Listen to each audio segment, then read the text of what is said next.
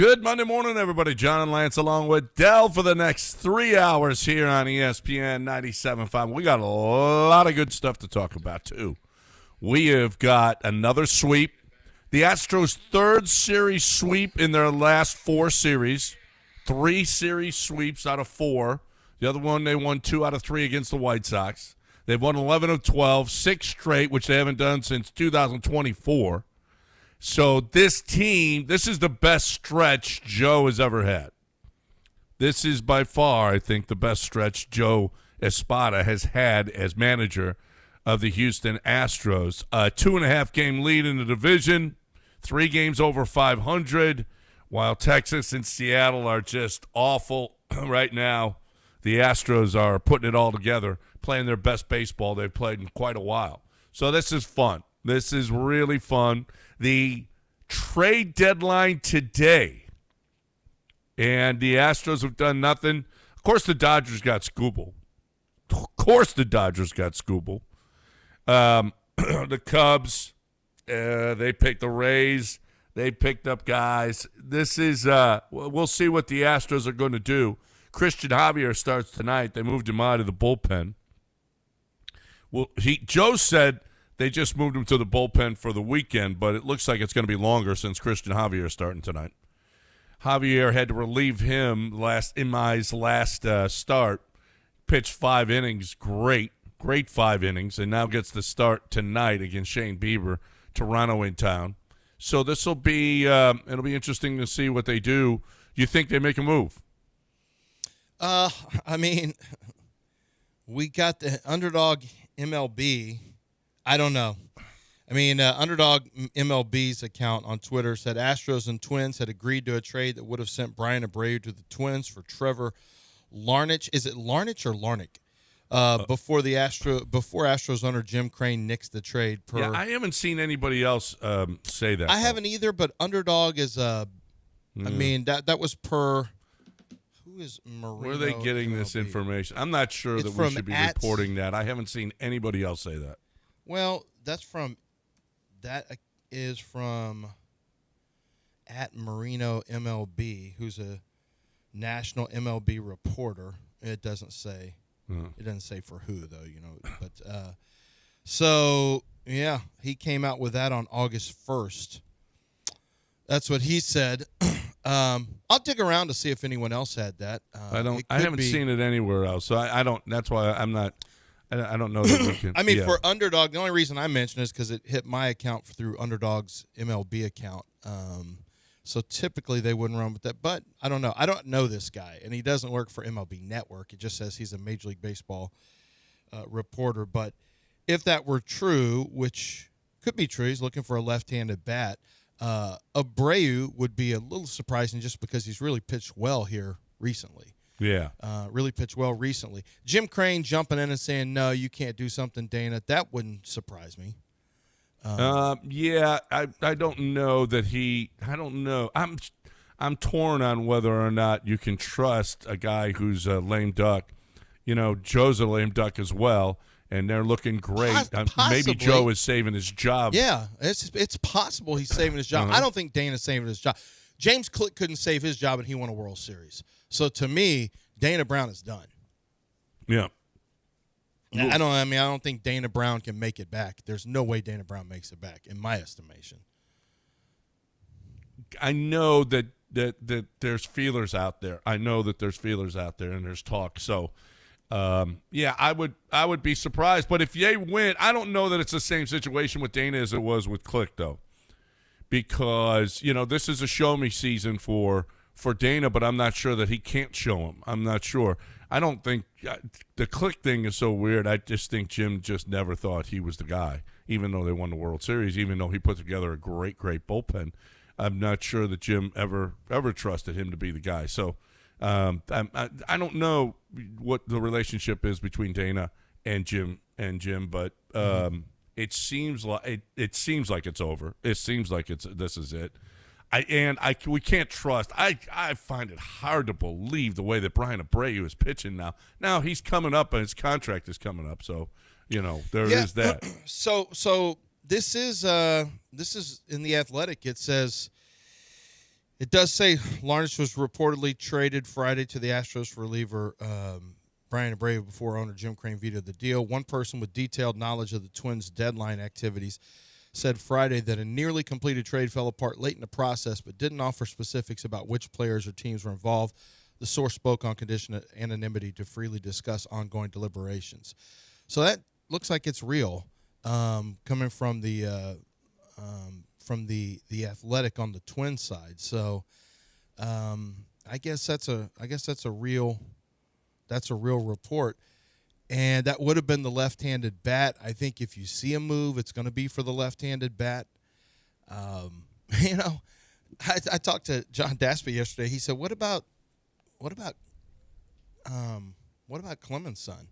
He's got. He's got 19 homers this year right now. I mean, he ain't going to cost you much. He's 30 years old.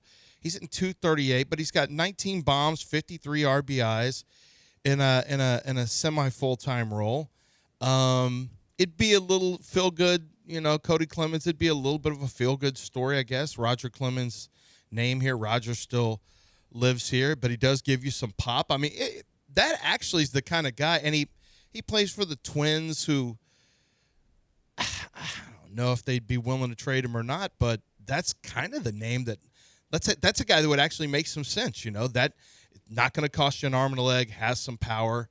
Because this is not going to be a big name. Whoever they bring in, if they bring somebody in, it's not going to be a big name. Yeah. No, it won't be, but they certainly still do need. Taylor Trammell is so up and down. Cam has been so up and down. I mean, the Twins are 4 out. They're 4 out in their division. I don't know. Brian Abreu would help them if they got something of his ilk. Yeah, I mean, if you were looking for a Brian Abreu, maybe you're willing to move a Cody Clemens. I just, you could like an Astros could do something with. They obviously just had conversations.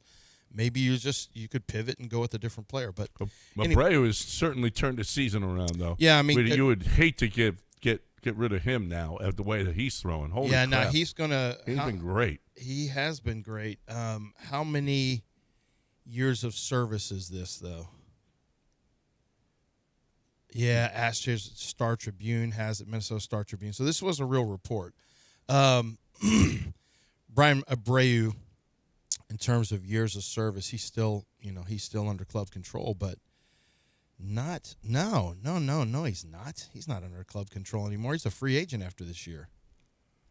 Yep, this is it. So that would make some sense why the Astros might have tried to move him, but it wouldn't make sense in terms of he's been pitched better. Now, Brian Abreu, who we had watched pitch, okay, he's going to be a free agent, and he's terrible? Yeah, you move him. Not this one. But this Brian Abreu seems to have it back together. I mean, it's been a massive shift for him in the right direction. You think about this. I've never seen an Astros team like this. They didn't start playing their best baseball till late.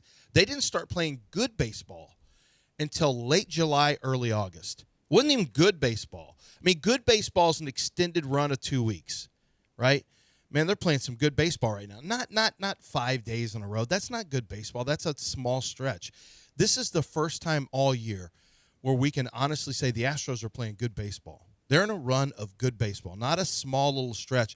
This has been extended now over a couple of weeks, and Jeremy Pena continues to have a career year. This is the Jeremy Pena that our forefathers promised us. This was the Jeremy Pena foretold by the Oracle that he would be the one. This is who the Matrix said would come and rescue the Astros in the place of Carlos Correa. This is who we were told about, this Jeremy Pena. So it's good to see him here. He's been spectacular. He is living up to, you're right, he is living up to everything that we had hoped for. You've got a year and a half left of him. Well, a year and 2 months now left of Jeremy Pena. You don't get rid of him. This guy has helped you get to where you are right now in first place by 2.5 games. Turned the season around. When Jeremy, look at the record, the Astros record. I saw it last week. The record of Jeremy Pena versus no Jeremy Pena, and it's night and day. They're a good baseball team with Jeremy Pena on the field. He and Jordan continue. Isak has been great. We've seen Cam Smith had a 3-hit game the other day. They're putting it all together. The bullpen has been fantastic. Another nice outing. The starting pitching has been good. You've gotten good starts other than Imai. You've gotten Hunter Brown appears to be, his last start was just fantastic. The Astros are really, really putting it together right now, and this is fun. This is fun to watch. You got Toronto now, and it'll be I don't know. I don't know if I trust Christian Javier. He can turn his whole deal around. Well, I don't. Do I trust him? No, I don't trust him. But I'm curious to watch him now. Much more so than I didn't care if I saw Christian Javier ever throw again until after the last outing. The last outing was like. Now, I've been fooled like this before. Was it last year when he had that really good 6-inning? He had a 6-inning, like 1-hit, 7 strikeout. It was a really good performance last year, and thought, Christian Javier might be back, and then it was followed up by just terrible. So I am very curious to see what happens, to see if there's any way maybe they figured something out. Who knows? Maybe. But the pitching, we really are in a stretch where you have solid pitching for the most part. You've got an offense that's putting up runs. You're getting some clutch hitting and some run producing in innings 7, 8, and 9 when you've needed it. Like everything you need to make this run, and you're starting to put the division away. This is crazy. You're 2.5 up now on the second place team. The Mariners, despite having talent, really have never found their groove the entire year. Much like the Astros. Really no team had found their groove in the entire AL West until the Astros did late in July. This is the first team in the division to really lock in for the entire year. It's the first time it's happened. Yep.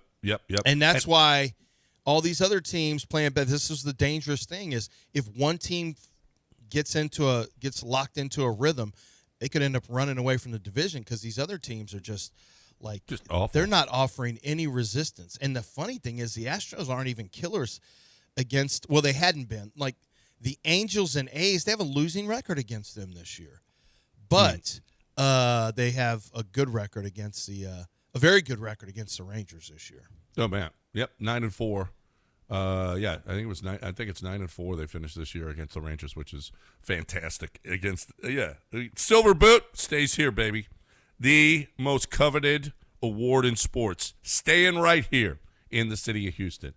The other big news: Jadeveon Clowney is back. We will talk about that and the Texans camp this weekend when we come back here on ESPN 97.5. We got a lot of stuff to do here. We want to remind you that the Golden Nugget. We're going to have our fantasy football draft there. This Thursday in the 9 o'clock hour, we'll be giving away a spot. And you and a friend will be in the league. You got to listen on Thursday. A 2-night stay at the Golden Nugget Lake Charles on the 27th and 28th. $200 in food and beverage credit and dinner at the DraftKings Sportsbook during the fantasy draft. So tune in Thursday to win. The Golden Nugget is where you get your fantasy draft on. You still got time. You can do it in one night. Just go overnight, okay? Spend one night at the hotel there, or you can make a weekend of it, okay? Get your fantasy league together. Tell them this is what we're doing. We're going to do it at the DraftKings Sportsbook. They've got draft packages available for you, including buckets of beer, pizza, wings.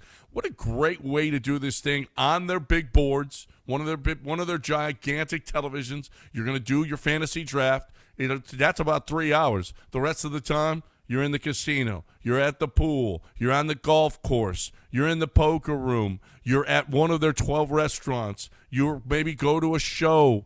I mean, it's all kinds of great stuff that you can do. I mean, it's great. It's 2 hours and 15 minutes down the road in Lake Charles. It's awesome. You're looking for the best way to do your fantasy draft. It's the DraftKings Sportsbook. GoldenNugget.com/Lake Charles. Book your stay now. GoldenNugget.com/Lake Charles.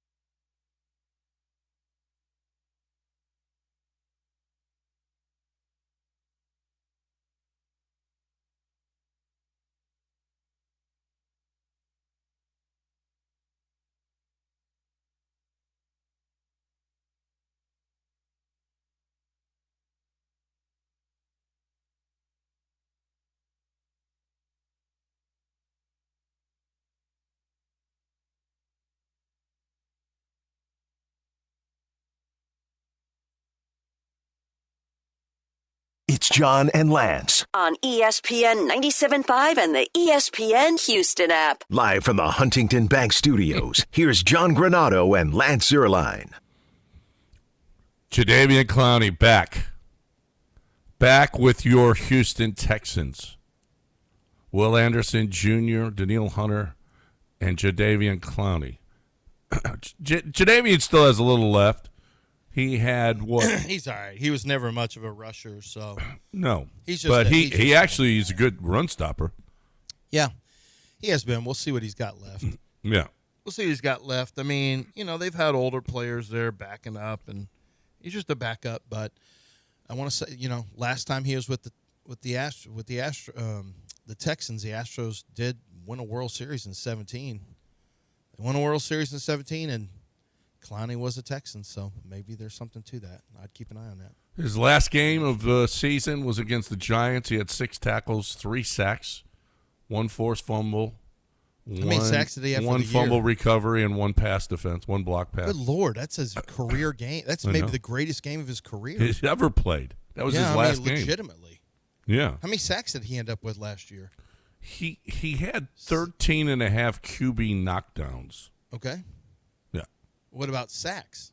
No one knows. It's impossible to know. No one knows? It's impossible to know. No I one figure knows. that's one of the easiest things to know. Well, you would think that, but it's impossible to know. It's the Cowboys. Nobody, I don't think they keep stats. Okay. I'm pretty sure. I'm not sure that their games were important enough to keep stats on. Okay. So, Interesting. yeah, no one knows. Derek Barnett did a nice job here. Mm-hmm. He was nice. And I don't. Is Jadeveon going to be? I thought Derek Barnett did. He made a lot of plays for this team, and we'll see if Jadeveon. A lot of people are really. I mean, there's a lot of excitement on Twitter about this signing. We'll see. I mean, Jadeveon is. There is something left in the tank, and he's been a nomad. He's been all over the place. It's pretty much. It seemed like he was pretty much just a mercenary looking for money, but he says he's coming back to Houston, and it's not about the money. It's about coming back to Houston and trying to win big. And this is a place to come, and if you feel like, especially defensively, if you feel like if there's something left to offer and you want to win, this feels like a place. Everybody's in love. I don't see Dell has got this whole thing wrong about CJ. Everybody loves CJ. All the quotes this weekend. Mm-hmm. Everybody asked about CJ. And what did they say? Great leader. Did you see? He's our guy. Did you see where CJ? Somebody did a fake post of themselves walking in with clothes that looked almost like CJ's, and CJ had laughing emojis underneath it. It was self-deprecating. Like CJ was a good sport about it. Like he was the first one to post underneath that guy's post with laughing emojis or whatever. So what is CJ doing on Twitter during camp? it was Instagram, but still. Same. Get off it. Yeah, I went to the practice on Saturday, and I got to tell you, the offense is light years ahead of where they were last year. The defense is still better than the offense as expected, but in their 7-on-7 and their team, there were some mistakes. CJ had an interception. Davis Mills had an interception. I mean, there's some mistakes in there, but I thought CJ, I saw him get through to a third progression, make a really good throw with pressure around him accurately to a crossing route that was, like I said, his third progression. He got to his third progression quickly. There were some good runs. It was the offense looked absolutely feeble. It was terrible. It was terrible for at least the first 2.5 weeks of camp. This is early in camp. This is week 1, and it didn't look bad. It didn't look bad. It looked like a functional NFL offense, which against this defense and some of the ones that are going, that's not bad. There was a very scary moment where Derek Stingley collided with Toto. Trying to remember who he collided with and went down on the ground. And I'm telling you, I am not joking. I was talking to another radio host, and he goes down. The whole place literally went, it's almost like you had a volume control and you turned it all the way down really quickly because it instantly got quiet. I turned, it was so eerie. I turned to look at the field, and immediately there was probably 30 players and staff members who were down who had taken a knee. And I'm like, oh, my God, is someone dead on the field? This is crazy. Who is it? Because I realized, I think these are ones versus ones, and it was Stingley. And I was like, oh, my gosh.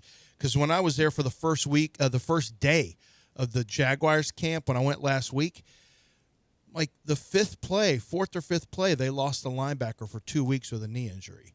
And I'm like, oh, my gosh, please don't let this be somebody good. And it's like, oh, it's Stingley. Oh, no. But then he got up and walked off and was okay. So, but it was a scary moment. And, I mean, the instant it happened, the whole place went quiet.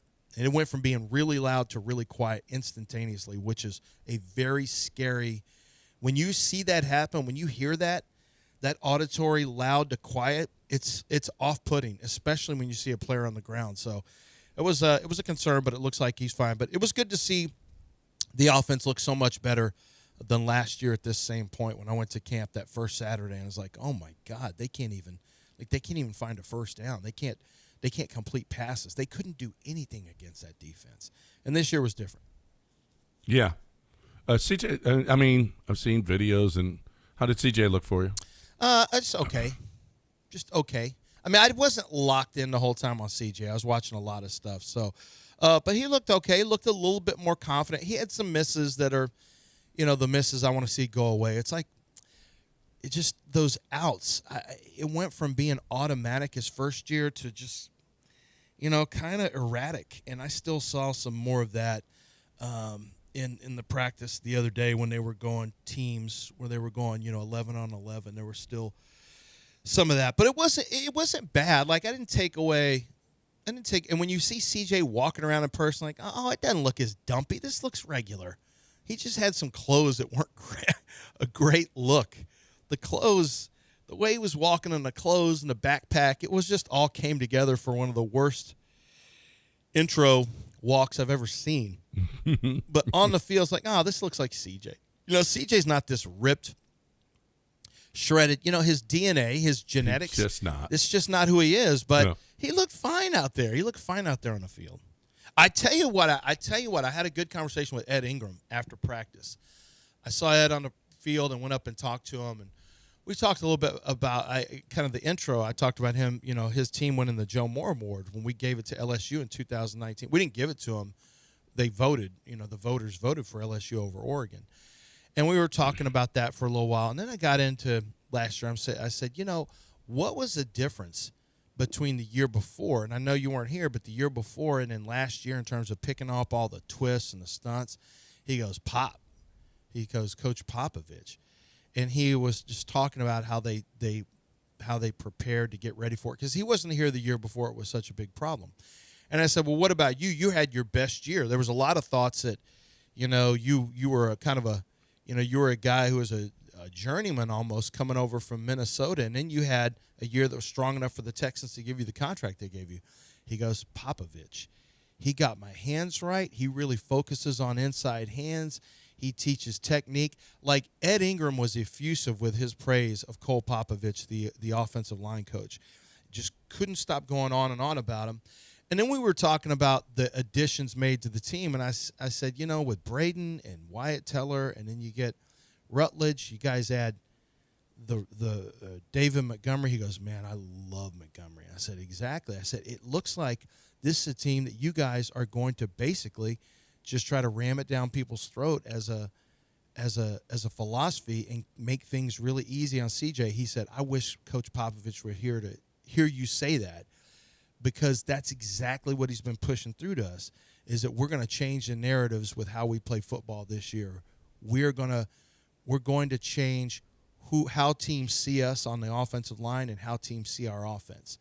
And he goes, a lot of what you just said is what we talk about all the time with Coach Pop about what the team is going to be like. So, and it's not hard to see. That was obviously, this wasn't some secret little, you could see by the moves that they're making, like ass kicker, ass kicker, ass kicker, and a hammerhead running back is obvious what they were trying to do. But it was interesting to hear Ed Ingram, an offensive lineman, say this is something that is preached to them by Cole Popovich, is that we're going to change the narrative on who we are as an offense. And that looked like that's what they were doing based on all the moves they've made so far. Good stuff. Let's see if it happens. Yeah. But I don't know. I feel pretty good about it. I thought Cade Stover looked pretty good, by the way, in practice the other day. Getting a lot of Marlon Klein love. Yeah, I didn't see him as much, but it's where we sit.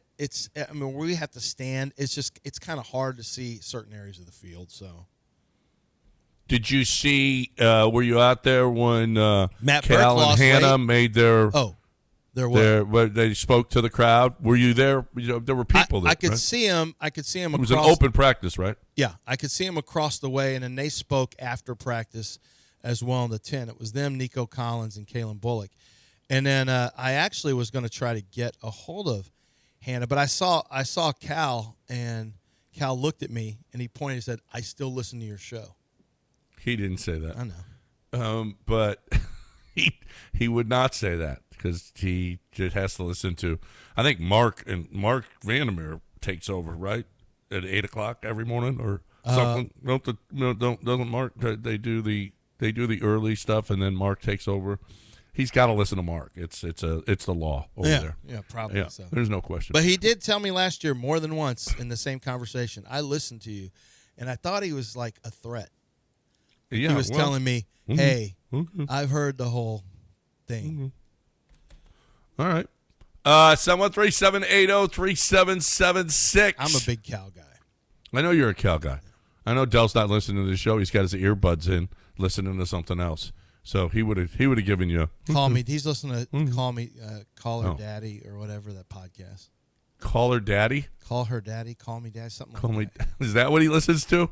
Yeah. Is that it? Something or like Miami Hurricane 24/7. Yeah, Call is that Her what Daddy he listens is to? the podcast. All right, let's break. Let's talk about basketball. Let's talk about the Pro Dunk goal. It's summer. It's going to start to get cool again. Basketball's going to be back. You want the kids to be outside. Even in this heat, you kids are out there playing because they love the Pro Dunk goal, because they love to dunk.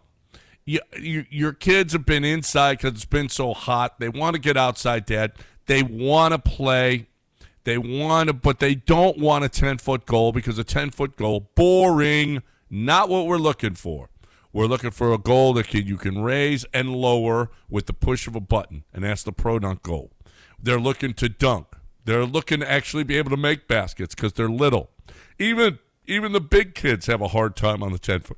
Even the big kids want to lower it to 7, 8, 9 feet so that they can dunk. The big kids love it too. Everybody loves a Pro Dunk goal.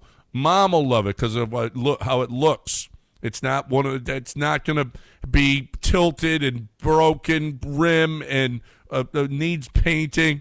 It's all of the best that you can get. All the best materials you can possibly get to put together this goal is what they do. ProDunk.com. Been doing it forever. They're the best. Tell them you heard it right here. ProDunk.com. ProDunk.com.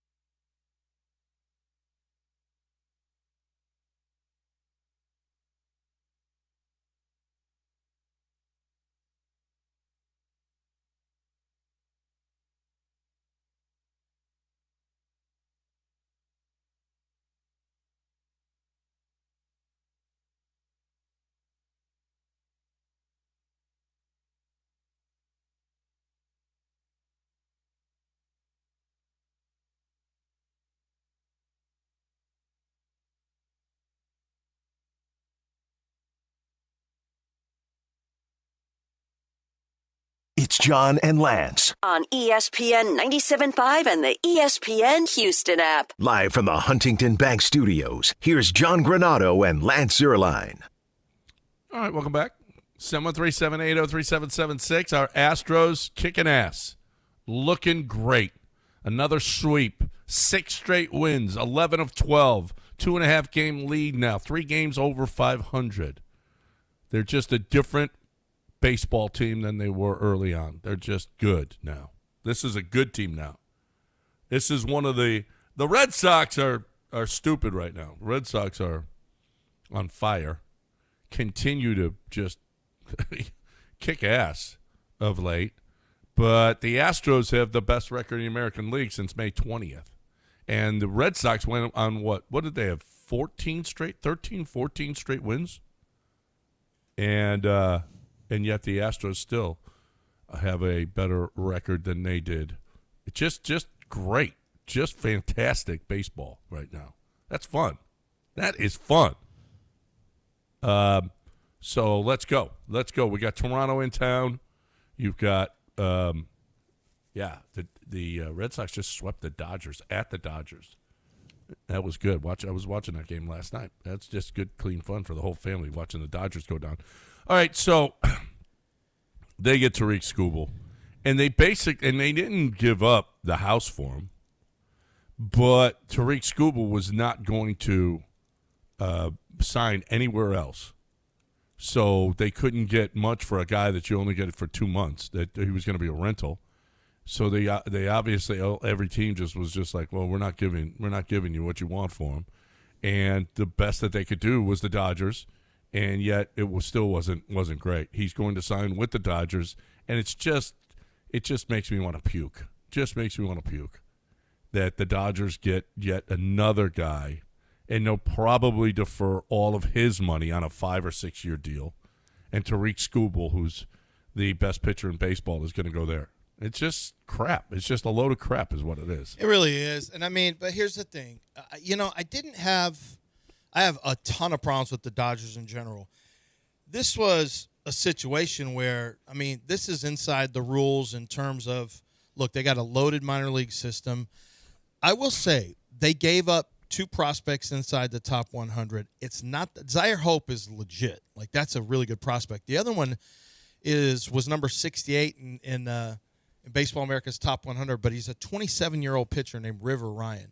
They have a ton of pitchers or a ton of hitters, especially outfielders, that are way up the food chain in the minor league system. I thought they were going to get – they still have an outfield. They have the 4th, 11th, and 19th best players in the minor league system. They're all outfielders. Then Emil Morales, who is a third base shortstop prospect, he's 24th. So you got 4 guys still in the top 24. Hope is inside the top 25 as well. So they were loaded. They were the only ones that made sense to trade for Skubal. And I'm thinking that because there was no real competition out there, I'm guessing, all the leverage was with L.A., and they didn't have to give up as many of those. I thought they'd have to give up, maybe Hope and Morales, maybe a couple of guys inside the top 25. They only had to give up with one of them. Now, they did part with a pitcher. They parted with 2 different pitchers. One of them was number 68 on the list, but he's 27, as I mentioned. And the other guy's supposed to be a decent pitcher. But it was a little less than I expected. But that was like, okay, that's, you get top 100 minor league prospects. I understand it. It wasn't as good as the Juan Soto deal. The Juan Soto deal brought back way more in terms of it brought back 3 of the top 4 prospects in the Padres system. That's not what the Dodgers had to give up. But as you mentioned, John, the Dodgers and Skubal wanted to stay with the Tigers. Make no mistake about that. I don't know if you saw his video after he found out he was traded. He had to kind of compose himself a little bit. He wanted to stay there. But now the Dodgers, who are going to have over $1 billion in deferred money, and then you've got Friedman and Roberts, the GM and the manager, saying, "What? This system isn't broken. What are you talking? We're not doing anything wrong. Like, what are y'all? You guys are single-handedly going to get they're single-handedly going to get the owners all on the same side against the Dodgers. They're going to fight so hard. The Players Association right now should hate the Dodgers because everything the Dodgers are doing is going to really galvanize the owners to go with the long-term lockout. Well, or you could look at it the other way. Okay. I mean, Shohei's making $70 million. If not for the Dodgers, you wouldn't have a $70 million player. Yeah, he's but up the ante for everybody. You Every say that. single guy. You say that, but you think that's gonna carry over to other teams? I don't. Well, it absolutely has raised the bar. All I've seen is contracts that guys who you were expected to get big contracts, very few of them are actually getting those long-term deals. And some of them who are playing like booty, which is probably not going to help your cause for those 10 and 14 They're still getting the money. I mean, I don't anything that's Shohei more money for the players, they're not going to be. Yeah, but this is not. about. But this is not like what they're doing. Is this? You can say that, but they're doing deferred deals. No one else can do these deferred. No one else has the money that they want to take on these deferred deals over this much time. Teams have been doing deferred deals forever. Not $1 billion. Well, yeah, well, no, but they there's $1 billion in kicked it up. Don't get me wrong, but deferred deals have been around forever. Hold on. Are you going to go to Bonilla that was done 35 years it's ago? not only Bonilla. There are a lot of guys that are still not getting to paid. this level, not this chunk of money. Obviously, no, they've taken it to another level. I said that. But not even this amount of money that's being deferred on an annual basis. They're getting huge amounts of money. They're getting big paydays up front and then huge amounts deferred after that. And this methodology is going to 100% guarantee. When you see all the collection of talent that they have over there, it's 100% the owners on the other teams are going to say, we're locking out, and we're going long term. Yeah, but the players never complain about the Yankees. They never complain. I mean, they don't.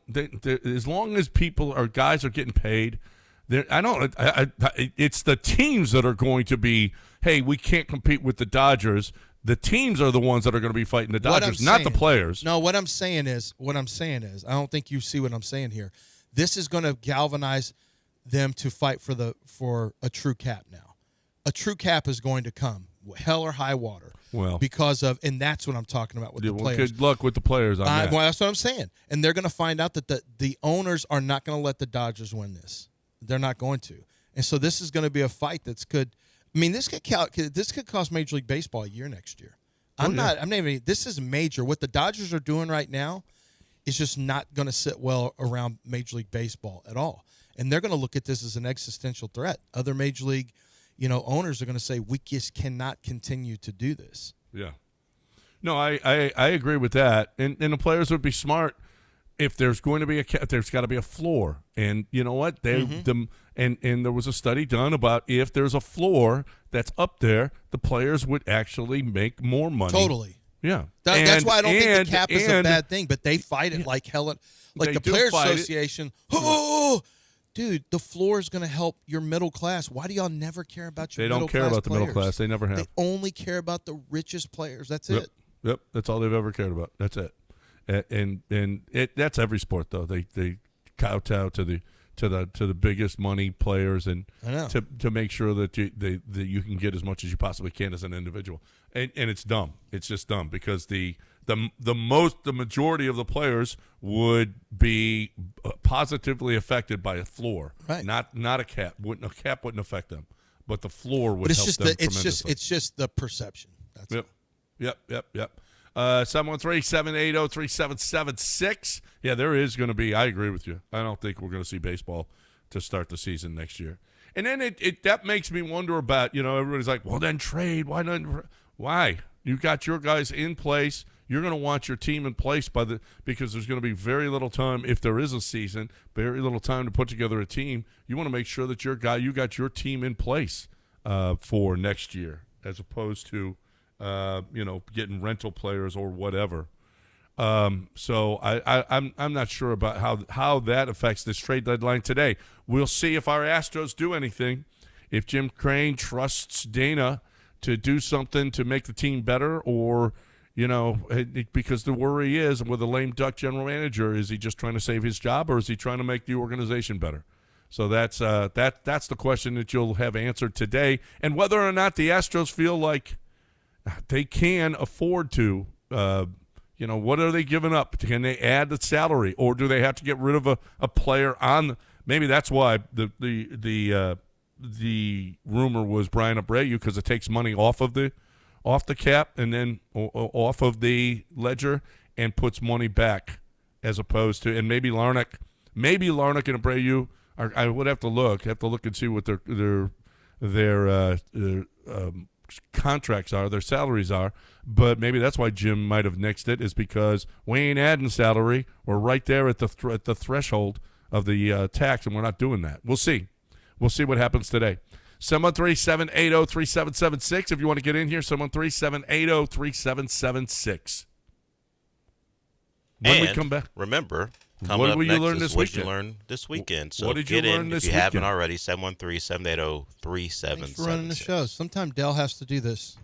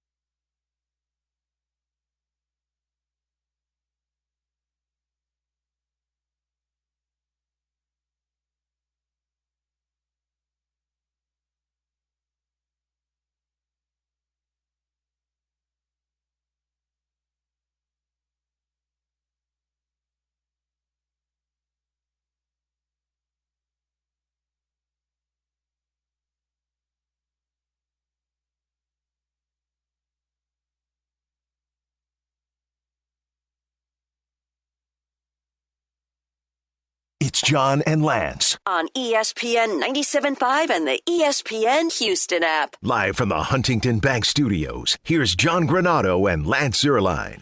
All right, time to play. What did you learn this weekend in one sentence? One sentence you get to tell me what you learned this weekend in one sentence.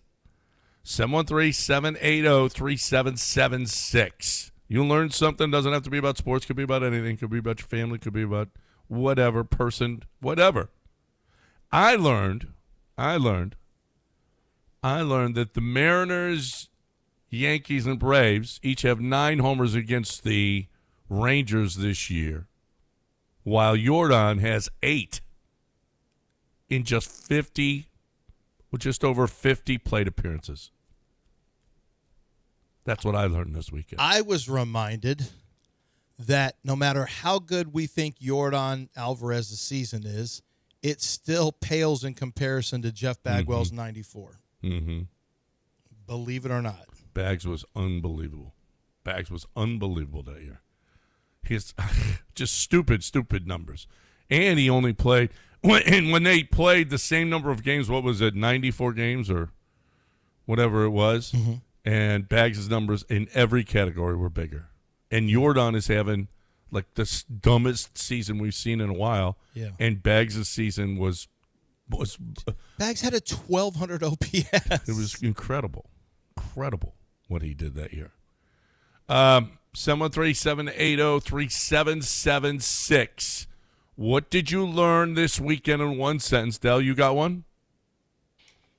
I learned that no matter what is going on, the world still loves a radioactive spider biting a man. That feels like a Spider-Man. Okay. You did. How'd you like the movie? Oh, the movie I enjoyed it quite a bit. I'm just referring to the $927 million it made in 4 days. It did 927? $927 million in 4 days. People love that. That pulverized Odyssey. Yeah, the only thing that did times. better was Avengers Endgame. People said really? Marvel was Ever? dead. Not if there's a Spider-Man involved. Wow. Why do they love this Spidey so much? I don't know. The movie, good word of mouth, but Spider-Man's one of their tentpole characters, and people love Tom Holland too, Plus, the it's actor. just been so years. it all came together. Like he's one of the most beloved white guy in the world, across all ages and racial groups. People hate white guys now. I know, but they love him. Everyone loves him. He goes out with Zendaya, and no one's mad about it. Everyone loves it. They're so cute together. And they are. Well, they met on set. They are adorable. And together. they've been together for like a decade now. Mm-hmm. I mean, maybe a Is it breakup that here or there. long? Well, when the first Spider-Man come out, maybe 7-8 years ago, so a little less than a decade, but at least his first Spider-Man. So they've been together for a good while, secretly married or something like that. Love that. But let's go. Secretly married? Well, is he going to get fat like Travis Kelce everyone did? knows they're married, but they didn't have some big announcement, and they didn't shut down an entire city like Kelsey and Swift did. No, they seem kind of normal-ish for stars. Yeah, they seem pretty normal, which people gravitate towards. Let's get to Mito. Mito, what have you learned? Hey, Mito. Hey, I learned that my ass is getting too old because I ain't gonna go see no Odyssey or no 4D with the seats rocking and mist spraying all up in your face, man. Nah, I can't do it. Okay, all right. Is All it? right. Is it the? I don't want no mist in my face. Well, which one is which theater has all that stuff going on? It's called a 4D experience. I don't know which ones go all out. I don't need that, but some do. If you want to get the mist and the chairs rocking as the waves are rocking the boat, you can do all that stuff if you so choose. No, thank you. I'll just watch it at home when it comes out. We go to Ocho. Ocho, what have you learned? Oye, Ocho, ¿qué pasó, mijo? Yeah, I learned that music legend Rick James was invited to the infamous party where the first Charles Manson murders took place, but he was so effed up from the night before that he was physically unable to attend. Wow. Lucky him. Ocho should be the official. I don't know what the official. What did you learn something this weekend? Of the show? Yeah, because he is forever come with interesting stuff. Mm-hmm. Who's next, Al? We go to Tom. Tom, what have you learned? Morning, gentlemen. I learned that the Houston Astros guest services really does make taking a handicapped person to a game a breeze. Oh, interesting. Good for them. Interesting. It should be. That's nice. That's good. Yeah, they've got the handicap areas where you they can just roll up to, at the back of the row. It's really that's great. That's great to hear. Nice job, Astros. Way to go. I think the Texans do that as well. I think the Texans do a nice job with that too. 713-780-3776. What did you learn this weekend? Sorry, You've got Rockets. You do a terrible job. You what? No, I'm just saying. We didn't mention the Rockets. Sorry, Rockets. Oh no, we don't know. I don't know about the Rockets and that, but I think that would be they would be pretty good too, as far as that goes. I would hope. I don't know. What's going on? Who's next, Al? We moved to underrated mess. What have you learned? I learned that it's time for Juwanna Man to enter the WNBA. There was some controversy over the weekend. We've had battling opinions on the court at the same time. Sophie Cunningham. Well, I know about Sophie Cunningham. Opposing coach had a shirt on. No. Oh, okay. So did we have shirt battles? Well, Sophie Cunningham had made her opinion known, and so she didn't have to wear a shirt. The opposing team coach decided to wear a shirt, conflicting her message. And they met at half court, and They did. Yeah. Did it get almost? Did they almost throw pants? I don't think they were going to throw hands, but this is just it's crazy. The The WNBA protests outside outside of the arenas for Sophie Cunningham now. You it's got just that. stupid. You got all the government trying to step in for Caitlin Clark. It's like the WNBA's got to be saying, "Can we just play a freaking season? Can we it's a just drama have league. a season? It's what they do. It's what they do. just can't have a season Without all this, who would be talking about WNBA if it wasn't for all this stuff? I imagine they would just rather you not talk about them than talk about them in this way in some ways. And they have a historically unpopular commissioner as well. Yeah. They have it all. Yeah. Let's move to Peter. Peter, what have you learned? Morning, gentlemen. I learned that the Kohl's by me still had Jalen Green T-shirts and whatnot for sale, so I stocked up. Well, good for you. You got you some Jalen Green gear. I bet you got it at a discount. That's how long ago did they trade Jalen Green, and they still have their merchandise there? Yeah. Good Lord. They got mothballs that come along with it? I saw Rockets. Yeah, it's funny. I was like Texans also. I was walking through. I was just like the mall the other day, and in some section they have a few. All they had was Eric Winston jerseys? No, there was no Eric Winston jerseys, but it's just the most basic jerseys. Jalen Green, they're just trying to listen. It's not going to move. You're not going to move that. You're just you take it off the rack. Exactly. You got to get those things out of here. Put it somewhere. Send it to a third world country. Send it to a thrift shop. My kids will buy it for $5. Trust me. Well, my kids love wearing other people's clothes. I would imagine Peter got a good deal on those. Yeah, my kids would prefer that you wore them for a year or two before they bought them. They don't want new clothes. That's gross. That's only their own clothes. Your kids are gross. Really? Have you seen their rooms? Dell, who's next? Chris, what have you learned? Hey, good morning. It's Tongue Dart Chris. I learned that if your nephew gets a haircut and he asks you how does it look, you shouldn't say in front of the whole family he looks like a fat little lesbian. That probably didn't go over great. Not with him. You probably got laughs. Yeah. Porky, hog, fat ass, double wide, butterball. Which is more offensive to the family, do you think? That he called his young nephew a fat guy or a lesbian? Tough one. Tough call. I guess it all depends on the sensibilities of the crowd. Let's move to Tom on the mobile. What have you learned? Oh. Hey, guys. So I learned that if you haven't seen the Odyssey, ought to see these nuts. What? I don't know. What? I don't know. You heard him. Yeah. Does he have to say it again? All right. Let's move to Jonathan. Jonathan, what have you learned?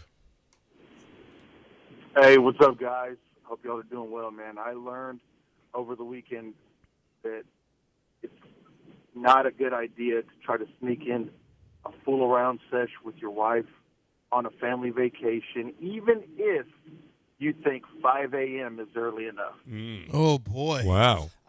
I'm curious. It's your about, wife, though. I'm curious about. My wife is at the point where don't even try to wake her up for it. Like, ain't gonna be no 5 o'clock wake up. No, don't do this. Don't do this. Well, but I don't know how I'll be long met they've with been. a stern rejection. Listen, they're on a little family vacation. He sounds a little younger. Maybe Yeah, he hadn't been married as long Yeah. as I have. Yep. So I don't know if Wendy's like you, that, but man, it's like you gotta be able to sneak one in at 5 a.m. Come on, fam. Give us a I wonder break. what happened there?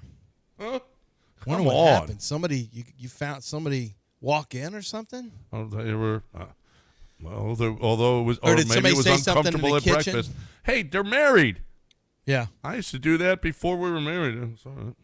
You weren't supposed to, John. No, I know you were weren't supposed to wait until you after think marriage. I was a rule follower? No. Okay. Dell, is there anybody else? No, we're done. We're good. We're done. We're It's just- 6. Yeah, it's 8:01. It's too late. Good job, people. Nice job. We appreciate you. 713-780-3776 if you've got anything else that you want to talk about. What about our Astros? What about our Texans this weekend? We got sound that we'll play, and we got a bunch of stuff to do still, so don't you go anywhere. I'm talking right now about HRP. That's my peeps. Haven't talked about them in a while. Love me some HRP. Love what they do for us. You'll love what they do for you.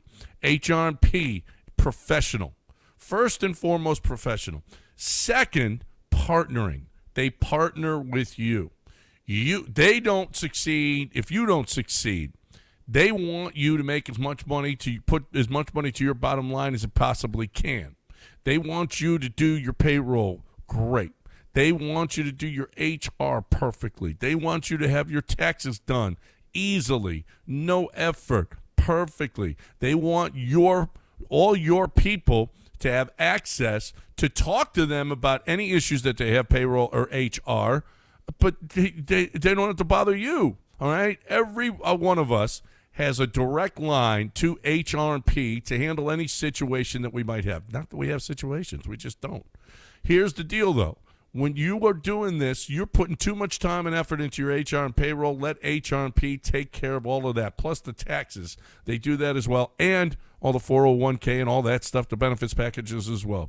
You're looking for the best way to have your bottom line just better. HRP.net, 281-880-6525 or HRP.net.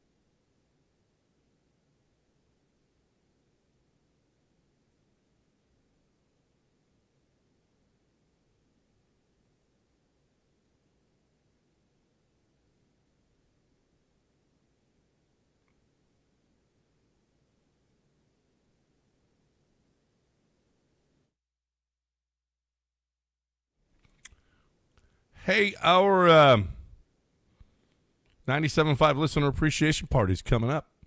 It's August 28th, and it's at St. Arnold's Brewing Beer Hall. We did it there last year. It was fun. It was fun. Was it last year or the year before we did it there? It was when Paul brought out Smoking Hot Girl. Yeah, that's the story from that.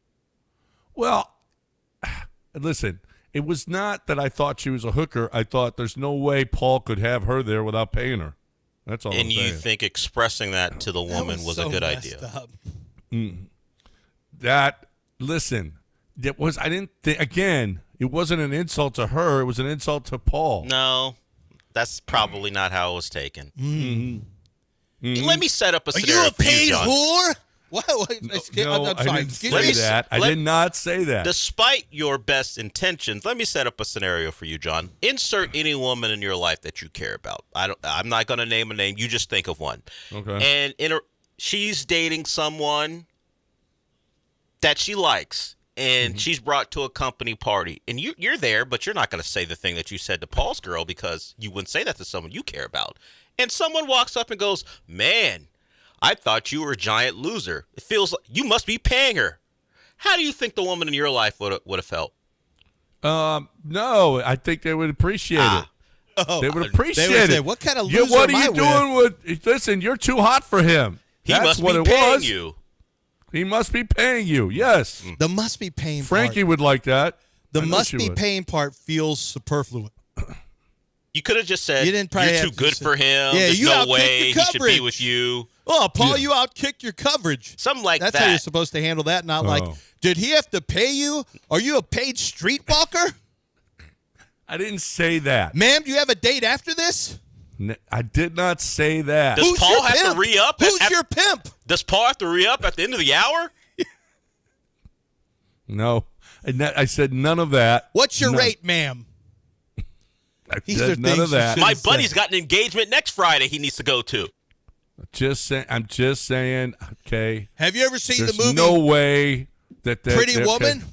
One of these things is not like the other. That's all. You're like Pretty Woman, only he's not Richard Gere. Richard He's Gere. not rich. He's Paul.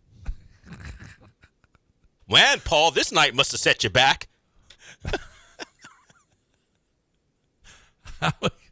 It's not what I said. Any of those things. Anyway, we got a spot to give away. If you want me to insult your date, 713-780-3776. Caller number 4 is going to win a spot right now to our listener appreciation party. We're telling you, if you just listen to that segment, you might not want to go. 713 Or at least not bring a date. 713-780-37. Oh, then you'll catch it too.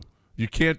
Look. You can't not have a date. You're so ugly you can't get a date. Here's the thing. Kind of You a guys can't win. actually don't have to talk to John. There are enough people there where he won't see you. I told my wife when the date was, she goes, "Oh, because I want to make sure and tell my friends and tell," because the wife's like, "Oh, we had a lot of fun last year." I said, "Yeah, it's a." She said, "Where is it this year?" It's the same spot, and she was like, "That's a perfect spot. It is a perfect spot. We've got our own spot right there at St. Arnold, our own place, and where there's food there, there's drinks there. It's a really good time." Yeah. Yep. It's a great time. It's a fun time. So caller number 4 is going to be at our listener appreciation party. So there you go. There you go. And you could get insulted too. You don't know. You don't know. Oh no, you never know. You just never know. Okay. Because I'll have a few pops. And we'll and a microphone. And then stuff happens that you just can't. You just never know. Never know. All right. 713-780-3776. You got any thoughts on the Astros? You got any thoughts on your Texans? Let's go. We want you in. Come on. 713-780-3776. If you were at the open practice, I want to get your thoughts at the open practice from Texans. What did you see, and what were your thoughts on what you saw? Because I'm sure some of the listeners were at the open practice. I mean, it's a party in the parking lot. They've got every year it's the same way, but I mean they've got a bunch going on in the parking lot. The Texans do a really good job now at the open practices. Yeah, no, it's a big party, isn't it? Yeah, a good time. it is. Yeah. It is. All the open practices. And then they'll go over to the tent afterwards, and they come over, and a lot of guys come over, and they sign autographs and whatnot. That's fun. That's good stuff. The Texans do a really nice job. It'll be different now when at Toro Town. It'll be interesting to see. I mean, a lot of people say, I'm not going to that. So did you hear? So I met Mike Toman, the guy who is the team president. Really, I got to say, I like that guy. He's in charge. They brought him over. Do you know that he did deals for Barcelona? Like, he's done stadium deals for major organizations around the world. And they brought this guy in to handle, obviously, to start with, Toro District to start with. But right now, I guess there's a little bit of this is not a done deal over there with Toro District. There's something going on with, they've got to pass some kind of vote, and it's not officially a done deal yet. So they're trying to get that done. But he told us, it was like me and Sean and 2 or 3 people, and he said, did you know that the Rice Box locations, it's a restaurant, started off as a pop-up, and then they've got locations off of, there's one off of Shepherd, there's one off of 59, good Chinese restaurant, that he said that concept was done based on the movie Big Trouble in Little China. And I just thought, well, that's an interesting tidbit. I don't know how the hell he got that, but that's an interesting tidbit because it is almost like a futuristic-looking restaurant the way it's done. But he strikes me as looked like he could have worked for the football side. If you saw him, you'd like him. He's a guy that looks like he could have easily fit in with. I didn't know who he was. I thought, I don't know, might be on the scouting side, might be on the. I didn't know who he was until I was told who he was, and I said, oh, he looks more football than he looks like team president. Yeah, Jamie Roots didn't look football. No, he looked like most team presidents look more business. Now, this guy, to be fair, was in shorts and a long sleeve Texans like practice shirt, so he was also dressed like that. He wasn't dressed in a suit or anything like that. Well, but he didn't look out of place. Yeah, well, it was 1,000 degrees, so I'm pretty sure he's not going to be out there in a suit at practice. Yeah, no, that's just smart. And I did meet the new Chaplinski, the quarterback coach. Met him, and then Matt Burke has slimmed down, the defensive coordinator. I was just asking him a little bit about what his little routine was. He just said he did a lot of hiking in Wyoming, the Grand Tetons, and that he's just cut some things out, and then he lifts. He's with the trainer, the Texans trainer, lifting 5 days a week. So our defense coordinator right now, if he and D'Amico get into it a little bit at some point in the meeting room, it could end up being a pretty good fight. Yeah. It could end up lasting a little while. He ain't going to take D'Amico on. I mean, D'Amico's still a huge favorite, but I'm just telling you, Burke right now looks like he's in shape to get through a 5-minute scrap, and that's a long scrap, friends. No. That absolutely is a long scrap. 713-780-3776 to get in with us here on ESPN. Oh, another thing I learned this weekend that Drew Aller is really looking good in practice. So you guys better watch out. You better watch yourself. Okay, Drew Aller, we better watch ourselves. Yeah, you guys, because both of you, I heard you talking, sassing Drew Aller during the whole draft process. Watch out. He's looking great at practice. Yeah, just so I'll keep an eye out for Dell that. too. Keep me posted on Drew Aller. Oh, yeah. Keep me posted on his preseason. Can't trust Dell on anything right now. Yeah, the way Drake Mays played. Yeah, look how Drake May played when it mattered most. Completely wrong on him. Clearly, I was. Got his team to the Super Bowl. Yeah, that's all. Yeah, he did. Watching those playoffs, he's the guy who got them there. Not a snowstorm, not a broken ankle for Bo Nix, not C.J. Stroud. Helped get him. Yeah, let's be clear. He got him to the Super Bowl, please. And then what happened when he got there? Drew Aller, I'm sure he looks great when there's nothing at stake in practice. Yeah. No. But there was at least it wasn't against air. I saw him throw a pass against the defense, and he threw it for a touchdown. So good. Yeah, great for Drew Aller. Yeah, that's right. Too bad he wasn't better at Penn State. No, he was bad at Penn State. Perhaps James Franklin wouldn't have got fired. Maybe not if he was better. If he was any better, he might not have. Hey, so there was a guy this weekend who says he might be back this season. We will have that sound on the other side right here on ESPN 97.5. Could he return? That's the question when we come back.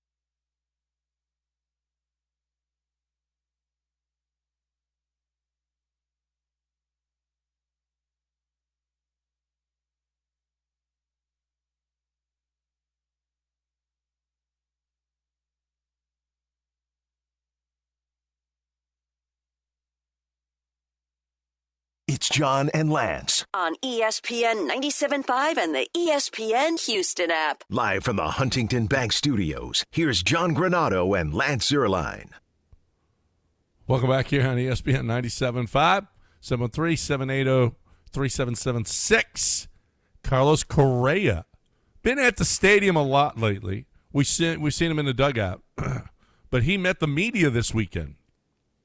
And what now? Carlos Correa messed up his ankle badly in the cages when he was just working out, and it messed up his ankle real bad. Thought, that's it for the season. Maybe not. Not so fast, my friend. Not so fast, my friend. Here is Carlos Correa talking about maybe coming back. In a really good spot. I don't feel it. We've been progressing into running and sprinting, and everything feels great. Are you at all surprised at how fast you're progressing? Well, as soon as I got hurt, I got on this protocol, and I started looking for all the information I could into how to speed up the process and the things that I needed to eat, and how I needed to sleep, and the type of treatment that I needed, and we've been doing a great job with that, so we're in a good spot.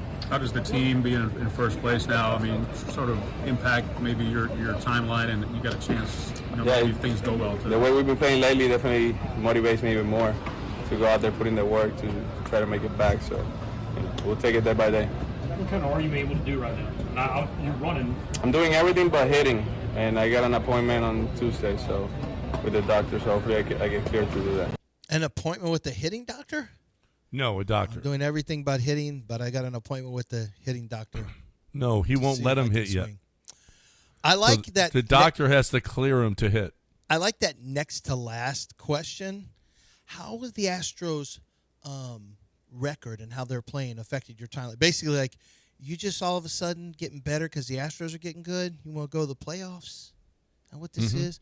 Would you be better? Would that ankle be better if they were losing? You said it's extra motivation, yeah. Yeah. Would that ankle have still been better if they were losing? Hell no. Hell no. Hells no. Let the Astros be why losing. For who? For what? For who exactly? You well, know no, what? it's We're absolutely winning. You should. We're winning. You know what? I may push the accelerator a little bit. Right. Now. Why would you push it? Man, let me read up on some stuff. You wouldn't push it if it's a team under 500. You're like, man, I just need to make sure my ankle gets right. Right. Carlos, the winning, the challenging now for a playoff spot, has that had a positive impact on your recovery? I felt like that's what he was saying. Your quote unquote recovery time frame. Yeah. Why am I going to come back for a sub 500 team? I'm not. For what? For who? For who? For what? Yeah. Anybody trying to play for a team that's while you're 53 making and 58? jokes, I would like to know what particular nutritional plan helps his ankle heal. Because you heard him say, I start to think about what I got to eat to get back. Is there something you can eat to help your ankle heal faster? Greens. Mustard greens, turnip greens. Mustard greens. Greens. You got to eat right. All greens. But how? I would like to know. Because, some things need surgery, like your ACL. That needs a surgery. I've never heard of a player go, I had to cut out mushrooms or chicken, whatever it is, so my ACL can heal faster. I actually like to know, what does a doctor say to eat when you're trying to recover from your ankle? More fibrous food. Okay. Greens, fibrous food, quinoa, superfoods, blueberries, things like that. I have to imagine. A magical grain? There. Like quinoa? Quinoa, the magical grain, likes to get stuck in your teeth. Mm. There's at Costco, they got a nut butter, which has like 7 different grains in it, nuts, which, probably expedites the healing process, I would imagine, because it's got superfoods. And superfoods, one of the things they do is heal your joints faster, I'd have to imagine. Yeah. So there's probably there's stuff foods that are positive foods for you to heal better. Yes. Dell, stop questioning What do you Carlos. mean? I asked what it was. Glucosamine is Why probably are you someone who doesn't have any curiosity? The man said he has to eat differently for his ankle to heal faster. I'd like to know what the food is. I don't want to know what it is. Queso. Let Carlos to eat You healthy. said queso? I don't give a crap about health. Could be queso. You think it's queso? Queso. I've had injuries, and You I've had think it's queso, and queso. I've come back. Mm. I've had injuries. I've had queso. Is it I've made homemade back. queso? No, it's not. No. I prefer to let others do it. I can make the homemade. It's not like I haven't done it, but that one gets too. You got to add a lot of chicken stock in that to keep that thinner, or it gets too clumpy and hard too quickly, or keep it on heat. So, no, restaurant queso, or there's a really good one you can get from HEB. That one too. And it can heal joints. It can heal people. I don't hope we think it find heals- out it's cinnamon rolls. I'm not sure it's great for heart health, but it heals other things.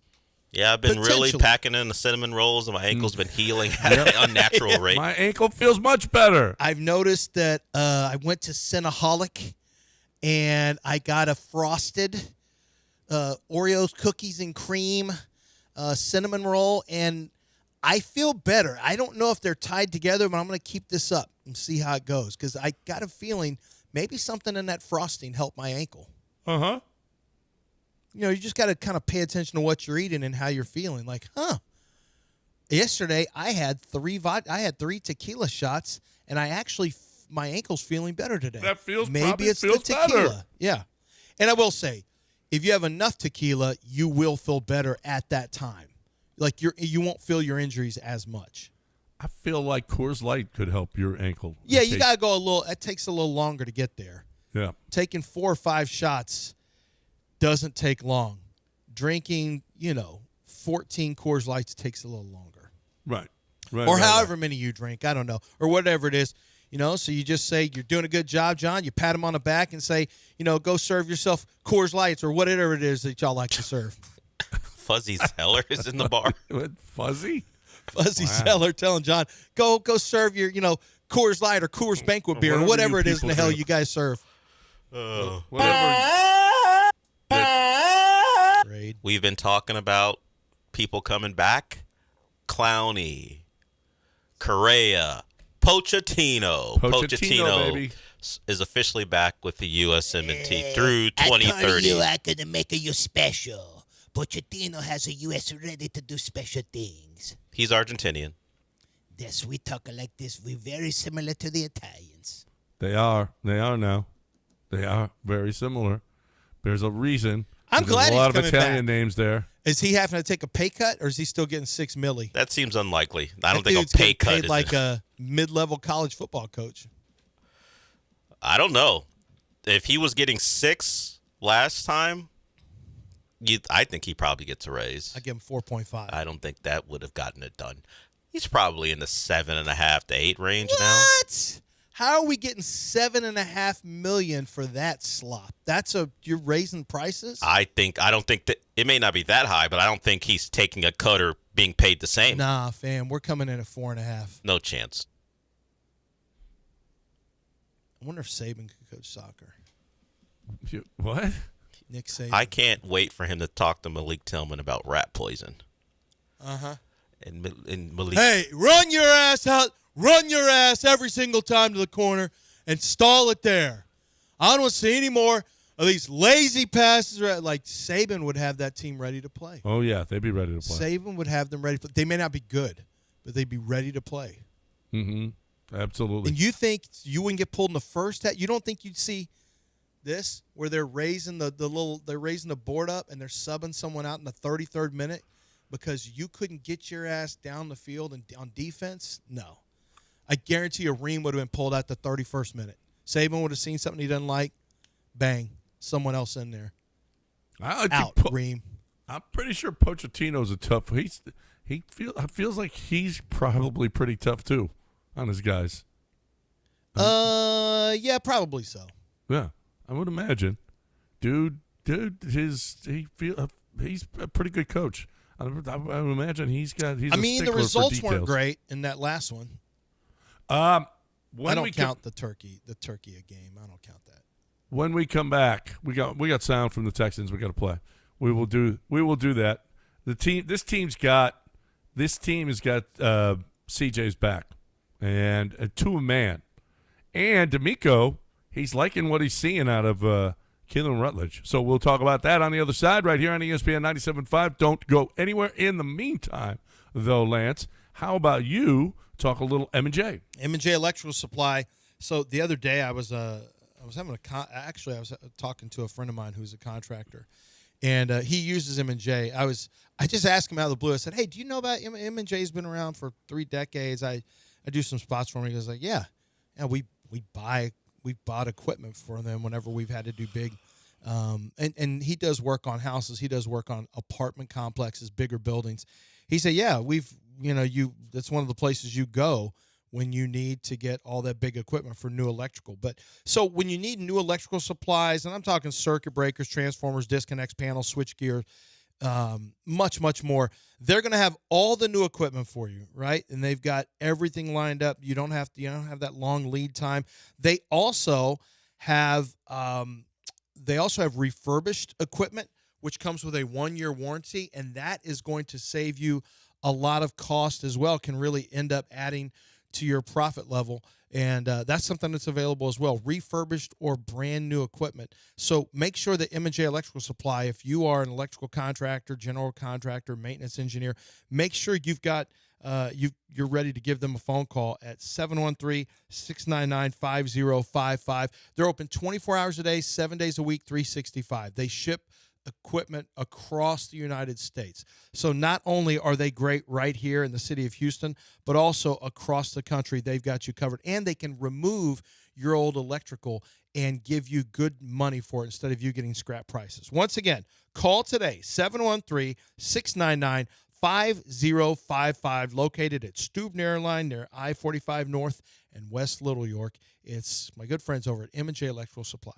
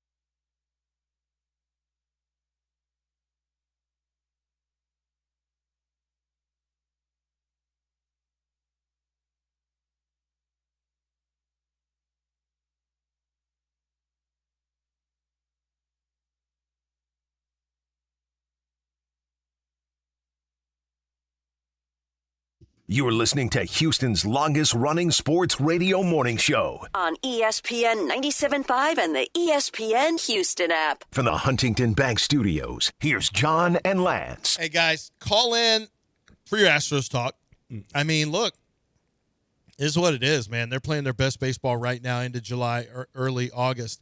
and they got a chance to run away with the division. And that it may feel like, come on, this division's been. They're 2.5 games up on the Rangers now. I mean, they're in second place. If the Astros keep getting on a little bit of a run, none of these teams have shown any ability to. This is the first time a team's actually made a run in the division. You get a 4-game lead, I'm not sure anyone comes back. These other teams are playing terribly, and no one's going to add to their team from other than maybe the Astros add a relatively, inconsequential left-handed bat. That's if Jim Crane lets Dana do anything, which I don't have. There was a report that came out that Dana wanted to add a left. He had a deal for a left-handed bat from the Twins and was going to give up Brian Abreu, and Jim Crane nixed it. Jim Crane nixed it because he said, hey, I know Brian Abreu is a free agent, but when we talked last about dealing Brian Abreu, that's when he wasn't pitching well. This just in, Brian Abreu right now is pitching really well. So maybe Jim Crane, because the report came out August 1st, and Brian Abreu has been pitching quite well. I was looking at his stats the other day, or his splits. This is actually a little bit longer. You mentioned it the other day, John. He's down to a 4.54 ERA, which is no small task compared, where he was. But from a split standpoint, in the month of July, I mean, he had a 1.64 ERA in 10 appearances. Yeah. 11 hits, 6. In the month of June, it was a 4.15. I mean, this month so far, it's just an inning and 2/3, but 3 strikeouts, 1 walk. What that was really impressive is he's really limited his walks. If you look at his April, 13 strikeouts, 11 walks. His May, 7 strikeouts, 7 walks. Then June got a little better, 11 strikeouts, 3 walks. Now in the last, since July 1st, he's got 17 strikeouts, 4 walks. They figured something out. With him. And during that same time frame, he's thrown 12 and 2/3 innings, given up 6 hits and 2 earned runs, including 1 home run. His batting average against right now is about 225, 230 since July 1st. I think Jim Crane probably said, hey, in his last 30 days, his ERA is an 84. Jim Crane probably said, yeah, I know we had talked about this, but I got to put the brakes on anything involving Brian Abreu right now. Yeah, no, I can certainly see that. I could see Abreu actually coming back as an Astro, too, by the way. He's the type of guy that the Astros actually could re-sign. It'd be pretty expensive, though, to have Hader and Abreu on your squad. Like, that's going to be a lot of money for those 2 guys. Yeah, you've got a lot of decisions with your bullpen. Okert is going to be a free agent after this year. Abreu's a free agent after this year. I mean, you got a lot of guys. Sousa's in the first year arbitration guy. There's going to be some difficult bullpen decisions to be made after this year. That's for sure. So that's a problem. 713-780-3776. We said we would talk about the Texans, and they're having. I saw a few guys now. We got Nico Sound here. Bullock said the same thing. I don't know why Bullock is getting asked about. Well, actually, Bullock says, hey, we get done with practice in the locker room. CJ asks me, what did you see? What are we doing? And I'll come up to him and he'll tell me, what we're seeing and what we're doing. So there's a lot of good communication going on between the quarterback, and they all to a man. I don't know that they have to say this, but they all are. CJ's our guy. He's our leader. He's the guy that we believe in. Here is Nico Collins. This is pretty much what all of the guys have been saying for the past week during camp. Yeah, man, he poised, man, and he a leader for sure. He a leader on this team, and we all know that. We got his back 100% of the way, and I can't wait to see him rock out this year, man. I can't wait. And it's gonna be fun. It's gonna be exciting for his entire team. He got all the tools in the world. We all know that. You know what I'm saying? And I can't wait to see my dog rock out. Can't wait to see it. Yeah, we can. We all can't wait to see it. We want to see the dog rock out. That's for sure. I'm looking for his dog to rock out. We want your dog to rock out in a big way. Yeah. I have nothing but love for CJ playing well this year, playing great. Well, yeah, I think we'd all love that. Yeah. I mean, CJ you know, playing some great people, is something that all they of us want to would be really right about it or whatever. That some people can't stand him after the postseason last year. I can see that. You know, Well, he sucked in the postseason. Look, it's okay. Here's what's accurate. CJ was terrible in the postseason. CJ lost the aura. CJ lost his confidence. That's all accurate.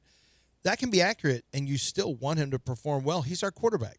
So now we want him to get the confidence back, get the aura back, get the, I think a big part of that is running the football, putting less on his shoulders.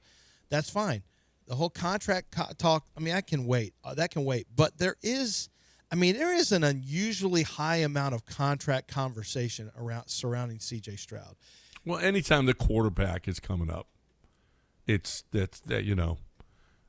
This- I mean, conversation in the media that CJ that Nick and the Texans continue to talk to David Mulgeta about this. That there have been some positive conversations. It's like I don't see how. Mulgeta's not taking anything that doesn't have a 5 to start. Yeah. The first number of the average annual is going to start with a 5. It's going to start with at least $50 million. And maybe the Texans think, you know what? It's headed there anyway. Let's do this deal.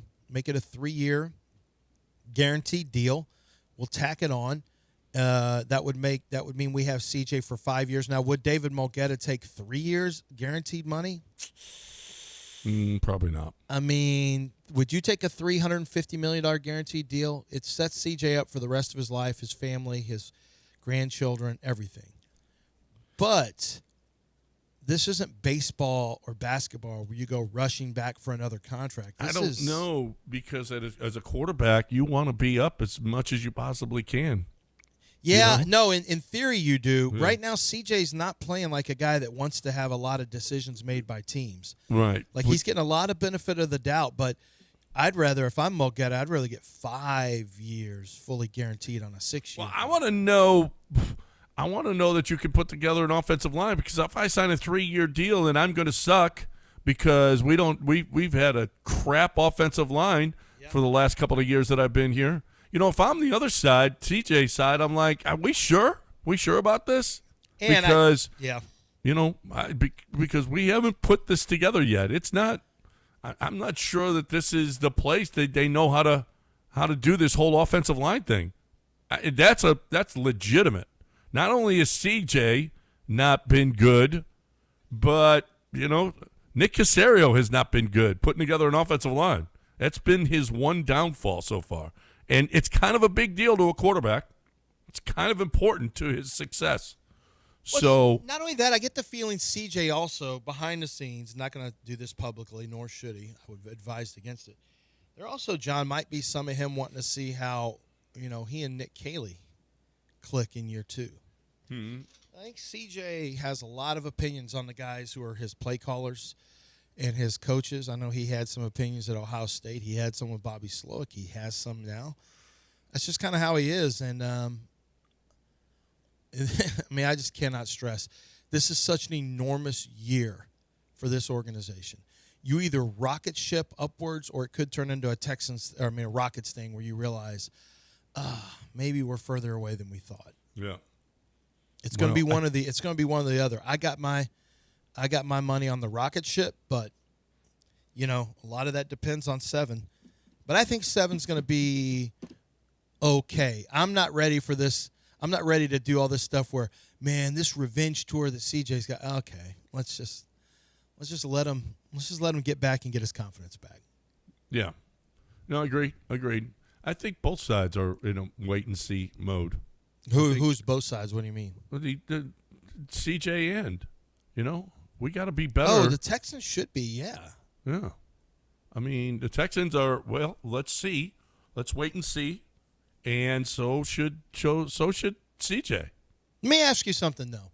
Realistically, yes, that makes perfect sense. However, if you're the Texans and you're leaning towards the fact that, yeah, probably we're going to end up with CJ because the alternative is going to be we have to start all over at quarterback, and we're probably going to be drafting in the 20s because our defense, even if our offense isn't good, we're still going to win some games. Worst case scenario, we're drafting 15th, 16th.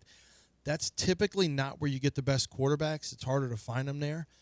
The Texans could also just be saying, you know what, we're probably, if I had to put a percentage of this, we're 70% going to give CJ money at some point for a second contract. Why don't we do it now before all these rates go up higher? They could look at that as this just could end up saving us $7 to $8 million a year. Yeah, they could. You wait another year, guess what? It goes up. And I'd probably be in favor of doing a 3-year extension. I don't know if Mogetta would like doing that, but if you do 3 years on top of what's left, that means you have CJ for 5 years. That feels like a long window. Yeah, good. I mean, you know, that's another. I'm not trying to give him a Vlad Guerrero deal.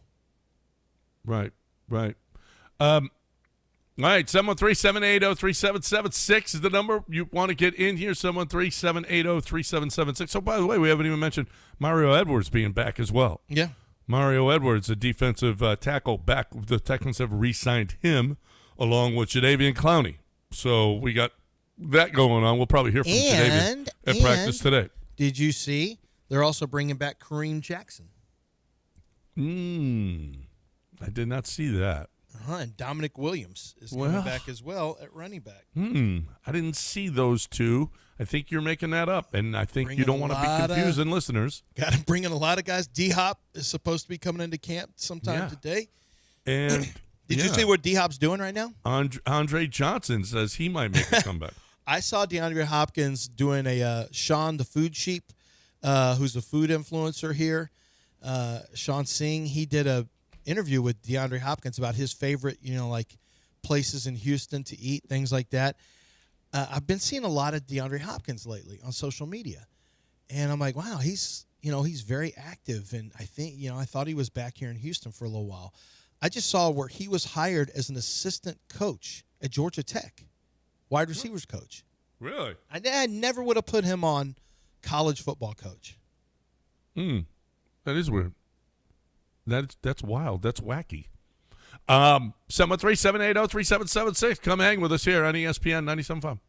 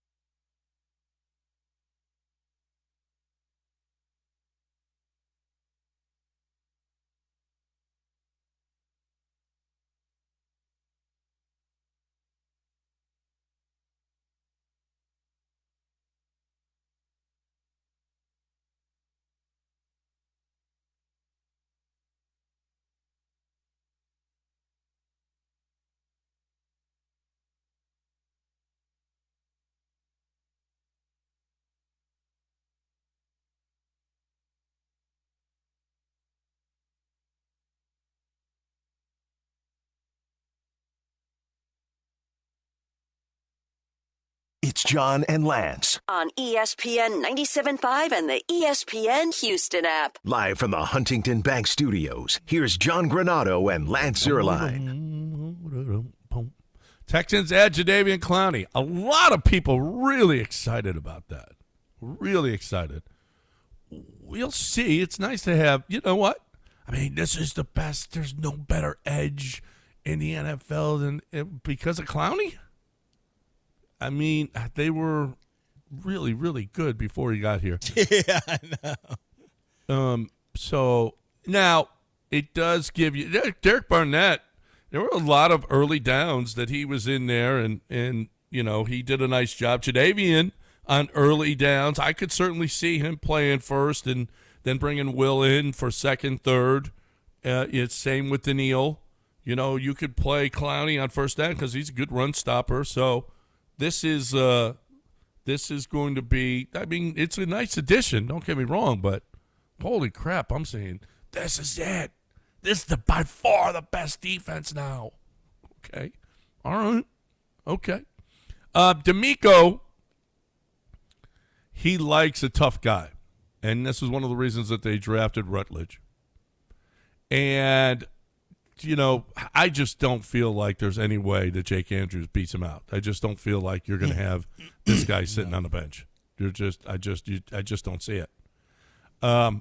We'll see what happens when the season starts. Maybe I'm wrong, but they all, to a man, and it's not only him. We have seen other guys talk. We saw, I mean, apparently he drove Azeez Al-Shaair to the dirt, and Al-Shaair got up all excited because they got that kind of attitude on the offensive line now. Not that he was pissed off about getting driven to the dirt. He was excited because you got a guy on the offensive line who is going to play is that kind of physicality. Yeah. And D'Amico was asked about him, and here's what before he was asked about him, he didn't even mention his name. Here's what he has to say now about Rutledge. Keelan is a swarm player, man. I love it. Like, I love to see an O-lineman and pushing guys downfield, still fighting to make sure he finishes. I love his mindset. I mean, that's what it should be. He cares a lot. You guys see it, standing to the side. We see it. I watch it all the time, try to highlight him, you know, in our team meetings because that's what we're looking for. You have that type of mindset at O-line, it's a problem for defenders because you're just a pest and you can't get rid of guys, and that's what he is. He's a nuisance for the defense, and that's what he's going to be for us, and I love every bit of it. That's high praise for a rookie now, five practices in. What'd you say, Del? What are you screaming at us about? Oh, I asked, is he good? Yeah, he's good. He's swarm. You heard him. What are you talking about? No, I hear a lot of. There's so much excitement surrounding. I the hear a Texans, lot and about Dell's the Rutledge trying to thing, like it's high school, and you know he drives people into the ground. He's tough, physical. Wears boots. All those things. He doesn't. Has a big dog. I don't even. Yeah, he drives a truck. I Drives don't a think truck. he has a suit. That's cool. Yeah, That is a suit. He wears T-shirts jeans and and jeans. T-shirts. I would just simply ask, hey, D'Amico, excuse me, muckraker here. Yeah. If you Yellow had- journalism is what they call it. Sure. If the Buffalo Bills are in town next Sunday, will he start? That's what I would ask. Yeah. Okay. If he He said would. yes, then I'd feel great. Yeah, But that's what he'd say. I'm a little tired of how tough and physical he is. Is he He's good? Swarm. Oh, cool. Is he good? He just told you that. Wait That's till you the guy who see- built this defense. I'm waiting for D'Amico to tell me he's good. And when he tells me that, I'll feel good. Well, I don't know. When it coaches these things, okay, under over pancakes this year for Rutledge, 36. 48 or more. Okay. The under over is 48. Those are high numbers. That's all right. Some would say potentially record-breaking numbers. Well, you think 48 pancakes would be a record? 48 feels really high. Especially with defensive tackles because he's Yeah, playing I mean, center. You're pancaking 318, 325-pound guys, yeah. Be tough. Mm-hmm. But, I mean, that's why I went lower than you. I only went in the 30s.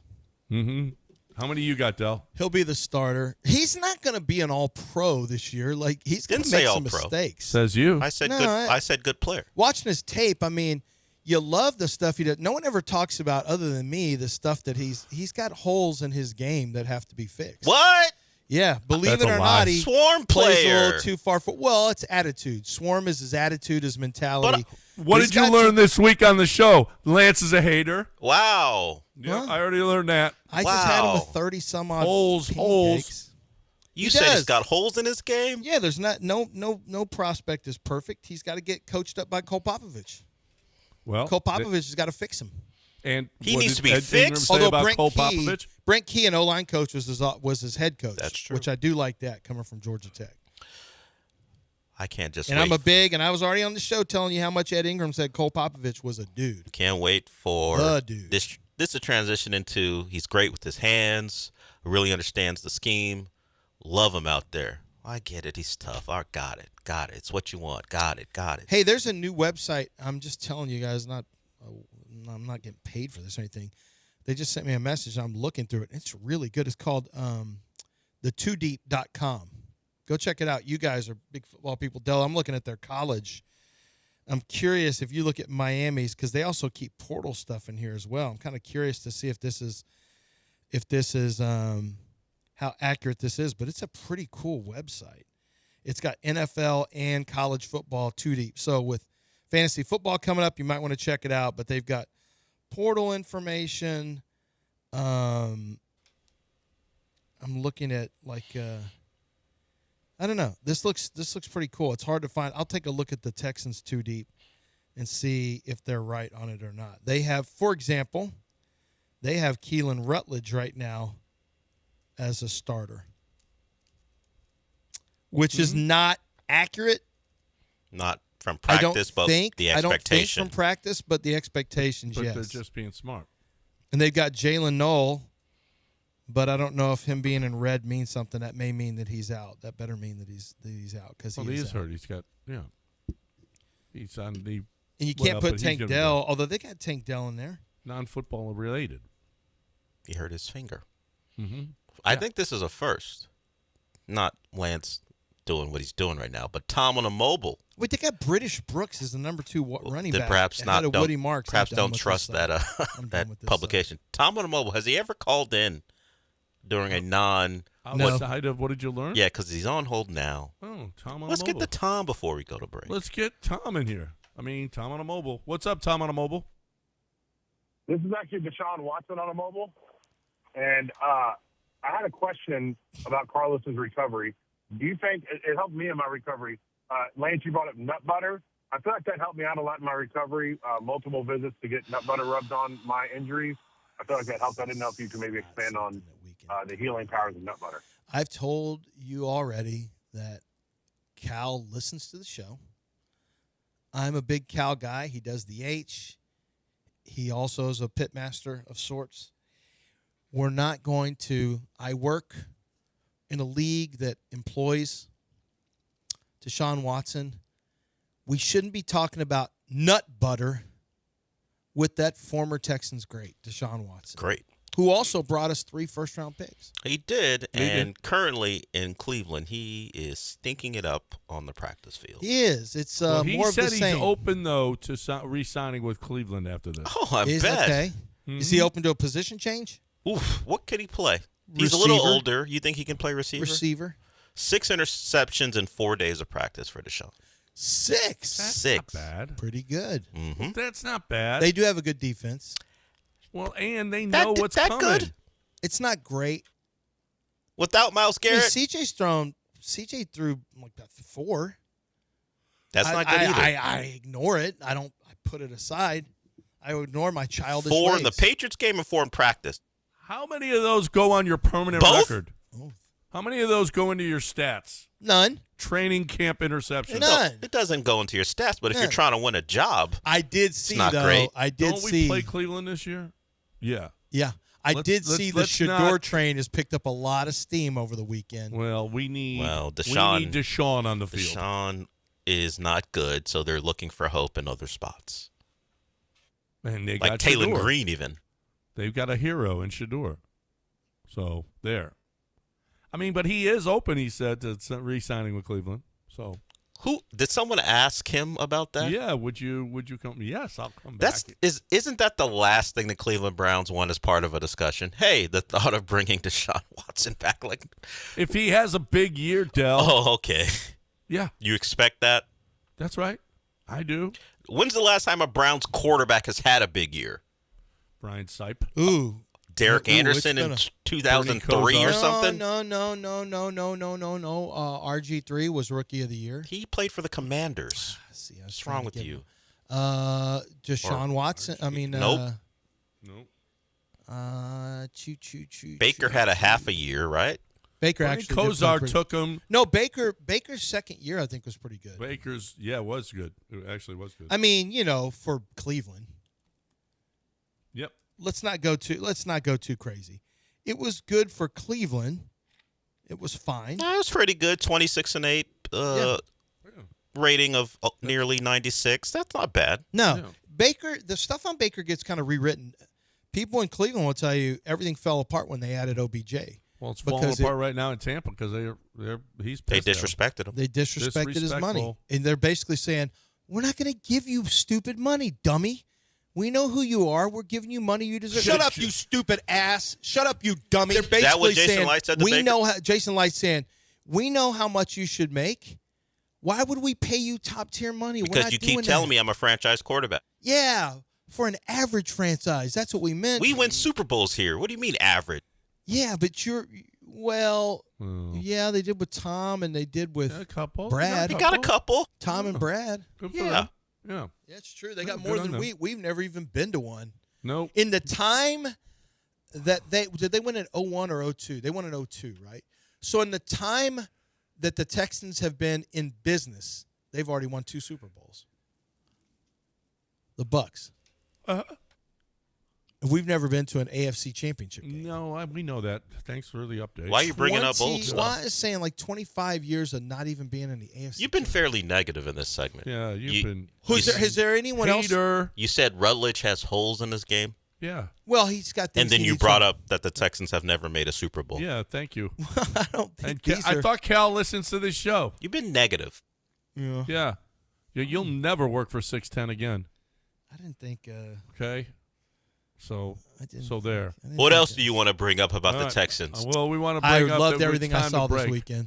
We want to bring up it's time to break right here on ESPN 97.5. Don't you go anywhere. We got to talk about a Mexican baseball game on the other side.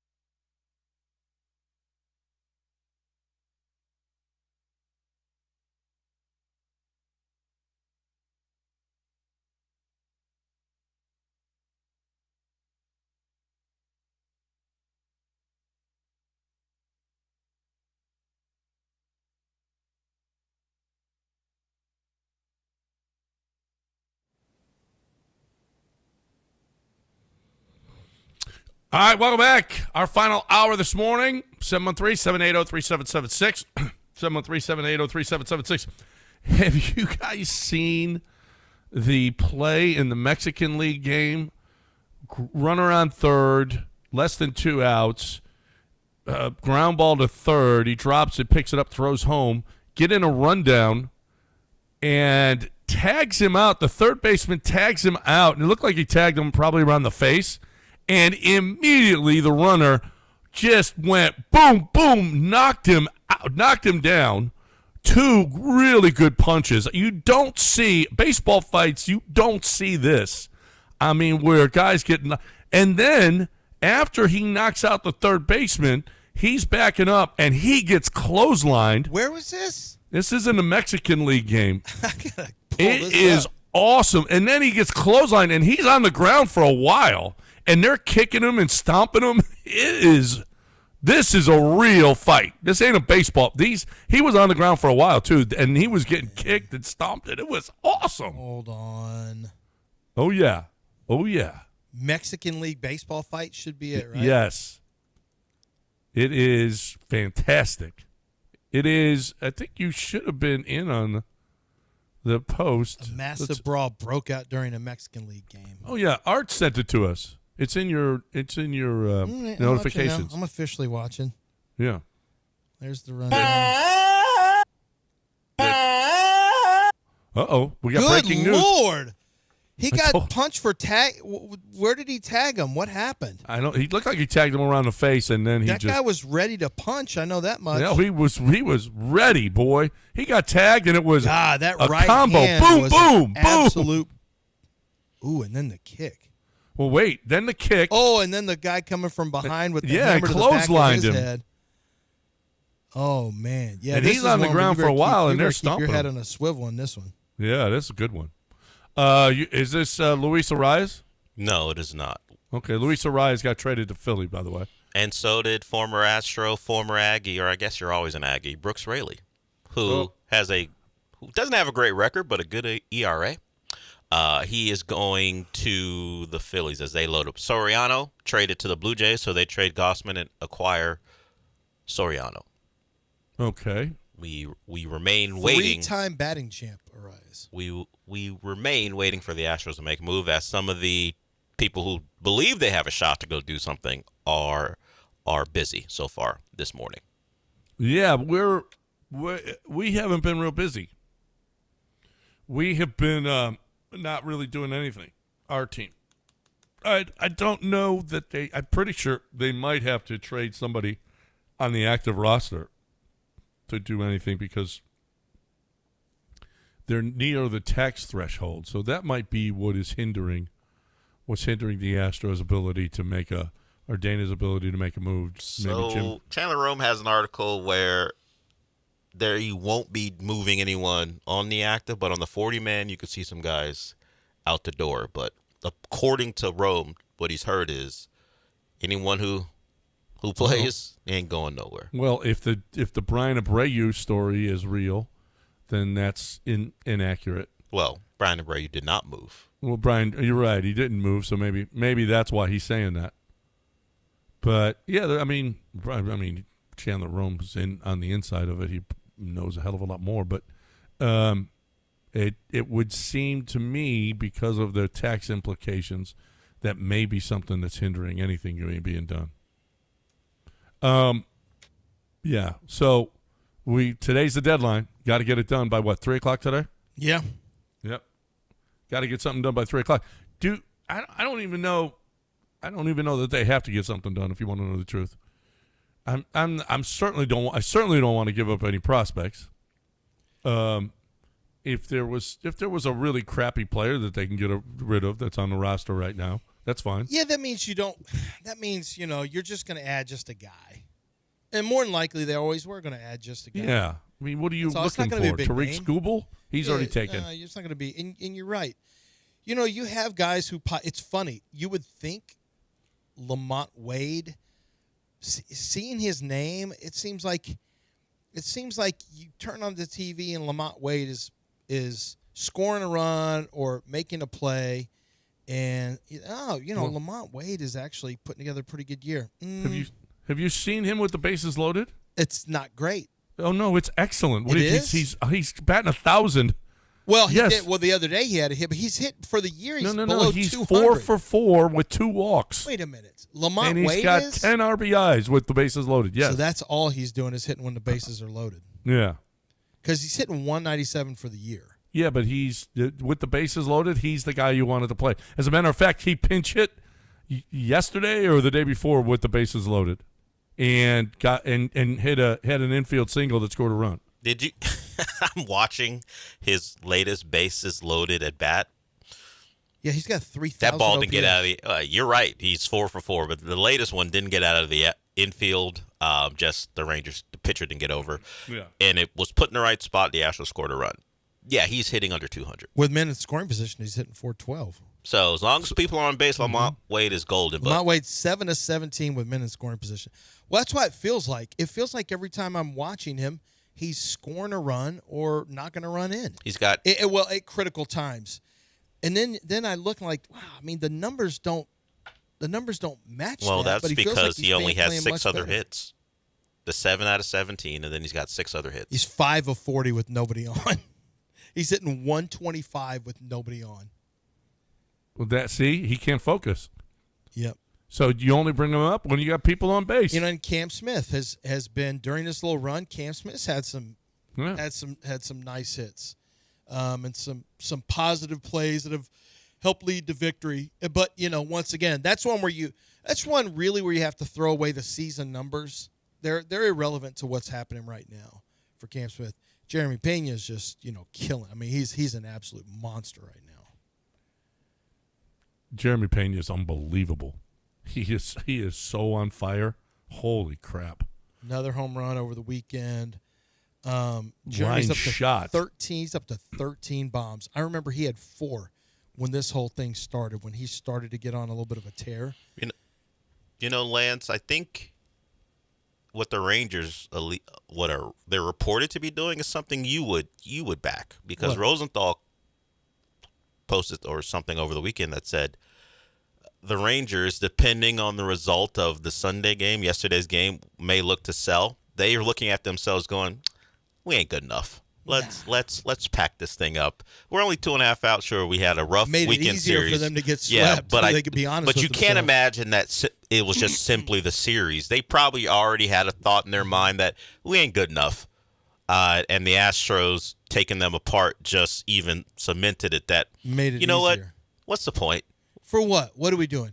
We'll chase the Astros, and even if we win, then what's going to happen? no. We'll get slaughtered. The Rangers are selling right now. Yeah. That's what getting swept was probably. I bet you there's some people in the front office who thought this is a blessing in disguise. We're going to make moves we need to, because it's harder to sell to your public if you're up by a game and a half, and you're selling, even though you're at a 500. It's so much easier when you get swept and you're back 2.5, and you say, okay, good. We know we're not good enough to compete. We can sell off, and we're not going to take as much heat now. That's probably for them. I guarantee you there's people in the front office who thought getting swept by the Astros is not the worst thing for us. No, because we're The not doing team anything. isn't. I mean, the players don't think that, and the manager doesn't think that. But some people in the front office who want to sell and legitimately try to rebuild, I bet you they're like, ain't the worst sweep of it. You know what would have been worse? Going 1-2 or 2-1 against the Astros. That would have been worse. Yeah, because they'd still be in it. Yeah. They're out now. Beat it. Beat 2.5 it, Rangers. out, you can't come back from that. Silver boot is here, Biaz. We got the boot. Take that. We got the boot again. We always have the boot. Jeremy right. Pena in the month of July. Did you want any part of Jeremy Pena? Because he had a 1,010 OPS with a 381 batting average, 6 home runs, and 13 RBIs. Best. 412. Listen, I like this team. I've liked this team the whole year. I mean, the team was better than it was. Than they were showing early on. I like this baseball team. I do. We'll see if they can. I don't know how they can sustain this, winning 11 of 12. But that's tougher. But that's at least they did it. Yeah, all you need to do is one good run, and you can take over this division. You need one good run. Yep. Hey, I've been on a pretty good run with Coors Lights. I mean, It's a long run you got going there. I got a great run going, maybe longer, much longer than this Astros run. I mean, I'm an enthusiast. It dates longer than the Texans have been than our NFL football team have been in existence, right? Yeah. No, it dates way longer than that. Yeah. It dates back to early NFL. Well, not early NFL per se, but it dates back quite a while. I'm a Coors Light fan, and I want you to be too. Do you have them stocked up in your fridge? Are you ready for the football season? Are you ready for your buddies coming over? Are you ready for your fantasy draft? Are you ready? Are you ready for just a cookout in the backyard? Man, have those Coors Lights. I'm going to tell you this. You put a cooler of beer in your backyard with Coors Lights and then other beers as well. You know what's going to be gone? The Coors Lights. Every time we play in a golf tournament, it's like, man, everybody is drinking the Coors Lights. Yeah, there's other beers available. Who wants those? Everybody is taking the Coors Lights because you know why? Because it's cold, clean, crisp, and refreshing, and that's what we need right now. This football season, what do you need? You need Coors Light. Climb on, brother. This football season is all about Coors Light. Make it a Coors Light football season.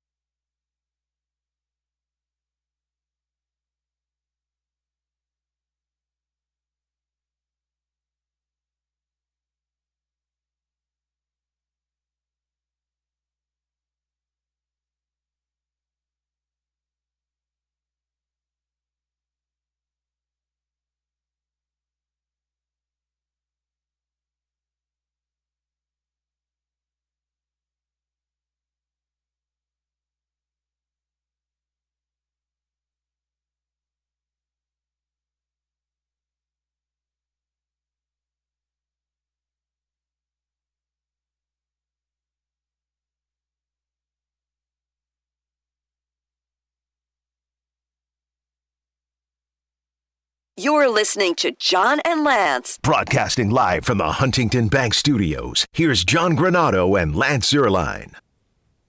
I'm excited about this Coors Light football season. I'm excited about the fact that we are going to be giving away a spot in our fantasy league on Thursday. Listen this Thursday. Not sure which hour we're going to give it away. We'll let you know. But keep on listening. We're going to go to the DraftKings Sportsbook and have our fantasy draft there. You get a $200 gift certificate for food and beverage credit. And then we're going to have dinner at the DraftKings Sportsbook the night of the event. So that's going to be good. That's going to be good. So we want you there. And Houston Restaurant Week's back, happening now through September 7th. Think of it like a citywide all-star lineup, hundreds of restaurants, pre-fixed menus, and every time you eat, you help the Houston Food Bank. Dine out, do good. Check out the full lineup at HoustonRestaurantWeeks.com. Great, great, great event, which you can go to restaurants you normally can't go to. You can afford them, and it's a good deal had by all. Plus the Houston Food Bank benefits. So you're doing good work while you're eating. That's awesome. That is awesome. Ever since Ken Rosenthal, was it him that called them cockroaches? Yeah. The Astros have been, I think, undefeated. Yeah, they've had 2 sweeps in a row since he did that. So, Ken, we appreciate you. I don't think they mind being called cockroaches. It's not the most flattering thing. The Astros are the cockroaches of baseball. They just won't go away. That's what he meant. It's a huge I'm sure he could have put it a different way. What's a huge compliment? That means you can't kill him. Yeah, you can't kill him. He could have just said that. Yeah. Yeah. Well, but this is more descriptive. Unkillable. Like nuclear cockroaches, yeah. Yeah, they're unkillable. Yeah, but cockroaches are vermin. Do you want vermin around? I don't care. People think about us a certain way. It doesn't matter to me. I did my time. I've won 2 championships with this team. You won? As a fan, I've won 2. Yeah. As a fan and media member, I have 2. I've got rings. If you need to see them. I got I'm mine. Good. You sound like a Cowboy fan. And did you get they're one? They're heavy too. They have some heft in them. Hey, one of my favorite things is the Texans have signed Taki. So we got that. Not only Jadeveon Clowney, Mario Edwards, but is it Sione? Sione Taki. Sione Taki. Yeah, he's just. I mean, that's going to be fun. They've lost EJ. Hold on a second. They lost Jake Hansen, right? Yes. They lost Jake Hansen and EJ Speed. What's up with EJ? EJ hurt his ankle. Wait, EJ's out for the year, isn't he? Yeah, I think he is. Yeah. This happened a while ago. This happened. Yeah. I'm trying to remember what happened with EJ Speed, but Jake Hansen went down. Taki is just a necessity now at this point. He's not that great. He's played for the 3 teams the Texans love to grab guys from: Pats, Browns, and Vikings. That exchange program. Browns? Wyatt Teller currently. They've had others as well from the Browns. And who's our Vikings? Nick Chubb. They had Hunter. We signed Daniil Hunter, but Ed Ingram. Oh yeah, that's right. And they traded for Cam Robinson, and that didn't work out. Yeah. Or they signed him. They didn't trade for him. And we know the Patriot stuff. These are the 3 teams they love to grab people from. Taki has some special teams ability. That's probably what this is about. I like the name though. I'm just gonna like to see Taki. That's all. That's all I want. That's all I wanted. Thank you for that. Love that. 713-780-3776 is the number to get in with us here on ESPN 97.5. 713-780-3776. What else did you? I mean, any other notes from when you went to camp? No, but they do. I do like the fact that their reps are. There's some pretty good when they're in their 11-on-11. Their quote unquote teams. full teams, scrimmage. They go with intensity. This is not a 3/4 speed situation at all. It's 100%. It's close to 100% speed with the pass rushers and the offensive linemen. You always wonder. There's no pads, but guys are going after it. There's good hand usage. A lot of what I do is just conversations with other people because you find out about what's going on at camps and some of the things like that. And I told the story earlier. I caught up with Ed Ingram after practice, talked to him, and he just said Cole Popovich was absolutely massive in terms of helping Ed turn it around. Just said his work with technique, just everything about that was critical for Ed Ingram playing the type of football. Because it was a big surprise last year. I didn't think Ed Ingram was very good at Minnesota, and he was much better last year. And the Texans re-signed him, got more than I expected. And so they obviously think he's a pretty critical factor. But he kind of confirmed what I was mentioning, which was the addition of the run blockers that they added on the offensive line, the addition of David Montgomery, who he absolutely loves. He loves David Montgomery. He said, yeah, we're trying to reset the narrative. Coach Popovich every day talks about we're not going to have the same narrative going on. We're going to be a running team. We're going to beat people up on the ground, and we're going to move the ball and make things easier for CJ. And that's it looked like that was the case based on the moves that Nick Caserio and D'Amico had made. Oh, and I mentioned this. I said, yeah, it looks like for the first time, literally since the first time in probably, I don't know, since Bill O'Brien was here in the early stages, it's the first time since Nick Caserio has been here for sure that I see an identity with the offensive line, an identity with the run game.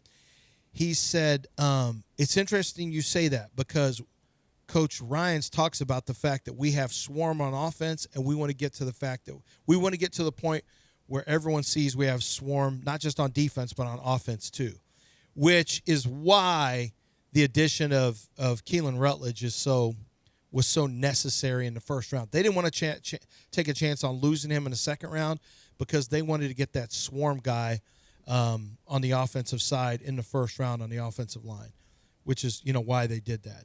So I think that everything you and I have talked about and Delph talked about in terms of the running game and making it easier on CJ, the making it easier on CJ thing is probably not something they're going to talk a lot about publicly, but it's clearly part of the plan is we want to run the ball to make it easier for our offense, but obviously a big beneficiary of that's going to be C.J. Stroud. I thought Cade Stover looked good. Your DBs, let's see. I'm trying to think. Tommy Togiao popped a few times. Jawar Jordan had a couple of runs. There was nothing that stood out really from an individual standpoint that I can think of. But what I can say is that the offense in general was much more competitive with the defense than I saw last year. Last year it was a noticeable eyesore. It was like, oh my God, they can't do anything against this defense. This year, it's much more competitive. Now the defense is better than the offense, but this is now you're finally to a point. Last year, you remember, John, we were talking about that the defense even said, I think it was Kaylee even said this, or D'Amico even said, it's hard to get good offensive reps when your defense is so much further ahead of the offense that it's like smashing their confidence. Mm-hmm. This year, it is more of an iron sharpens iron. I think because the offense is more competitive, now going up against a defense like that is going to make you better when the season rolls around. Mm-hmm. It's an iron sharpen iron situation because you're at least competitive. Last year, you weren't even competitive. Yeah. It's not going to happen, but I wish we could see the number one offense play a little bit in the preseason. I wish we could see what it looks like. Did you see Davis Mills? I heard One good.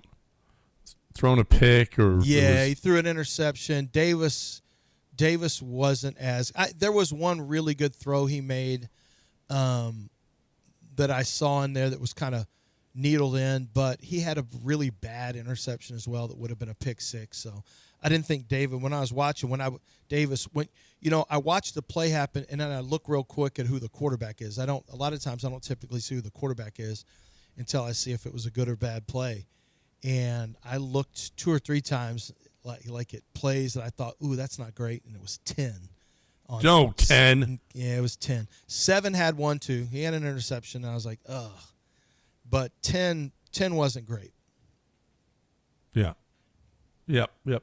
It wasn't great. If you get a chance to go out to open practice, I highly recommend it. It's always a good time out there. The Texans do a really good job with the music and keeping fans engaged, and the players come over and sign autographs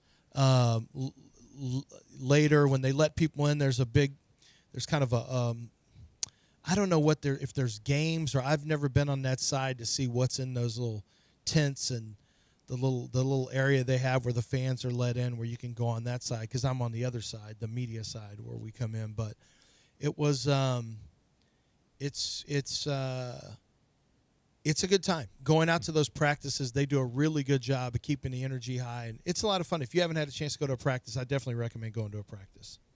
It's a little warm. Yep. Do you think? I'll warn you about that. It's lest you thought it was going to be cool in the morning, it's not. They're in full pads. I just saw Taki walking out to the field with so his they're padded up week 2. Number okay. 47, full pads let's today. Go. Let's go. Let's go. Yep, let's go. All right, 713-780-3776. What did we miss? We will do that on the other side. But first, we're going to talk about Doc Kaplan. Dr. Kaplan. I just got a – so it's who is it, Carmona? I just got I'm trying to remember. He sent me a video. He was there with one of the listeners. And he said, hey, Lance, it's Dr. Kaplan, which obviously I could see him. I'm here with, I think it's Carmona. He's a listener, and he's going to get the procedure. And I was really excited to see one of you guys in there with Dr. Kaplan, because it's been great for me. Unbelievable to have this level of clear sinuses. I had the balloon sinuplasty done. I want to focus on that. I did have a deviated septum corrected, which has been a massive game changer. And he can do that for you as well. But I want to focus on the balloon sinuplasty because he's one of the pioneers. They go in with these small balloons into the nasal cavity. They can inflate them, and you're out while all this is happening. So you're not even awake. But what it does is it forces all that mucus that's been gummed up to release, and just so much comes out of there. You get really cleared up, and I'm talking about the stuff that's impacted that you can't get to no matter what you do. You can blow your nose as hard as you want. If you have constant pressure in your face or headaches or issues with your ear, nose, and throat, that can all be tied to the nasal passage. That's where they want to go in and fix it for you. And my son Alec we're going to pick up a time when he is comes home from Alabama, where he's going to have this procedure done, because this has been something that's bothered him for years and years, and he really wants to get it done. I highly recommend it. Dr. Michael Kaplan, a true ear, nose, and throat office. So for any of those issues, they can take care of you. But go in and get the scan, see if you're a candidate for that procedure. It's Kaplan Sinus Relief, Kaplan, KaplanSinusRelief.com.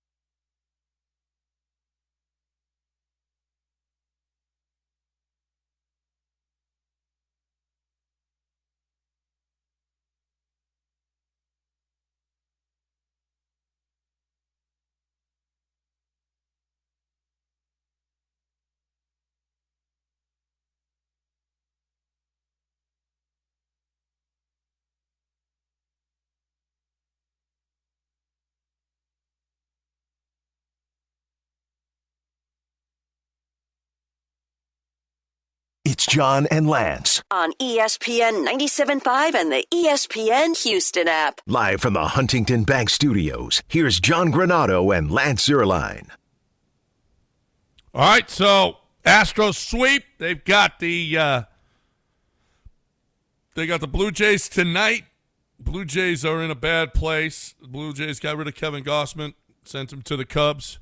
You got Shane Bieber tonight going against Christian Javier. You got Jeremy Pena, who's on a 400 game hit streak right now. He's been incredible. You got Jordan, who's by far and away. I mean, now you don't even have to argue about, well, the Astros aren't any good, so Jordan can't win it. The Astros are in first place by 2.5 games with a winning record now. So that whole, and in large part because of Jordan. So that whole. Well, I was getting to the point anyway where it wasn't really going to matter. He was so much better than everyone else. Yeah, right. Like there wasn't a legitimate There contender. isn't anybody. Name one guy that's even Ben Rice. There's no legitimate contenders. There's nobody. Not Nobody. not that you could, if it was in the same basic category, yeah, the guy on a losing team doesn't win. There's no one even in his category right now. And he's not, and this isn't a bunch of hot little bursts of action and then he kind of falls off. For the first time, this is Jordan is on an extended, right? I'm not wrong there. This is the first time I remember Jordan being pretty consistently excellent. I'm going to go look at the splits. But we always knew Jordan had those times where he'd go into a funk. Well, he did have one. And that was like 14 at-bats. Big deal anyway. Yeah. What is that, Right. 4 games? Who cares? Yeah, right. We're talking about he would go into funks that would last.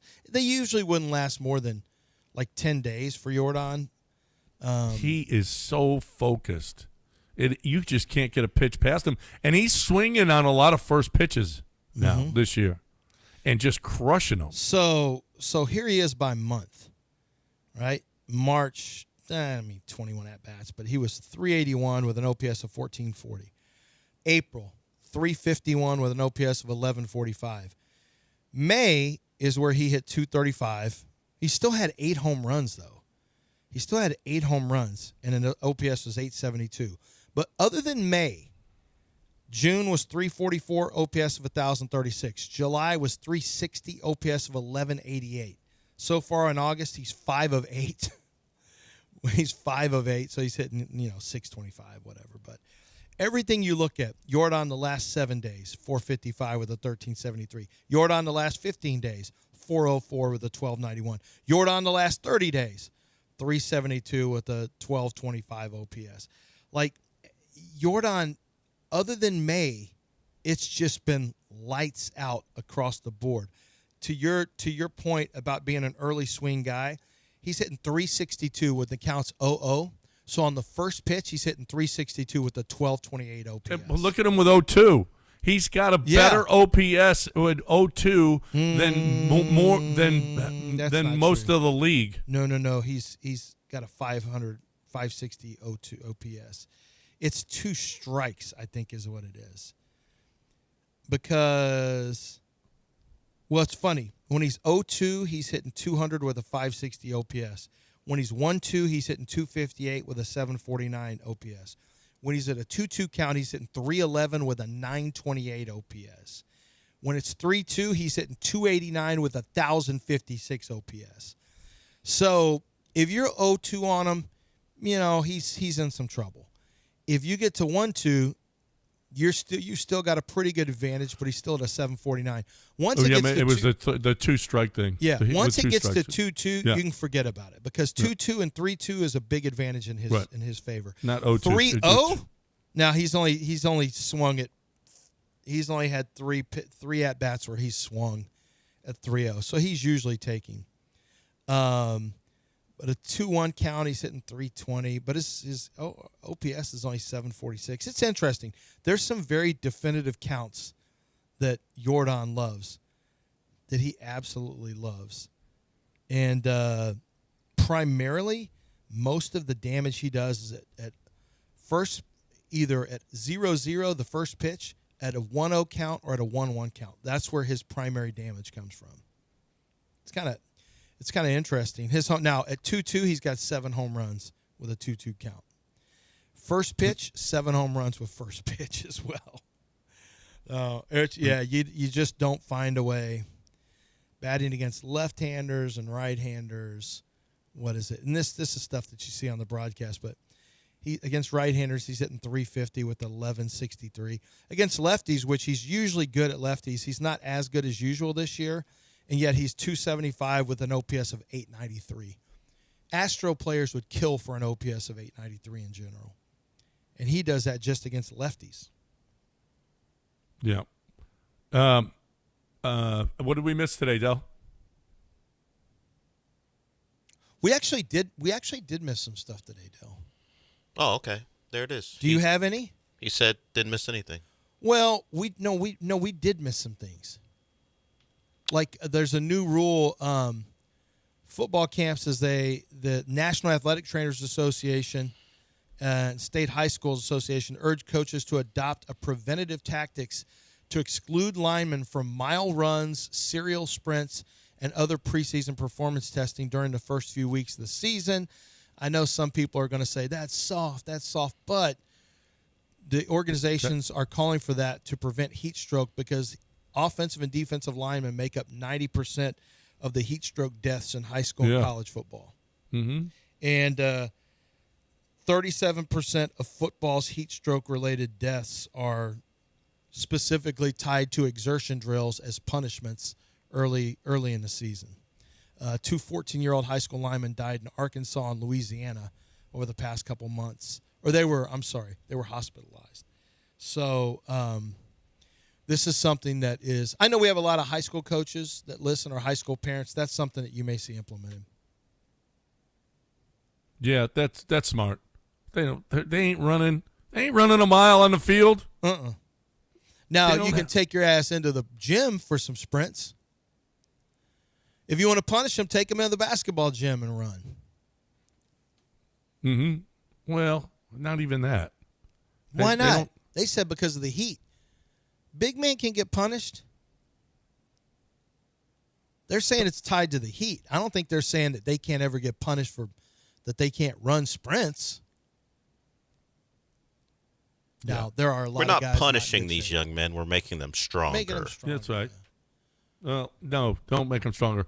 Let them block people. Okay, they ain't running a mile. They don't have to run a mile. They're big. They're heavy. They don't need that out in the heat. Okay, they don't need any of that. How do you build stamina to continue to play for 4 quarters? I'm actually asking if they're not going to run. What are you going to do? No, you have to run. I think they're saying punishment-related running, which would be extra running. You just probably need to be careful. No, in the this first heat. 2 weeks of practice, you run. Well, first of all, every year we started with a mile. Everybody had to run a mile, right, to start the season. But your linemen the were hottest probably day like of the year, 240. That's what I'm saying. Those guys did have to, though. Well, I don't think there's anything. Look, the high school season's starting up pretty soon. My brother went to camp. I guess today is the first day. They got games coming up. There is going to have to be conditioning. You just have to be smart with it. Like, they're not saying you can't run. I think they were saying punishment-based running. But after practice, you got to run. I mean, you just have to be careful about the heat stuff. When it feels like 116, feels like yesterday was kind of cool. Feels like 101. It was weird. It was 99 degrees, feels like 101, which meant the dew point was low. And it still sucked. But you do have to run some. You got to get in condition. Go get in a basketball gym and run sprints or run horses or whatever you do. But you do have to get ready for the season. We're 3 weeks away, John. Mm-hmm. Yeah. They don't have to run. They don't have to? I thought they had to. They do. How are they going to get in shape? They shouldn't run. Don't make them run, They big gotta fat get linemen. in They're shape. going to fall over. How are they going to get in shape? How do you get in shape? Well, then you practice. You keep practicing and practicing. So to you get in want shape. longer practices but less running. Listen, there's no football benefit from running a mile, and we had to I do didn't it. say anything. We don't have to run miles. We do. There's conditioning You work can do that you conditioning, benefit yeah. from, especially being ready in this heat. The conditioning is pretty important. I would do my running inside in the gym if you needed to. If you're working out late in the afternoon, I would run in the gym, but you need to get your conditioning in. There's no way around that. You don't want to be falling Even big out. boys need conditioning work. In fact, they You want to need be it able sometime worse. to impose your will in the fourth quarter. Yeah, we're trying to swarm, John. What are you trying to do? We John ain't would like imposing our will. John don't like wanna swarm. soft offensive lineman. He wants it for Kalen Rutledge, but he would rather have soft offensive linemen in high school. Those all air raid offensive linemen who just tried to stay in your way. No, we run block. That's what we do, and we drive you into the ground. You got to be in shape to run block. We were Rutledges. We run you into the ground. You don't think Rutledge runs? Block. Drive block, baby. Rutledge is running. That's right. That's what we're saying. And you got to run. No, Rutledge ain't running. He ain't running no mile out there today. He's running sprints. Get out of here. Actually, with that. I've never seen the Texans. I have seen the Texans run for punishment, but not a lot. Not a lot. I think they're expected to do it. You know, they run on treadmills, these super nice treadmills, those curved treadmills or in the water or whatever. They're on the nicest stuff, getting their conditioning work in. They get conditioning work in. Don't worry about that, though. No, they will. All right. So that's it. We didn't miss anything, Del? You probably did, but who cares? You don't care. You see, you don't just probably just something don't care. WNBA has. Yeah, something that's just gonna delay the show, and then you're gonna blame me because you go like to 10:05. Well, there was a Kevin Durant. Did you see what Kevin Durant said? What KD say? That Reed Shepherd can't play in the league is what he said. Wait. You want to hear it? Yes. All right, we'll hear it on the other side. We'll hear it on the other side right here on ESPN 97.5. But first, champion.energy/1560. Champion.energy/1560. It's where you get your electricity on. How much is your bill? Are you spending too much? If you haven't looked at it lately, you're looking at your bill and you're going, holy crap, look at this. This is incredible. I'm telling you, I saved tens of thousands of dollars because of Champion Energy. Over the years, and I was with them for, 18 years while I was in Houston, it was incredible. I mean, immediately I had savings. I heard all these horror stories about you other guys at your other places. Stop already. You know what? Save money. Champion.energy/1560. Never had a problem. Loved what they did. You'll love them too. Champion.energy/1560.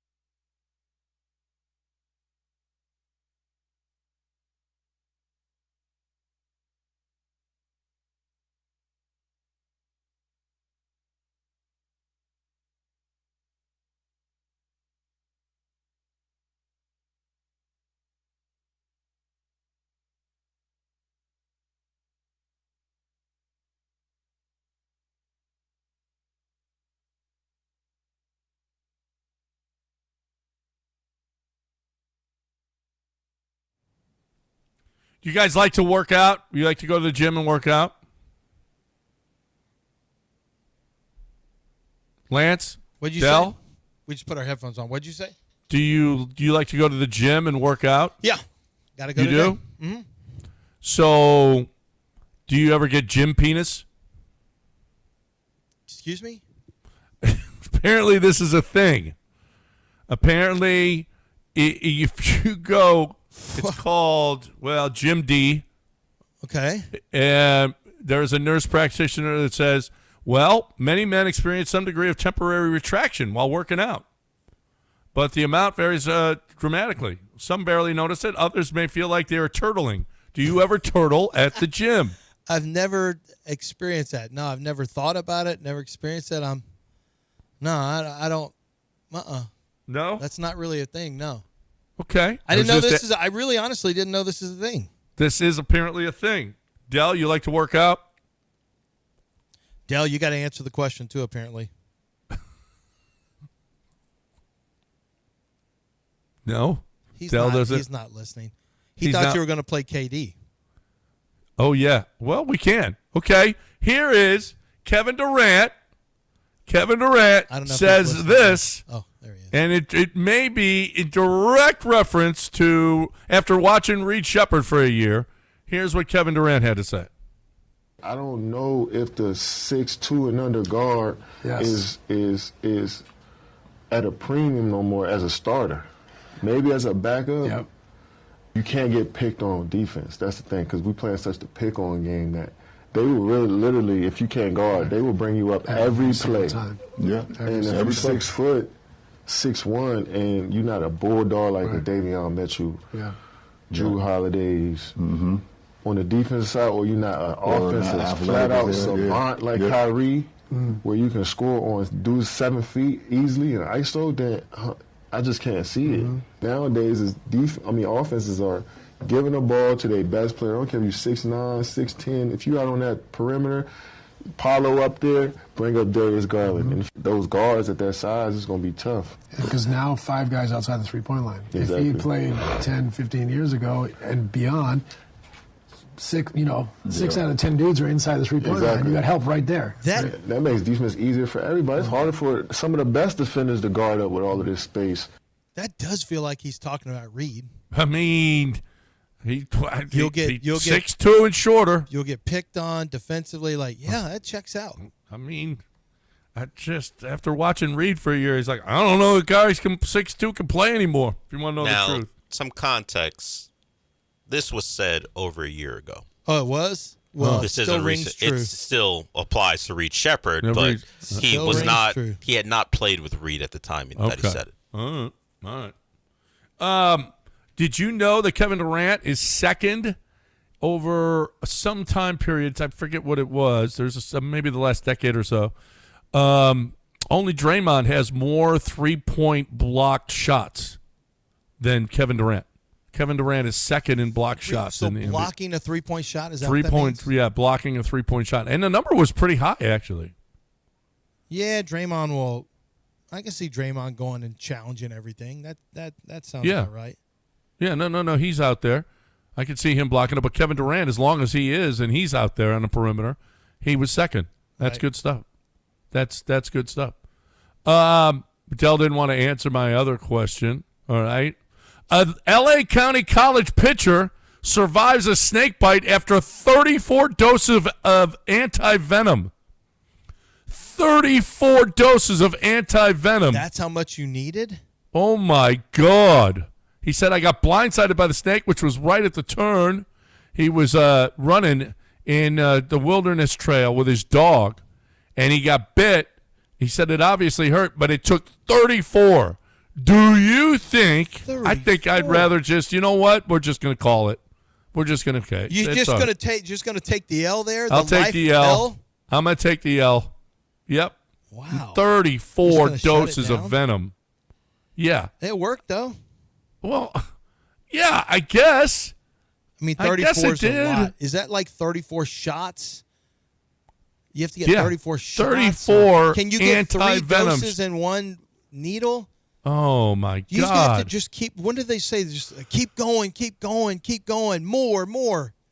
How does that work? And what kind of snake was it? I don't know, but it was a badass snake.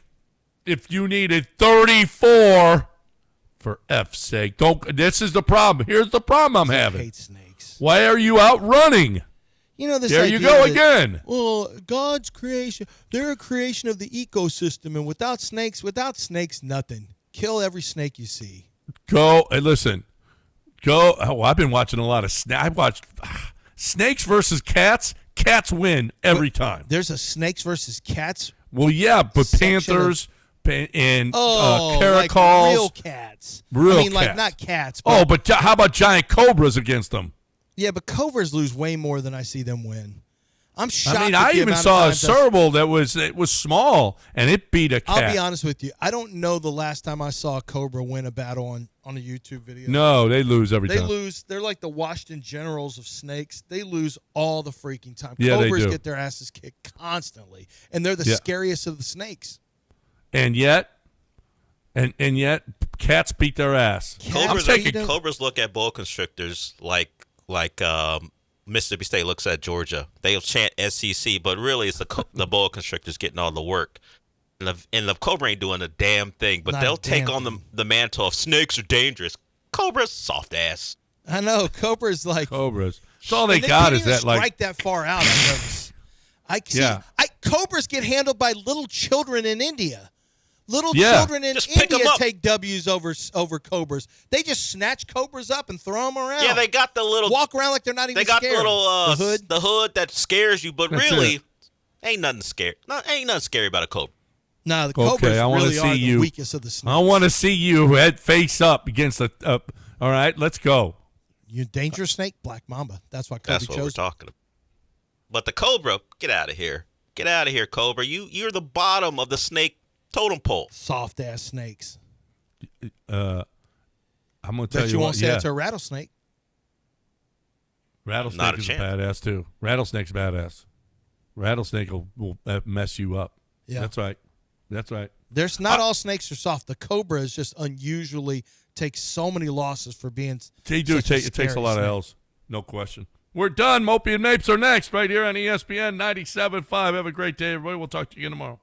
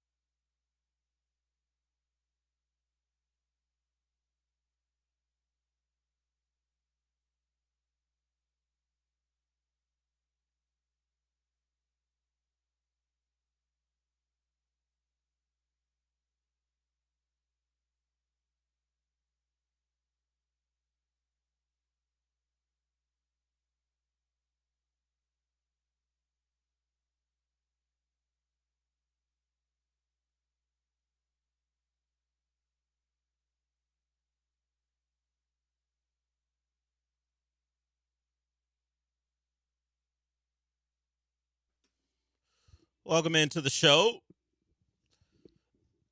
It was a fun and busy weekend for the local teams. We had the on-field results from the Astros. The Texans made a couple moves to bring back some familiar faces. And we wait as the trade deadline is fast approaching to see what the Astros do. After sweeping the Rangers, never trailing throughout, just decimating the Rangers, Jordan, chief among them, the players out there as he continues to stake his claim to the MVP. And now with the Astros 2.5 games up in the AL West, there are no real obstacles to keep Jordan from winning that award as he continues on the pace he's going at. And now the question is, after watching that team beat what was the best team in the AL going into the series, are you going to be dissatisfied if there's no move made? There have been reports over the last couple weeks that the Astros are going to be looking to improve. Now you see a team that has a 2.5 game lead in the West, and the question is, how do they see themselves? Because how big will this move be? We scoffed at reports maybe 3 or 4 weeks ago now that they were in on Skubal and Sonny Gray. Nightingale reaffirmed that this weekend, but the Astros, as you know, by not being actually involved with the Dodgers acquiring Skubal, they found that particular tier of pitcher a little too rich for their blood. So Nightingale threw out a different name, and Robbie Ray as a guy that the Astros could look at. And Robbie Ray's been fine this year. The whip is okay. But I believe when I checked, he was 10-6. So if you're looking for a potential ad with Nightingale being someone in tune with the Astros, they would be quite pleased, according to him, with a Robbie Ray. So we wait and hope. I wonder how pragmatic they'll be, because if we look at the Rangers, according to Ken Rosenthal, were using this series as a bit of a gauge about what they would be willing to do. And a sweep at the hands of the Astros may have put the Rangers off, and they could be sellers, according to Ken Rosenthal. That's a team that came into the series not being very confident about their chances of getting anything out of the season beyond winning the division. If you're leading a division and you're still thinking about, hey, if this series doesn't go a certain way, we could be sellers, that was already in your mind. And you know what, Rangers? I'm not going to fault you for thinking your team's not very good, because I just saw it. Your team's not that good. And sure, the Astros are hot. They have won in a way that they haven't done all year. I think this is the first time since 2024 they've won 6 in a row. But coming off that sweep to open up the second half of the series where they were swept, what is it now, 11 out of 12 that they've won? That's how good they've been. So it's clearly their best run. You're getting the contributions from your consistent stars and Jeremy Pena and in Jordan, and you're finding guys that can chip in. You had Taylor Trammell making a great play in the outfield yesterday early. Peter Lambert saluted him. You have guys like Lamont Wade who don't particularly hit well or at all when no people are on base, finding ways to contribute when guys are on, particularly Lamont Wade with the bases loaded. Now what do? We hope for starting pitching help. Christian Javier will go tonight. He will be the replacement for Imai as they've moved, it looks like permanently, at least for now, Imai to the bullpen. So Javier, after his strong performance in relief of Imai, will now start against a Blue Jays team who did a little bit of both. They traded a guy, and they brought a guy in. They traded Gossman over the weekend, and then they brought in Soriano from the Angels. So the Blue Jays, a good baseball team, comes to town. They were mere outs away from winning the World Series. So they, considering where they are in the standings, are going to be, I guess, buyers and sellers. But they do bring in Soriano. Odd. It's odd for me to look at the Blue Jays, how bad they are. I get the trade of Gossman, but they do bring in Soriano because the AL is so bad. They're only 4 games, 4.5 games out of the wild card spot. So it's a little bit of both for them. The Astros will not be trading anyone away, according to Chandler Rome, from their active roster. At least that's what Jim Crane wants them to operate. He wants them to operate that way. There is the report that they were involved in a potential Twins trade that was scuttled by Jim Crane. There have been some questions about the validity of that report because no one's really ever heard of the reporter making the trade. Underdog picked it up. But if you read Chandler Rome's article today, I believe it was in the Chandler Rome article, there have been reports from sources you trust more that the Twins and the Astros were talking about. At least the Twins trade from their side was kind of killed at the last minute, so you can make your guesses that it was Jim Crane and the Astros who at the last minute backed out. But the Twins did have a trade. The question is, was Brian Abreu on the way there? And Jim Crane said, no, he's part of our active roster. He's not going anywhere. Brian Abreu 2 months ago would have been a guy people would have been happy to see somewhere else because of how poorly he had pitched. That is now different as he continues along with his teammates to put up good performances. So whether you joke about the silver boot or not, that was certainly clinched. But most importantly, this team is playing good baseball. And the question now is, how good do they think they actually are?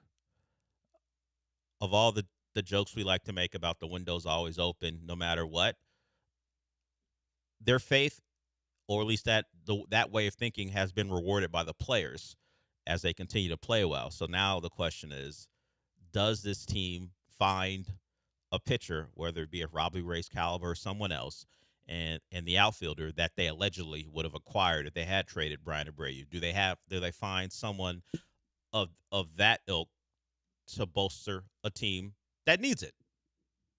Whatever you think of this Astros team and what they can accomplish, if there are aspirations to be more than a division winner in the AL West, ads need to be made. I just wonder how much of a risk they're willing to take, considering the lack of depth in their minor leagues and their unwillingness to trade anyone off the current roster, if the recent reports are to be believed. But as far as the present Astros, you can't ask for anything more from them. And they may get a little help from a current Astro. All of a sudden, Carlos Correa, there's some smoke, mostly from, the man himself, that he could come back. So we'll play that sound when we come back. Carlos Correa is making his way back. We thought that injury was going to be something to keep him out for the year, but he didn't say at the time. I don't remember the quotes, but I don't remember him saying specifically he's done for the year. But he was certainly down at the time because it was going to be a long-term injury. All of a sudden, with this team playing well, he senses an opportunity and he's trying to make his way back.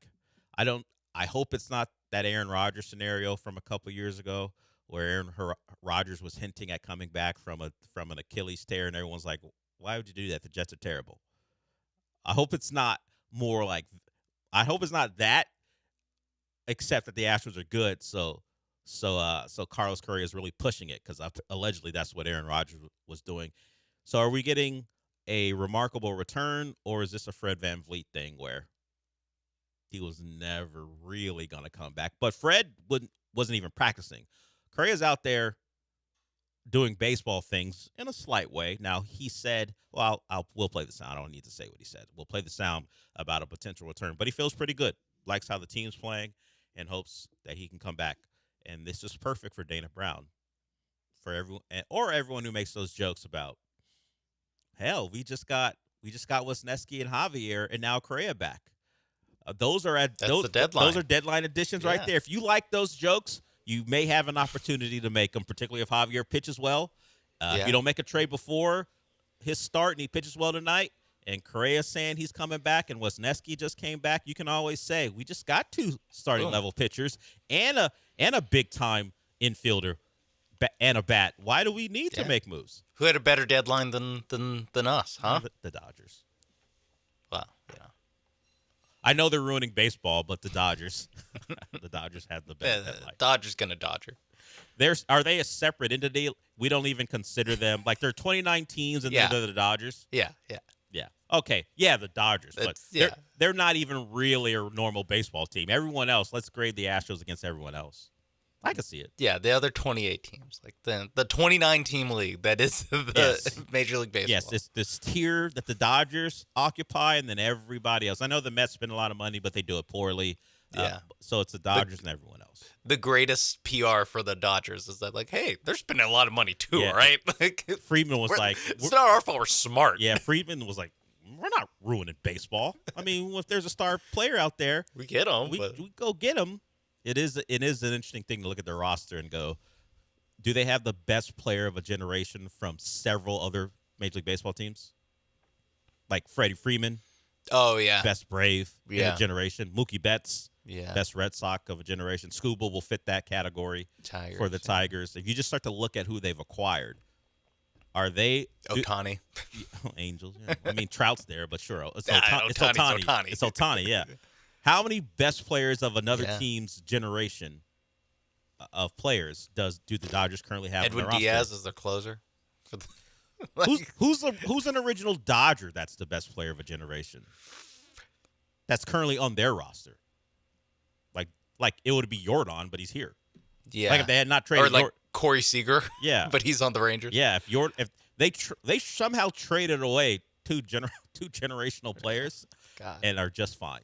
Like guys who would like ruin other franchises if some young it would haunt the Astros forever if they traded away Jordan when he some late reliever and Josh Fields type. Instead, the Dodgers have been just fine, which is what pisses people off, and they're allegedly ruining baseball. We know Correa has had his problems with past Dodgers. We'll hear from Carlos Correa when we come back. If you want to join us, the number is 713-780-3776. Also, we're giving away tickets to the Listener Appreciation Party. We won't always ask you for show lore because, I mean, how deep is the lore really? But we will in this case. So let's go, and I'll remind you as we get closer to the time. 10:45 is when we'll give away these tickets, a pair of tickets to the Listener Appreciation Party. We'll give away tickets all week long and into the next week as well. The question you have to answer at 10:45 is, we have a frequent caller. His name is Eric. He'll call in about a lot of things. Recently, he's called in to talk about rumors, but he uses a specific word that I've certainly commented on. If you know that word, call in at 10:45. You'll be caller 4 at 10:45. If you know the word Eric is talking about, you win the tickets, or using, excuse me. You know the word Eric uses, you get the tickets. And I guess that excludes Eric from this particular thing. So if Eric wants to go to the Listener Appreciation Party, we'll set aside a pair of tickets for Eric. I don't know that he wants to be at a public event, but if he does, because I'm using something you say as a question, we'll give you a pair of tickets. Your IP. Too. Yeah. I know you love gimmick infringement, Eric, but since I'm doing it in this case, we'll give you a couple of tickets. So 10:45, the word Eric uses to talk about the rumors he's heard. You know the answer. You get a pair of tickets to the Listener Appreciation Party. And then the rest of the week, we'll do it easy. All you got to do is call in at a certain point. So we're just getting started here. 713-780-3776. We got text and stuff. We got more Astro stuff. We will be back.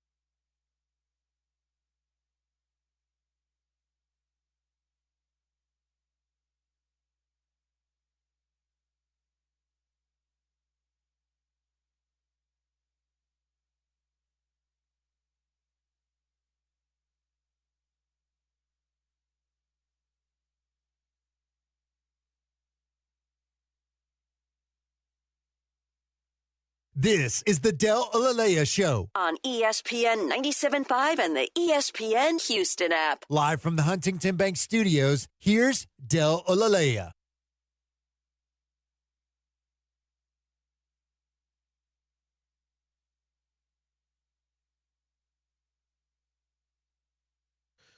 Jordan is your player of the month in the American League. 360, 9 home runs, 22 RBIs, and OPS nearly at 1,200. Somehow C.J. Abrams doesn't pale in comparison. He's been great as well. He's the NL player of the month. More home runs and more RBIs than Jordan. Little behind the batting average and the OPS. So there was some reports that C.J. Abrams could be someone the Nats move. They are not looking to, but they will listen. And we talked about it at the time. If you're a Nats fan, you got to be losing your mind if there's anything real behind it, considering he is one of the guys that came in the Juan Soto trade. The whole point of trading Juan Soto is to get great players, and then you might trade the good young player. Yeah, they did it. Mission accomplished. They got the good young player. Didn't say we'd keep him or win with them. But now that we showed you we can, trade a guy for good players in return, we'll do it again. Okay.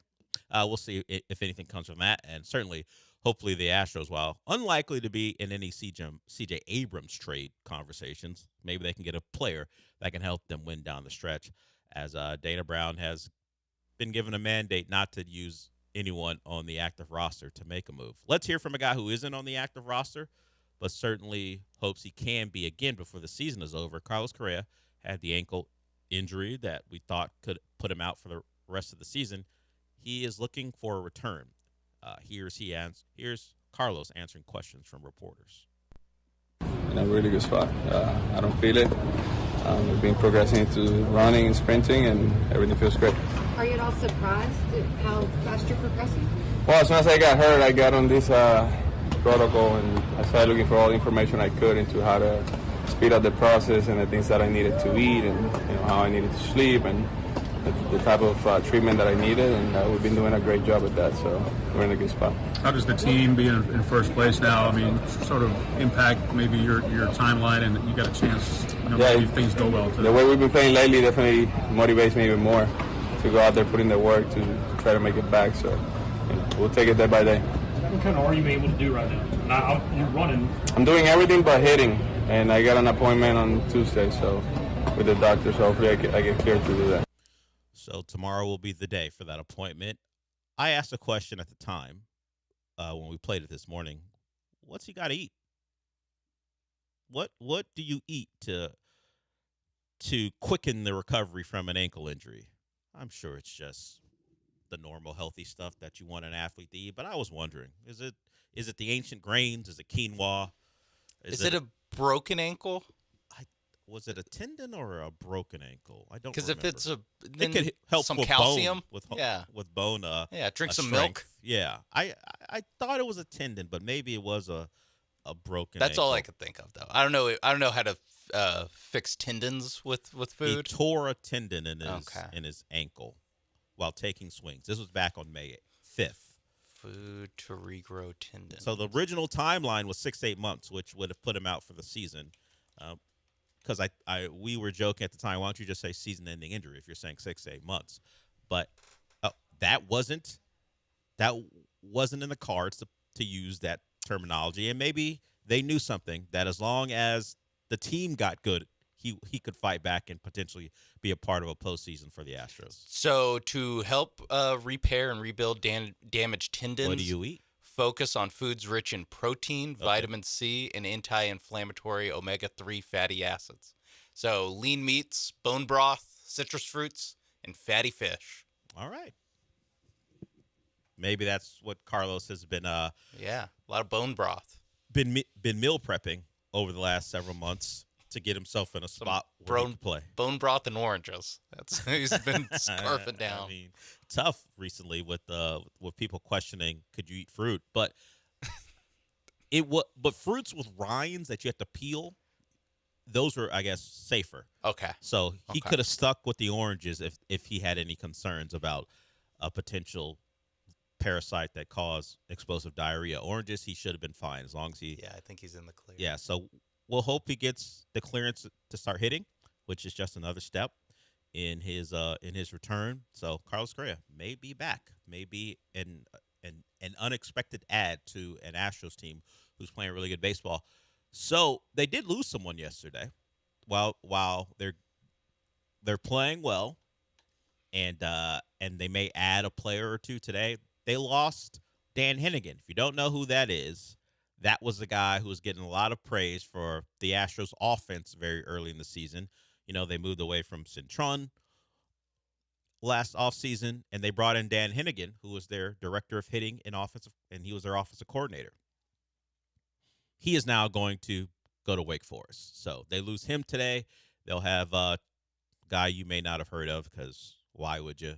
Chucky Caulfield will assume the roles. But Dan Hennigan, we were looking at that guy going, what did he do? Because the Astros went from a team who were disappointing last year hitting the baseball, particularly in the second half of the year, to a team who had one of the best offenses in baseball. That had kind of cooled down as their pitching staff continued to pitch poorly. But the bats were fine over the weekend, and the pitching has certainly gotten better. But Dan Hennigan, we hardly knew you. Now you're Demon Deacon. Thank you. We salute you. This AL MVP that Jordan is probably going to win. This one goes. Does he mention? Out to you. Do you think he mentions? You the real MVP. Does he mention through an interpreter Dan Hennigan and what he did for him? I think he gets lumped in with the staff, the coaching staff. Probably. I would agree there. I think Joe Espada and the coaching staff. Yeah, you're probably right there. So John Morosi is reporting, at least through Twitter. Wake Forest is an H&R coach. I don't know if he's becoming the manager or he's just working at Wake Forest. I hope it's the manager. What are we doing, losing guys to Wake Forest? Wake? So Morosi is saying the Astros are increasingly confident they're going to add a left fielder today.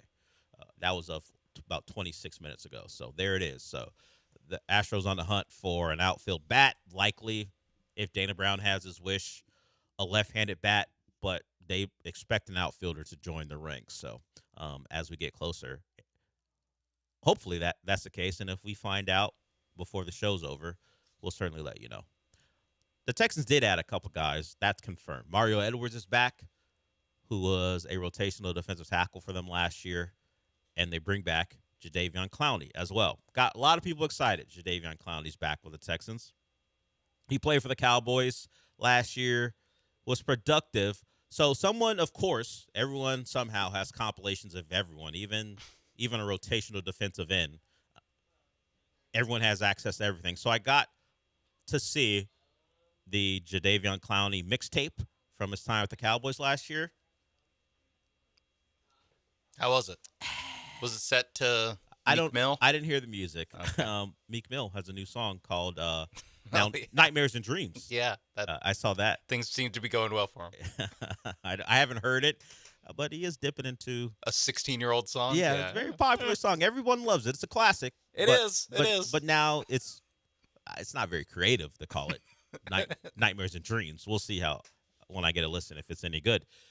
But Clowney, a lot of his production was try-hard stuff. Like he didn't get an initial rush on the quarterback, but his strength was enough to push the offensive tackle back a little bit. The quarterback holds on the ball. He makes a play. There's a naked boot sack where he's not fooled by the run fake and sacks a guy.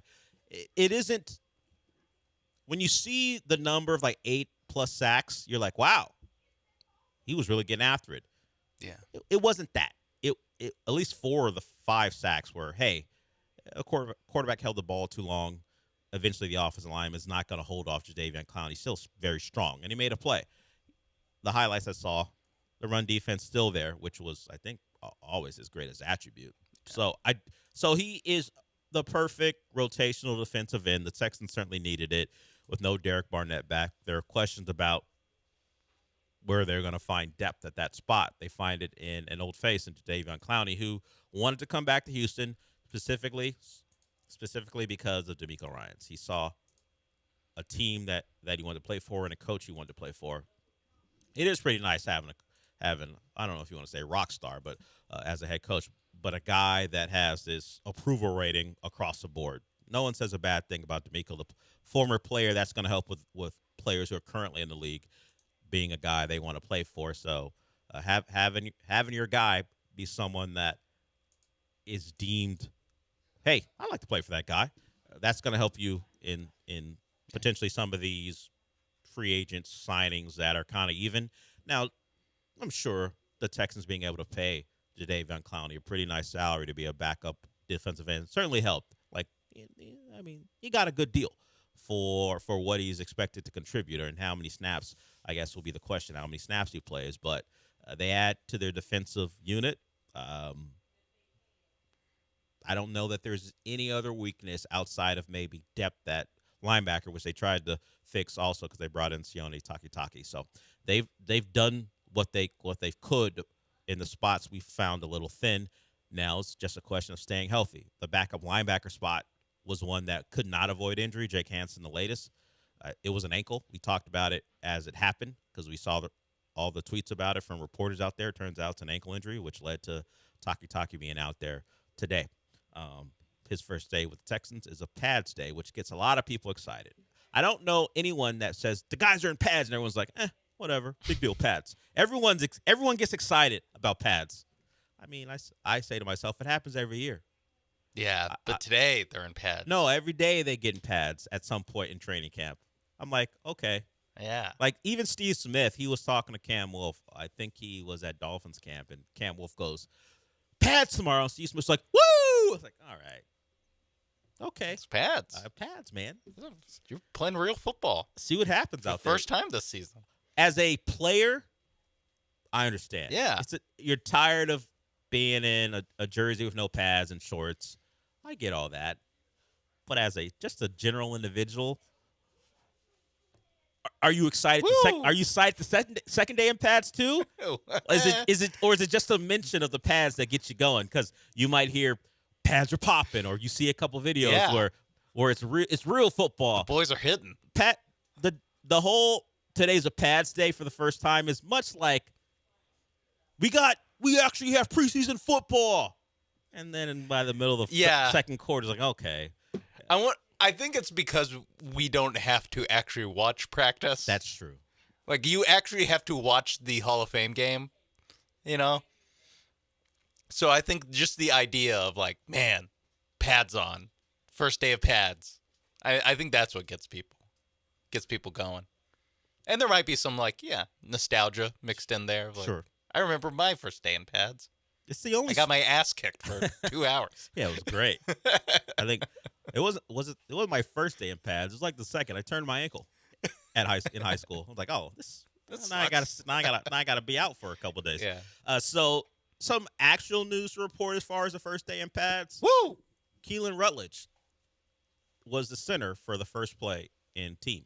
So if that isn't some sort of clue, maybe it's not. Maybe tomorrow it'll be Jake Andrews as your first play starting center. But at least today, with the pads on, Keelan Rutledge is out there. So more evidence that the inevitable is on its way. Rutledge is going to be your starting center. And we'll hear from D'Amico Ryans when we come back on that. And a reminder, we're about, well, you know what? I don't remember if I said 10:40, 10:45. 45. Okay, 5 minutes away. We're 5 minutes away from giving away a pair of tickets to the listener appreciation party. Remember, we have a caller named Eric who, when he says he's heard rumors or reports, whether they be true or not, about a potential acquisition or transaction, he uses a specific word. If you know what that word is, be caller 4 at 10:45, and you win the pair of tickets to the listener appreciation party. We're giving away tickets all week long. All the other shows are as well, but this is your first opportunity from this show. What word does Eric use when he's talking about rumors and transactions he's heard about? Caller 4 at 10:45 wins those tickets. We'll do that. Well, that call will take place when we're back. But if you want to join us, that number is 713-780-3776. We'll hear from D'Amico Ryans on what appears to be his new starting center when we come back. But first, I want to talk about Aqueduct Plumbing Company, the place you go to when you've got a plumbing problem. It's pretty simple. You don't know how to fix a plumbing problem. Don't do anything to ruin your home. Let the people at Aqueduct Plumbing Company take care of you. Whether it's a leak that can turn into something that's much bigger, or you got a big job that you need taken care of, Aqueduct Plumbing Company is the place for you. If you go to their website, aqueductplumbingcompany.com, you can see their services menu, and it shows you all the things they provide. They'll do camera inspections, leak detection, repipes, which are the big jobs. They've done over 1,000 of those.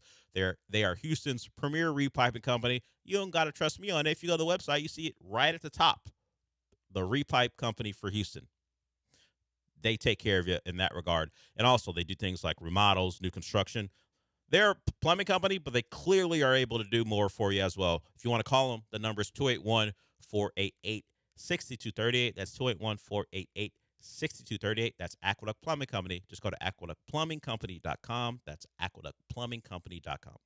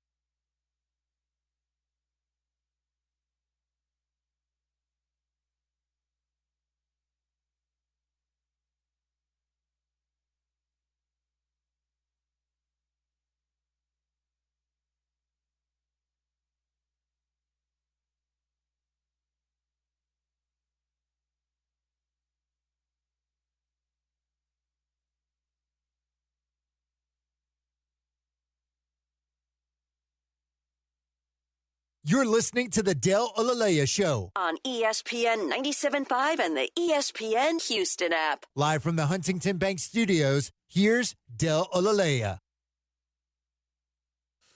So Dustin, who is a Cowboys fan, he heard me talk about the Clowney highlight tape I saw. He said he's not sure what's on it, but he said it was a beast. I'm not suggesting he won't help. And, yeah, the numbers show you he was productive last year, but with the 8.5 sacks, and he how many games did he actually play? 8.5 sacks. So that's a good number for any pass rusher. When I watched him, it wasn't this player coming around the edge, and that really wasn't ever his game, honestly, not in the NFL. It was a player who showed strength and a guy who showed effort, and that's how he got to a lot of his sacks, at least. The run game stuff, that's kind of been his calling card since he's been a pro. But he is a really good rotational defensive end. There's no question about that. And the Texans got a guy who a lot of people are familiar with, a lot of people are excited about. And if he's that guy again for the Texans, that's a great signing. When you're backing up Zeno Hunter and Will Anderson. He needs to be Derek Barnett, you know? Yeah. He needs to be last year's Derek Barnett. Be impactful on the snap in the less than full time snaps that you're going to get as a backup. and make a couple plays, and he's certainly capable of that. Yeah. Capable of that. He showed that with the Cowboys last year. And get that number 42 or whatever off you. Oh, yeah. We're better numbers. There are 90 on the Texans right now? It should be Jadeveon Clowney. I know he's not actually at that level to just be like, hey, give me my number back. Yeah. To anybody, but off the top of my head, take that fullback number off. Yeah. And put on a real defensive end number. Give Lorenzo Neal his number back. And there's there not 90? Currently a 90 on the Texans, so there it is. Yeah. There you go. Davion can go get his number back. Saved himself some money. There it is. Didn't have to pay anyone off. That's nice. Looks like we have. Do we have our winner? Yes. I believe we have our. We have our winner. So we'll do it again tomorrow. But also listen throughout the week on this show and other shows for your chance to win listener appreciation party tickets, because we'll be doing that at least for the next couple weeks. The party is August 28th. I do also want to remind you that it is Houston Restaurant Week's time. It's happening from now through September 7th, and you can think of it like a citywide all-star lineup, hundreds of restaurants with the prefix menus, and every time you eat, you help the Houston Food Bank. Dine out, do good, and check out the full lineup at HoustonRestaurantWeeks.com. So there it is. Let's get to one Keelan Rutledge, who is well on his way to becoming the starting center for your Houston Texans. I am kind of listening to myself and kind of listening to what's going on in the control room as our intern discusses how the contest went, as people were trying to figure out who Eric is for some and what he said. I would just say it wasn't exactly the first caller. Wasn't our winner. No, I saw. I know we had 4. I said caller 4, but it might have gone past that. It was caller 4. It was caller 4, but some people had the wrong answer. For people who don't know, Eric uses the word rumblings. He uses the word rumblings to tell us that he's seen something or heard something on the street, what the streets are saying. Normally, there's no real backing behind it, which makes it funny. That's why rumblings is just a funny word for him to say, considering it feels like almost made up. Because have we remembered an Eric rumbling that had any fact behind it? The Pena thing's most recent, where that was a thing that was out there that the Red Sox were sniffing around, but it was immediately debunked by, or at least maybe not debunked, that the Red Sox were looking. But the Astros said, no, we're not doing that. We're not trading Pena. He kept bringing that back up a couple times, well after the Astros had let it be known they weren't trading Jeremy Pena. So we do have our winner. Tomorrow we'll do it again. That one will be more simple. We'll just have you call in at a certain time and get yourself some tickets to the listener appreciation party at St. Arnold, which is where we did it last year. All right, let's get to Rutledge. Rutledge out there with the ones, first play of team. Good sign that he's got a real shot, if not already the front runner for that job. Here's D'Amico Ryans on what he likes from his rookie center. Keelan is a swarm player, man. I love it. I love to see an O-lineman and pushing guys downfield, still fighting to make sure he finishes. I love his mindset. That's what it should be. He cares a lot. You guys see it, standing to the side. We see it. I watch it all the time, try to highlight him, in our team meetings, because that's what we're looking for. When you have that type of mindset at O-line, it's a problem for defenders, because you're just a pest and you can't get rid of guys. And that's what he is. He's a nuisance for the defense, and that's what he's going to be for us, and I love every bit of it. So that has been the conversation around him almost entirely, that he fits the profile of what the Texans want their offensive line to be. And then you heard D'Amico just throw the swarm on him, which for the most part has been exclusive to the defense. They wanted a more swarm-like attitude on their offense, and particularly at the line of scrimmage, and they look like they're getting it from Keelan Rutledge. I am waiting for D'Amico to say he's just a flat-out good football player. Like, whether it be knowing the scheme, the hand placement, all the things that Cole Popovich is working with him on, I'm waiting for that moment. I'm waiting for the swarm stuff to just be a part of what Rutledge is. That's understood. But also, when I need to run behind him on 3rd and 2, and everyone knows we're running the football, he gets it done. When that happens, then the Swarm stuff goes from being a training camp story to just an accepted part of who Keelan Rutledge is. Honestly, I got a couple more days of hearing about how tough he is and how much he drives guys into the ground. It's first day of pads. We'll find out. And apparently he's still causing a ruckus. Cool. Yeah, that was because there was a story. I think I forgot. Was it from DJ? Where apparently Rutledge put Aziz on the ground. Yeah, and was enjoying it. And Aziz got up and was like, "That's how you do it," or something like that. You know, very classic. Like, this is exactly what we're sold Rutledge is, and this is exactly how Aziz Al-Shaair would react to that. Of like everyone, swarm mentality. Let's go. First day of pads. I would agree. Like if you're writing a novel about Keelan Rutledge, nothing has been surprising as of yet. This is the plot. It's been written out, and Rutledge is fulfilling in a way that doesn't. Hey, that's unique to the character. He would never do that. No. All that stuff. So far, he hasn't had a hasn't had a plot twist. Yeah. So far, no. I forgot what the phrase is because they were saying it about. Some people were saying it about Jean Grey. Character assassination. There's been no character assassination of Keelan Rutledge as of yet. That's good. Yeah. No, the character assassination would be like, I don't know. I heard he likes avocados or something. I know.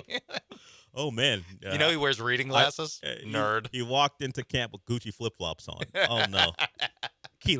Money changed him. Yeah, that'd be character assassination. The signing bonus changed him. We have not seen that as of yet. Everything you're getting from him is everything we were told about, and you heard the head coach. That's what he's looking for, so that's great. That's great. And starting, at least on the first day of pads with teams. So yeah, I don't know if they hit on the pick, but as we've talked about, the Jake Andrews bar has been low, and Rutledge seems to be easily clearing it right now. Yeah, I also am not gonna take too much. I mean, obviously it means he's at least in the mix for starting center, and I'm pretty sure that's who they want to win the job. But I've also been doing this long enough with Texans offensive lines where the lineup shuffles a lot over the course of what the first group is that takes snaps on any given day of practice. So I do also put a little bit of grain of salt. Yeah, okay, today was the day. Who knows who will be tomorrow and who's going to be, slotted in and out, whatever. So Rolando is having an issue. He tweeted me and asked if he can get his number unblocked. I don't know that phone has the capability of blocking numbers. Now you might have called in, and that probably was. And we got called the in after the winner. Got the caller 4, so we stopped taking calls because we have our winner. I would guess that's what it is because we don't block numbers. At least I don't think we can even block numbers with that phone. Call in right now, Rolando. Yeah, Rolando, try to call in right now, and if you get in, that means your number's not blocked. Yeah, we won't give you anything. Yeah, we don't have anything to give you. You can call in about your disdain over our phone practices. But I think if you called in right now, you would get in, which would just tell you that it's kind of luck of the draw, and unfortunately, over the course of however long you've been trying to call to win stuff, it hasn't. The odds haven't been in your favor. If that's you, Rolando, that's your clue that we didn't block your number. We just haven't. You just haven't fell into a spot where you could win. Sorry about that. And also sorry for the Hunger Games reference. I recently saw Ray Fiennes in that trailer, and that's why I said it. In fact, they're making a new. The new one is going to have Jennifer Lawrence in it, right? I don't know if it'll be at the end of the movie or some type of I don't know. She's a voiceover person. I don't know how they're going to do it because it's set or flashback. Yeah, it's set years or flash forwards because it's set years before she's even supposed to be alive. Oh, it's the Haymitch story. All right, cool. The Woody Harrelson character, if you don't know who Haymitch is, for some people. I definitely fell off after the first movie, so there's a lot of sure. Well, yeah, sounds good. At this point, you fell off after the first one. There have been three. There were three. Was it three? 3 more in the original series, a 2-parter. Yeah. And then they've had a recent one with Rachel Ziegler, I think is her name, and now they have another one, another prequel. I'll have to catch up for. Or I think it's on Max or Netflix. I forgot where they have those now. But yeah, Catch up so I can get the Haymitch story. if you want. This is the Is it not played by Woody Harrelson? He is the original Haymitch, but this is supposed to be a prequel story, so they went with the younger actor. Not my Haymitch. All right. There's okay. You've only watched one movie. I don't know if you can say that. Well, I've watched the other ones. You just didn't really. Yeah, they've been on at the gym. They're big those kind of movies. Huh. Yeah. TNT or something? Yeah. Okay. I wonder why USA or something. Why they wouldn't just change it to non-Hunger Games material. Maybe. Yeah, it's just the certain TVs are just on on those channels. Channels, no one changes them. So there's Fox News, there's CNN, there's Hunger Games. The Meg. What if it's just a Hunger Games marathon all the time? Yeah. It's not TNT or USA. A Few Good Men was on. Like your gym has a specific Hunger Games channel. Yeah, like Hallmark, but for Hunger Games. Ray Fiennes. I was like, is this beneath you, Ray Fiennes? Apparently not. If Viola Davis can be in one, I guess Ray Fiennes can be in a prequel too. He's got a mortgage, all right? I'm sure.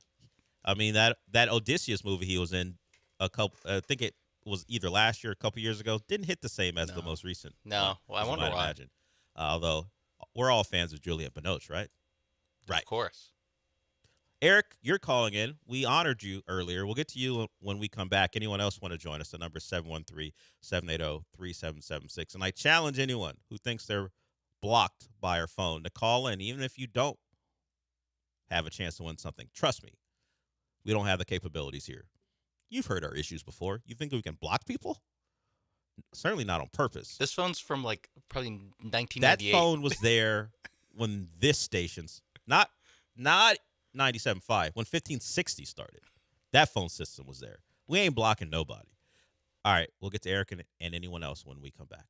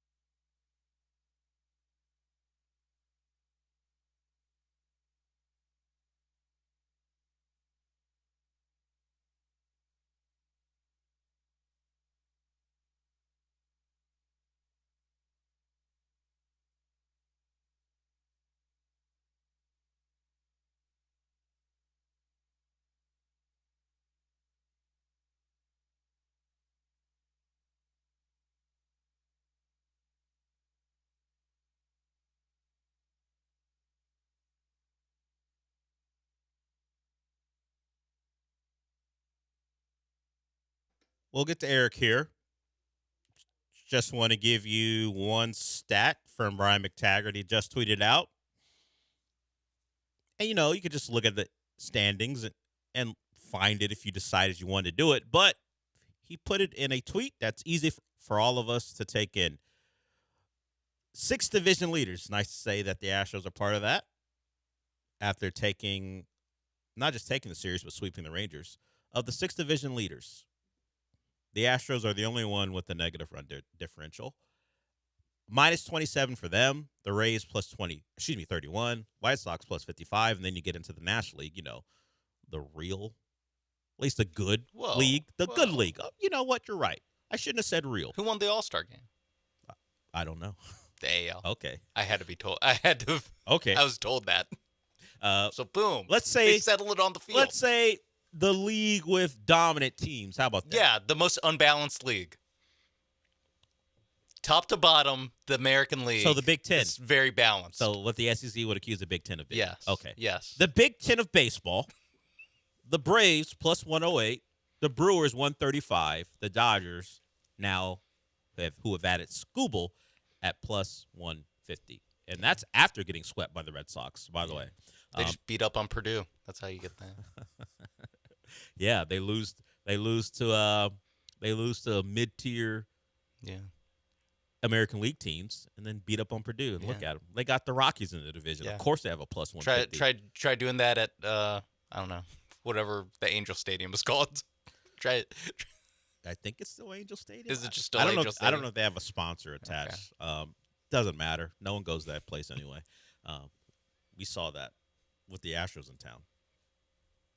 It's not a place that gets filled with people. Let's get to Eric here. He wants to talk Astros. What's up, Eric?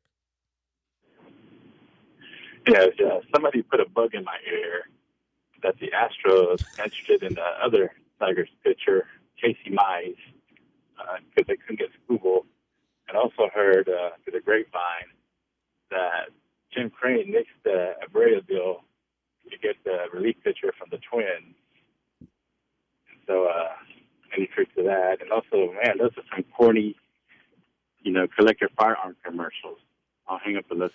We love our sponsors, Eric. And it wasn't a relief pitcher. It was an outfielder that allegedly Jim Crane nixed. And don't think I didn't notice you changing the words. A bug in his ear. He has not used that one before. No one's used that. No one says that. The outfielder in question was Trevor Larnach. That was a guy that allegedly the Astros were targeting because I love. Mm-hmm. They're honed in. I love reporters using different words because they don't want to repeat themselves when they talk about a team targeting, honing in on, interested in, whatever. It was Larnach, and someone who tweeted me. It might have been Club Fan Timmy who tweeted me and said, "Let's hope Jim Crane keeps nixing deals so there's not another player here who Lance can't pronounce their name." Because there was a moment where, I get it. It's Trevor Larnach from the Twins. If you don't know how to say his name, it looks like Larnach. It could be anything. Lenarch. But Cup Fan Timmy has it out for Lance. And sometimes it's over the top, but that was funny. At least for me in the moment. Yeah, they got to go with the. Is there Jones available? A Johnson? I can't say. Smith? That would help everyone involved. They have a Cam Smith, which is great. Yeah. A Trammell can make people stumble. Mm-hmm. Looks like Trammell, but it's Trammell. He's been here a couple years now. So it's Smith, Trammell. Myers was very easy. Yeah. Well, I'm saying they need a trade for. I know. Trade for some Jones. You're looking for a Jones, but Myers and Jones Smith. For it. Okay. Thank you, Ken Rosenthal, in there telling me who the Astros want and how much they want him. The Astros are Jonesing for Kyle Stowers. Yeah. That's another one certainly. But they've had a Myers. They've had an Alvarez out there. Not a lot, but he has played outfield from time to time. And Wade. Cam Smith. Those are easy ones. Yeah. Lamont Wade. Another easy one. Yeah. So they've done their part. Yeah. But there's still Trammell out there from time to time. Up to Lance to step it up. And speaking of Taylor Trammell, I mentioned the great play. I mentioned it in the first segment of the show. He had a great play in center field, nearly over the shoulder catch, and Peter Lambert, who continues to pitch very well, applauded him. He also was caught in a rundown between third and home. And I only mention it because Taylor Trammell handled it very differently than how you handle it in the Mexican League. Taylor Trammell, while he wasn't thrilled for being called out because he avoided the tag, but the home plate ump ruled that he jumped outside the baseline. So, out. He couldn't believe it, but he was out. He did not wind up punching anyone involved in that call like what happened in the Mexican League. Look, I can't say that that's good for baseball.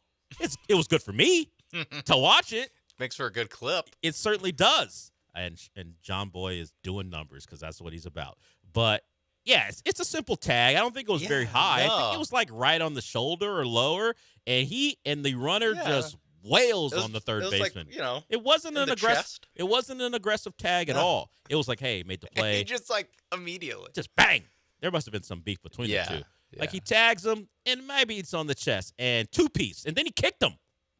Yeah, the kick on the ground. That's you too don't much. see that a lot. You in don't baseball. you don't see someone getting kicked, and it led or to life really. Oh, yeah, I mean it's very rare. Maybe you're on 6th Street in Austin, you see someone. You gotta be kicked. really pissed off at someone to kick them. someone when they're down. That's the whole thing. Don't kick a man when he's down. In this case, Danry Vasquez said, "No, I'm going to do it." No, I am that pissed off. Poor Rodolfo Amador. They must have had words because this tag doesn't require that type of reaction. Maybe he just doesn't like getting caught in rundowns. This might be just simply out of embarrassment. Yeah, frustration. And he wound up on the ground because he got hit by someone from one of the teammates of Amador who were defending him.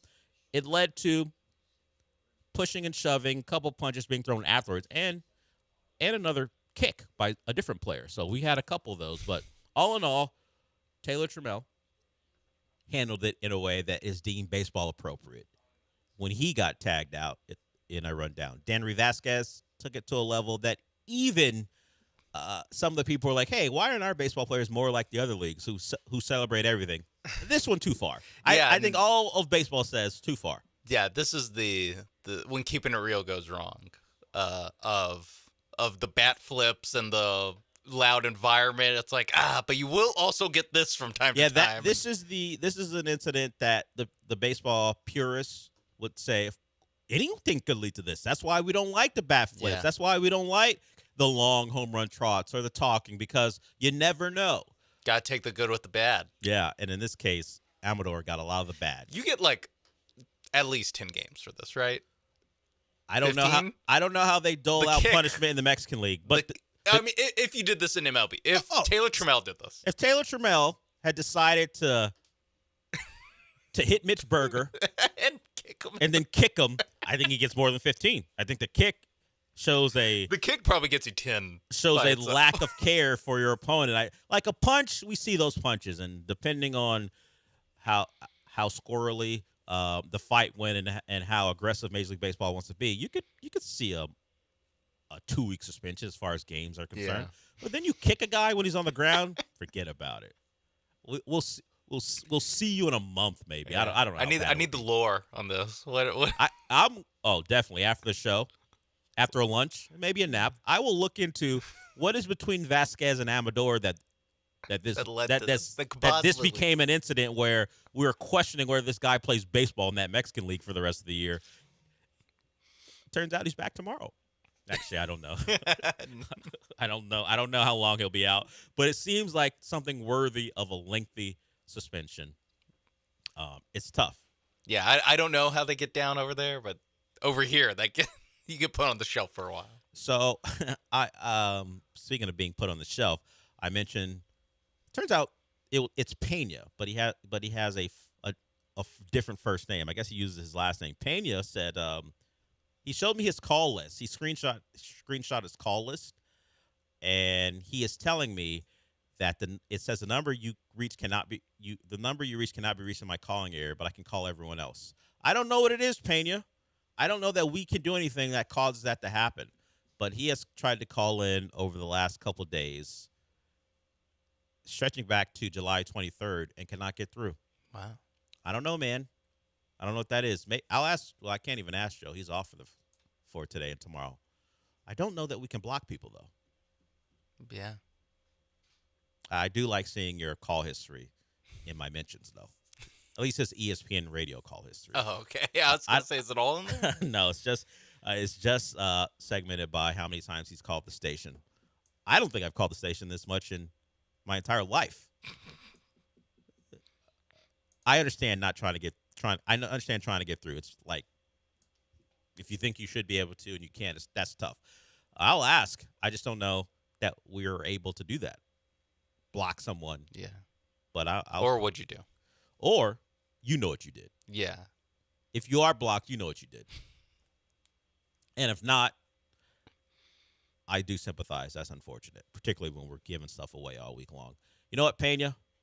If this continues, I can give away a couple tickets to people if I so choose. If this continues, if you want to go to the listener appreciation party, I got you. All right, we'll go to break with that. If you want to join us because your phone isn't blocked, you can.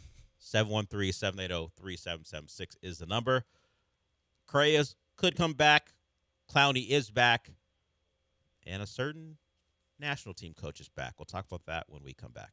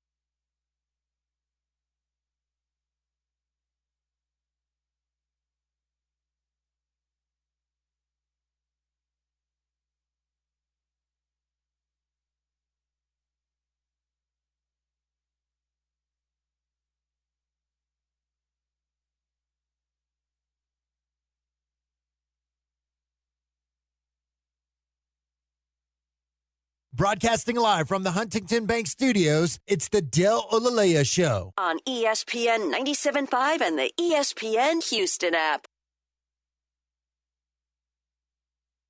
Here's a tie-in that Sean brought to the table as we were coming back.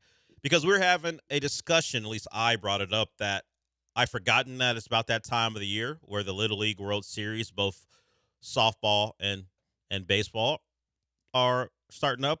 The Little League Softball World Series is going on. I'm sure baseball is soon to follow.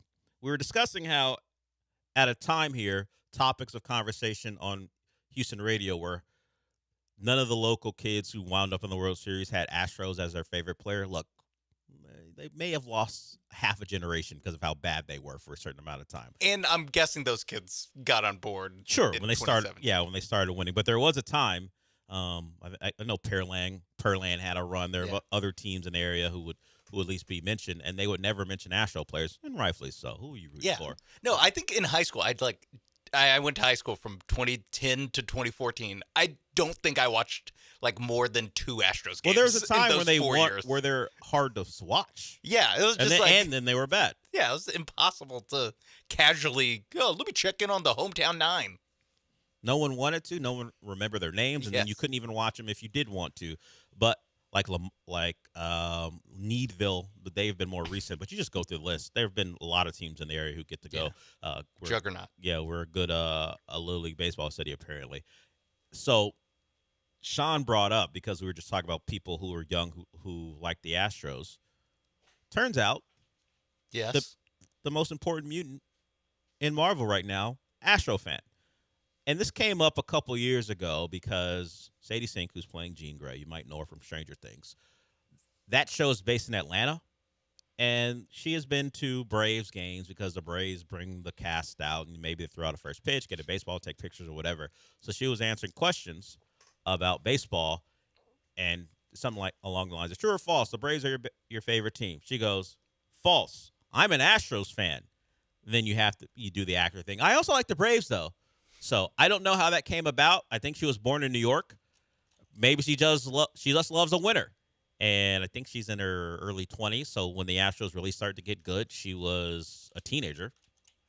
But just so you know, one of the most powerful mutants in the MCU, big Astro fan. So if you haven't seen Spider-Man Brand New Day, Sadie Sink's in it. Now's another reason to watch. Although I don't know how many people haven't seen it. We're talking $927 million globally, a domestic box office of over $330 million. So a lot of you have seen it, even if you like to call people like me and Sean nerds. There's a lot of us out there. Yeah. Don't know if you've heard. And she happens to be an Astro fan. The pride of Brenham, Texas. Oh, she is from Texas? Yes. Okay, that makes sense. I guess I said New York because, she was a Broadway kid. She didn't move in 2012? Yeah. Family relocated to New York City to support their acting career. So that family must 2012. Yeah, she was born in 2002. That family must have been. They saw a 10-year-old. They're like, we got one. And they were right. Look at that. That family is deep-rooted Astro fan because 2012 for her to leave the area and still be an Astro fan, that team stunk. So she was like, Matt Dominguez, that's my guy. So I don't know how she took part in watching the Astros from afar, but when they got good, she was still a fan. So or her dad. Yeah, the family. That's a family thing because there's no way a 10-year-old moves to New York and still an Astro fan at that period because they were bad, really bad. Yeah, I'm also willing to throw out there, probably not huge into. She's probably not being like they better not trade Ethan Pecco for Kyle Stowers. I doubt she's that locked in. On the Brand New Day press tour, she got really upset when the Pena stuff started floating around. Not to the Red Sox. She has Jeff Passan alerts on. Yeah. All the rumblings she's hearing about the Astros and potential moves. I'm sure she's hoping that Robbie Ray is the acquisition they make. As the and Astros an outfielder, damn it. Well, at least one outfield. Really, really, really big fan of Taylor Trammell and his contributions in the Rangers series. She's on Baseball Savant. Look at these Moniac splits. He sucks outside of Coors. We can't make that trade, Dana. We'll see if she and the rest of us are excited by a potential Astros move. We can only hope. I hope she's at some red carpet, whatever. The premiere in, I don't know, wherever there's still premieres a week after. And someone is like, breaking news, Sadie Sink, the Astros just got whatever, Robbie Ray. And she's like, what? Your thoughts? Oh. I was Cool. hoping for Soriano, but the Blue Jays got him first. But Robbie Ray will do. What are they doing? Trade Gausman? Yeah. That just save money? It doesn't even make any sense. They trade Gausman, they bring in Soriano. What are they doing? Blue Jays. They really should have got that World Series last year. Look at them now. I know. Ooh, oh, my God. Yeah. Imagine being as close to a World Series as they were, like 3 different times in Game 7. Yeah. And now they're 52-60. And then at the next deadline, you're sellers. Yeah. Or kind of. But when you buy, people are like, huh? Why are they buying? Yeah, everyone's like, this team is terrible. Why are you – the Gausman thing made sense to us. Why are you bringing in Soriano now? That whiplash must be insane. It's a little odd. Yeah. Yamamoto got him along with just the Dodgers as a whole, and now look at him. I mentioned this before we went to break, and then we got distracted by Gene Gray being a giant fan of the Astros. Pochettino back with the U.S. M&T. Mauricio Pochettino signs a deal through 2030. No contract details as far as how much you're paying him. The rumor was he was getting about $6 million when he originally signed on for the 2-year stint when he came on after the Copa America embarrassment, where the U.S. were grouped. They were hosting Copa America, normally a South American tournament. They invite teams from different federations, but the U.S. in the last has hosted that South American prestigious tournament a couple times now, and they got grouped. So Berhalter was out. They hired Pochettino, and we know what happened this summer. The highs and then the very low of losing to Belgium. There were conversations, or at least some questions, about whether he would return. A lot of people were using that final result against Belgium as a reason for him not to come back. At least some people were, with big voices. The U.S. Federation said, nah. A lot of positives from that World Cup, even though the final game was a disaster. So he gets a 4-year deal. There's no guarantee he'll be around for the 2030 World Cup. Guys in international soccer get hired to be part of, as they call it, their project to get them to another major tournament, and then something happens where the team fails on their way there, and they make a move. We saw it with Berhalter. He was signed on to make it to the 2026 World Cup. The results before the World Cup were so embarrassing. U.S. Soccer said, we are not going in the right direction, so we got to get him out of here. So there's nothing that locks Pochettino in as far as being the manager, but the hope is he can build off what he showed along with the team and then be a guy who has a full cycle plus the 2 previous years that led up to the 2026 World Cup as his runway into a 2030 World Cup, where they have to go through qualifying this time around. They got a couple major tournaments. I believe the hope is that they'll be, I don't know if it's already been announced, that they'll be a part of another Copa America. And, Gold Cup, Nations League, World Cup qualifying, all the things he's got to manage, and a roster that expects some turnover because of the age of some of their players. And can he find himself a goalkeeper? Matt Freese was added again in the All-Star game, where if you didn't watch the MLS All-Star game, me and you are the same. Who won, East or West? I don't care. Okay. But I did see the highlight of Matt Freese playing a cross. There's a cross coming over. He is 2 yards deep in his own net. So there's no chance to keeping the ball out. It's not even a header that would have taken a lot for a goalkeeper to make a save. But when you're 2 yards deep in your own net, how are you going to make a save? That guy was starting for us in the World Cup, as if that blunder wasn't enough of evidence to say he shouldn't have been there. We saw what he did against Belgium. That's evidence to show you not a world-class goalkeeper. The U.S., for the better part of my entire life, has had world-class goalkeepers. So now, beyond finding, let's say, a squad 18 deep that you can rely on, because I don't think they're 18 deep in this last World Cup. They probably were at best 12 to 13, if that's even true. You need to get deeper. You need to find depth, find some young talent, because 4 years is a long time in a soccer player's career. And then, of course, find a goalkeeper. Maybe 2. It'd be nice to have 2 guys. Not Matt Freese, Matt Turner. Yeah. I was looking for the play, and there's one that's not by Matt Freese or Matt Turner, but it popped up when I looked up Matt Freese because it said, how common are Matt Freese specials in MLS? Matt Freese specials? The fact that there's also a Matt Turner terrible one, too, that's popping up. So, yeah, not great. Not great stuff in the world of U.S. goalkeeping. That should be the thing we... It was the one thing, along with maybe a center back, that we could always count on. Yeah, and both. We used to have them both at the same time. And now... We've got what happened? We got Matt Freese and Tim Ream. Tim Ream I don't blame. He's just old, and they didn't have a soccer, and we just didn't have a replacement that could fill the void. Matt Freese, there's no explaining what he was up to against Belgium. I don't want to relive it. Never mind. No, Pochettino though, no excuses. Find yourself a better goalkeeper. You get a full recruiting class, and you get to test yourself in the all the different cups that you laid out. That it's all on you, Pochettino. No excuses. Get out of the round of 16. I mean, you won the knockout round game. That was what I had hoped for. Yeah. That was the bottom basement of achievement. They did that, and then they did what they did against Belgium, which erased all the goodwill. Yes.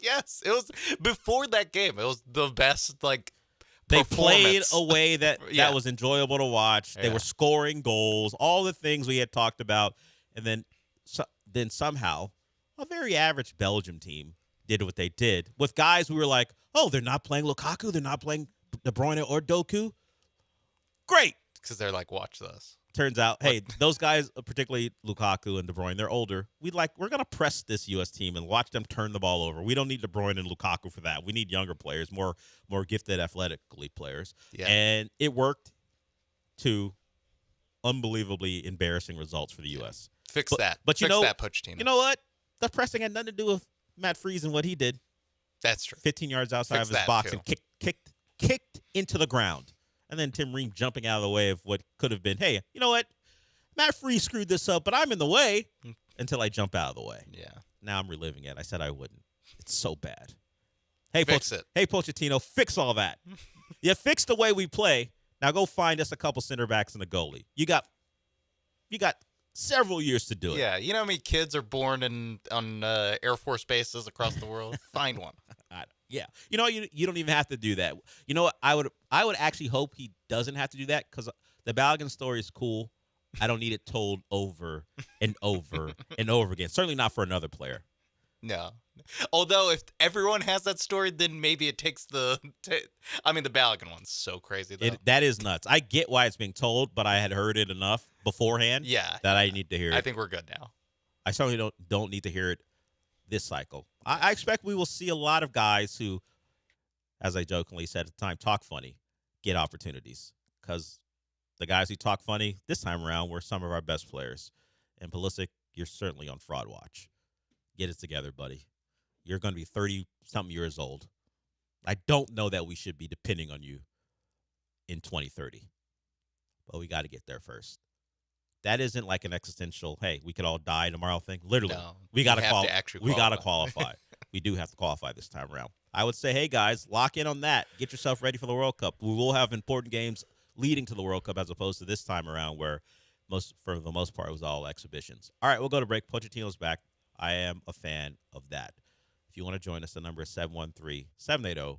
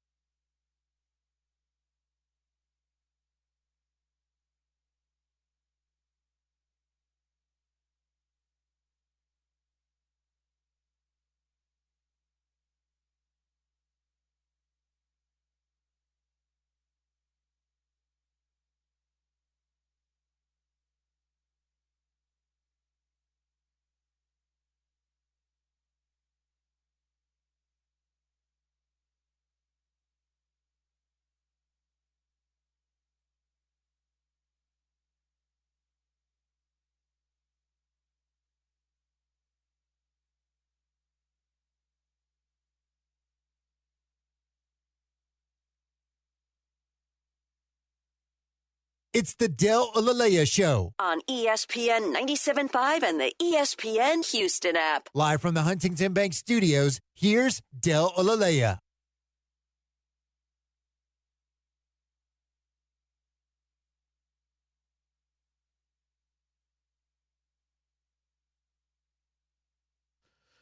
All right, welcome back to the show. So the Astros sweep the Rangers, and the Rangers have used this result as an impetus to start selling guys. Now, I got to believe this was part of the thought process leading in. You don't just immediately go from, hey, we're still in this thing and actually leading the division going into the weekend sweep at the hand of the Astros too. Let's sell everyone off. If you actually believed in your team, you're like, you know what, that's a bad series. But the Astros are playing great baseball, 11 out of 12. This can't keep up. They will eventually revert back to less than stellar baseball, and we'll have a shot. Instead, the Rangers are of the belief that it's time to sell. Like Eovaldi could move among others. So if you want to say the Astros killed the Rangers, that's fine. I mean, at the end of the day, it doesn't matter. You won the 3, but DeGrom, Seager, and Eovaldi, all guys that the Rangers are looking to move. Wow. And the Rangers are getting calls about Mackenzie Gore and listening. So you may see a real dump of talent and salary by the Rangers here coming up shortly. And off the back of an Astros sweep, they may be more motivated to do that.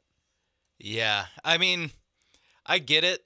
It is a little crazy that even if it's not based off of just Sunday's game, like you have to believe that this series played a big part in any decision they made. Yeah, I think and it is crazy that it's 3 games. If they win the series, or now they got smoked, or unfortunately for us, certainly if it had happened, swept the series, I don't think you can sell to your team. No. Well, certainly They're not your not team, but your trading fans. You can't sell to your fans that, hey, yeah, we just swept the Astros, our nearest competitor. Let's sell. Yeah. But if you were of the mind to do this, you now have more impetus to go, look, we went in there, big series, and we got smacked. We didn't believe in this team really to begin with, but now we got more reason and more of a mandate to go get something done, particularly if we can lessen the payroll and actually get good players back in return. It feels like really just the opposite of what happened to the Astros, where the Astros, it felt like they wanted to buy even But before they needed a reason. even before it really made sense, and then the team actually gave them a reason to, like, you can say it with your chest, like, we want to be buyers now because look at us, we're getting hot. And the Rangers, it feels like the opposite, where it's like they probably were looking around. I mean, we've talked about it, where all 3 of these teams, the most like prudent, ones and zeros thing to do for all these teams, like rebuild. None of you guys are that close. Like, someone's gonna have to win the division, but it doesn't actually mean that you're all that good of a team. And it feels like the Rangers like scuffling, and then obviously the punctuation getting swept, never having a lead in 27 innings against the Astros. Yeah, that gives you the cover of being like, we can pull the plug on this. I wasn't keeping track of it. I just knew that the Astros were never threatened. In trouble. The Rangers, the Astros take a lead, the Rangers might fight back, but it was never a thing where the Astros were in real trouble. But it didn't register to me until Chandler Rome put it in an article I was reading.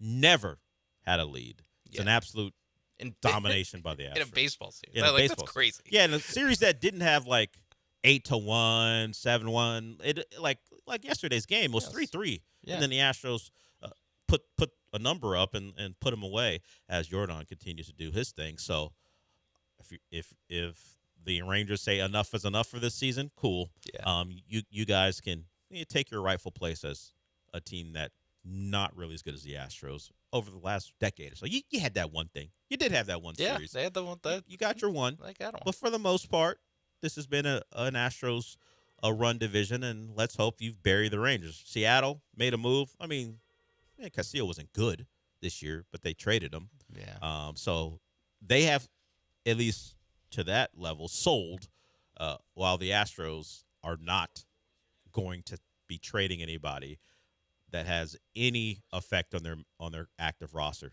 Those are apparently the words that or at least the directive that Jim Crane has given to Dana Brown. Don't make a move that depletes from the Major League, not just the Major League roster, but the active roster. Yeah, it makes sense. I will say, like, there are some guys that, like, they are tradable. Yeah. Trade options. But I don't know how, like, black and white, Yeah, if you get Dana Brown's being on the flagship interview, whatever, before Sunday game, like it might be okay, well, this happens. Like if someone really wants Taylor Trammell and it gets the deal done, whatever. It's a swap, and you get a, whether it's a replacement in the outfield, but someone is, I'll need this and this, because Trammell can be a defensive outfielder for us. If that's the case, okay, you do what you got to do. Like the Mariners trade, where it's like they gave up Castillo, a major league player, they got back a major league reliever. Something where like it's that. Solve a problem with one of these. I think the belief is we're not dipping. Yeah. We're not just going to dip into the roster for a non-contributor or something like that. Listen, we're buying, but we don't have that much to give up from the major league. We're not that honestly, deep, all right? Yeah, yeah, it's true. Like we need everybody. We kind of need everybody. So we're keeping this thing together with duct tape. You've seen us. We're playing great baseball now, but even our great baseball. Yeah, a little thing here or there, and it could go. It could change. That's a load-bearing Lamont Wade. All right. we gotta honestly, be careful. I mean, like even with the worst hitting outfield in baseball, you can look at them all and go, pretty important. Yeah, like we don't have much behind them. I would like that it wasn't the case, but also I don't want to imagine a world where Lamont Wade's not batting seventh for this team, particularly with runners on. He's really good there. Yeah. Not good at any other time. Hell no. There was a play. There was a play where I think Pena made the play. I forgot exactly. It was in foul territory, or maybe it was Nick Allen. yeah, on Friday. Yeah, where it looked like a disaster waiting to happen, and he avoided that. But also, there's another play where Nick Allen was in the mix. Like, what? Is that Nick Allen in a consequential game late in the game? It's like, yes, in fact, it is. That speaks to everyone on the roster has a part to play.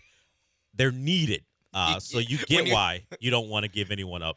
Yeah, you got to be ready to play every day. Yeah, every day when you come to the ballpark, you got to be ready to play. Yeah. So I don't know over the course of this season and afterwards whether this run's going to help not only win the division but lead into someone keeping their job as far as Dana Brown or Joe Espada.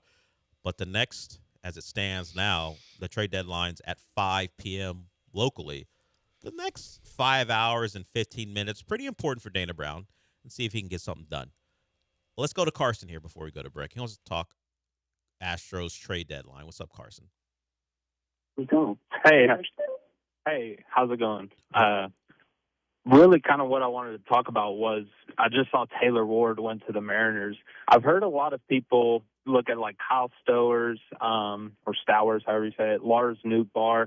I wanted to get y'all's opinion. It seems like based on the Astros outfield hitting splits that a guy who would maybe provide some hitting against left-handed pitching would be pretty valuable, as opposed to kind of a lot of the names I've seen thrown around, which would primarily serve for right-handed hitting.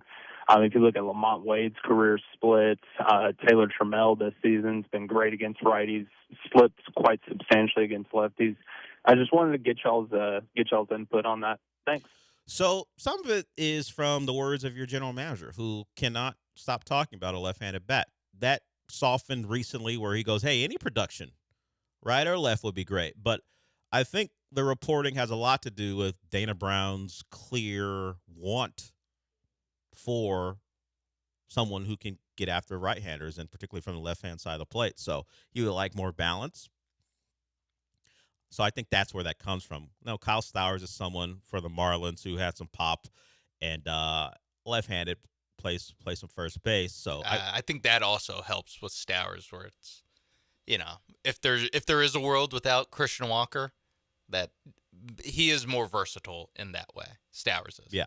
So that's why you're hearing those names. It is simply the news cycle upon cycle. Yeah. Just as names are getting crossed off the list, too. Just listening to the GM's words for the better part of, at this point, his entire tenure, I think. I don't know the last time he wasn't talking about a left-handed bat. So whether it happens or not, I'm a fan of what Dana Brown recently said. Any pop will do. Yeah, with the current state, this is the time. Like we obviously we joke about he has said he needs a left-handed bat since he's got the job, and but now you look at the actual what they're putting out there, and listen, Lamont Wade had a couple big at bats. Taylor Trammell makes a good play here or there. They do need to be better. They just need to be better to find in more. any way. They need in to any find way more possible. somehow, some way. Any way they can get a league average left or center fielder, good job. Thumbs up. That's what you need at this deadline. Probably both, but I'll settle for one. I know it hasn't been that long because the Astros have had good players in the outfield. I couldn't even imagine league average at this point from what I've seen. I heard some people intimating that George Springer could be on the table. Yeah. I don't know. We'll see. But I know people love a reunion. We've gotten a lot of those over the last couple years here, and certainly over the weekend with the Texans. Oh yeah. Anything that makes me think, okay, there's a legit just major a guy, leaguer. just a new guy. I don't care. I don't care if it's Springer or anyone. Just a guy who you go, okay, yeah, that's league average. Good enough. Look at his whatever baseball reference. 108 OPS plus. Let's go. That's Come on, man. Lars Nootbaar. All right. We're desperate. We look at you as a king, Lars. King Lars is what I'll call him. King. Just get a couple hits. Be average Lars. I'll call you King Lars. That's what we're desperate for. All right, thanks for the call, Carson. We got one more segment to go before we wrap it up for the day. We will be back.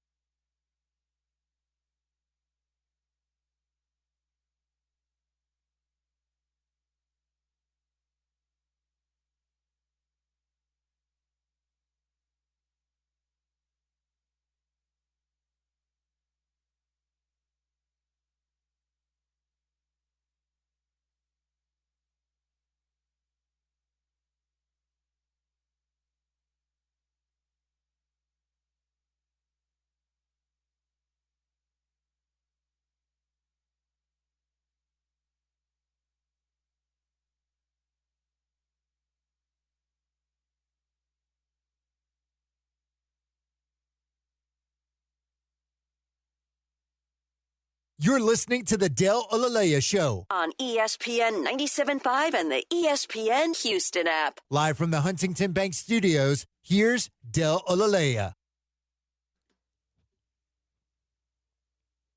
I asked this question earlier. I'll ask it again, Sean. I don't think I gave you a chance to answer.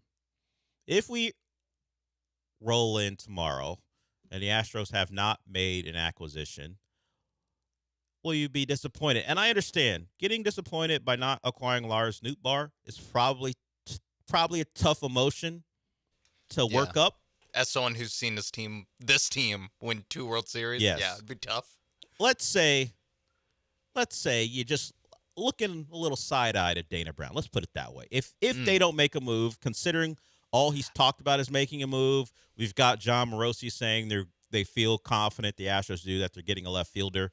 If at minimum a bat in the outfield isn't added, are you looking at Dana Brown asking, "What are you doing?" I'm dissatisfied. There it is. I'm the survey they give me after the trade deadline with the 5 options, and I'm going probably second to the bottom of like strong disagree with what they did by not doing anything, because the bar is just so low to improve that you should be able to like get a deal done. Like get a outfielder in here is not that hard of a task. Maybe getting 2, it's like, okay, just with how limited they are. And the starting pitcher. Look, I'm not even. Yeah, like I don't need need a pitcher and 2 outfielders. I would like 2 new Houston Astros at the major league level, but and at least 1 outfielder. Decide amongst yourselves who the other, whether it's a second outfielder or a starting pitcher. But yeah, I mean, you got to do something. And even if the pitcher isn't of much acclaim or isn't pitching well this year, I saw what you did with Kikuchi. Now, that was 2 pitching coaches instead of the one you have now, so who knows? But I will give you the benefit of the doubt there. I've seen you do that before. So, yeah, I agree. Wow. I've seen this team lose a World Series in a Game 7, so it's very hard for not getting Lars Nootbaar to disappoint me. Exactly. It's like, okay. I would hope that, not all my eggs are in the Nootbaar basket. Yeah, I would hope that the GM, who has talked about ad nauseum adding, will do something to help this team now that they're showing there is a pulse there, and at least at minimum a real shot to win the AL West. All right, that is it for us. We have Rich Eisen up next, but during the middle of Jeremy and Joe's show, they will be able to update you on the trade deadline, as they will still be on as the deadline passes. So hopefully they'll be able to tell you what the Astros have added if it happens. All right, we're done for the day, Sean. So what's it going to be? Big hits all day. It's first day in pads. Yep, that's true. Kamari Lassiter in pads along with the rest of the Texans defense, who had a day against the Texans offense, but we've known that was going to happen before it happened. That's just how it goes. It's the first. It's early in camp. Of course the defense is going to dominate. Defense ahead of offense. And the defense has been ahead of the Texans offense pretty much since 2023. It's just how it goes. We're done. We'll talk to you tomorrow.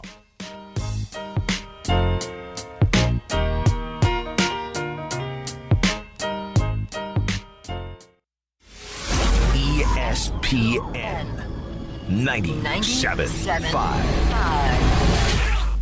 Danny, what's going on with you and the Met Museum in New York? Well, it's complicated. Tell me anyway. They've had this collection of guns from the 1500s on display for a long time. Christopher Columbus and Ferdinand Magellan and Henry VIII were alive in the 1500s. That collection has been on loan to the museum for a long time, and now the family who owns it has decided to sell it. Are you gonna bid on it? No. Why not? I already bought it. Are we going up there to pick it up? As soon as you call the airlines. Danny, this sounds like it could be exciting. Clara, this is definitely exciting. The best gun shops in America are in Texas, of course. Collector's Firearms.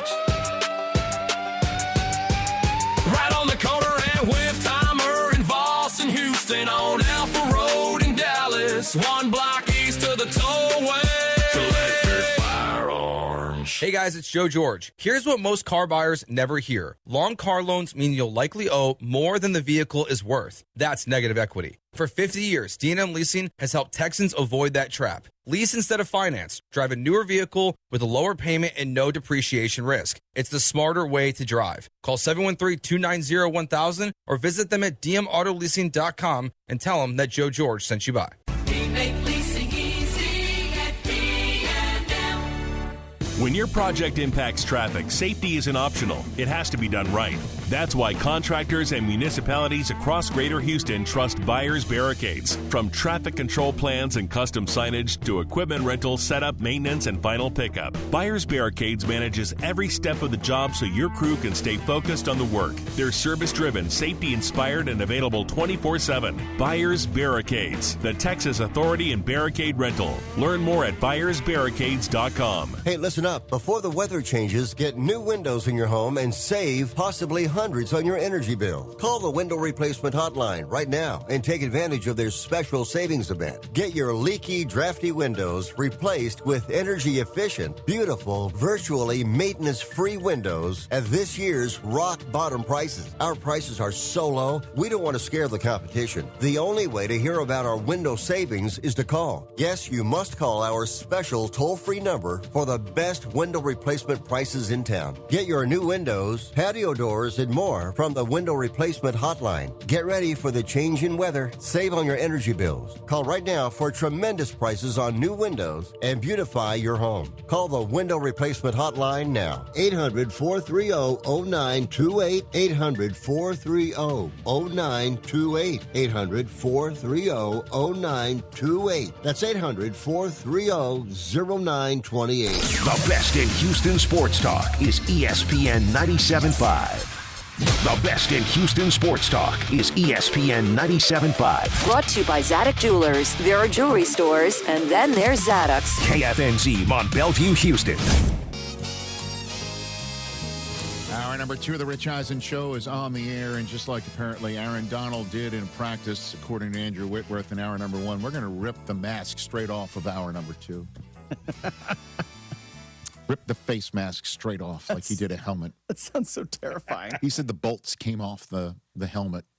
That just doesn't seem right. Well, I don't know. I forgot to ask the follow-up question. Did Aaron Donald pop out the Infinity Stones from his knuckle? Just after that? By the way, that's called a timely pop culture reference. Spider-Man, yes. Spider-Man, right? That was good. Spider-Man and the Odyssey, huh? Right. Odysseus and Peter Parker together making about $1 billion over the weekend, huh? Listen, just like the Dodgers. It's, again, call us, 844-204-RICH, number to dial. Tarek School being on Dodgers feels unfair, but the Dodgers only paid $9 million and 3 prospects. That's it. Yeah, what was everybody else doing? That's it. Why couldn't anybody else do that? Again, I need to know, did like the Phillies or the Brewers basically say, because I don't know why the Yankees would go ahead and do that. I mean, Scooble's amazing, but starting pitching isn't the Yankees' issue right now. Hitting and also bullpen. That's the issue right now for them. But did they basically say to the Tigers, we're not picking up everything, and our prospects aren't going to be that great because we don't know if we're going to sign him long term, and the Dodgers are like, screw it. I have no idea. But that's all that was. The fact that Scooble's going to stay put in Los Angeles and be another $400 million log on their multi-billion-dollar salary fire is why everybody thinks that the house is on fire for baseball. And that the owners, but that's my concern, is the owners are going to basically, the rest of the Major League Baseball teams, you're already seeing like unnamed executives saying, well, that's the end of the season. Well, no season next year. Right? Yeah. Well, no, that's the end of this playing season. I already saw some quotes saying that. And then next season, what, you're going to shut it down until the players relent? It's not the players' fault. None of it is. In that regard. What Scooble's supposed to tell the Illich family, I'll give you a hometown discount? Is that what he's supposed to do? Nope. And is it on the players to fix it? To be part of the answer? Yeah, but you know, the owners are going to have to get together and come up with a better plan than just blow up the season next year. Come on now. That I don't want to hear. Right. And I'll tell baseball this too. Having been through an NFL lockout far more recently, fans aren't going to care. You know what I mean? Fans are not going to sit here and care to hear about this, that, the other thing about arguing and lawyering and union collective bargaining. They're just not going to care. They'll be like, when are the Savannah Bananas coming to town? Oh, yeah. You know what I mean? Oh, if there are no games, then we will move on to something else. You know, Women's World Cup. Like, what's next? Yeah. 844-204-RICH, number to dial right here. Terzo in Iowa. All rise. Terzo, first up. What's up, Terzo? How are you? Oh, Rich, just another great day being a Giants fan, and the Dodgers just always seem to get richer, and we just stink. And been a terrible season. My coach gets hurt before training camp. Pearsall gets hurt during training camp, and we have the Avenger himself, coming back to the Rams. It's just, it's been a tough summer. I'll be completely honest with you. Well, I'm a little nervous. And Scooble's from the Bay Area, more brother. today than I have been. Scooble is from the Bay Area. He's born in Hayward, California. And he grew up a fan of the Oakland Athletics back in the day. So. Yeah, and we just we don't have a good enough team to have made an offer. It does shock me, like you said, that other teams didn't go after him. I really would have thought the Nationals or somebody along those lines would have made that push, but the Dodgers, they just know how to win and continue to just stack talent. And so I think I'm just going to live in the Dodger world here for a little while longer. So listen, bottom line though is last year the Blue Jays pushed them to the literally last strike of a World Series, and it doesn't guarantee anything. You still have to play in the playoffs, and the Dodgers will. But they just, if they're going to run, what are they going to do? They'll run out Scooble and then Ohtani and then Yamamoto, or they'll start with Ohtani then Scooble for Ohtani's not pitching. I don't know, pal. What you don't need him. Yeah, you don't need him now. And he's hurt. I disagree with Brockman. I think he'll still want to pitch. I think it's going to be tough to keep Ohtani from doing that, especially right now.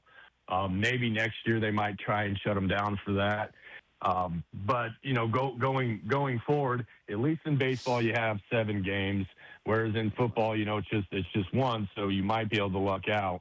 And so we'll see how it plays out, especially the first week of the football season. So looking forward to it. Thanks, Terzo. That's Terzo in Iowa right here on the program. And in terms of the Niners, let's see what they look like in a month. I'm not, I know Ricky Pearsall's being out for the season is thanks. It does stink, but I'm not going to sit here and say the Niners are cursed because the coach got into a car accident. Let's see what they're going to look like in a month before I go in that direction here. I wonder if they call Stephon Diggs. They could. Could. They sure could, man. Do you see Ayuk is already putting out on his Instagram like let's get a total reunion, him and Debo? My answer to that would be makes sense, man. Yeah, it makes total sense. Now he wants to return. You're the one who took a match to the bridge, man. Yeah, bizarre. For weeks and months. That's why you always hold your powder, man. Don't do that. Because this was a team that once upon a time gave Jimmy G his playbook, asked for it back millions of times before giving it back to him. They're like, we're done over and over again. But wait a minute. Hold on a second. Can you? Oh, you'll go from 19th string to starting the season. We kind of need you. Right. Okay. It's a Monday.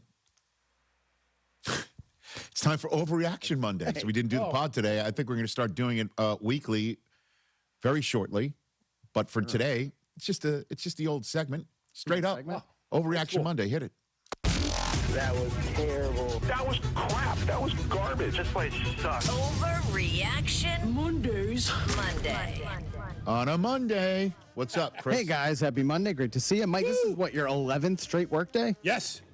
I'm on a streak. That's an overreaction. You're no Cal Ripken. So I'm looking at not a lot of huge stories coming out of the first weekend of training camp, but this one right here is still It's looming. Bijan and Jahmyr Gibbs still holding in, guys. And here's the deal. You think about how good they are, how often they touch the ball, production-wise, what they mean to their team.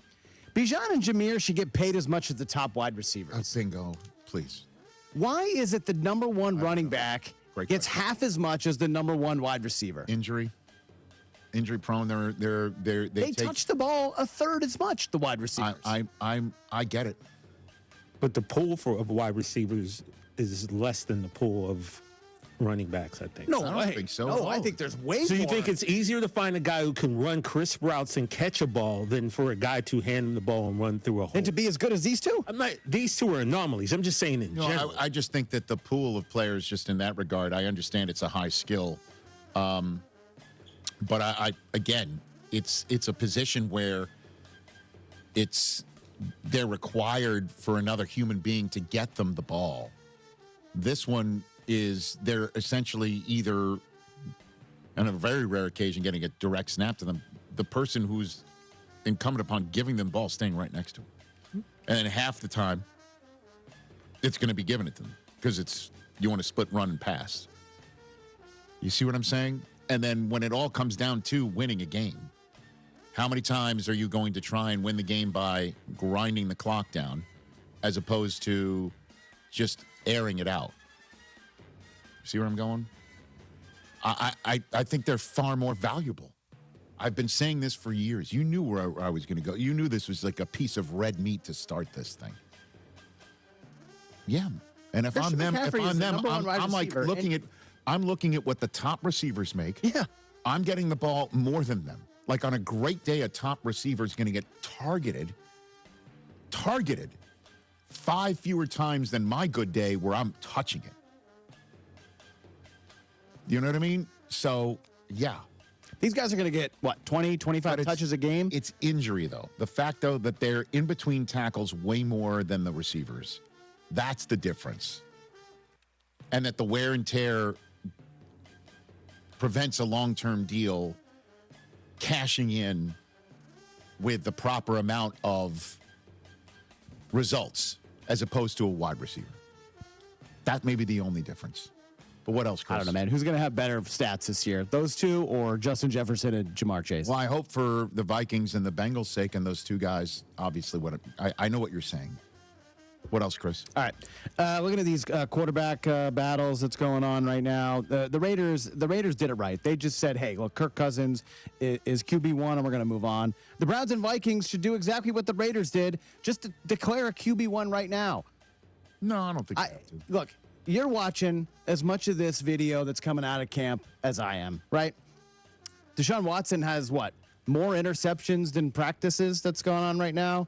And Shador is clearly the number one there. And Kyler Murray, I've yet to see a J.J. McCarthy highlight clip on Yeah, but you know how social media. This works in the early on of the, you know how this works. There's no sense to play this out. Name a number one, move on. Other than the fact that it's a process, you've got weeks to go. You come in and you're like, it's a competition. You're not just going to. Yeah, I mean, in both of these cases, you've got two guys that have a stake and a claim. You know, Fernando Mendoza's stake and claim is I'm the first overall pick in a draft. And Heisman Trophy winner. I understand that. I get it. So it makes it's apples and oranges. This is an overreaction. I don't have a problem with Todd Monken wanting to keep this thing flowing, keep everyone guessing. And the same thing with Kevin O'Connell. Certainly because you don't want to name a starter right now, and then all of a sudden the other guy has to start. You know? That's not cool. That's not a great way to go into the season. What if Fernando Mendoza looks better than Kirk Cousins? The Raiders will be in the same boat. Then they'll switch, and they'll just say, yeah, things changed. Thanks, Kirk. I don't think that's going to happen though. What else, Chris? Listening to we're talking about the sleeper teams, and could the Dolphins be one of these guys? I don't know, but Devin Achane said something interesting. Wants to lead the league in rushing this year. Okay. I'm not going to say that. But I think he can do it. Devin Achane, top 3 rushing yards this year. Book it. I can't sit here and say that that's an overreaction. 1,600 led the league last year. James Cook. Wasn't a mind-boggling number. Mm-hmm. He was there. I think Devin Achane just as good as James Cook, TJ. just as explosive, home run hitter, more so. And Miami, if Malik Willis can get the passing game going a little bit, can't key on him. I'm wondering, when was the last time somebody 5'9" and under led the league in rushing? Oh. You know what I mean? That might be an AI question. I'm literally typing it in. You roll the dice that it's actually accurate, where you say it into a microphone on a nationally televised radio and TV simulcast. Let's see what Gemini pops up. I don't know, man. But that's the issue. MJD is Emmett Smith. MJD is shorter than.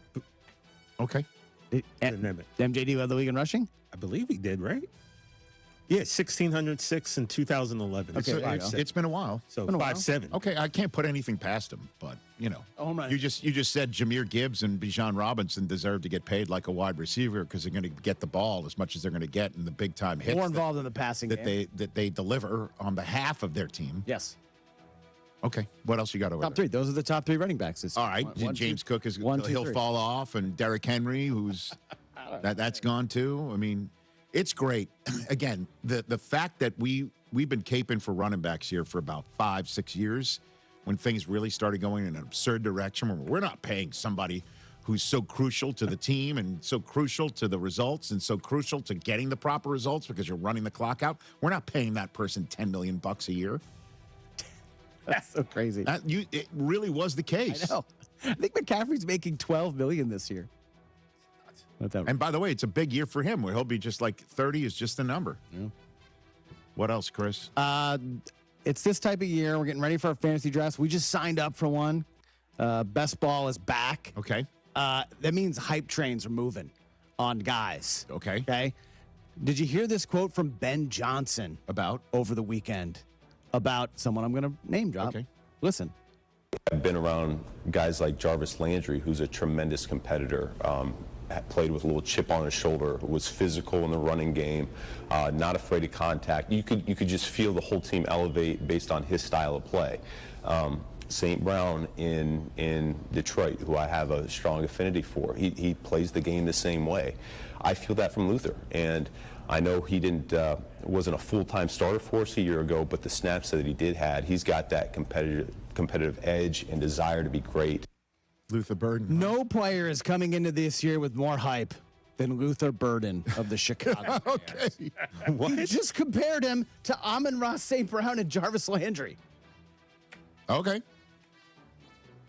I don't know. I mean, obviously, there'll be more discussed players. Who's more hype right now than Luther Ben Burden? Johnson is doing what, by the way. More hyped in the entire league than Luther Burden? Players that have, like, all of a sudden, last year they were nobodies. This year they're like, oh, this guy's going to go in the third round, and he's going to be the number one wide receiver on, maybe the best offensive. I'll just raise it. I'll raise it one.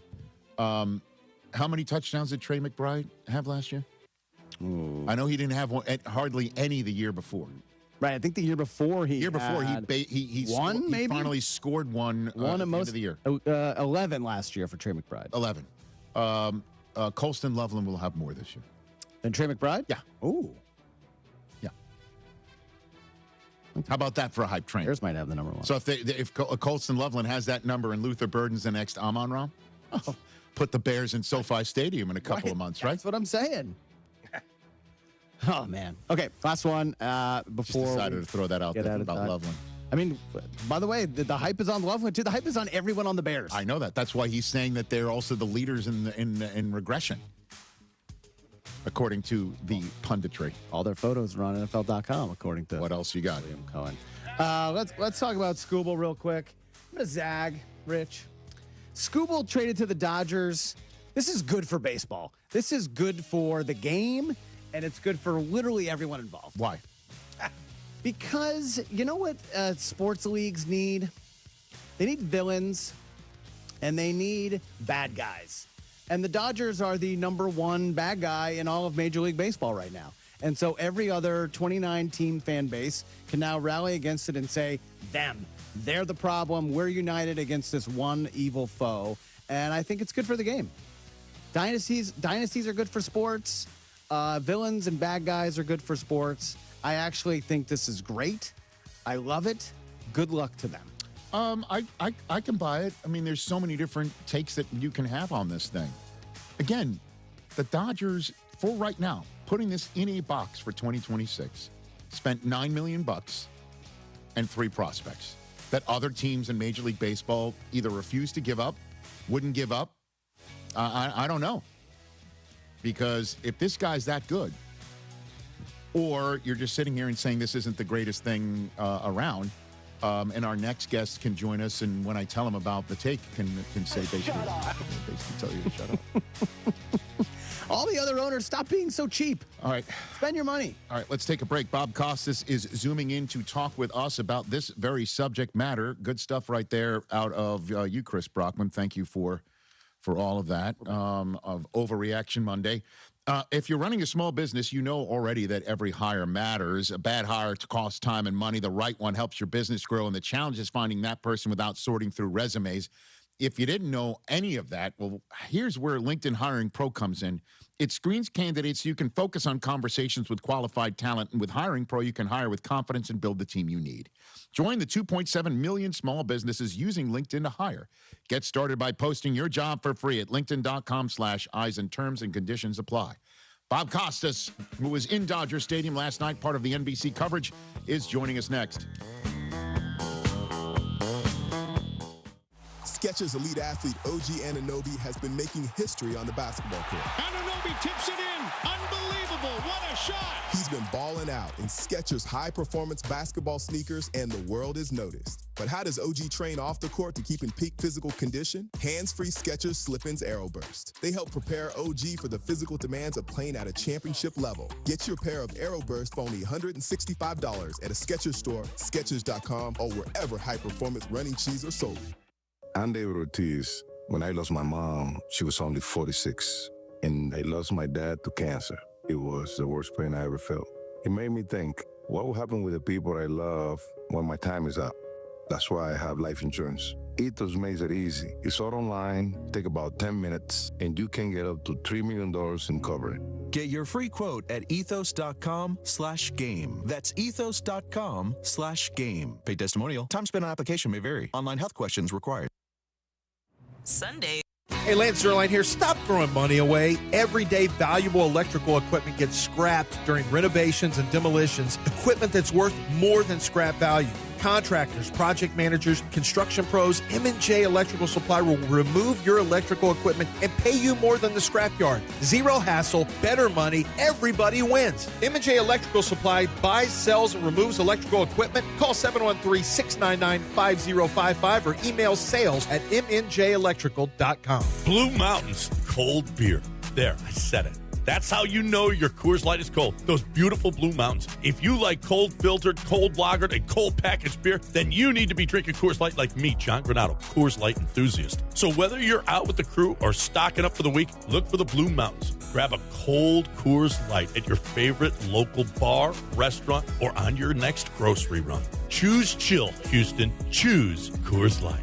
There, I said it again. I didn't need a plumber for years and years and years, but when I did, I called Aqueduct Plumbing Company. They have been helping 97.5 listeners for years. I can recommend them with confidence for emergency service calls and all jobs like a repipe, a water heater, tankless water heater, you name it, and without charging exorbitant prices. That's AqueductPlumbingCompany.com. AqueductPlumbingCompany.com. You need a plumber? Call Billy Brown and his guys. AqueductPlumbingCompany.com. Get world-class Texas barbecue from pitmaster and chef Arash Karat at J Bar M Barbecue. Dig into legendary brisket, house-made sausage, and all your barbecue favorites. Enjoy $15 buckets of beer and $4 well drinks every Friday and Saturday. Plus, meet our amazing J Bar M team, including GM Hoffy Ferreira, and say hello to our owner, John Toomey. Visit J Bar M Barbecue at 2201 Leland in the heart of Edo. Learn more at jbarmbbq.com and follow on socials at jbarmbbq. Small business owners, does your bank get your life? Does it let you switch from your personal to your business account with a tap? Or let you give your CPA direct access? We do. Let's get more from money. Switch to Huntington Bank. Welcome. Eligibility requirements apply. Some features may require enrollment. Jeremy Branham here. You've heard me talk about Pro Dunk Hoops and their drill-powered lightning adjust system that lets you raise and lower your goal in seconds. It's 10 times faster with zero effort. Right now, with your new Pro Dunk basketball goal, you can get the lightning adjust system for free. That's a $249 savings. But you have to call. You won't find this offer on the website, so call Pro Dunk at 281-351-9822 and mention ESPN. That's 281-351-9822. John Granato here. Think you could beat me in fantasy football? I don't. But here's your chance to prove it. Join the ESPN Fantasy League with Lance, Dell, Sean, and myself and score a free 2-night stay at the Golden Nugget Lake Charles. Here's what you got to do. Tune into our show this Thursday for your chance to win. Winners will receive an entry for themselves and a guest to the ESPN Ultimate Fantasy Draft, presented by the DraftKings Sportsbook at Golden Nugget Lake Charles. View official contest rules at ESPN 975. See you this Thursday, and see you at the draft. If there's one thing you can count on, it's 24/7 protection when you bundle home and auto insurance with Progressive. And if there's two things you can count on, it's your smoke detector battery dying at 3 a.m. Not 3 p.m. on a Saturday when you have nothing going on, but in the middle of the night when you're fast asleep. Oh, come on! Get 24/7 protection when you bundle home and auto with Progressive. Just one more thing you can count on. Progressive Casualty Insurance Company affiliates and third-party insurers. Not available in all states or situations. Finding great candidates to hire can be like, well, trying to find a needle in a haystack, but not with ZipRecruiter. Its powerful technology actively finds and invites qualified candidates to apply to your job. So while other companies might deliver a lot of hay, ZipRecruiter finds you the needle in the haystack. See why 4 out of 5 employers who post a job on ZipRecruiter get a quality candidate within the first day. Try ZipRecruiter for free at ZipRecruiter.com/free. That's ZipRecruiter.com/free. ZipRecruiter. Hi, this is Harold Gunn. And this is Bill Olson. Texas Outdoor News is the longest running, most award-winning outdoor radio show in the state for a lot of good reasons. We bring you the latest news and information about hunting and fishing across our great state and beyond. And our guests are who's who from industry, government, and the field. Texas Outdoor News is brought to you by Ford Trucks and your best in Texas Ford dealers. Join us Saturday mornings at 6, Sunday at 7 on ESPN 97.5. Hey, soccer fans, Glenn Davis here. Thank you for supporting Soccer Matters on ESPN 97.5, brought to you by presenting sponsor, the Daspit Law Firm. Don't forget, join me for the best in soccer talk and football talk weekly on ESPN 97.5. Need sponsored jobs. Visit Indeed.com/hire now and sponsor your job today.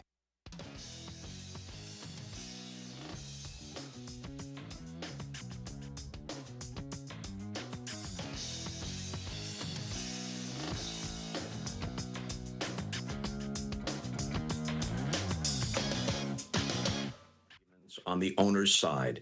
And we're not going to detail all the complex ins and outs of it and whether they could actually call it a salary cap if they're successful or they have to cloak it under some other description. I understand that they have a legitimate point of view. But if you're the Players Association right now, you have a tremendous counter argument. It's like, hey, owners, how about this? Why are the Rays always competitive? Why are the Guardians and the Brewers always better than competitive? Why are the Mets, with all their resources, in last place? Why are the Yankees, who are the rough American League equivalent in terms of resources to the Dodgers, why have they only been to the World Series once since 2009? And why is more than 2/3 of the league, more than 2/3 of the 30 teams are within reasonable striking distance in early August of at least a wild card? By creating 3 wild cards and by having the 2 central divisions where only out of those 10 teams, the Cubs are consistently in the top half of major league payrolls, only the Cubs. They've created a circumstance where there's a pathway for teams. Now, they may not be able to be as consistently competitive / dominant as the Dodgers, but it's pretty clear that almost every team in baseball with good management and a little bit of luck can contend at least for a period of time. Bob Costas here on the Rich Eisen Show. Our radio audience has returned, so we're one big family here to finally ask the I wasted all these pearls of wisdom on the non-radio audience? It's not wasting anything, Bob. You have so many pearls and so much wisdom that you could keep dropping them. It's not a problem. Yeah, I'm clutching my pearls I do now. appreciate Go ahead. It is the billions and billions dollar question that the Scooble acquisition by the Dodgers is the canary in the coal mine about baseball is broken. Where do you stand on that subject matter, Bob Costas? Well, it's another piece of evidence, and successful teams, the Dodgers, the Yankees, whatever it might be, there's resentment around baseball and around the various fan bases, and that's understandable. Scooble is obviously a great pitcher. He wasn't having as great a season this year as his 2 back-to-back Cy Youngs, and he missed about 6 weeks with a minor elbow operation that put him on the IL for a while. But yes, the rich do get richer. But part of this isn't just their resources, which are admittedly massive. And there may be an adjustment that comes out of this next agreement in terms of deferred payments and whatnot. But they do have massive advantages, but they make full use of them. They pick up on every other team's little mistake or their unwillingness. We're not going to pay. We can't pay Tyler Glass now. Don't worry. We're right here. We don't want to pay Yamamoto as much as maybe Garrett Cole because he's our ace and our number one guy. Don't worry. We'll take him. And they have a bit of an advantage. Obviously, there are great Asian players all around the major leagues, but given their druthers, most Japanese players would like to play with Ohtani and Yamamoto and Sasaki with the Dodgers. They have a lot of advantages that are a result of smart management, not just money. Yeah, and in the same way that we talk about it in the postseason, that championship teams may take advantage of the mistakes that are made on the field. You're pointing out how they do the same thing in the arena of roster building and front officing, for the lack of a better phrase. But, on top of it too, Bob, like just in a box for 2026, $9 million and 3 prospects. Nobody else wanted to cough that up to the Tigers for Scooble for the rest of this year? Nobody? Here's something else. The Dodgers have a very deep farm system. They didn't even give up some of their very best prospects. I forget what the exact number is, but they have like 9 or 10 of the top 100 prospects in all of baseball are Dodger prospects. So they have more to play with when you talk about that. Also, for almost any other team that might have been in the running, we heard about the Rays, we heard about the Brewers, in the running for Scooble, it's going to be a rental for them. The Dodgers know that unless some sort of significant salary cap is imposed after the almost certain lockout in December, if it's anything like the present system, the Dodgers are in perfect position to keep Scooble. A, they have enough money to pay him whatever the market will bear. And B, when he comes to the Dodgers and walks into that clubhouse, he walks into a winning culture. Everywhere he looks, he sees prominent names. Dave Roberts is great to play for. Nothing against A.J. Hinch. I like A.J. Hinch a lot. But the Dodgers have created a culture that is so welcoming to any good player who wouldn't want to play with the Dodgers. So when they acquire Scooble, yeah, it could be, in theory, only for 3 months, counting October. But there's a very good chance that Scooble plays out his career as a Los Angeles Dodger. Yeah, Scooble moved to tears when he was meeting with the media after learning that he had been traded. And what moved him to tears was being asked about his next chapter. And he did say after he finally gathered himself that he's excited. I was just saying about an hour ago to start the show, Bob, like all he's got to do is talk to Freddie Freeman, salt of the earth Freddie Freeman, sitting right there in the locker room, all broken up about leaving a championship team in Atlanta, to the point where reportedly, Kershaw had to kind of sit him down and say, let's be a little happier around here. And then, that's a blue sky every single day here in Dodger blue country. The locker room is just filled with great humans and great people and their winning team and what have you. But that money, though, Bob, that's a difference, too. Like, not everybody's got it. I mean, the Mets have it. Other teams have it. What is baseball going to do about that? That doesn't just throw it on the backs of the players saying, we can't figure it out amongst ownership, so you figure it out while we lock you out. Like, how do we avoid that? One of the things the owners will push for, but they have to get some version of a salary cap or some kind of relief, no matter how they frame it, in order for them to follow through on this. But they want all the local media revenue to be shared. The Dodgers and the Cubs and the Red Sox and the Yankees and even the Mets have much larger local media revenues. They want all of that to be shared. You never get to an NFL situation where the single biggest source of revenue is their massive network television revenue. And so Green Bay is in essentially the same financial boat as the Giants or the Bears. You'll never get to that point because football is unique, but that would be a step in that direction. And they are completely willing to enforce a salary floor in return for some version of relief at the top, whatever they're going to label it. Yeah, and as you pointed out just a few minutes ago, the current system, although, financially seemingly inequitable, the Dodgers, when it comes down to it, almost lost the Blue Jays. It was right there, one of the best World Series I could remember. And Red Sox just swept them on a weekend where they get Scooble, and supposedly they're now the front runners to the point where people are like, why keep playing this year? Now, granted, the Dodgers didn't have Ohtani or Yamamoto or now Scooble, and I guess maybe they had Freeman. I'm forgetting the timeline. Right. But they lost in 2022 to the Padres, who they were, 22 games better than during the regular season in the same division. The next year, they got swept by the Diamondbacks in the division series, 16 games better than them in their own division. Once you get into that kind of tournament, think about it, Rich. You're a baseball fan. We both know this. We all know this. Everybody watching and listening knows this, that if in June in a baseball season, a team that's going to win 110 games loses 2 out of 3 at home to a team that's going to finish under 500, no one bats an eye because that's baseball, right? Whereas in other sports, that would be very surprising. So you get into, the Dodgers last year decided to slow walk it and won, quote, only 93 games. They had the third best division record. They had to play in the wild card round against the Reds. Now, they took both games. It's a 2 out of 3, all on the home field of the team with the better record. But let's suppose that Hunter Green goes out and he's lights out in game 1 for the Reds. Now they're down 1-0. Their whole season is swirling down the drain unless they can win back-to-back games against a team good enough to at least squeak in to the playoffs. And, I'm not encouraging people to gamble, but as I understand the odds right now, you can get, obviously the Dodgers, if you had to pick one team, that's the team.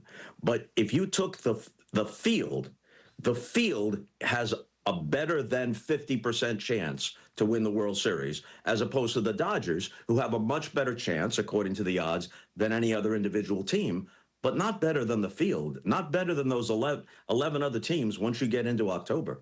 So I don't know how many times, Bob Costas, a few minutes left with Bob right here on the Rich Eisen Show. I don't know how many times you've heard in your career, baseball's on the precipice. It's a sport that's about to, do itself in, or the system is what's breaking baseball. Do you feel we're at that inflection point here for real, Bob?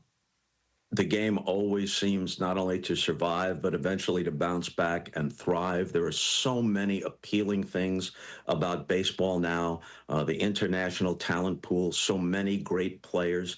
I understand ownership's desire for some sort of economic predictability, if nothing else. And one thing that is a reasonable argument is that even if the Brewers and the Rays and other teams that are relatively under-resourced, no matter how clever and smart they are in their management, they can't hold a team together. And that's disorienting to a fan base. We have to trade this guy before he enters free agency. Even though you love him, and even though he's had his best seasons in our uniform, we can't keep him. There's something about that just seems wrong.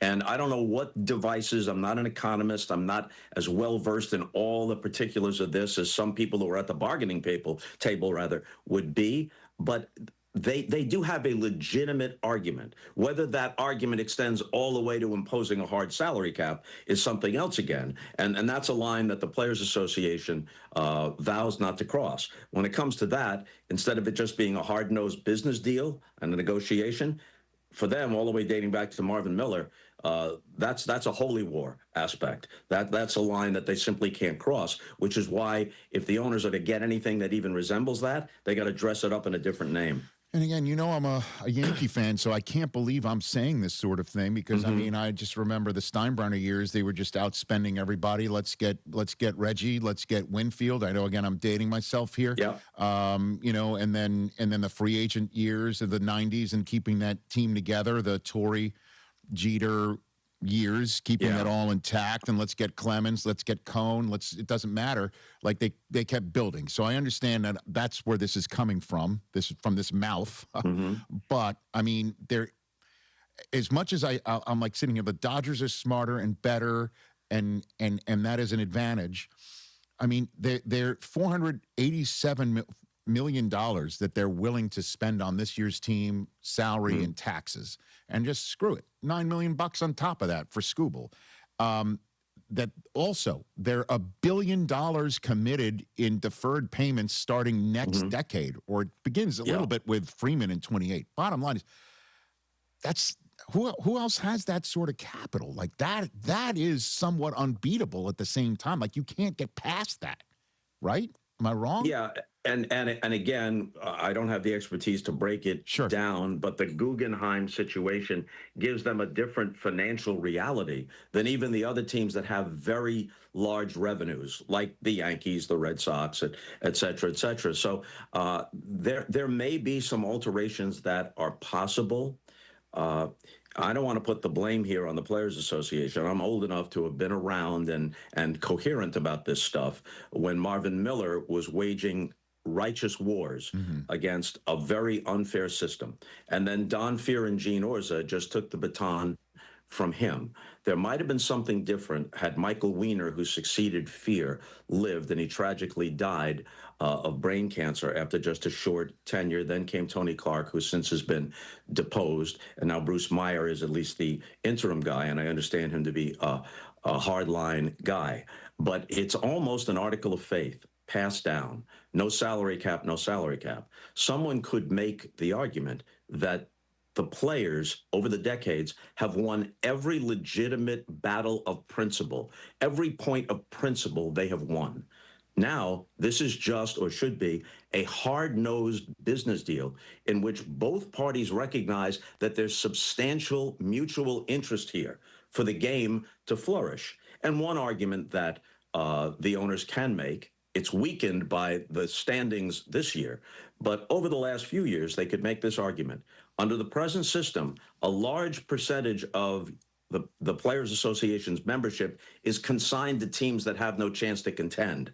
Now, that argument is undermined, as we've said, this year, when more than 2/3 of the teams are within striking distance of a playoff spot. But generally speaking, there's been some validity to that. And if two parties that obviously have been at odds for a very long time, but if they can recognize some mutual facts, some facts that can't be disputed. Now, how can we address those facts together? Maybe we can get somewhere.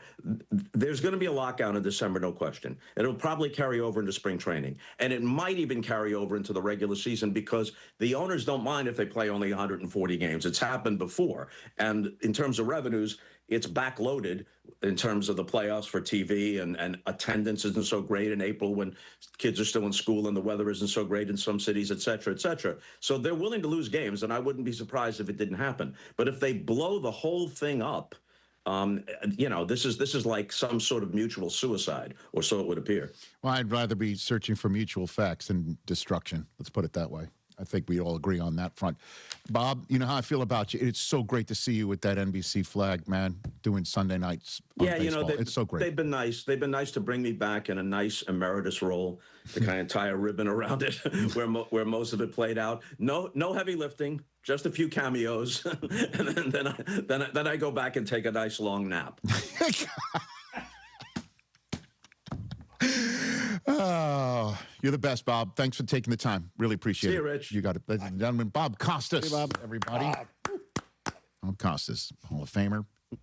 Who doesn't like it? By the way, yesterday was the 4-year anniversary of Vince Scully's passing. That's right. So I was thinking about that yesterday as well. And so it's just great to see Bob. And by the way, for some reason, the 86 Mets were popping up on my algorithm and, listening to Scully's call on that. And then Ray Knight had an interesting in-game conversation. Yeah, he did. If you caught that one. It was the F corner. Hey. As opposed to the K corner. Right? Whoa. It was the F corner. But Bob is spot on here, man. I think he's as spot on as it gets. There's a lockout coming in December, and I've been through this with the NFL, and it's just, Thank goodness they didn't cost themselves games. At some point, some cool heads prevailed, and let's just figure it out. Let's figure it out. Well, somebody's going to have to make concessions. Again, I do look at both of these things. The Dodgers are smarter and great, and they've built a juggernaut in their clubhouse and in their front office, and then use their resources wisely in a way that other teams do not. Well, don't have the same resources, but yes. They don't have the same. Some of them have close to similar resources. That guy's team over there, the Mets. Close. Yeah, but the Mets. We've already Bobby reached our Axelrod, peak. owns a team. But to Bob's point, it's why are the Rays able to do it? The Brewers, the Guardians, the Brewers are half game better than the small Dodgers market right now. teams are able to field competitive teams. You know why? Whereas some with bigger money don't. I'll tell you why. You know why? Because those teams put the ball in play and have arms galore from the 5th inning to the 10th, 11th, 12th ghost runner innings who throw 100 miles an hour, and then this kid Mizorowski throws 105 miles an hour for 8 innings to give those bullpens some rest. That's what the Brewers do. They put the ball in play, they do not strike out, and then they get you out. The ball in play. What did I say? No, I'm They agreeing. put the ball in play. They don't strike out, and they don't let you score. That'll win you some games. But when it comes down to a 5-7 game series, there's Ohtani, there's Mookie Betts, there's Freddie Freeman. You know Kyle Tucker's going to suddenly wake up. Yeah. Oh, there's Max Muncy, who comes up with a big hit. Yeah. Oh, there's Will Smith. Kike. Oh, and then when it comes down to it, Rojas will win the World Series for you because their manager is a genius. But they won the manager had nothing to do with. They won by an inch last year, probably less than. He put Paez in, and immediately the guy made the play of the game. Yeah, I mean, then he puts Rojas in, and Rojas homers. That's managing. Get out of here. Yeah. And then makes that incredible play to get somebody, IKF, out by a hair. All right. They should have lost. Thanks to Bob for joining us. It's always great when Bob Costas joins us. Ladies and gentlemen, back here on The Rich Eisen Show in a second. Less than 4 in 10 kids aged 6 through 12 are playing sports regularly. 4 in 10 kids? Let it sink in. Just 4 in 10 kids. ESPN is building a nationwide coalition powered by Disney called Take Back Sports, with the purpose of training more coaches, expanding access, and creating community-driven sports programming that puts kids and fun first. We're working on that story. We hope you'll join us. Visit takebacksports.org to learn more. We expect our information in real time. US Med carries continuous glucose monitors, which provide real-time readings of blood glucose levels. US Med is an approved provider for Medicare and over 500 private insurers. So call 888-665-0696 today for a free insurance and Medicare benefits check as easy as that's 888-665-0696. Dear people. John Mellencamp. Dancing Words Tour, the greatest hits. August 6th, the Cynthia Woods Mitchell Pavilion, sponsored by Huntsman. Tickets are on sale now at livenation.com.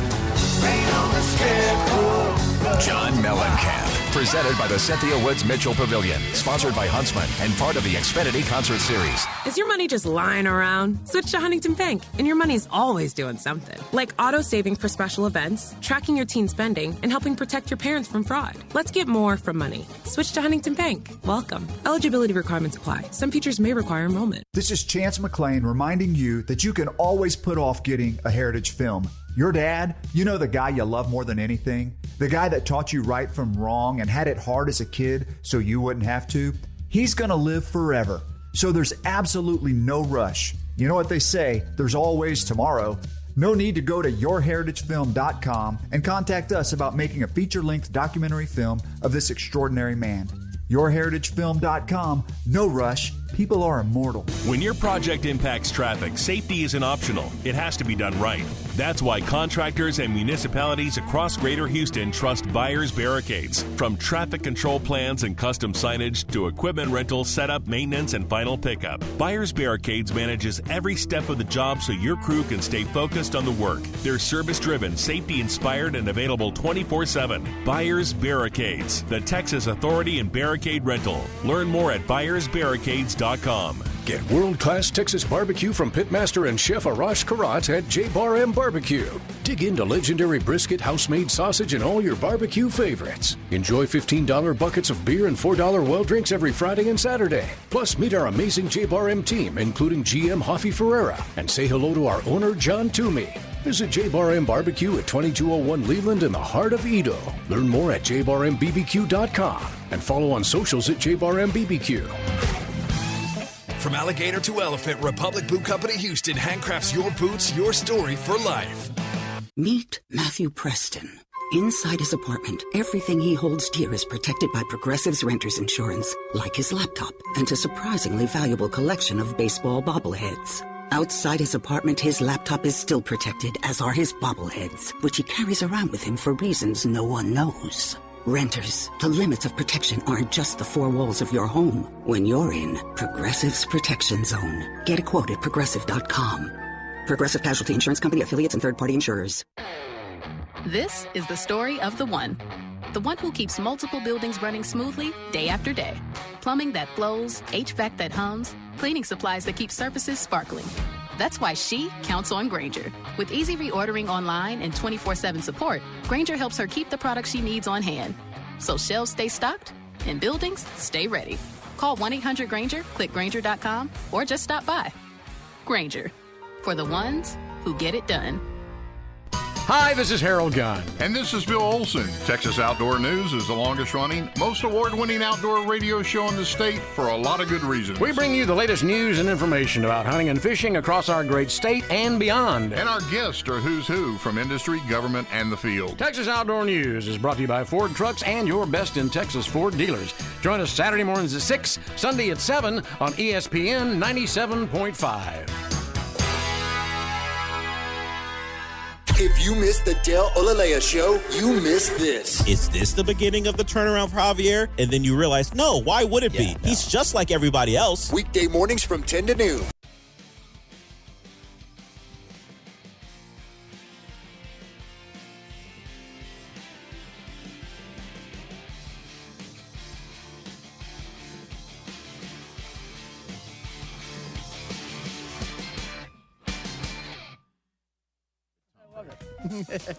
Back here on the Rich Eisen Show, 844-204-RICH is the number to dial here on the program. The folks at Hyundai get into the Hyundai Getaway sales event right now and get away with a deal so right it almost feels wrong, because right now you can get great deals on our most popular models, including our adventure-ready SUVs like the Hyundai Santa Fe or Santa Fe Hybrid, or the Tucson Hybrid, the bold and stylish Elantras, loaded with the latest tech, and the Ioniq 5 or Ioniq 9 is there for those who want to go all electric. Get down to your local Hyundai dealer and get away with a deal you'll love at the Hyundai Getaway Sales Event. Visit HyundaiUSA.com for details. Derek in Missouri wants to chat with us, one of our longtime listeners as well. What's up, Derek? How are you? I'm good, Rich. Are you excited about heading to your favorite state here in a few days? The state of Ohio you're talking about? Yes. Yeah, sure. I always like going to Canton, Ohio, and hearing from the Ohio State fans screaming OH at me. It's great, Derek. Thanks for asking. So great. I love you. I love you, Rick. I love you too, buddy. It's all good. What's up? All right. So we're, 37 days from the NFL kickoff season. Yeah. I got what's more likely for you, Rich. Okay. How about what's more likely to happen this upcoming season? The Cowboys make the NFC title game, or Caleb Williams becomes the first Bears quarterback to surpass 4,000 yards this season. Caleb Williams. Thanks for the call, Derek. So, what's more likely? Cowboys make the NFC Championship game, or Caleb Williams throws for 4,000 yards? How close did he come last year, Chris? $3,942. He was very good. Yeah, he was very good. So, with all due respect, So, yeah. I'm sorry. He should take the 4,000. I'm taking the 4,000 yards. Yeah. Settle down just a little bit. Because Caleb's saying, it's not just going to happen in the fourth quarter every game this year. Yeah, They're going to do it for all four quarters. Pulling out of the backside. You know what I mean? That's what he's saying. So. I can't wait. Luther Burden's the next Amon-Ra St. Brown. That's what I mean. Jarvis Landry, right? That's right. Colston Loveland, best tight end in the league. I said that part. Ben Johnson's the one talking about Luther Burden, which, by the way, I don't blame the coach for doing that. But Jim Harbaugh's the only one that can go out there and start hyping his players for greatness. I'm sure Luther Burden hears his coach talking like that in the local media, and he's feeling great about himself.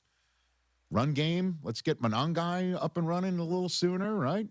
Swift. Andre Swift. I understand that. Yeah. Two-headed monster. That's what he's built. That's what he did in Detroit. So do this year. Caleb Williams now has I'm telling you, Colston Loveland. Colston friggin' Loveland. Well, he's not exactly a sleeper, Rich. He's the number 3 ranked tight end heading into the week. Okay, so other people are already believing the same thing. I'm not saying I'm telling any, just the mere fact that I'm stating it as confidently does not mean I'm the only one saying it. I'm just the most important one who's saying it. Does that make sense to you? Yes, obviously. You had me until that last part. But on the other hand,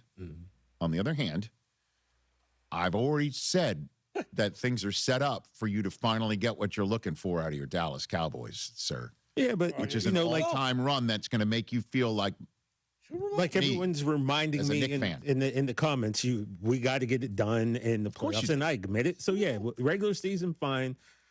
We got to make a playoff run. Super Bowl. What are you?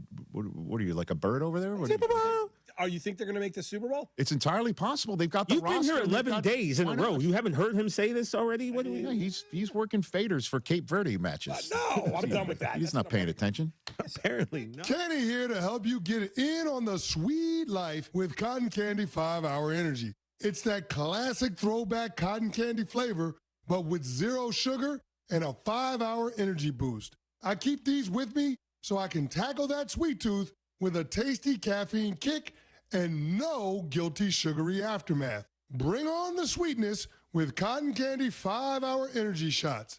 Available online at 5hourenergy.com or on Amazon. Progressive presents ways to save money that aren't bundling your home and auto insurance with Progressive. I can't believe the deal we got on these seats for the game. Wow, they must be pretty high up here. I think my ears just popped. Yeah, here, put this on. Is that an oxygen mask? An official team oxygen mask. Well, I can kind of see the field. Good, your senses are still sharp. You're going to need them for phase 2 of the ascent. Don't save money by sitting in the nosebleeds. You could save hundreds by switching to Progressive. Get a quote at Progressive.com. Progressive Casualty Insurance Company, affiliates, and other insurers. Not available in all states or situations. Amber? Hey guys, it's Joe George. Most people don't know you can lease used vehicles. At D&M Leasing, their Easy Lease gives you a pre-owned vehicle with a much lower payment than financing. New vehicles lose huge value the moment they leave the lot. Skip that depreciation hit. Lease used and save big. Your D&M agent handles everything, including home delivery. Call 713-290-1000 or visit dmautoleasing.com and tell them that Joe George sent you by. We make leasing easy at D&M. Blue Mountains cold beer. There, I said it. That's how you know your Coors Light is cold. Those beautiful Blue Mountains. If you like cold filtered, cold lagered, and cold packaged beer, then you need to be drinking Coors Light like me, John Granado, Coors Light enthusiast. So whether you're out with the crew or stocking up for the week, look for the Blue Mountains. Grab a cold Coors Light at your favorite local bar, restaurant, or on your next grocery run. Choose chill, Houston. Choose Coors Light. There, I said it again. John Granado here. Brinkman Quality Roofing is a local family-owned and operated business and has been the most trusted name in Houston for 50 years for roof repairs, roof maintenance, and roof replacements on both homes and businesses. They're experts in shingle roofs, tile roofs, solar shingle roofs, metal roofing, and commercial roofing products. Brinkman Quality Roofing is the one to call at 281-480-ROOF. That's 281-480-ROOF, or go to brinkmanquality.com.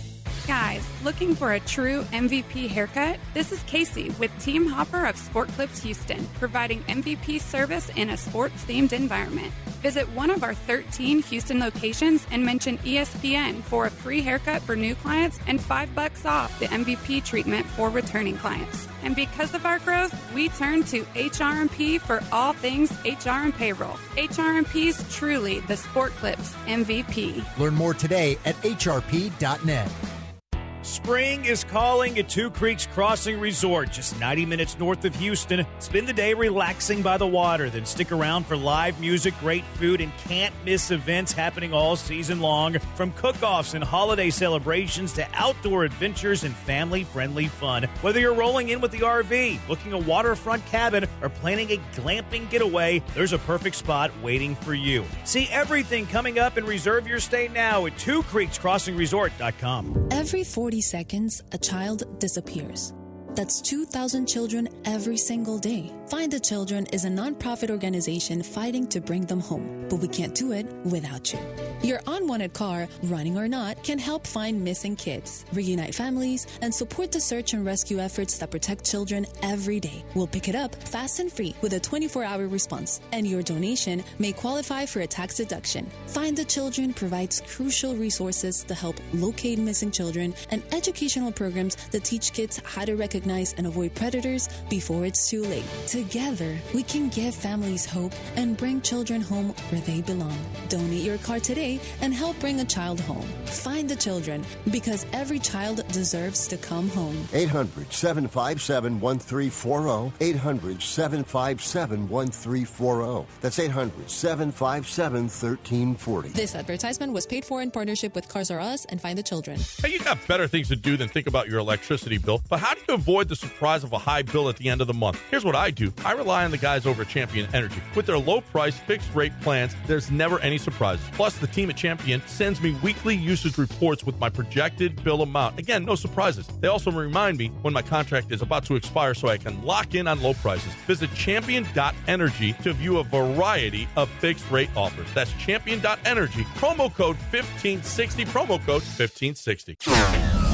ESPN 97.5. Presented by Zadok Jewelers. There are jewelry stores, then there's Zadok's. KFNC, Mont Bellevue, Houston.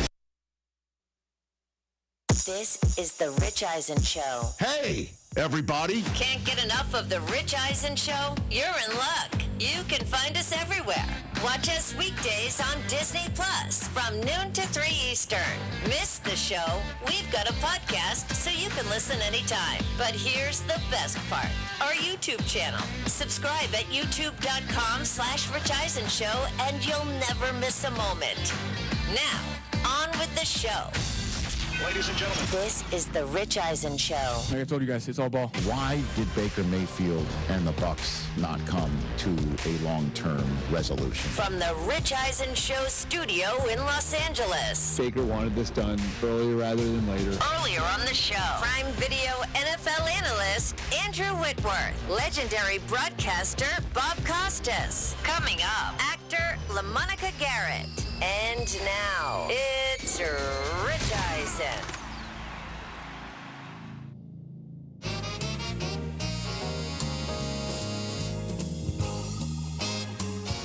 All right, everybody. Hour number 3 of the Rich Eisen Show is on the air. Season 3 of Lioness premiered last night on Paramount Plus. Susie and I watch it. You see it yet, Christopher? Do you see it? I have not dove in yet. It's awesome. It's intense. I cannot wait. Taylor Sheridan is back, created and executive produced by Taylor Sheridan. He's the showrunner. He also wrote episode 1, and he's in episode 1 himself, showing off the guns, literally and figuratively. Well, season 2, he was everywhere. Yeah. LaMonica Garrett is been in this in 1883, so he's worked in the Taylor Sheridan universe. Chris, and also, I'm sorry to keep turning to you, but Yes. you've been with the show the longest, although you've been working faders as well, Chris, Mike. Have we ever had somebody from Slam Ball on this program? This would be a first. Okay. Yeah. Because LaMonica was a Slam Ball guy. So we got that going. So many questions. Which is nice. How are you over there at TJ Jefferson? Hour number 3 of the program. Good to see you. I'm great. I'm a big fan of Lioness as well. 2 of my friends are Did you on watch the it last show. night? I didn't get to it last time to watch it today. Who are your two friends that are in this? Well, I'm friends with Zoe Saldana. Her husband and I especially are tight. And Jill Wagner. She's an old friend of mine. She plays Bobby. We go back like a where's Zoe then? You know, this chair's open for anybody. Zoe is always working somewhere. All right. Well, so this guy, man, he's got connections all over the place, and I got to learn this on live television and radio. I got to keep you guessing. That's the way it goes. 844-204-RICH, number to dial. Hour one, Andrew Whitworth says he believes Aaron Donald's coming back. I don't think I'm telling any tales out of school. All right, have we talked to someone yet with him, who said, nah, I think he's staying home? Yeah, I mean, he kind of he feels that he's kicking the tires to make sure he's going to physically be able to get through everything. And so the latest edition of Is He Back Yet? We did that in hour number one with Andrew. And hour two with Bob Costas. If you missed any of it, there's our Disney Plus channel that you can go to. There's our YouTube channel, youtube.com/Rich Eisen Show. There's our podcast as well. Also, make sure you visit our shop, richeisenshop.com, mugs like the one that's right here on my desk. You can get that there. Shirts, hats, the whole thing. Be a true blue, if you will. Rich Eisen Show fan. We always appreciate that. Nick in Irvine, California, just down the road. What's up, Nick? Hey, Rich. Such a pleasure. Thank you, sir. What's going on? What's on your mind there? Great interview with a living legend who is right up there on maybe the Mount Rushmore of American broadcasters of the last 50 years. Listen, Rich, first thing, I just want to say this. I know we disagree, but Dave Roberts, if he didn't beat the Yankees, he was gone. I watched him coach every single game. I watch every single game that he's ever coached. And he is the Chauncey Gardner of professional managers. Oh, wow. Yes. Because he's just being there? Is that what you're saying? I mean, I don't know about that. He is the being there of managers. Trust me on this, Rich. I've seen the man manage. Now, is he Don Mattingly level of long-term incompetency? No, and Dodger fans know what I'm talking about. And I know Don's riding high right now, but no, just trust me on that. But I want to go into the what I wanted to call about was the baseball situation. The reserve clause was people don't know or remember, but the reserve clause was like a slave chain around the necks of the old players. It lasted for 70 years, and it said when your contract expires, we have our own unilateral owner option to release you or to keep you at the same salary. So that's why old players used to always stay on the same team. Now, what has happened to our national pastime since the reserve clause was abolished and free agency was established? Since season one, as you remember, Rich, since season one, when Reggie went to the Baltimore Orioles, it has been a spend fest, a free-for-all, okay? And it's been nothing but good for the players and the owners, expanding the love of the game and expanding the value of the franchises. And if you're saying that other teams cannot compete, just look at what has happened, in the last 5-10 years. I mean, Rich, the Blue Jays were in the series last year, and they had 27 at-bats over 2 games to win the World Series and couldn't get it done. I know. Okay. And then the Diamondbacks and the Rangers in 23 played each other, small. Houston in 23, small market. Atlanta and Houston again. Atlanta won. But this was also before, Nick, and I appreciate what you're saying. And trust me, I'm with you that teams that don't have the resources did start winning the World Series quite a bit. And I appreciate the call, Nick. Thank you. That's Nick in Irvine, California. But then Ohtani showed up on the Dodgers.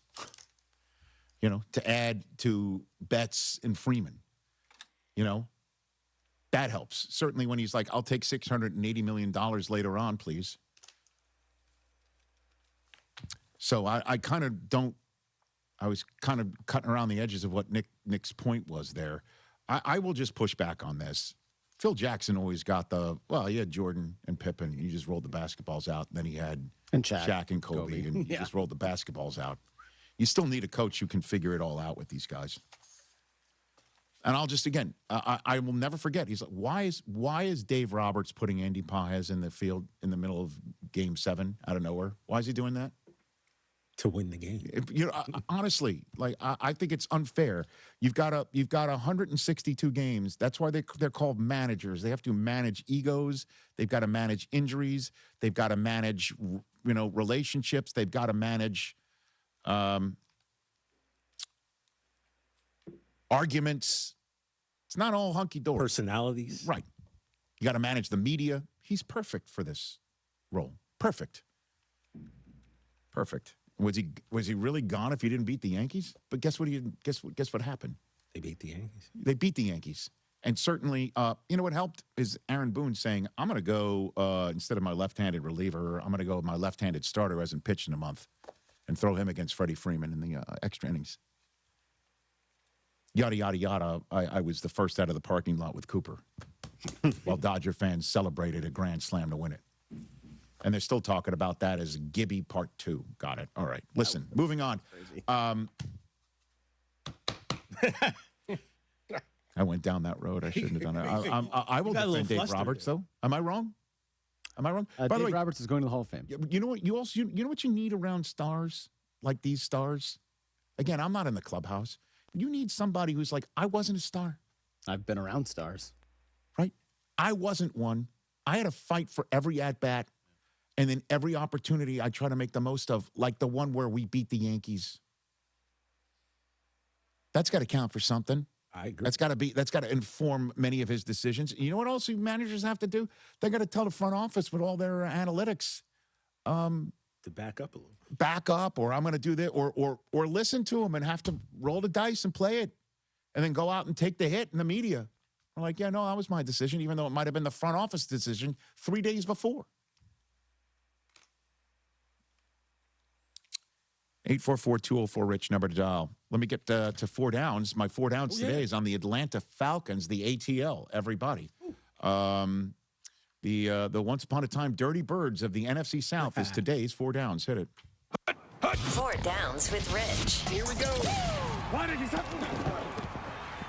All right, ready? The Atlanta Falcons, four down style. Everybody, their 2026 season preview begins with this number one question. First down. Forget about Offensive Player of the Year. Can Bijan be the NFL MVP? I think that's a fair question. Can he be the entire league's most valuable player? He could be. It's the most valuable quarterback. I know that. No. Sometimes it isn't. Yeah, it's been a while. It's been a while. You know, Adrian Peterson or LT's got to pop through. Offensive Player of the Year, absolutely. Can he be like the 2026 LT? Touchdown after touchdown after touchdown. I mean, when Saquon and McCaffrey didn't win it, I get it. But I hear you. But let's put it this way. Will he be a finalist and a legitimate shot for it? Yes. Should be. Because what he did last year on, less than 300 touches. He's nice. Running the ball. Okay. So that's for and the Vulture's gone. The Vulture's gone. What? Algiers in Arizona now. Yeah. The Vulture, Jeremiah Love. Jeremiah Love. Yeah. Okay, another top 10 running back drafted. He just went to okay. Second down right here for the Atlanta Falcons. Second down. Stop me if you've heard this before. But who's rushing the passer for the Falcons? Ooh. James Pierce arrested. Who knows if he's back with the team, but who knows if he's going to be suspended. That guy, by the way, the reason why Ty Simpson is in Los Angeles, and we had this whole conversation about the Rams not doing enough with their first-round draft choice in this year's draft, was because the Falcons traded that draft choice the year before for James Pierce, who did perform very well. Double-digit sacks as a rookie, but then got in trouble. I don't know. And this is the annual question about the Falcons. And it seemed like they finally checked the box. Seemed like it. But we'll see what happens. That's second down. Third down for the Atlanta Falcons. What does Kevin Stefanski bring to the equation? What's he going to bring to this offense that had a breakout season for Pitts and Bijan and London? Yeah. Now here comes the two-time Coach of the Year from Cleveland with an offensive system that is, when clicking, an envy of a lot of the league. What's he going to do? How is he going to run the locker room? How is he going to run this team? What happens when, Mr. Blank's on line one? What's going down? So what does Kevin Stefanski bring to the equation? As you know, Matt Ryan, when he's not a camp arm in an emergency situation right now, he is a team president. This is a whole different top-down way of the Falcons running their organization. And this man is the avatar and choice to be the on-field different way of running things. What does that mean? I do not know. Got an inkling. But that's a big question about the Atlanta Falcons this year overall. And then the final question is the obvious one. Who wins the quarterback competition? Who's it going to be? Because that's another Stefanski choice. He wasn't there when Penix got drafted. It's not there anymore? The GM who drafted him. Mm-hmm. New GM, new president, new way of doing things. Penix is a good kid. Let's see what happens. But Tua, in the same way, we were talking last week, TJ, about how Kyler Murray's on the cheap, and you said on the cheap. I said, how about let's call him inexpensive? Yeah, inexpensive, better way to say it. Same thing as Tua. Indoors, in the stadium, where he made one throw to Devontae Smith and changed everything for his life and course of his career. He's in that stadium, indoors, on the turf. Do me a favor. You know what? You covet what you see every day. Sure. Can you look this up? I should have done this before. What was Tua's game in Atlanta last year for the Miami Dolphins? Remember he's throwing interceptions all over the place, and it seems like the Dolphins season was one big, in the punch bowl? Yeah. Tua had a massive game against the Atlanta Falcons. Let's see. At Atlanta, 20 for 26, 205, 4 touchdowns. Yeah, man. They won 34-10. By the way, in 2001, they played him. He also had 4 touchdowns in that game. So, 21. I'm saying this. He's comfortable in that stadium. Yeah. I kind of have a feeling they're gonna see all health, even being equal. They're gonna see what they got in him before going to Penix. In the same way that J.J. McCarthy's going to sit there and see his franchise, see what they have in Kyler. I don't know. I think J.J. and Kyler's far closer competition from what I hear than with this. We shall find out, won't we? We shall find out. That's the major question about the Atlanta Falcons' fourth down is who wins the quarterback competition. A lot of offensive mindset here, but so is their coach.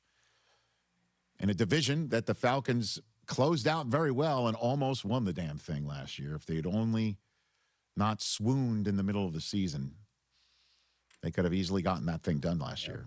Maybe Raheem Morris is still there. Who knows? 844-204-RICH is the number to dial. If you're on hold, stay on hold. We will take your phone calls before we get out of Dodge right here on this program. Good times coming up with LaMonica Garrett. We'll talk about that in a moment. Our friends at SoFi would like to remind you that you can achieve something that you perhaps once thought impossible, and that's overcoming high-interest credit card debt. Walk the tightrope of your finances with one low fixed-rate monthly payment, no fees required, and as soon as the same-day funding.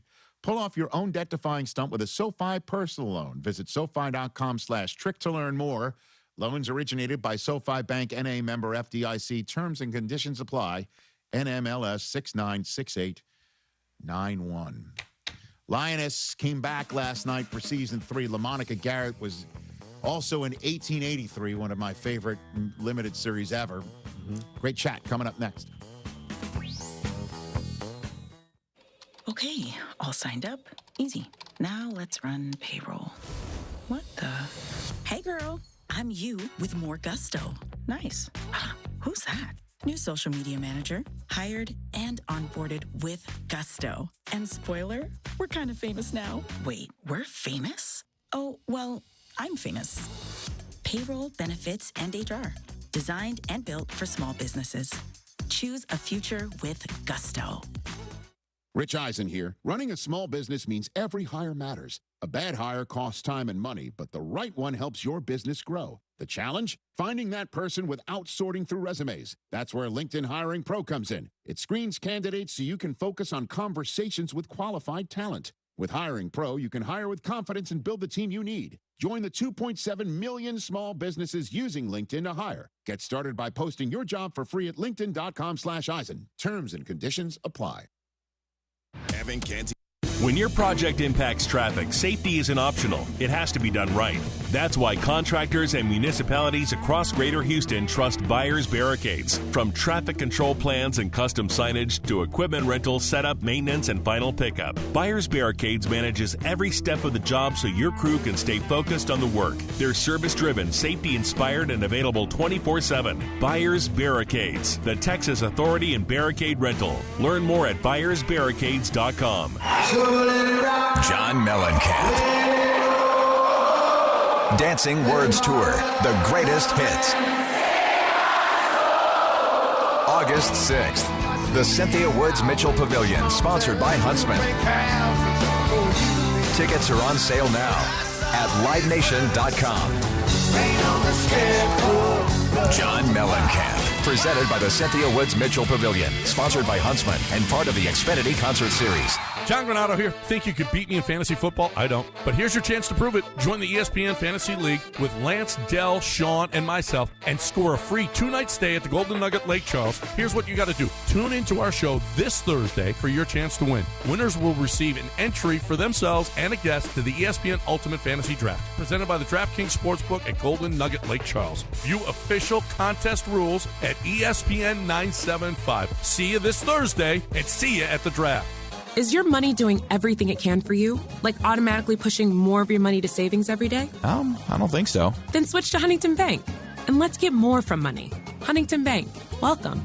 Eligibility requirements apply. Some features may require enrollment. This is your deep inner voice. Exit 18th. Take the 18th Street exit. Exit 18th. Yanni Damaris here. If you're sitting anywhere on the 610 loop, stuck in traffic, exit 18th Street and grab a cold drink at Damaris Barbecue. We'd love to have you, and you'd love being here. We've got a full bar, beer, wine, liquor, and frozen drinks. And you can even be a family hero by taking home some delicious dinner. You heard me. 18th Street. Exit 18th. And get to Damaris Barbecue. Houston, Texas, what is up? Nick of Nick's Place here. Summer is sizzling and Nick's is the place to be. Daily food and drink specials, big outdoor covered patio, and over 40 TVs to watch your game. Need more? Mondays, it's our 4 for $4 special. Tuesdays, Start League. Wednesdays, Sip and Paint. Thursdays, Singo Bingo. And Friday, Karaoke. And every weekend, it's our big, beautiful, bubbly brunch. So come on, let's summer together. Since 1993, same location, Rocky Ridge and Westheimer, it's Nick's Place. Hi, this is Harold Gunn. And this is Bill Olson. Texas Outdoor News is the longest running, most award-winning outdoor radio show in the state for a lot of good reasons. We bring you the latest news and information about hunting and fishing across our great state and beyond. And our guests are who's who from industry, government, and the field. Texas Outdoor News is brought to you by Ford Trucks and your best in Texas Ford dealers. Join us Saturday mornings at 6, Sunday at 7 on ESPN 97.5. Are you an adult with uncontrolled moderate to severe Crohn's disease symptoms and still packing a backup bag of clothes? Just in case? Skyrizi Risankizumab Riza can help you take control of your Crohn's. Feel significant symptom relief, including less abdominal pain and fewer bowel movements at 4 weeks. Plus, Skyrizi is proven to help people achieve remission and visibly improve damage of the intestinal lining. Individual results may vary. Skyrizi is a prescription injection medicine. Don't use if allergic to Skyrizi. Serious allergic reactions, increased infections, or lower ability to fight them may occur. Before treatment, get checked for infections and tuberculosis. Tell your doctor about any flu-like symptoms or vaccines. Liver problems leading to hospitalization may occur when treated for Crohn's. Ready to take control of your Crohn's? Ask your doctor about Skyrizi, the #1 prescribed biologic in Crohn's disease. Control is everything to me. Learn more at skyrizi.com or call 1-866-SKYRIZI. Pro Dunk basketball goals have been the best on the planet for years, and they keep getting better. John Renato here. Now with your Pro Dunk goal, you can get their drill-powered lightning adjust system that raises and lowers your goal in seconds, 10 times faster with zero effort. And now ESPN listeners get the patent-pending lightning adjust system free. That's a $249 value, but you have to call. This offer is not on the website. Call Pro Dunk at 281-351-9822. You got to mention ESPN. That's 281-351-9822. That's Pro Dunk. Tune in to Inside the Icebox Fridays at 6 p.m. right here on ESPN 97.5 and check the video out on the ESPN Houston YouTube channel. Myself, Joe George, and Sean Mapes talking all things Houston Astros. Inside the Icebox brought to you by D&M Leasing, home of the Easy Lease. Visit Indeed.com/hire now and sponsor your job today.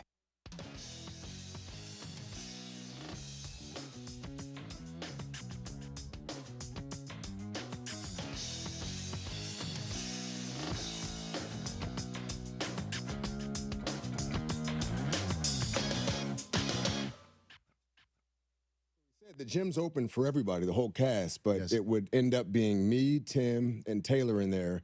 Said we had to be at work at like 6 in the morning. We're in there at 4:30 getting after it. But it was the same three every time. And even in Fort Worth during during Lioness, Taylor's in the gym every morning. Oh, that's no surprise. With the rest of the cast. He boxes early, and then he hits the weights. LaMonica Garrett here on the Rich Eisen Show. You play the role of Tucker in Lioness that premiered again for season 3 last night. Susie and I watch it. I highly recommend it.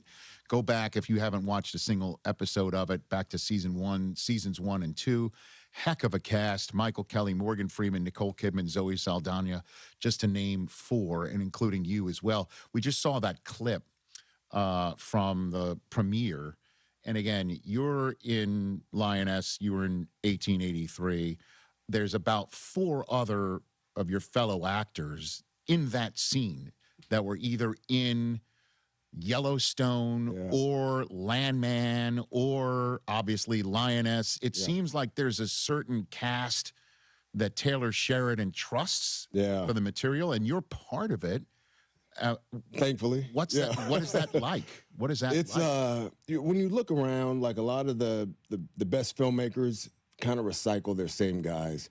Christopher Nolan does it. Right. Scorsese does it. Judd Apatow, the Farley brothers. Like, you see the same faces all around. Mm-hmm. They know what they're getting. They know the temperament of the actor. They know the work ethic of the actor, and they know the talent. So Taylor, he writes for certain people. So he won't just cast you or write some stuff and then cast you later. He'll ask you, hey, would you want to do this? And when you say, yeah, it's Taylor Sheridan words, I'm on board. Yes. He'll write for you. So it's like, he has his, we call it at Taylor's Ranch, all the different shows, he'll have events at his ranch where we all go and hang out. And it's like we all went to the same high school, just different years.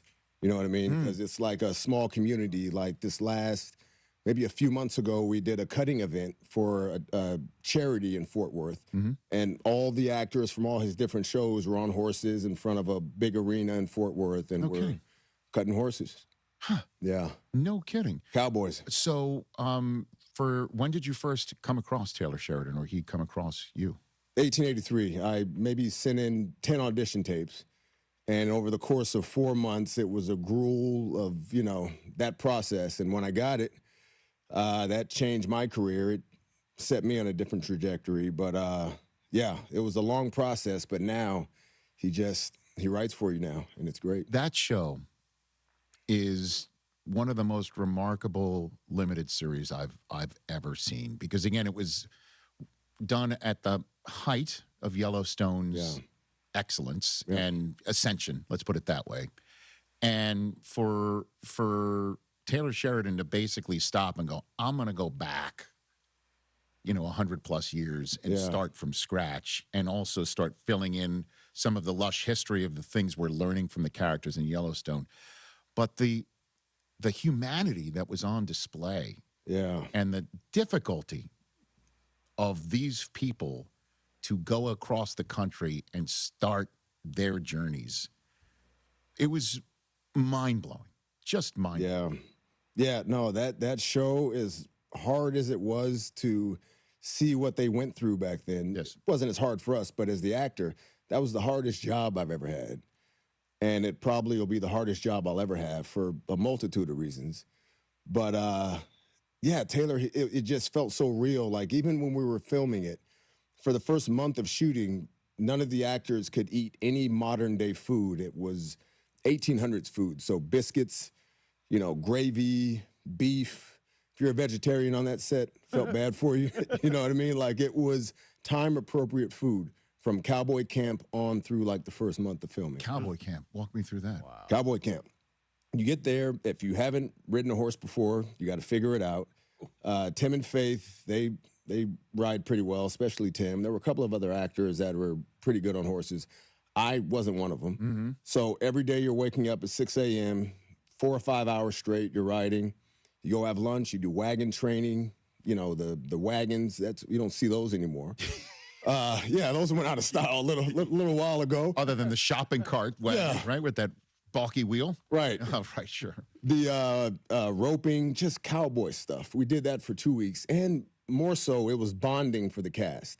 So now that the cast, we're doing this every morning, we're eating together, we're living on a ranch together. It was during COVID. Mm-hmm. Was another reason why it was so challenging and, difficult to film. We couldn't go anywhere. So we were on this ranch. And any outlet we had came maybe Saturday nights where we'd have karaoke night or something with Tim and Faith. And I learned the hard way, don't go behind Tim and Faith karaoke night. What? And it's like, it's me getting to know everybody. And it's like, it's all country music. And I love country now. I wasn't a big fan beforehand. Sure. Yeah.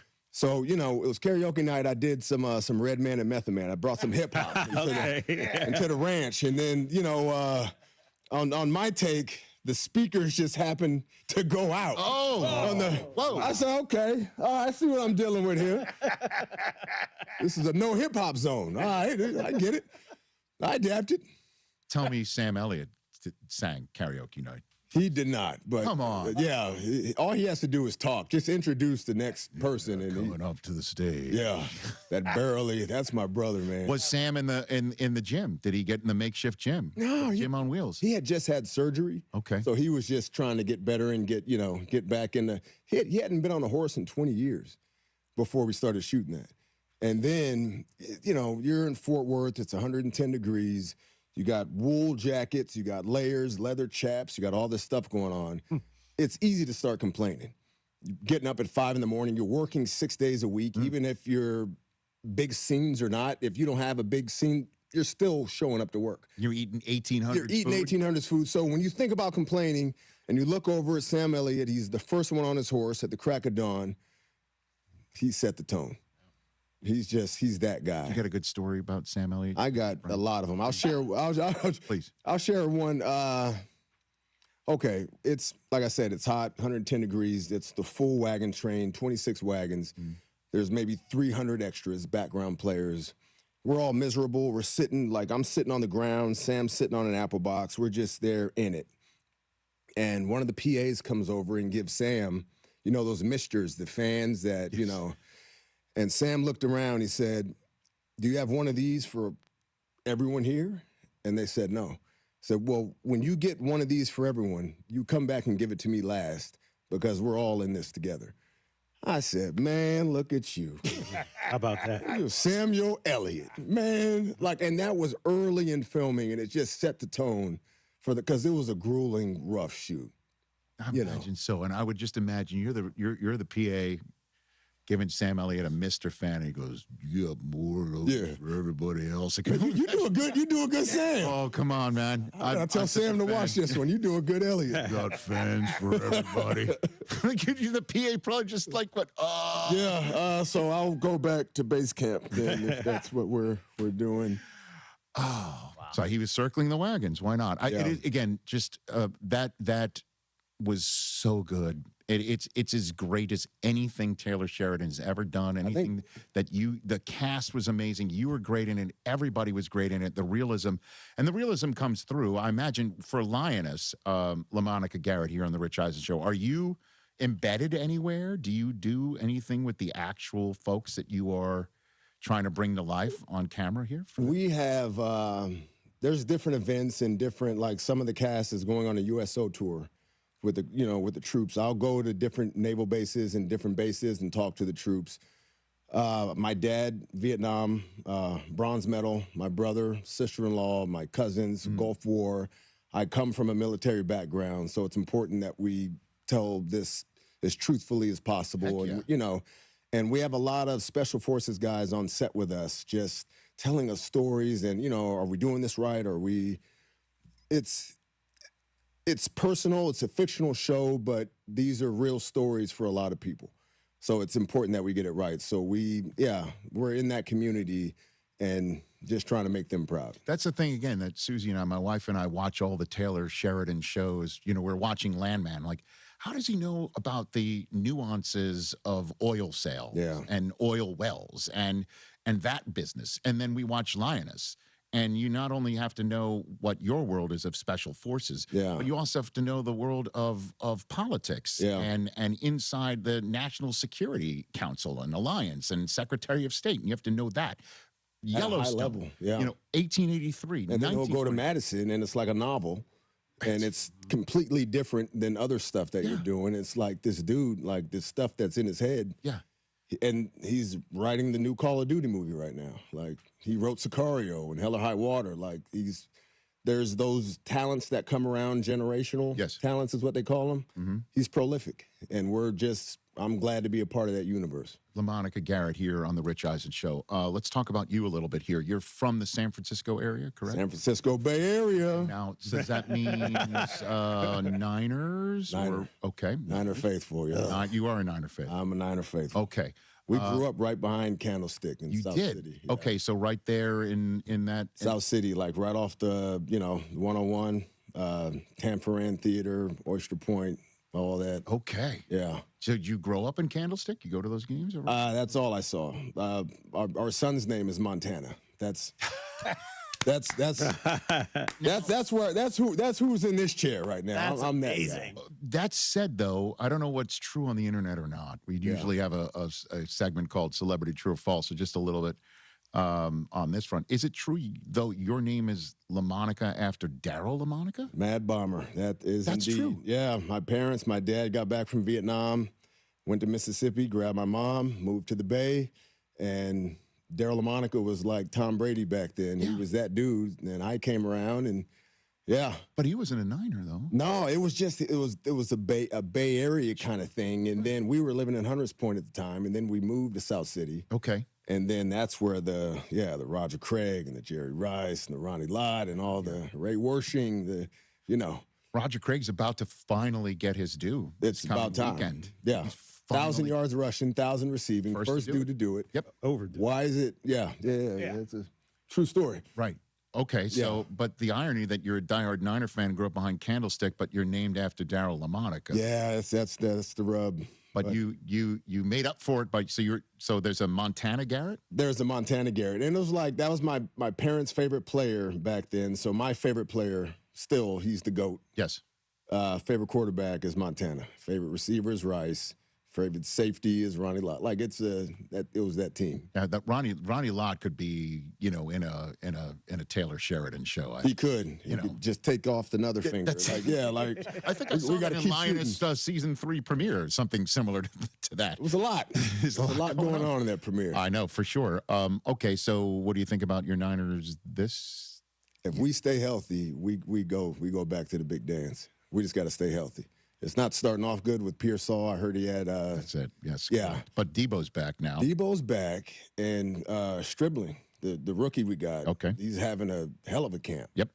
I like our room. I like what's going on. We got help from McCaffrey. Right. Purdy's Purdy. Linebackers are back. We got Fred Warner. Got Greenlaw back. Yeah. I'm excited about that. Yeah. Okay. Good, man. We just got to stay healthy. Okay. And so Warriors, too? Yeah, Warriors, Giants. Okay. They're for the 49ers, I'm the voice in the playoffs when you go to the games, the hype videos. And the same for the Warriors as well. I'll do the hype video. So, How psyched are you for that? Local kid made good, you tell me that, like, I don't need money. Like, just where are we doing this? You come a long way from slam ball, have you? Yeah, slam ball. Now, you are, I believe, in our 14-year history of 3 years podcast, 11 years of a daily 3-hour TV, radio simulcast, I think you're the first slam baller we've had. Slam baller. Yeah. Hey, man, that was... Look at you right there. That the guy. Machine. Still had a little bit of hair. Who called you the Machine? That was someone like gave me that name. It was like I have a relentless motor and I just like hitting people. That was the football side of me. Like I played college football and worked out in the pros and that didn't happen. Okay. So shortly after that, I moved to LA to become, turn into acting. And this came around. I thought it was a TV show. I was in acting class, and you get there, and you're like, no, this is a new sport they're trying to do. Yeah. And I'm like, well, I still got the bug in me. Like, let's do it. And oddly enough, my first TV show that I've ever got was One Tree Hill, because One Tree Hill had a 2 or 3 episode arc of slam ball on the show. And they were gonna audition actors and teach them to play slam ball to go opposite Joe Manganiello and John Lafferty. Okay. And I'm like, no. Like, I already play slam ball. This is why I'm here. Let me audition. I did. I got the part. And when I was on set, I'm like, this is why I moved back to LA. Like, never played slam ball again. And from One Tree Hill on, I slowly started building a career. Did you dunk on Manganiello? Did you dunk on him? I did. And I put him in the glass as well. I was a bruiser. I played linebacker, so you were the machine. I was the machine. I still Come am on now. the machine. You're still the machine. Yeah. Hey, once the machine, always. Always the machine. You should ask Burt Kreischer for royalties. Yeah, right, the machine. Right? There's many machines, right? La Macana. Shelley, the machine, right? From Glengarry Glen Ross. There's a machine there, but you are the machine from Slam Ball. OG machine. Yeah. Okay. So is that how you got your acting start? Yeah. Through Slam Ball, One Tree Hill, and then off you go. Yeah. When I first moved out to LA, I was FedEx driver. Delivered slang boxes. I was delivering FedEx, the Warner Brothers lot. Yeah. So I would deliver to Everybody Loves Raymond, ER, Friends, like all these shows. Had my headshots in the back just in case. It never turned out that way. Yeah. But I'm on all these shows, and everyone loves the FedEx guy. I'm bringing all the props. oh, you're here, great, we need you, And I'm like, man, one day, so cut to years later when I'm on the Warner Brothers lot working, a lot of the security guys were the same guys, and it was like, man, you did it. And it was like, That's awesome. So I've been kicking around for a while, but, it worked out. Awesome. And then at one point, Ray Romano comes up to you, asks where his package is or something like that? That's what happened. I thought he was going to say, hey, you got a perfect look. You want to do a scene real quick? Never went that way, but, I was ready. Hey, you gotta stay ready to be ready, as they say. That's what Sugar-Free said. Okay, fantastic. This is just a delight to meet you. Big fan. Honestly, you're awesome in this show, and Thank you, man. 1883 is something again that it just lives on. Just I think about it all the time. My wife and I think about it all the time about how difficult it was for people to do what they were doing then, and the storytelling is spectacular. Yeah, small things then, were huge things now. Just as far as going in the store to get some milk. Right. Nature's trying to kill you. Right. Bandits are trying, everything is trying to kill you. Just making it back home back then was a whole different story. And just finding any piece of humanity. Yeah. Amidst all of it. Yeah. Was truly just some of the more remarkable moments of that show. I don't want to give away what happens in the end. Yeah. But there is a scene towards the end. I was a puddle crying. Yeah. Just an absolute puddle over that. And again, Sam Elliott is good as it gets, and the fact that you get to be in these scenes with him. Grown men from around the country would reach out to me on social media, gruff, burly. I'm not a crier, bro. I don't. It said, but that show, man, the ending of that show, it did something to me, and it's If you ask Taylor, he'll tell you that was one of his favorite projects that he's ever done, regardless, film, television, whatever.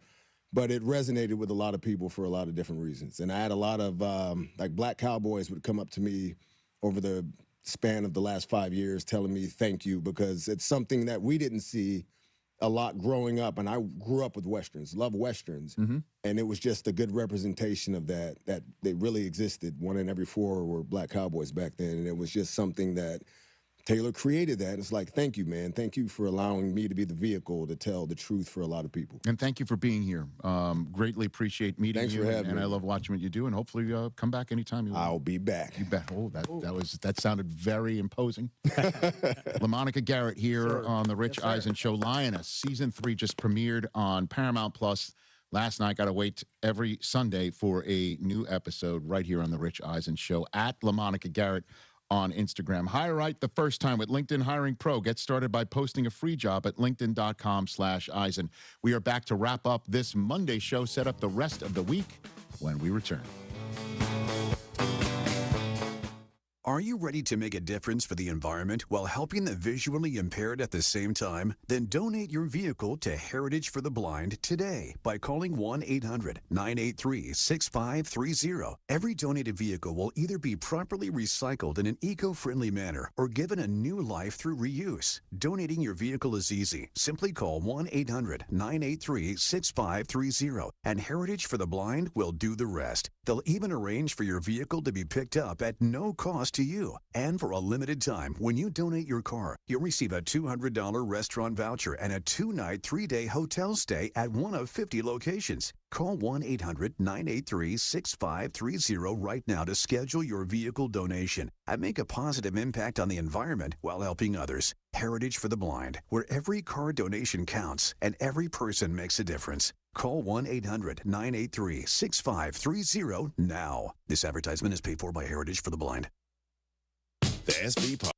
John Granato here. Walking into Republic Boot Company at 11th and Studewood in the Heights is like walking into a time machine to the Republic of Texas. Seriously, go check it out. Whether it's their exclusive 1836 collection of all-leather boots or a customized pair with whatever material and design you want, these are going to be the most comfortable boots you've ever worn. Hats, suits, and all kinds of handmade leather products in a Texas-inspired haven. Book their space for your next event. Republic Boot Company, where tradition meets style. RepublicBootCompany.com.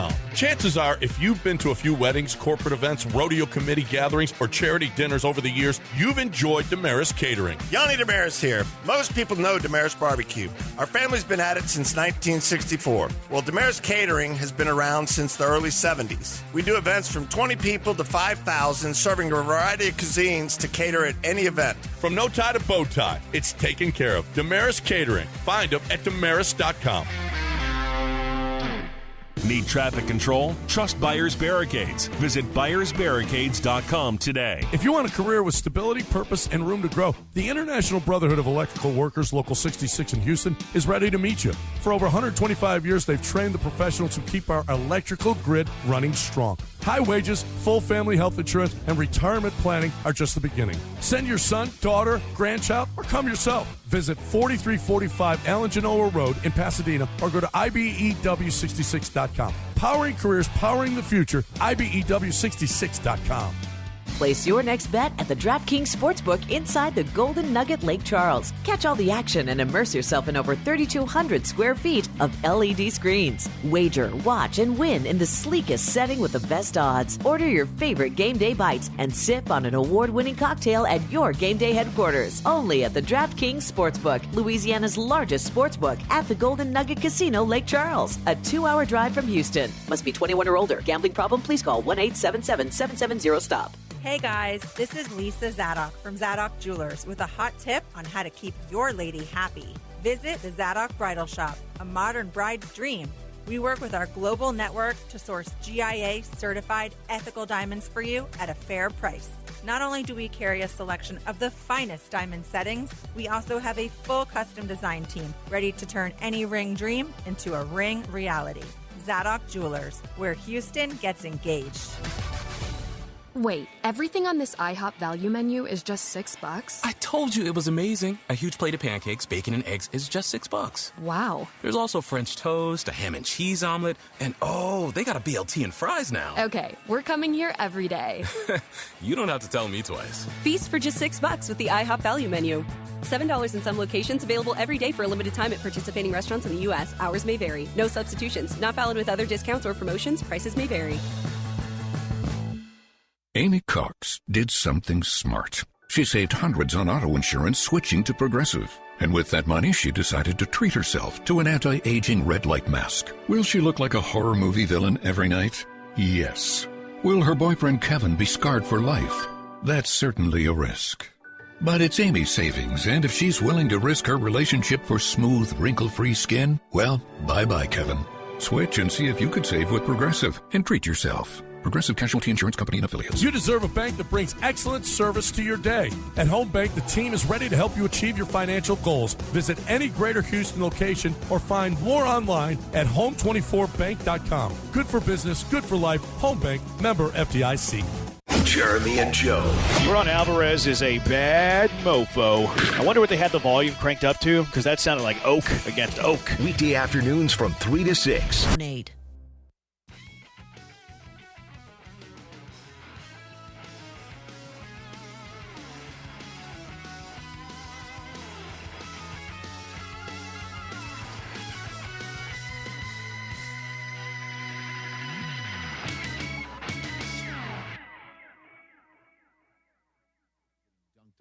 No, he didn't fail to mention that. Back here on our program, 844-204-RICH, number to dial right here on the show. Running a small business means every hire matters. A bad hire costs time and money, but the right one helps your business grow, and the challenge is finding that person without sorting through resumes. That's where LinkedIn Hiring Pro comes in. It screens candidates so you can focus on conversations with qualified talent. With Hiring Pro, you can hire with confidence and build the team you need. Join the 2.7 million small businesses using LinkedIn to hire and get started by posting your job for free at linkedin.com/eyes, and terms and conditions apply. Let's go back to the phone lines. Dan in Minneapolis, Minnesota, home of SummerSlam, correct? Am I not? That's where it was. On that? Right. What's up, Dan? Yeah, I can't speak on that, Rich. I'm a 45-year-old male. I haven't watched SummerSlam in 30 years. Right. But, That's a little disrespectful. That's a 45-year-old guy, male right across the way. That was. Yeah, I watched it. It was great. all good, all good. Hey, man, a couple things you said earlier. Now, I'll preface this by saying, though I live in Minneapolis, I am from the OC. I am a Dodger fan. So if they never implement a salary cap, I'm happy to keep winning every year. Right. But I do not see how anyone can reasonably and objectively make an argument that it's good for the sport to have 75%-ish of the markets have tepid interest because they don't feel like they can compete. I mean, I kind of feel like that's how the NBA was 10, 15 years ago before, they started implementing changes. And I don't think anybody in New York or Boston or LA is any less interested in the NBA now, even though they don't run the show every single year. And then my other thing is, nothing's binary. And the counterpoint that a lot of my Dodger brethren like to say, about parity and the Brewers and the Rays and stuff, it's like, okay, the Brewers and the Rays are phenomenally run organizations. Like, they are an anomaly. I mean, they make zero mistakes running their organization, and they still don't sniff anything in the playoffs. I mean, we absolutely drubbed them last year. They were amazing in the regular season because their farm system, I mean, everybody turns into a phenomenal professional player, and we still just kicked the ever-loving you-know-what out of them last year. It'll probably happen this year too. Wow. So that's not really like an argument to me saying like, there are some competitive teams out there that come from small markets. It's like, that's kind of like almost a convenient lawyer speak to me. And then you had mentioned earlier, anybody could have had Scooble That's for true. what? Yes, what, Dan. Fundamentally and objectively, yeah, that is true. Yeah. But no team whose lifeblood, such as the Brewers, are going to trade for him when that's their only chance is developing their own guys. I don't know, Dan. To be competitive. Dan, I appreciate your call and your passion clearly on all this, but the Brewers did it with CC Sabathia years ago. Same thing, left-handed, Cy Young. Let's get him for a few weeks and see what happens. Why couldn't they do that again? The Padres did it with Juan Soto a few years ago. I mean, it happens all the time. Rentals happen all the time in Major League Baseball. It's just who wanted him for $9 million and 3 prospects. Again, I don't know the apples to apples on someone's prospects compared to the ones that the Tigers accepted here. And I don't know the apples to what everyone else offered in terms of paying off every penny of Scooble's contract for the Tigers, because clearly they didn't want to pay him anymore. So that's the issue. In the same way that we're saying the Dodgers are destroying baseball by getting Tarek Skubal, they haven't paid him $400 million yet. We're just assuming that's coming. But at this point in time, they did what anybody else had the right to do. If they wanted to give up 3 prospects of this caliber and pay $9 million, which is chump change in this day and age. And if the Yankees had a chance to do it and didn't do it for other people, then they're going to hear about it from their fans. I mean, Skubal is the fact that he went to the Dodgers is no skin off a Yankee fan's nose when they've already have Cole and Schlittler and Fried and Rodon. You don't need to add another $400 million player to a lineup like a staff like that. As a matter of fact, if the Yankees can get any of their hitting back and they have a pitching staff like that, they can go to battle against the Dodgers, and good luck. Good luck. They can do that. But they need more help in the bullpen and hitting. And the issue is they've got a team that is the hottest team in baseball for over a month. It happens to be their diehard rival that just went ahead and grabbed a 3-time All-Star switch hitting catcher in Adley Rutschman. Yeah, that deal is official now. Done. So the Red Sox have now done that. And as of this conversation, the Yankees have added Luis Garcia Jr., who is a terrific hitter from the Washington Nationals for 4 prospects. Leads the NL in slugging. 3 prospects, and Jake Bird, who the Yankees got in last year's trade deadline and hardly did anything of significance, with all due respect. Yeah, Garcia's been awesome this year. He's been great.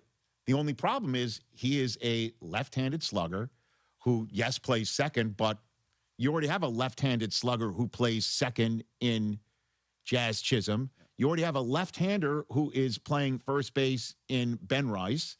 And when, heaven forbid, Stanton gets healthy again, where does Rice play? They already said he's not going to catch. And Rice is going to have to play. I mean, the roster does not appear to be in the proper shape to go on a run. So we'll see what Brian Cashman does in the next hour to have a conversation about what they'll do. Yeah, there's a lot of moves popping right now. The Dodgers just traded for Chris Bubik from the Royals. The Padres traded for Robbie Ray from the Giants. That's a significant. He's a former Cy Young. Yeah, you mentioned Adley to Boston is a done deal, and Reed Detmers to the Cubs, who also added Gaussman. So a bunch of teams are loading up. Yeah. We'll see what the Yankees do in the next hour. Yeah, 3 hours left. Must be nice. But right now, again, Dodgers destroying baseball. Maybe in the long run, if owners blow up the sport because they can't figure out how to get their own house in order before turning to the players, as opposed to saying, we can't figure out our own house, so you figure it out for us. We'll lock you out in the meantime. Dodgers did what anybody else could do. $9 million, 3 prospects. They were the only ones who had the chance and the cojones and the ability to do it. You have to figure out what everyone else is doing. We'll talk about it with Jeff Passan on tomorrow's program. The Golics will be here, senior and junior, as they are now preceding this show on the ESPN Radio Network. And then there'll be you as well. Let's chat again on Tuesday. Laditi's going to join us too. That's the ease at which you get information. You want it, you get it. Like that. Ask your phone. Group chat. Smartphone. You're always connected and informed in real time. No waiting. So if you're diabetic and still using finger sticks to read your blood sugar, what are you waiting for? Knowing your blood sugar levels instantly is important for managing diabetes. Call US Med at 888-665-0696. To learn more about continuous glucose monitors, a real-time instant method to track your blood glucose, US Med is an approved provider for Medicare and over 1,000 private insurers. And the best part? Call 888-665-0696 and we'll give you a free insurance benefits check today. So call 888-665-0696 today. That's 888-665-0696 and manage your diabetes as easy as... Amber? Blue Mountains cold beer. There, I said it. That's how you know your Coors Light is cold. Those beautiful Blue Mountains. If you like cold filtered, cold lagered, and cold packaged beer, then you need to be drinking Coors Light like me, John Granado, Coors Light enthusiast. So whether you're out with the crew or stocking up for the week, look for the Blue Mountains. Grab a cold Coors Light at your favorite local bar, restaurant, or on your next grocery run. Choose chill, Houston. Choose Coors Light. There, I said it again. Spring is calling at Two Creeks Crossing Resort, just 90 minutes north of Houston. Spend the day relaxing by the water, then stick around for live music, great food, and can't-miss events happening all season long. From cook-offs and holiday celebrations to outdoor adventures and family-friendly fun. Whether you're rolling in with the RV, booking a waterfront cabin, or planning a glamping getaway, there's a perfect spot waiting for you. See everything coming up and reserve your stay now at twocreekscrossingresort.com. Hey guys, Joe George here. The biggest trap in today's car market, 84-month financing just to afford the payment. At D&M Leasing, there's a smarter solution. With their best-in-class Easy Lease, you drive a newer vehicle with the latest technology for a much lower monthly payment. No long financing, just a smarter choice. Call D&M Leasing at 713-290-1000 or visit dmautoleasing.com and tell them that Joe George sent you by. We make leasing easy at D&M. Got a project? We've got the solution. Visit Stokes Hardware, your trusted hometown hardware store since 1954. This is Kirsten Stokes with Stokes Hardware. Whether you're fixing a leak, painting a room, tackling yard work, or starting your next DIY project, we've got everything you need. Plumbing, paint, tools, electrical supplies, lawn care, and so much more. Stop by today and let our friendly team help you get the job done right. Stokes Hardware, your hometown hardware store since 1954. Se habla español. John Granado here with Robin Orlando from Houston Powder Coaters. You guys have been so busy. You guys are just swamped, huh? Houston came through. They listened to get everything done prior to the soccer parties, but now we're still doing stuff for the pool season. Let's talk about pool season. What do we need to get done? We still have 4th of July coming up. We have Labor Day and all those 100-degree days. We need to get your patio furniture in, get those slings, get those straps, make it look new again. What about those grills and smokers? Before you know it, it's going to be football season. Let's go ahead and get ahead of the game. Let's get those barbecue smokers. Let's go ahead and get those trailers in. Be ready for all those big football games in the fall. And how cool is it when you got your tailgate chairs looking like your football team? You're going to be the envy of everyone's hearts. And it doesn't matter what it is. Whatever you have that's metal, powder coated first. Antiques, patio furniture, trailers. We got you. ESPN listeners are saying it all the time. They're calling. They're loving Houston Powder Coaters. HoustonPowderCoaters.com. HoustonPowderCoaters.com. Ask for Robin, even though she might be busy. I got you. Are you trapped in a solar contract that you regret? Millions of homeowners were misled by solar companies, promising energy savings that never materialized. If your solar contract feels like a heavy burden, we're going to help you break free, legally and permanently. Our licensed attorneys understand the complex fine print of these agreements, and we provide a simple and affordable process with a one-time fixed fee and an A+ BBB rated company. You can trust us to handle your solar cancellation case with integrity and potentially even recover some of your costs. Take back control of your home and your financial future right now. This is a free call, so why not call and see if we can help you cancel your solar system? 800-948-4155. 800-948-4155. 800-948-4155. That's 800-948-4155. State your correct name for the record. ESPN 97.5, presented by Zadok Jewelers, KFNC, Mont Bellevue, Houston.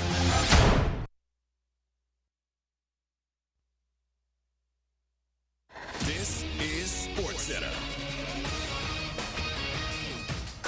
I'm Nick DeLuca. Deadline day in Major League Baseball. Flurry of activity ahead of the 6 Eastern deadline. The Red Sox land the top catcher on the market, agreeing to a deal with the Orioles for Adley Rutschman, 3-time All-Star, batting .251 with 8 home runs, 47 RBIs, and a .764 OPS in 67 games this season. He is under team control through 2027. Boston 23-3 over their last 26. The Padres acquired lefty Robbie Ray from the Giants. Ray has been one of the best pitchers in the majors since June, has a 3.08 ERA and 107 strikeouts this year. San Diego starters own a 4.66 ERA this season, 4th highest in the majors. The Phillies are acquiring 3-time batting champion and 4-time All-Star Luis Arraez, also from the Giants. Arraez having his best offensive season since 2023, hitting an NL best .324 with 4 homers and 43 RBIs, set to be a free agent after the season. Hey, it's Evan Cohen. Coming up Tuesday, the 49ers are dealing with another season-ending injury. I'll tell you if losing another wide receiver will impact Brock Purdy this season. It's Unsportsmanlike, 6 a.m. Eastern, right here on ESPN Radio, ESPN2, and ESPNU.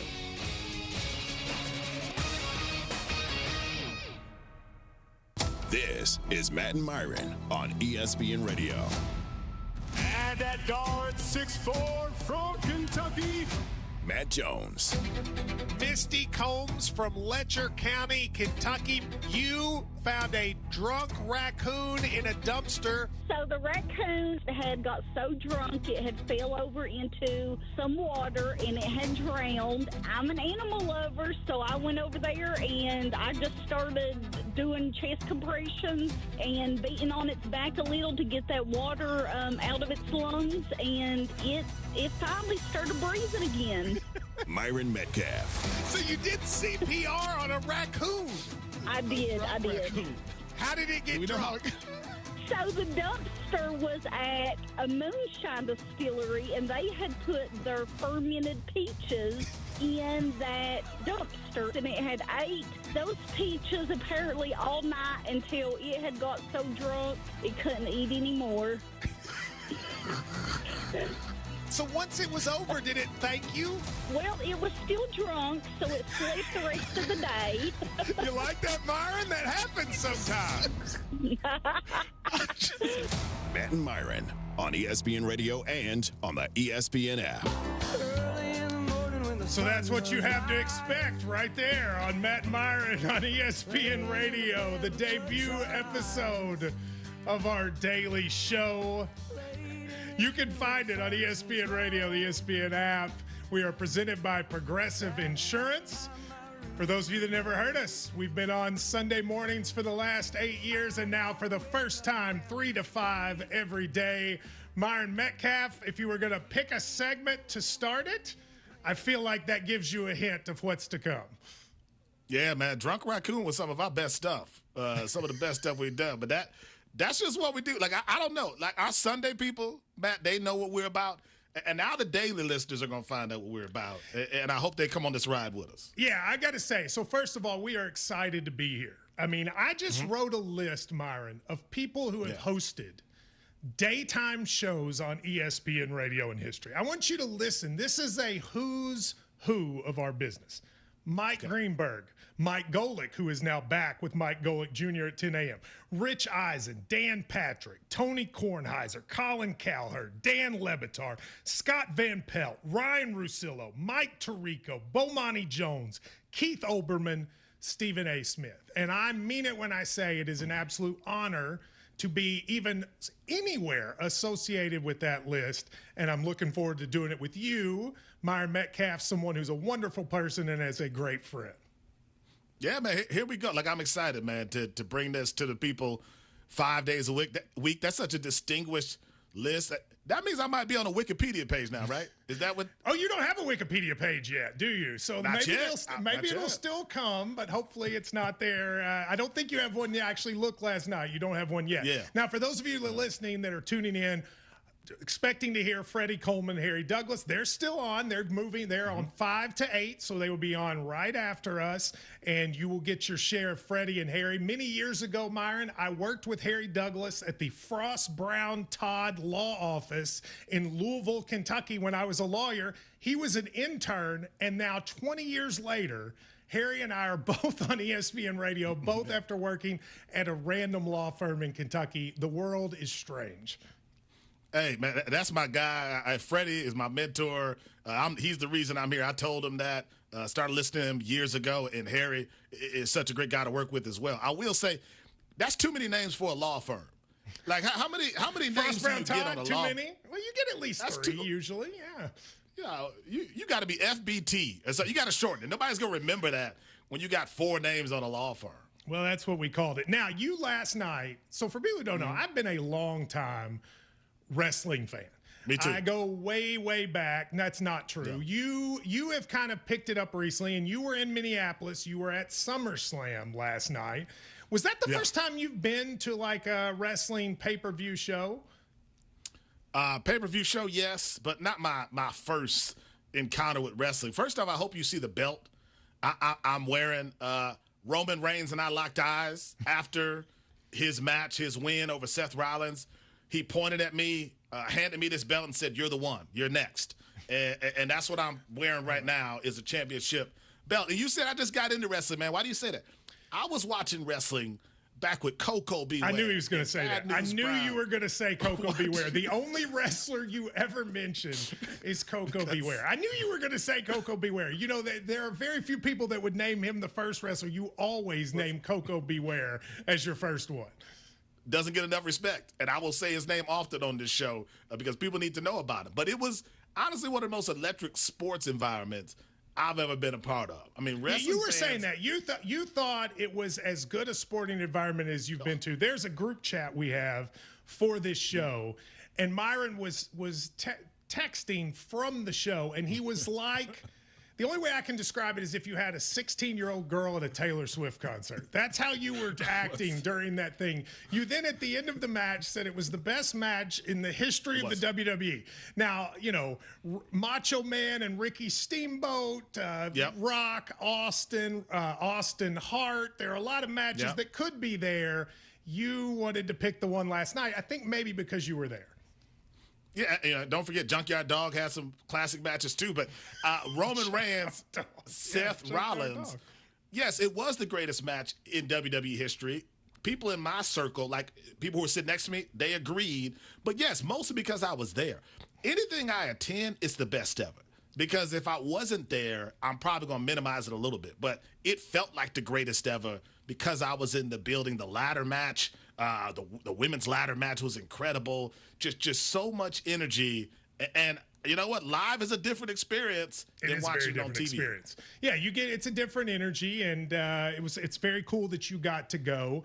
Now, I will say that today, you know, to start a new show, you always immediately go, okay, what is there to talk about? And the big story is the baseball trade deadline is at 6 o'clock. Now, if you listen to this show, you know, Myron and I, not always the biggest baseball aficionados, but we have to, on ESPN Radio, we have a standard to uphold.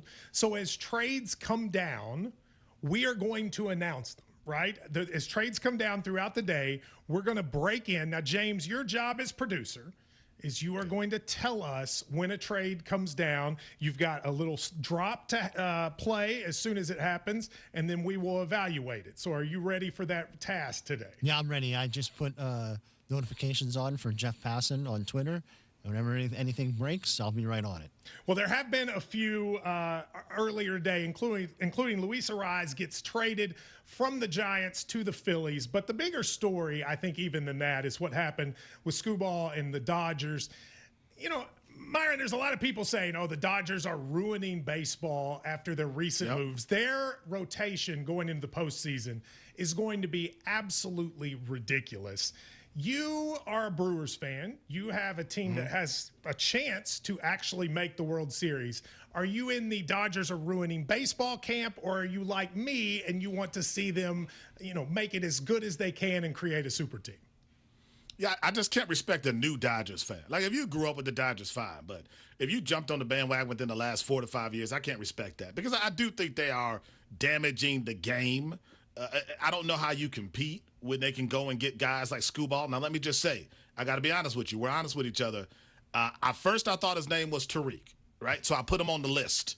And then I found out it was Tarek Skubal, and he was Czech, I believe, is the origin. So that was a loss for me personally. So there's some personal history there. You saw Tariq, and you were like, that's one of my guys when he came out. CC Sabathia, him, I put him on the list. I was like, okay, this guy's pretty good. Then I saw a picture of him. I was like, wait a minute, he's not on our list. But he's an incredible, obviously, pitcher who changes the Dodgers and makes them more dominant.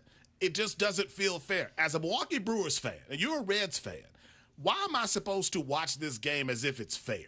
Like, how do you enjoy it when you know that they can do stuff? Well, it's not fair. Like, I mean, Major League Baseball rules, I don't think, are designed for it to be fair. I mean, the NFL's goal every single year is to create parity. The NBA's goal is to create superstars. I think baseball's goal, first of all, it's the strongest player union of any of the sporting leagues, and so that leads to where you get this enormous salary discrepancy.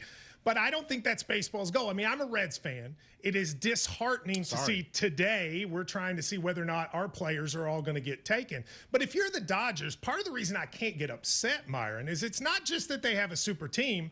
They also have like the number 3 or 4 ranked farm system in the country. So on some level, they actually are good at both drafting players. They're good at having talent. They're good at going and getting it. I don't really know that you can blame them for doing what anyone else would do. And I will note, the last 2 years they won, both times, I mean, they should have lost in the wild card series 2 years ago. The Blue Jays nearly won the World Series last year. It's not like they just roll through these teams in the postseason. ESPN Radio, breaking news. Oh, we have a trade. All right, so James, your first test. What is the trade that has just been released? Very excited because it's a Pirates trade. The Pirates are acquiring Luke Weaver from the Mets. A source tells ESPN. Luke Weaver, the guy that used to pitch for the Reds. He is the worst. When he was in Cincinnati, he was my least favorite pitcher. I have season tickets, Myron. When I saw it was Luke Weaver night, I would give them away to my listeners. So that's who you're getting, James, the giveaway the tickets. How you feel about pitcher. James, you're a Pirates fan. Do you think this gives you a chance to make the wild card? Yeah, I feel great about it. Yeah. No, I don't think it does. I think the Pirates are done.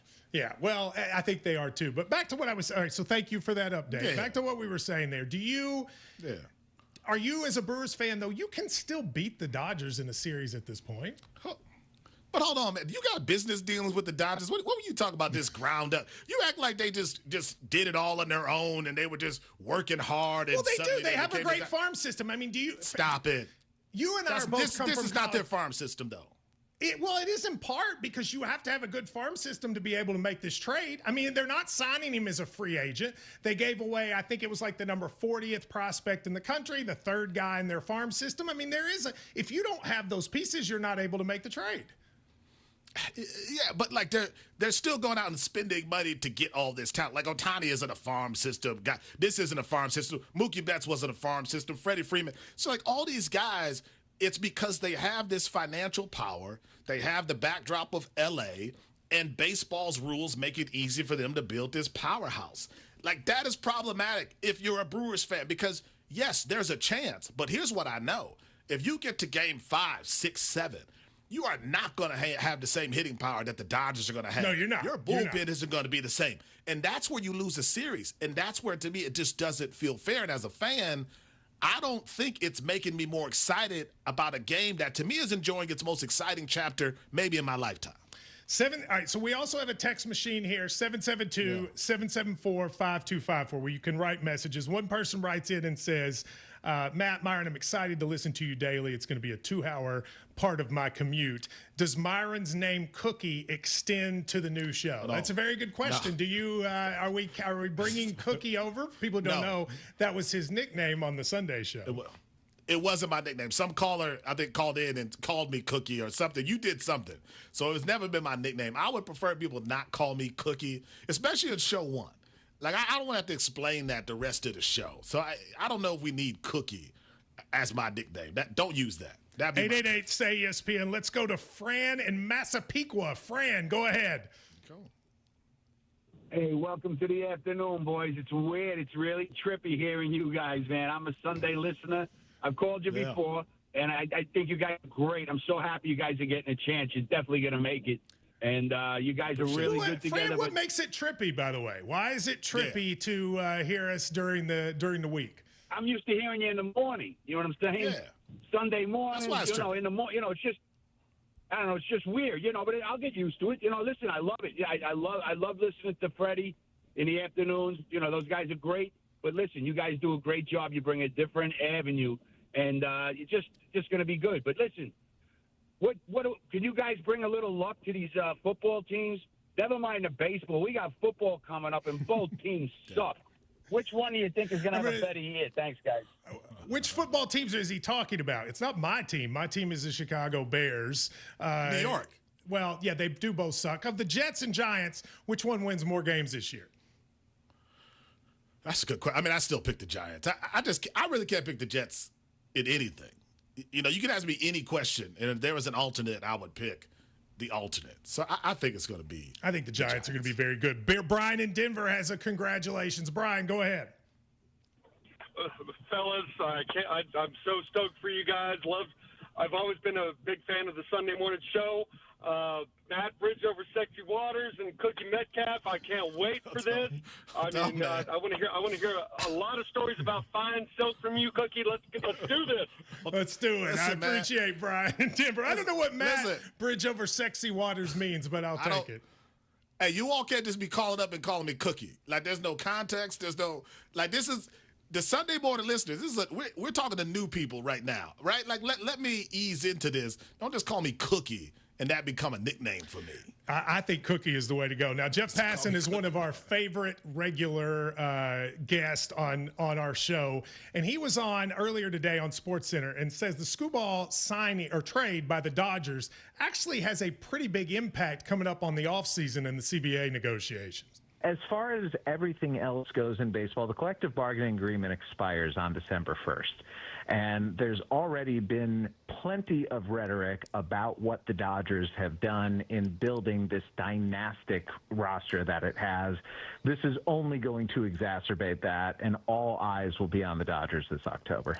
It's going to be very interesting because I actually think there are teams, Myron, some of the lower-ranked teams in Major League Baseball, some of the low-payroll teams that would actually like to see the Dodgers sweep through the World Series to be able to make the case that if they don't change the CBA, the Major League Baseball will not have parity. I think you're going to have an odd situation where the lowest spending teams are actually hoping the Dodgers roll throughout October. Yeah, and I think, when they make that argument, they'll be correct. Because even right now, like, to me, regardless of what the Dodgers do, you can't make this a continuous thing. Like, you can't sell this to fans and expect them to come to games, to tune in as if everybody has a chance. And I think that's where baseball is missing. There have been some great additions to baseball. The pitch clock has been incredible. Sped the game up. I think it's a more exciting game. So many young stars across the sport. And then you have this situation where the Dodgers keep adding pieces. And I don't know that we've ever seen that in another sport. You can say Steph Curry, the Golden State Warriors, and KD. Okay, that was sort of one unit. You can tell me Brady and the Patriots and what they were able to do. But that was still built around a guy who was taking less money to add complementary pieces. This is superstar after superstar walking onto this team in L.A. and making them even better. That can't be the case to me in baseball. Let's go to Willie in Memphis. Go ahead, Willie. Willie. Congratulations on you all being on daytime radio now. Yeah. And I always, as I call, they say, cool water forever. And Myron, I don't trust a black man named Myron. Yeah, I told you. Okay, Willie, don't call in on our first show talking. Come on, Willie. I told you, Willie, you don't trust a black man named Myron. I don't trust anybody named Willie in Memphis. How about that? So, Willie, I've been asking. I asked you this on the Sunday morning show, and you didn't do it. You bring up cool water. Remind me, that's like a cologne, right? Yes. I would like to start wearing some cool water. Would you send me? Can't. Why can't I wear cool water? You can't wear cool water. You can't wear cool water. What are you laughing at? Why can't I wear cool water? You can't wear cool water cologne. That's not your club. Willie, if I walked the streets of Memphis and I had on cool water cologne, would that somehow be inappropriate? First, why are you walking the streets of Memphis? People look at you strange. I'll tell you that. Listen, man. This sounds like an experiment that you should not take part in. You do not want to wear cool water cologne. And why are you wandering around Memphis? I like Memphis. Memphis is my city. I love Memphis. Go see the Grizzlies, little Beale Street, some barbecue. Why wouldn't I want to do that? Okay. Well, Willie, I don't think you should do that. I do appreciate your support, but you should trust a black man named Myron because, listen, we do good stuff. Like, don't put that out there. 888-SAY-ESPN, 888-SAY-ESPN. There's a lot of news. We're going to talk about college sports. Maybe the most important rule in college sports got passed by a judge in Colorado on Friday night, plus the Senate bill is going to be decided. We actually can talk about what it means, especially for the biggest programs. We are presented by Progressive Insurance. It is easy to bundle your home and car insurance at Progressive.com. Matt and Myron during the week, the first show next. Hey, what's up? It's Scooby and Randy today on SC Plus, airing only on Disney Plus. The Dodgers, a.k.a. the Avengers, welcomed Tarek Skubal, but the streaking Red Sox spoiled his Hollywood arrival. Whose car we gotta take? Speaking of stars, Caitlin Clark and Olivia Miles meet for the first time. We're gonna show you which star guard shone the brightest. All that and more today on SC Plus.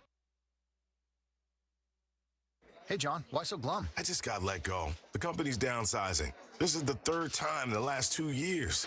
I'm done with this. Have you thought about My Computer Career? I've heard they can train you for a career in IT in just a few months, including cybersecurity and the basics of AI. And you don't need prior training or experience. Now that's a recession-resistant career. Wow, thanks. I'll check them out. Go to mycomputercareer.edu and take the free career evaluation. mycomputercareer.edu, an Elite CompTIA certification partner. Financial aid is available to those who qualify, including VA benefits. My name is Whitney Allen, and I'm a widow. My husband, Ryan, died. We never thought we'd ever have to use life insurance, but the unexpected happened. With Ethos, signing up was fast and 100% online. You can get a quote in seconds, apply in minutes, and get same-day coverage. No medical exams, and you can get up to $3 million worth of coverage. I'm grateful we were prepared. Get your free quote at ethos.com/play. That's ethos.com/play. Paid spokesperson. Time spent on application may vary. Online health questions required. Evan Canty. John Granado here. Think you could beat me in fantasy football? I don't. But here's your chance to prove it. Join the ESPN Fantasy League with Lance, Dell, Sean, and myself and score a free 2-night stay at the Golden Nugget Lake Charles. Here's what you got to do. Tune into our show this Thursday for your chance to win. Winners will receive an entry for themselves and a guest to the ESPN Ultimate Fantasy Draft, presented by the DraftKings Sportsbook at Golden Nugget Lake Charles. View official contest rules at ESPN 975. See you this Thursday, and see you at the draft.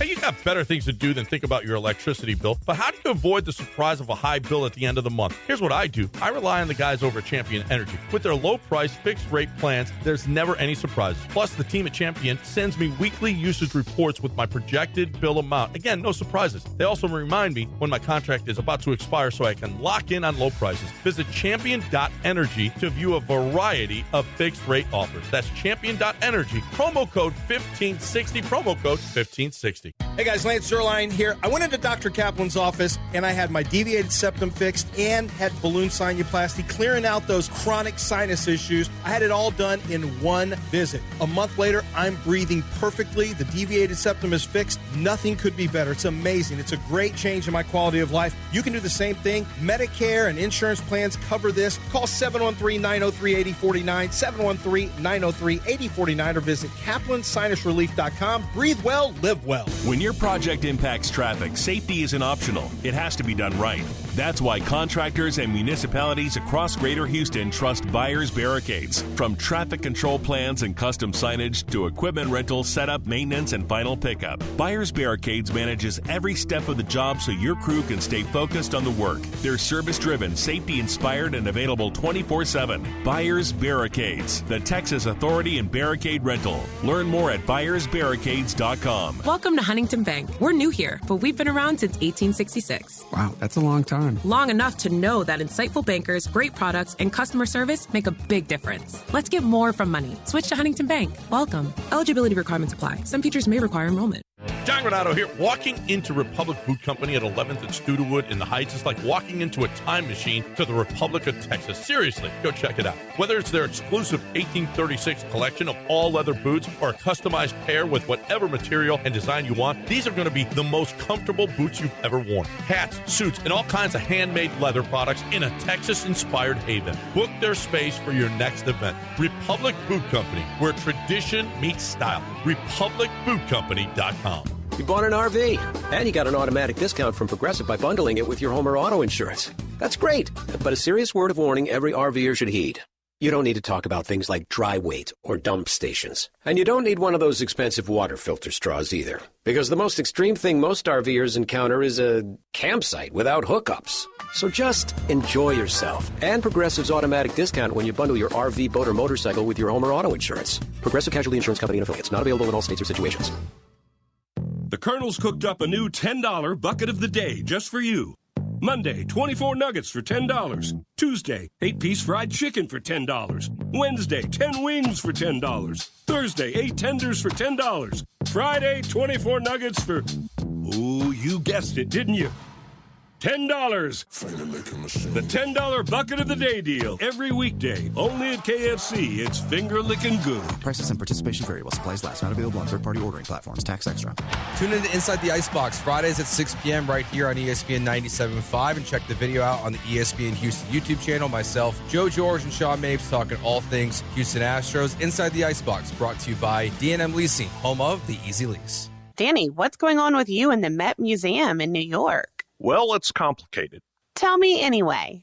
They've had this collection of guns from the 1500s on display for a long time. Christopher Columbus and Ferdinand Magellan and Henry VIII were alive in the 1500s. That collection has been on loan to the museum for a long time, and now the family who owns it has decided to sell it. Are you gonna bid on it? No. Why not? I already bought it. Are we going up there to pick it up? As soon as you call the airlines. Danny, this sounds like it could be exciting. Clara, this is definitely exciting. The best gun shops in America are in Texas, of course. Collector's Firearms. Right on the corner at Whiff-Timer in Voss and Houston on Alpha Road in Dallas. One block east of the tollway.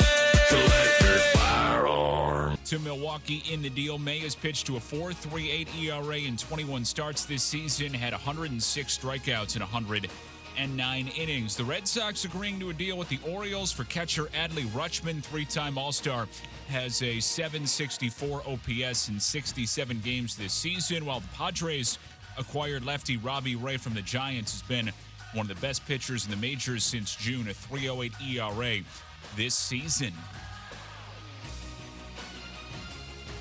Hi, it's Evan Cohen. Coming up Tuesday, we asked friend of show Adam Schefter what's the latest on all the contract drama around the league when he joins us at 8 a.m. Eastern. It's on Sportsmanlike, 6 a.m. Eastern, right here on ESPN Radio, ESPN2, and ESPNU.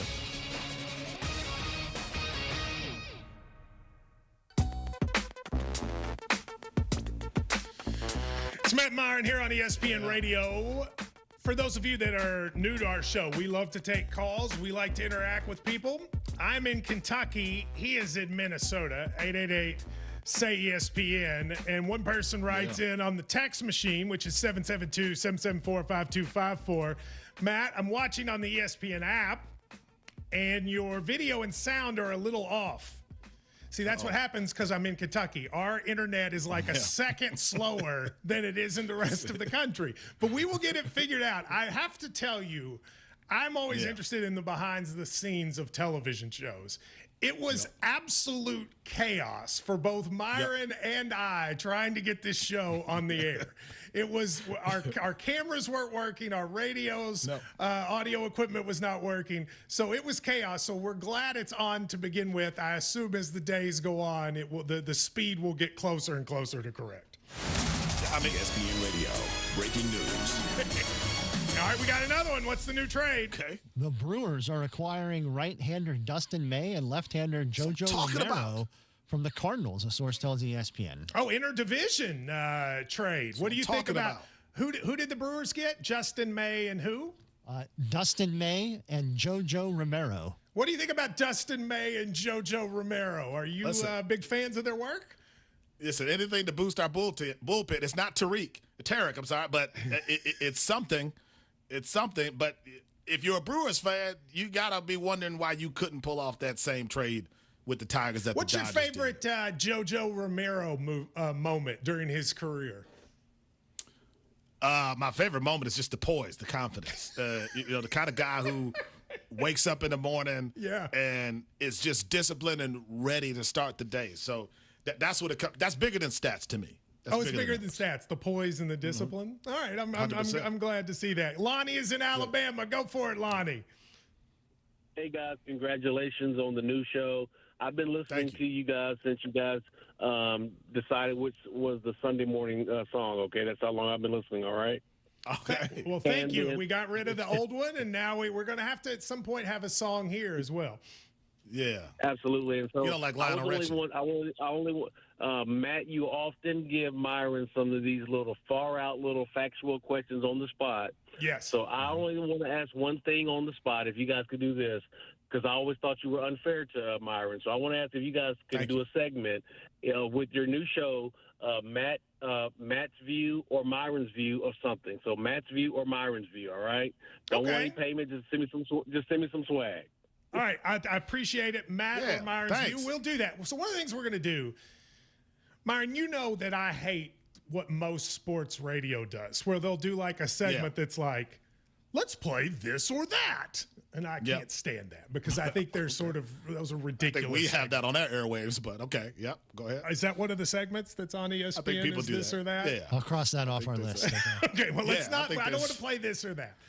But I do, we had a meeting about our first show, and you had segments that you wanted to do. So one of the things I'm going to allow Myron to do over the course of the show is he will get to pitch segments, and then we can grade whether or not they are good segments. I am looking forward to that, Myron, to see your role as producer. I got a lot of ideas, man. A lot of ideas. And by the way, that caller was right. Sometimes, you can be a little hard on me. And I think Matt's opinion and Myron's opinion, I think that's just the show, right? I think that's just he kind of invented radio right there. But probably should be. I'm ready for all the segments. I got some great ideas. Start with Friday karaoke, as you know. That's something I tossed out there. You weren't a big fan, but I think we should do it. Okay, so Aaron Rodgers, I just saw on the ESPN ticker, was on Pat McAfee today. He apparently had some strong comments. Are you glad to see Aaron Rodgers return to television, Myron? Yeah, but first, why don't you respond to Friday karaoke? You just skip over stuff sometimes. We're not doing karaoke. I say something. On the radio. We're not doing that. Validate it but acknowledge it at least. Like you didn't even say it was a thing. You act like I didn't say it. Yeah, you got to give me a response there. Intentionally, I have to. You know my opinion about Aaron Rodgers. Yeah, I find him to be likely the most exhausting athlete that has ever played sports. I genuinely, there is no one that I enjoy listening to less. He seemed last year to tone it down, to not come out talking. He seemed to be sort of more focused on football during his time with the Steelers. Today he went on McAfee. His first comments were about COVID and Dr. Fauci. Yeah. Now, I'm not going to get into his comments about COVID or Dr. Fauci, but what do you think about his desire to kind of once again bring about the controversial Aaron Rodgers rather than the football Aaron Rodgers? I'm not surprised. Like the quiet guy last year wasn't real.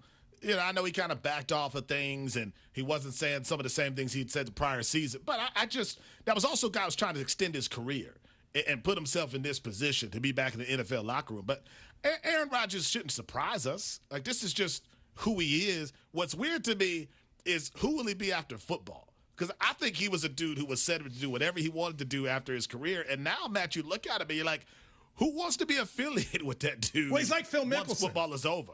He's like Phil Mickelson in the sense of if you were to go back and say, I don't know, 10 years ago, who is the player that is most likely to have a huge media career after football or after their sporting career, you would have probably said Aaron Rodgers and Phil Mickelson.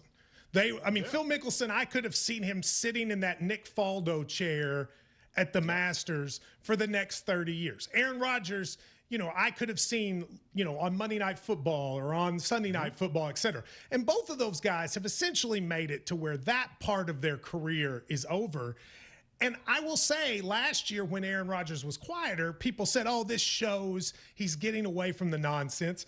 Today, and I give McAfee credit for having him on because McAfee, I would have him on too, I guess, if I were him. But it just showcases that Aaron Rodgers will always be Aaron Rodgers, and it's an example of why I think having him on your roster at this point in his career is worthless. Well, I mean, it's interesting that this was sort of the best that the Steelers thought they could get. And obviously Mike McCarthy, there's that connection, winning a Super Bowl, which was like 30 years ago, whenever that was. But, I mean, this is what you get with the Aaron Rodgers experience. And I keep saying the same thing, Matt. What do players, especially younger players, think of this? And I think with Aaron Rodgers, if he's good, you just say, whatever, that's just Unc. That's just the veteran. You let Unc say weird stuff. Like, you just kind of go, oh, yeah, he's talking again. So if he's good, people won't care. But if he struggles, that's going to become fairly annoying, I think, in that locker room this is who he decides to be. I can't imagine he's already not annoying. But do you know one of the things about Aaron Rodgers is if you go through his history, his teammates have always seemed to like him for a while. Now, I do think they get tired of it after a while, but you go back to Green Bay, and even when you would hear the conversations with the Jets and last year with the Steelers, generally speaking, it seemed like players enjoyed being around him, certainly much more than I liked listening to him. Scott is in Illinois. Go ahead, Scott. That was an interesting conversation about Rodgers. No, I know you guys. Well, I mean, do you like it? Do you disagree? Do you find him anything but annoying? Yeah, he's got his own opinions and stuff, but it's like I'm tired of hearing everyone's opinions about stuff that's like getting old and just like, okay, you hear it, cool, just play. I mean, I don't like that whole thing like shut up and play the game because everyone's human. Everyone's got opinions. I agree with that, but I think he takes it a little far. But you had something else, so go ahead. Yeah. Oh, with the Dodgers, I know like it's crazy like that nobody else would even play for it, or even the Dodgers wouldn't wait to see if anybody else had a better offer. But as a White Sox fan, and just seeing some of the young talent on other teams with low payrolls that don't spend money to invest in the team and invest in the talent, and their careers go nowhere, it's like maybe it's going to force the players unions in the in the off season be like, hey, why don't we need not only a cap, I guess the owners want a cap. But I appreciate the call, Myron. What do you think of the argument of, well, the Dodgers spending makes it to where other teams will be forced to raise the spending, up their game, etc.? That's not the way baseball works. And as a Brewers fan, I can tell you that for the last 40 plus years, rev sharing is why these teams don't feel like they have to spend. They invest enough if they think they can be competitive, but you don't want to spend so much and get nothing out of it, and that's why these mid-market teams don't do it, and they're still collecting big checks. Baseball has to put in a system that incentivizes teams that are not maybe in contention, that they have to spend to improve. At the same time, you have to limit the ability of a team like LA to continue to add these superstar pieces. So it's not just on the small market teams, it's on everybody. And you have to have a league where, like, take the Pirates, where Paul Skeens can and would re-sign there, right? You have to have a league where Ellie De La Cruz can and would re-sign with Cincinnati. Right now, you have a league where when those guys hit free agency, you know they're going to leave, and that is there's just no way for fan bases to stay engaged. Let's go to Matt in Lexington. My first Kentucky caller. Go ahead. Okay. Hey, Matt, how you doing? Doing great. I'm wondering where the belt's at. Well, okay. So for those of you watching on television, you see there's a backdrop here. It just got done yesterday. It's not finished, but it included a WWE Kentucky belt. And Myron, 25 seconds before this show started, it fell off my screen in the background. And, I didn't want anything to break, but it fell down off the wall. So I'm going to get it now and show you. Okay. It fell off the wall. So there it is. But it fell off the wall, and because I didn't want to break it, I didn't put it back. But that is a fairly impressive belt, wouldn't you say? It's an incredible belt. It's heavy too, right? Those belts are really heavy. Really heavy. Yes, one person wrote on the text machine and asked me if you were going to wear your belt. I appreciate the call, Matt, the whole show. Looks like you took it off, even though Roman Reigns gave it to you. But it's right here because it's from Roman Reigns, who said I could be the next champion, man. So, no, I got the belt close, man. What was your favorite part of being at a wrestling show live? I mean, I think for there are people who don't like wrestling who say, why would you want to do that? It's like theater, though. I mean, it does take on sort of a different, I don't know, there's a different vibe when you're there. Yeah, I mean, just the emotional highs were incredible. Like when big time wrestlers came out, when Kevin Owens came out, the pop was comparable to anything I've heard in a sporting venue. And I've been to the Super Bowl, I've been to NBA, I've done everything. And that was pretty cool to watch. Roman Reigns and Seth Rollins, when they came out, the pageantry of that. And then this is the thing I learned at a WWE event. You have to high five people. Like it's not optional. People will stand there waiting for a high five until you give them that high five. So there was a lot of that. I haven't high fived people in a long time. but they're just a really friendly, cool crowd, man. I would like to watch you high five. I bet that's a little bit awkward. Are we going to see a college football? What does that mean? Well, I mean, I think when two grown men high five, it has a chance to be extremely awkward if you do not do it correctly. I mean, there's an awkwardness, I think, maybe that comes about. We're going to see. Is there going to be a college dapping them up? Football. Yeah, you like Kevin Owens because he was built like you. A college football super league. That's next year on Mad Myron. Coming up on the Tuesday edition of Unsportsmanlike with Evan Cohen, Chris Canty, and me, Michelle Smallman. We'll recap all the happenings around the Major League Baseball trade deadlines, while I'll give you my winners and losers and how it will shape the rest of the season. It's Unsportsmanlike, 6 a.m. Eastern, right here on ESPN Radio, ESPN2, and ESPNU. Earn an accredited MBA in as few as 16 months for about $21K at University of Maryland Global Campus. Explore 10 specializations, including finance, HR, cyber technology, and more. Plus, showcase the value of your MBA with a comprehensive learner record and digitally demonstrate in-demand skills and credentials to employers. Apply now and save with no application fee. Classes start August 12th. Learn more at umgc.edu. Certified to operate in Virginia by Chev. Progressive presents ways to save money that aren't bundling your home and auto insurance with Progressive. Thanks again for taking me to the game, man. I can't wait to get in there. By the way, what's in the bag? Oh, I bring my own hot dog and peanuts. Saves a ton. Savvy. And what about the beach chairs? Why buy seats when you can save big and bring your own? We can't get in without tickets. Tickets? What do you think the portable TV is for? Don't save money pretending to go to the game. You could save hundreds by switching to Progressive. Get a quote at Progressive.com. Progressive Casualty Insurance Company, affiliates, and other insurers. Not available in all states or situations. Sophistication. Blue Mountains cold beer.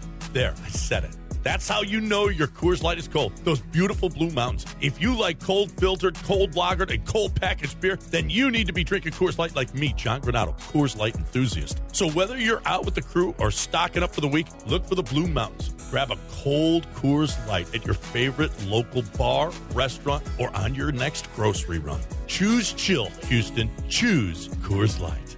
There, I said it again. Pro Dunk basketball goals have been the best on the planet for years, and they keep getting better. John Renato here. Now with your Pro Dunk goal, you can get their drill-powered lightning adjust system that raises and lowers your goal in seconds, 10 times faster with zero effort. And now ESPN listeners get the patent-pending lightning adjust system free. That's a $249 value, but you have to call. This offer is not on the website. Call Pro Dunk at 281-351-9822. You got to mention ESPN. That's 281-351-9822. That's Pro Dunk.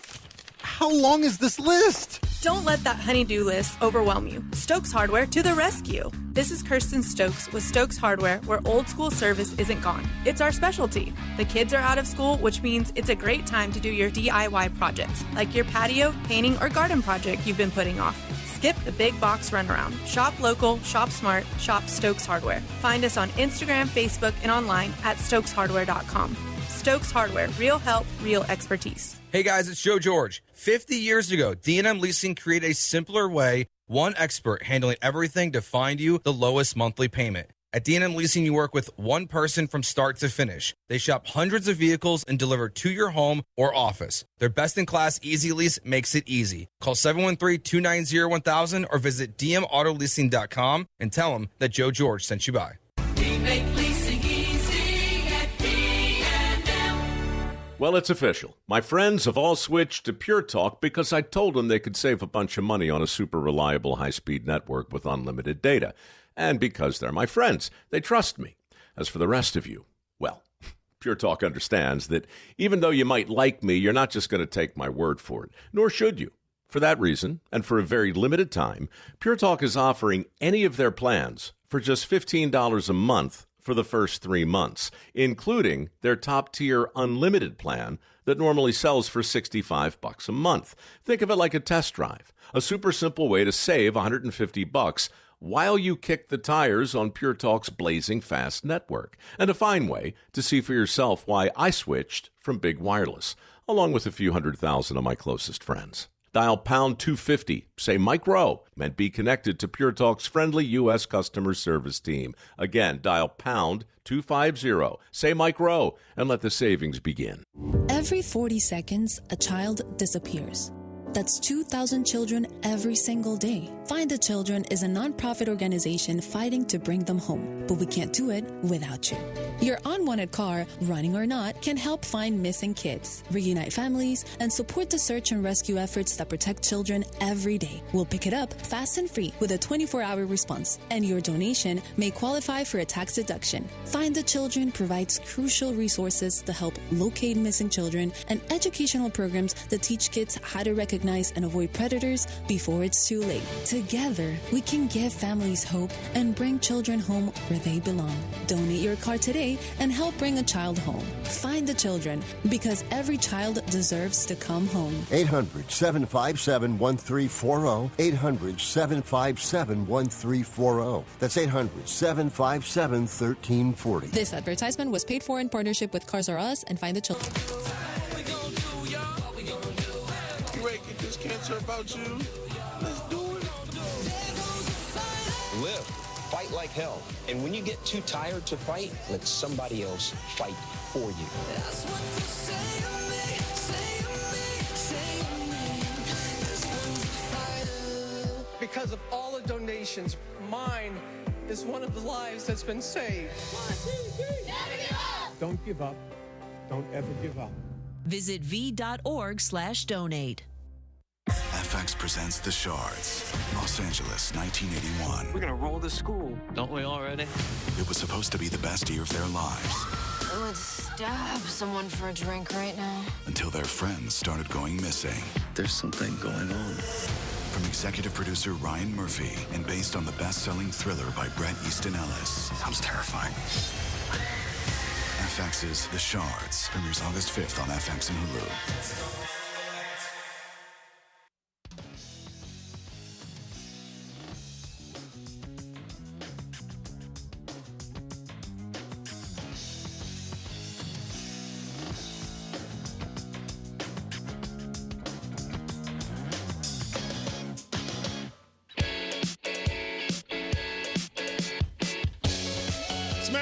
ESPN Radio, ESPN app, presented by Progressive Insurance. 888-SAY-ESPN.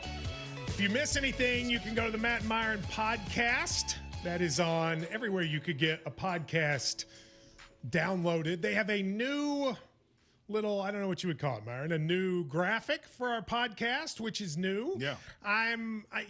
It's got different colors, and we got our own little feature, which was nice. I like I saw the Golix new one. It had a donut on it. I thought that was, we need our own food on our podcast feed app, but you can go download and subscribe now. Yeah. I think a cookie would be perfect. Yeah. No, because I don't want that to become a thing, man.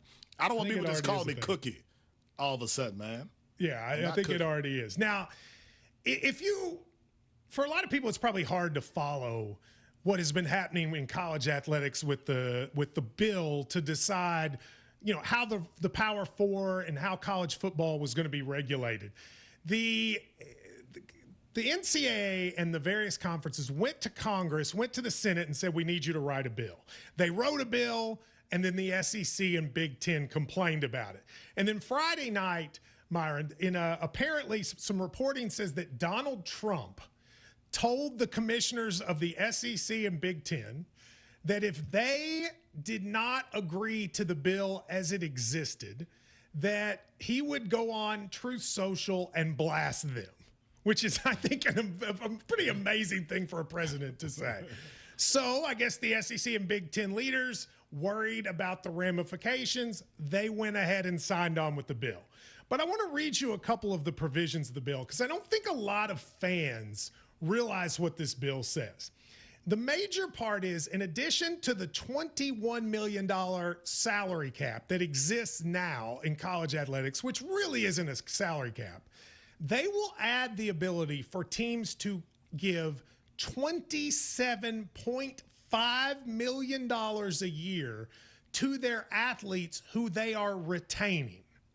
So I want you to think about that. You'll have $21 million to go get players, but you will have an additional $27 million to retain the players that you have now, which means the salary cap for all major colleges, if they want to spend it, will be $40 million. Now, there have been a lot of colleges that have said they can't afford the $21 million. Yeah. What happens, Myron, when that number becomes $48 million? I mean, you're going to have 12 teams that are the Dodgers of college sports. Like that's what's going to happen. It's amazing. Matt, you said some of these teams couldn't afford $20 million. Let's go a step further. We got schools borrowing money to make that number happen. And now you're going to add another almost $30 million on top of it. It just doesn't seem feasible. Like when you look at all these rules, to me, Matt, it only makes sense that the richest schools ultimately break off and do their own thing. It just feels like that's where we're headed eventually. These rules help those teams because, to your point, most of those squads can't come up with $50 million. So like, what are we even talking about here? These groups are separating themselves. This bill isn't for all the schools. This bill is going to affect about 20 teams that can really afford that kind of money. Yeah, the question is how many schools can even – I mean, there are multiple schools in the ACC and Big 12 that cannot afford the system that exists now. So, like, if you are a Cincinnati fan or a West Virginia fan or, you know, go to the ACC and take Boston College or Pitt or whatever, if you're a fan of one of those schools, you can't even really afford what exists now. You end up throwing an extra $27 million. And when I saw this, Myron, my inclination was this was the massive schools, your Alabamas, your Texas, your Ohio States, trying to establish supremacy. Because now, with the extra $27 million to keep your players, high school recruiting will become important again. Because who you get out of high school, you will now be able to pay double what any other school will do, and you can essentially pay them to sit the bench, something that a lot of these schools can't do right now. Yeah, I mean, you hit it, Matt. Like, I think you're going to have these rich schools can almost create a farm system. They can bring in young talent. They can pay them to sit. I also think we're not talking about every position. This is going to be about the elite quarterbacks, elite receivers, elite defensive players. And if you can pay that quarterback 10, 12, 13 million, whatever the number's going to be, now you're in a position to have some continuity and consistency. So I just think it's going to separate the haves from the have-nots even more than it already is. But I agree. This is your Alabamas and Texas trying to kind of get a foothold. But well, what do you Texas think these Tech guys are going to go for now, Myron? So, like, Milan Momcilovic is a college basketball player playing for Kentucky. He is, by reports, going to be paid $6 million to play at Kentucky. LeBron signed in Philadelphia for $4 million. He's going to make $2 million more than LeBron James, which is absolutely crazy. Under a system with a $48 million salary cap, how much is a quarterback worth in college football? 10, 12? I mean, are you talking about that level of money? At which point they might make more than guys coming into the draft. I'll go a step further, more than that. Because let's be honest, if you're a college team and you feel like you've been pretty good in the portal, you can use that $21 million plus whatever NIL deals you have access to bring in extra talent. The thing you can't replace is an elite quarterback, especially one that maybe can go to the NFL. $20 million is going to happen for a player. Like, that's going to happen. You think there's going to be a college player in the next, if this bill passes, that will make $20 million? $20 million. You're going to have a guy who's going to have the opportunity to be a top 10 pick in the NFL draft. He can go to the NFL right now. If you're that team and you have a chance to win a championship, that's going to be the numbers we're talking about for those guys. Now, I don't think that's 10 players. It might be 2, but we're going to see it. I think it's possible. I mean, you already had in this year's draft of the NBA probably 15 guys that could have gone to the draft, maybe even gotten picked at the end of the first round, Myron, that decided to come back to college basketball, right? I think you're going to start seeing that a lot more in football. I mean, they had some of that happen this year, but if you have a quarterback who could make, I think 20's high, but 12 to 15, you could be a first-round quarterback, Myron, and still decide to come back to college football. And now 5 for 5, you might be able to do that 3 years, maybe more, to just make $50 million in college, whatever the number is. This is a game changer for the richest schools. If you're the other schools, though, you got to be wondering, why am I in the same conference as these other power players? Yeah, and maybe that's where it ultimately ends up, because you're going to have a situation where there's just no way for again, Cincinnati to compete at this level. No. And they might just end up having to decide, we got to go a different way, and we're going to have to do a different thing. Now, we're going to continue to update you on any trade deadline major deals that come in the next hour, plus going to talk a little bit football and NBA. It's Matt Myron, first day, 3 to 5 on ESPN Radio. In a world parched for excitement, one drink will emerge. Twisted Tea, the refreshing thrill ride of flavor. Recreating its classic role as the hard iced tea that goes down smooth. Twisted Tea doesn't just taste like real iced tea, it's made with real brewed tea and a 5% kick of alcohol. Taste the adventure with Twisted Tea Hard Iced Tea. Keep it twisted. Twisted Tea Brewing Company, Cincinnati, Ohio. Please drink responsibly. Andy Ortiz, when I lost my mom, she was only 46. And I lost my dad to cancer. It was the worst pain I ever felt. It made me think, what will happen with the people I love when my time is up? That's why I have life insurance. Ethos makes it easy. It's all online, take about 10 minutes, and you can get up to $3 million in coverage. Get your free quote at ethos.com/game. That's ethos.com/game. Paid testimonial. Time spent on application may vary. Online health questions required. The Rich Eisen. John Granado here. Think you could beat me in fantasy football? I don't. But here's your chance to prove it. Join the ESPN Fantasy League with Lance, Dell, Sean, and myself and score a free 2-night stay at the Golden Nugget Lake Charles. Here's what you got to do. Tune into our show this Thursday for your chance to win. Winners will receive an entry for themselves and a guest to the ESPN Ultimate Fantasy Draft, presented by the DraftKings Sportsbook at Golden Nugget Lake Charles. View official contest rules at ESPN 975. See you this Thursday and see you at the draft. Small business owners, does your bank get your life? Does it let you switch from your personal to your business account with a tap? Or let you give your CPA direct access? We do. Let's get more from money. Switch to Huntington Bank. Welcome. Eligibility requirements apply. Some features may require enrollment. If you or someone you care about are searching for a stable, meaningful career, the International Brotherhood of Electrical Workers Local 66 in Houston wants to talk to you. For more than 125 years, IBEW 66 has supported men and women who build, maintain, and operate our electrical grid. Their paid apprenticeship programs in electrical construction and line work offer classroom learning and a recognized career in as little as 3 to 5 years. Visit IBEW66.com. Powering careers, powering the future, IBEW66.com. As veterans, we've dealt with noise. From chains clanking as they're clamped onto cargo, to orders coming down the chain of command. We can handle that kind of noise. Back home, the noise is different. Seems like everyone's talking all at once and over each other because they just want to be heard. They're taking selfies and oversharing. But we know that it's not about hearing. It's about listening. Listening to what's actually happening with our fellow veterans. Understanding each other because we share the same experiences, the same vocabulary, following the same paths that others have walked. If only we can pick up the trail.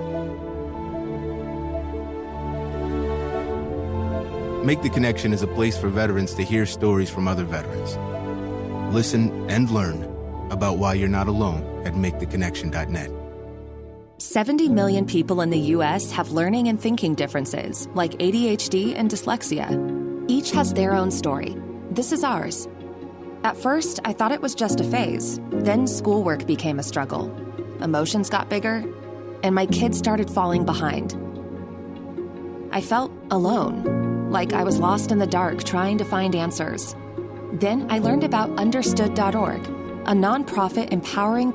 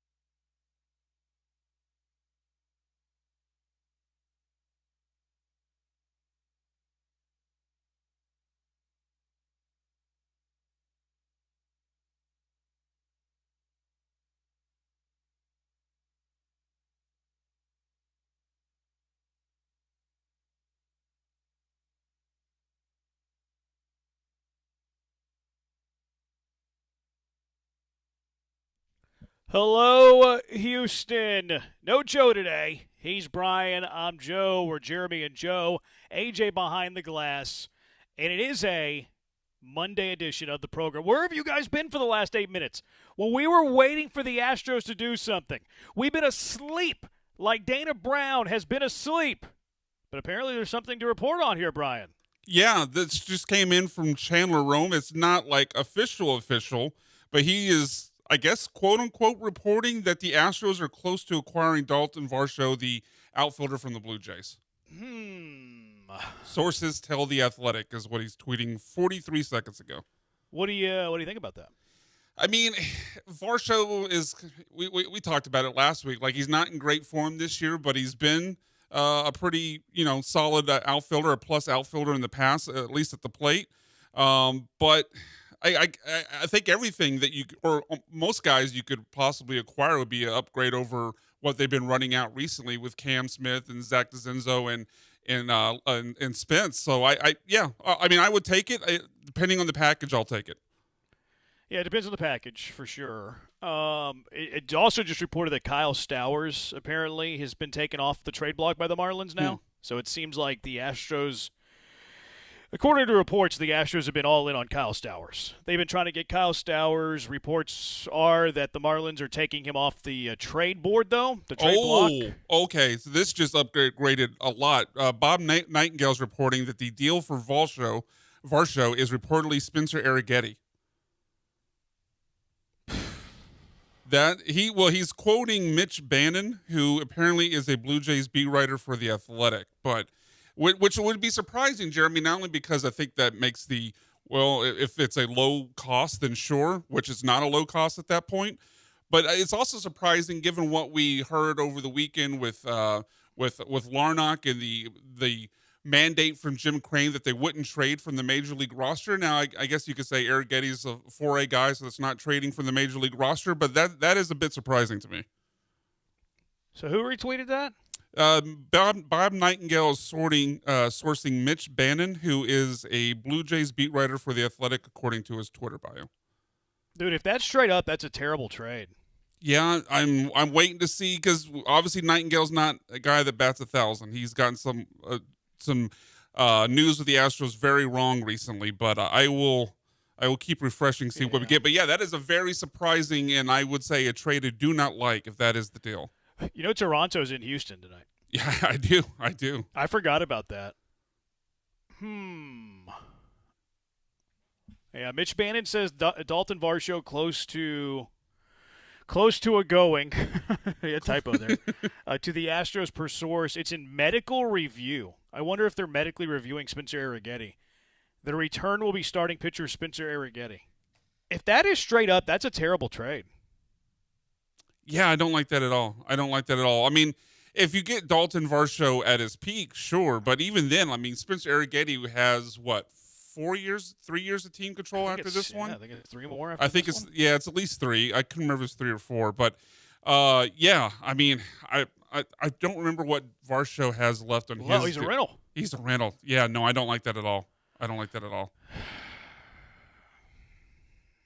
He's not been good this year either. Yeah. I was pulling up his stats here, but yeah, I remember we talked about it last week. He has not been in great form this year. I'd rather just have what you have if it means not trading Arrighetti. I mean, he's still, despite being in poor form, as I pull up his stats here, it looks like he's hitting 243, 86 OPS plus. Yes, that's not good. Yeah, 86 OPS plus. That's still, I guess, an improvement over what they're running out there. It's not. Trammell's better in center. Trammell's got better numbers than that. Now, Trammell can't really defend center field all that well, although he made a great catch yesterday. He made an amazing catch yesterday, yeah. I guess I'm saying he's an improvement over the likes of DeZenzo and Lucas Spence. But even then, it's not – that level improvement to me is not worth a 1-year rental at the cost of Arrighetti. Lucas Spence didn't play over the weekend. Right. Like, their center fielder was Taylor Trammell. Like, they would play Wade in left. They were playing Cam in right. Dalton Varsho gives you, like, a better defender in center field. So, like, maybe he's a better player than Wade is at this point. But is that worth Arrighetti? No, not at all. I hope there's more to this trade. Maybe Springer's coming back. That'd still be kind of lopsided. Yeah, I'm still just seeing Passon's picked it up. As I mentioned, Nightingale's picked it up. all of it is just being listed as Dalton Varsho for Spencer Arrighetti so far. Yeah, if that's straight up, Dana Brown got fleeced. Yeah. I guess that would tell you that the Astros are comfortable with their top 5 starting pitchers and that Arrighetti's not part of those plans. But still, 1 year or a guy with 3 years of team control for a less than a half season rental and a guy that's not even in good form, I don't like it all. Yeah, we'll be on this. See if there's anything. Hopefully there's more to the trade. Yeah, hopefully there's more to the trade. I'm continually refreshing on Twitter, seeing if anything comes up. Yeah, I mean, we'll be on it. But, yeah, we'll see if that becomes official, see if there's anything more to it. But that is, if that's straight up, I'm just going to go on the record and say I do not like that trade. So we'll see what happens on that front. Maybe there's other moves coming as well. But we'll be all over the deadline. Deadline is at 5 o'clock. There's already been a lot of movement today. Not for the Astros. This is their first movement, and it looks like an overpay. Would have rather traded Abreu for Larnach. But we'll keep our eyes on it. Now, the good news for the Astros is that they're in position to, buy. Because the Astros swept the Texas Rangers over the weekend. What a series it was for the Houston Astros, sweeping the Rangers, taking the silver boot. The Rangers are actually selling today because they're tapping out because the Astros embarrassed them. The Astros put the Rangers to bed. The Astros all of a sudden have a 2.5-game lead in the American League West after they've won 6 in a row, 9 of their last 10. Astros are playing some good baseball, Brian. Yeah, certainly. I mean, it felt like certainly Saturday wasn't that close, and Sunday was made close, but it didn't really feel like a game that was all that competitive necessarily because, I mean, Kumar Rocker gave up, I think it was 10 hits. They constantly had guys in scoring position, runners in scoring position in that game. They just obviously failed many, many, many times over with those runners in scoring position. But it felt like the Astros from Friday through the end of the game yesterday were the much better team. Yeah, they were. They played some good ball over the weekend. I was really impressed with the offense too, which it all kind of circles back to the deadline. But the Astros had a good weekend at the plate. You know, they had a bunch of hits yesterday. A little frustrating because they didn't score early, but still did plenty enough in order to win the game. You score 7 runs, you're going to take that. Did they, have some opportunity early? Sure, but the Astros on Friday against the Rangers scored 11 runs. You'll take that every day. They scored 5 runs against DeGrom and the Rangers on Saturday. If you told me before that game you're going to score 5 today and the Rangers have DeGrom pitching, I would have taken 5. And then yesterday they come alive. They score 7 runs. The offense, which has kind of been meddling a little bit, it's been kind of mid lately, kind of woke up over the series, which was fun to see. Yeah, especially because of the caliber of the pitching that you mentioned. I mean, obviously they got to Nathan Eovaldi on Friday.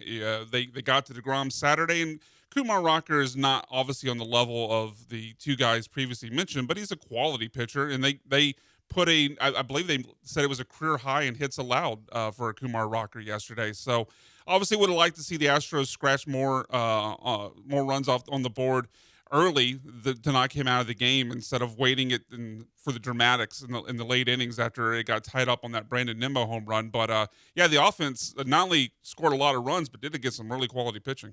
Yeah, that was good to see. The offense was really good. Jordan, by the way, won the AL Player of the Month for the second time this season as he continues, knock on wood, to put together an MVP season. He comes through in the opportune times, doesn't he? Yesterday had the at-bat earlier in the game where he didn't come through, and they were joking, hey, not even Jordan can come through all the time. And then he comes up later in that bases-loaded situation and absolutely clutch. I love that guy. That guy's so good. Best hitter on the planet, even if Key from L.A. still doesn't want to believe that. Yeah, he came up big. Multiple hits in every game, clutch moments in most of these games. He's I honestly wouldn't have minded. I can't remember. I think this was Saturday. I wouldn't have minded if the Rangers had walked in with the bases loaded. I think it's got to that point. They didn't, and they ended up hurting him because he gets the 2. I think he had a 2-run single in that moment. So you walk him, you only give up the 1 run. But Jordan is, I think, getting to that Barry Bonds level treatment. Yeah, or should be. Yeah, I mean he's a guy that I would never pitch to him in a levered situation unless I was absolutely forced to. Like yesterday, they had to because Payne got hit to load the bases. So what are you going to do? Walk in or run? Maybe they should have. That's a spot where I'm probably pitching to him. But I mean, if I can get away with not pitching to him, I'm not pitching to him.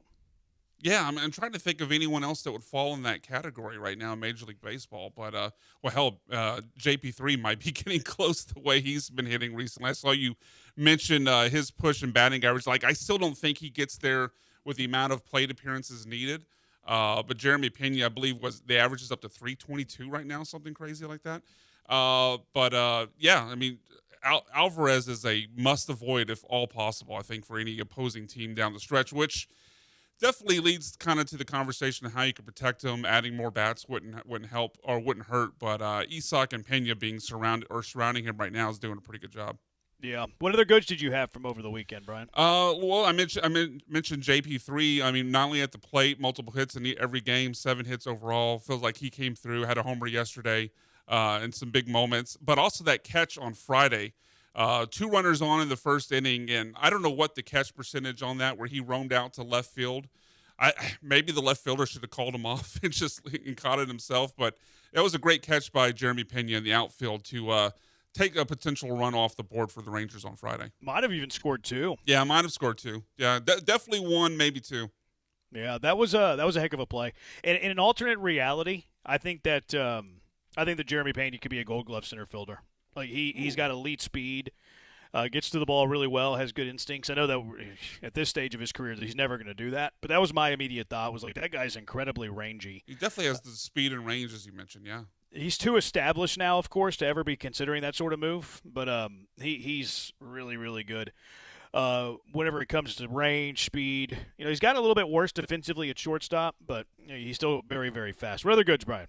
The easy work for now, I know it got not easy work on Sunday for Brian Abreu, but the easy work for Brian Abreu and Josh Hader on Saturday. Like, it's nice when you have that back end of the bullpen just come in and not make it stressful, and they mowed him down on Saturday to close out that victory. Yeah, the bullpen's been very good, which people were all of a sudden on the Brian Abreu train because they want to keep Brian Abreu. It's amazing, isn't it? For some reason. But no, Hader's been phenomenal too. The back end of the bullpen's been very, very reliable. The back end of the bullpen, especially on Saturday, was very, very reliable. So they've given you everything there, which has been very awesome. Obviously, Jordan, 7 hits. We've talked about it a little bit. It almost at times feels like it's a struggle to come up with new things to say about Jordan, but he's clutch. He's consistent. He's amazing. I saw that they only got him out 4 times this entire series. Did you see I can't remember what game they showed this on, but they also put up a stat like most home runs against the Rangers this season. Yeah. I think the Mariners' lead was 8 or either 9 or 8, and then Jordan was 1 home run behind. I think the Mariners, and there was one other team that had like 8 or 9 total, and then Jordan had 1 less than that. Yeah, that's like Babe Ruth type of stuff. It is. Like Babe Ruth had more home runs than entire teams did. Oh yeah, lots of teams. Yeah, I wish I did a report in college on Babe Ruth, but I remember looking up some of those stats. But he would out-homer like half the league in some seasons. Pete Crow Armstrong doesn't think that Babe Ruth existed. I saw that video. He apparently got it from a Mariners reliever. He said in the video I watched. I forget the Mariners reliever's name. Saucedo or something like that. It doesn't matter what your name is. Quote The Rock, but. Yeah, I don't understand the logic of why. I watched the whole video and I came away with no understanding of why they think Babe Ruth never existed. But apparently that opinion's out there. Yeah, I think it's kind of like they start fabricating things. I guess. Yeah. You have any other goods? Yeah, of course. We mentioned earlier, but that Taylor Trammell catch yesterday.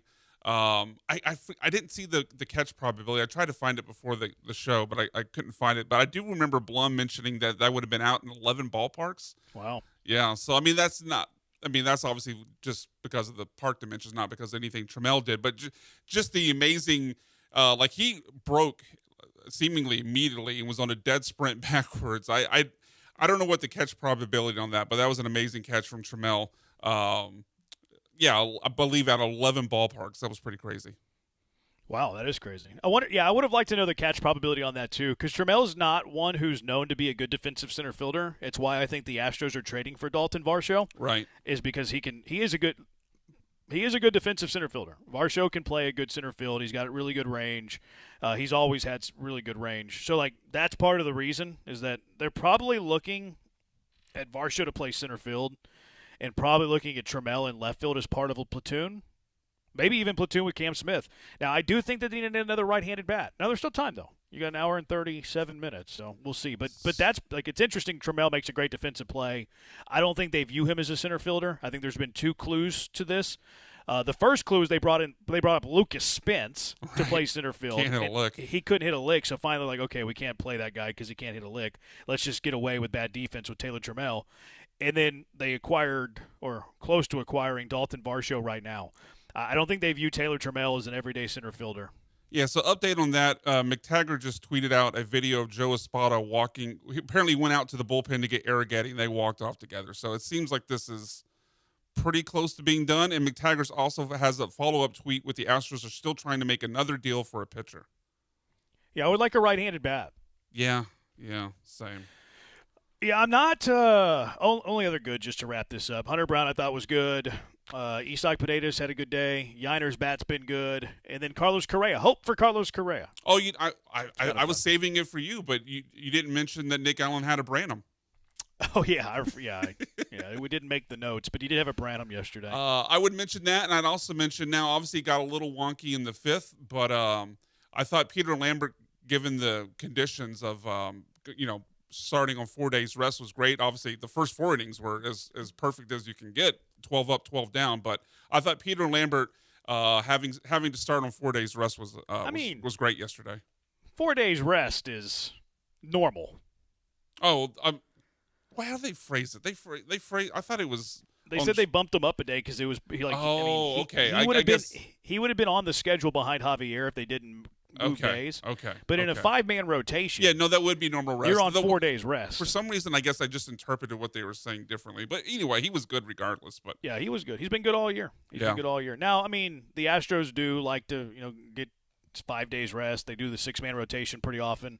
But in a normal 5-man, you're pitching on 4 days rest pretty much every single start. Yeah, I guess I got thrown off because TK and Blum mentioned it a lot. Like just I wouldn't say they were calling it, Herculean or whatever, but they made a big deal about Lambert moving up a day and still having the stuff to do what he did. So I guess I got thrown off by how they were talking about it. But either way, Peter Lambert with a good start yesterday. Yeah, it was good. Any other good bads that you want to wipe away before you just go all in on the trade deadline? I mean, Paredes losing that chopper in the lights on Friday. That was weird. That was bad. That was bad. No one wants us to talk about Paredes losing balls in the lights. You know what they want us to talk about, Brian? They want us to hear us talk about Dalton Varsho. They want us to talk about the trade. They want us to talk about Varsho. They want us to talk about losing Spencer Arrighetti.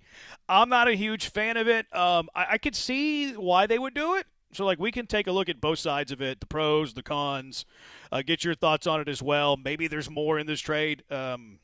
Michael Schwab said there's more to it, which, he's been right at the deadline before. Lots to get to when it comes to the trade deadline. Lots to get to today. Texans brought back Clowney, so, that's kind of cool. We'll tip the cap on a Monday, too, if we get to it, but we're going to be pretty hot and heavy with the trade deadline today. Also, this report that Crane might have rejected a trade. Do we believe that? To believe or not to believe? That's not what it is. What was the Romeo Juliet thing? to be or not to be. Yeah, to be or not to be. To believe or do not believe. Shout out to Bill Shakespeare. Showing off my theater. All right, 713-780-ESPN, the HRP listener line, 713-780-3776. We're on Twitch, twitch.tv/ESPN 97.5, YouTube, ESPN Houston, TikTok, ESPN 97.5, and Twitter, ESPN 975. Brian's at Sacked by BMAC. I'm at Jeremy Branham. Arrighetti Varsho. It looks like it's down to the finish line. Let's discuss. It's Jeremy and Joe. Brian in for Joe on ESPN 97.5. You know what I like to discuss? Food. You don't get a banson like this without enjoying food. You know what food I like? I like food at Federal American Grill. We were out there on Friday. Oh, my goodness. I am still having dreams about the tuna poke. Poke it in my belly. That tuna poke was unbelievable. They had the meatballs, of course. I love the meatballs. The old-fashioned, which was smoky. It had that great scent. Just kind of goes right into your clothes. So good. The cheeseburger, egg rolls, all of this, too, by the way, you can get during the Summer Sunset Social Hour. Social Hour extended at Federal American Grill this summer, 3 p.m. until sunset all summer long. And it's at all 6 of their Houston locations: Shepherd, Hedwig Village, Katy, The Woodlands, downtown. We were at the River Oaks location, 2400 Mid Lane. And those appetizers I'm talking about, they're only $10. $10 a pop. And boy, are they worth it. The ROI on those $10 apps, amazing. $7 cocktail wines, $5 beers. You're going to love the Summer Sunset Social Hour. Also starting next week, half-price wine. At all of their locations, they're going to be selling you half-price bottles. You can't beat that. It's the best deal in town. So get over to Federal American Grill for Summer Sunset Social Hour, for the half-price wine starting next Monday, or for any occasion. Federal American Grill is for you. Federal American Grill, where great food meets every occasion.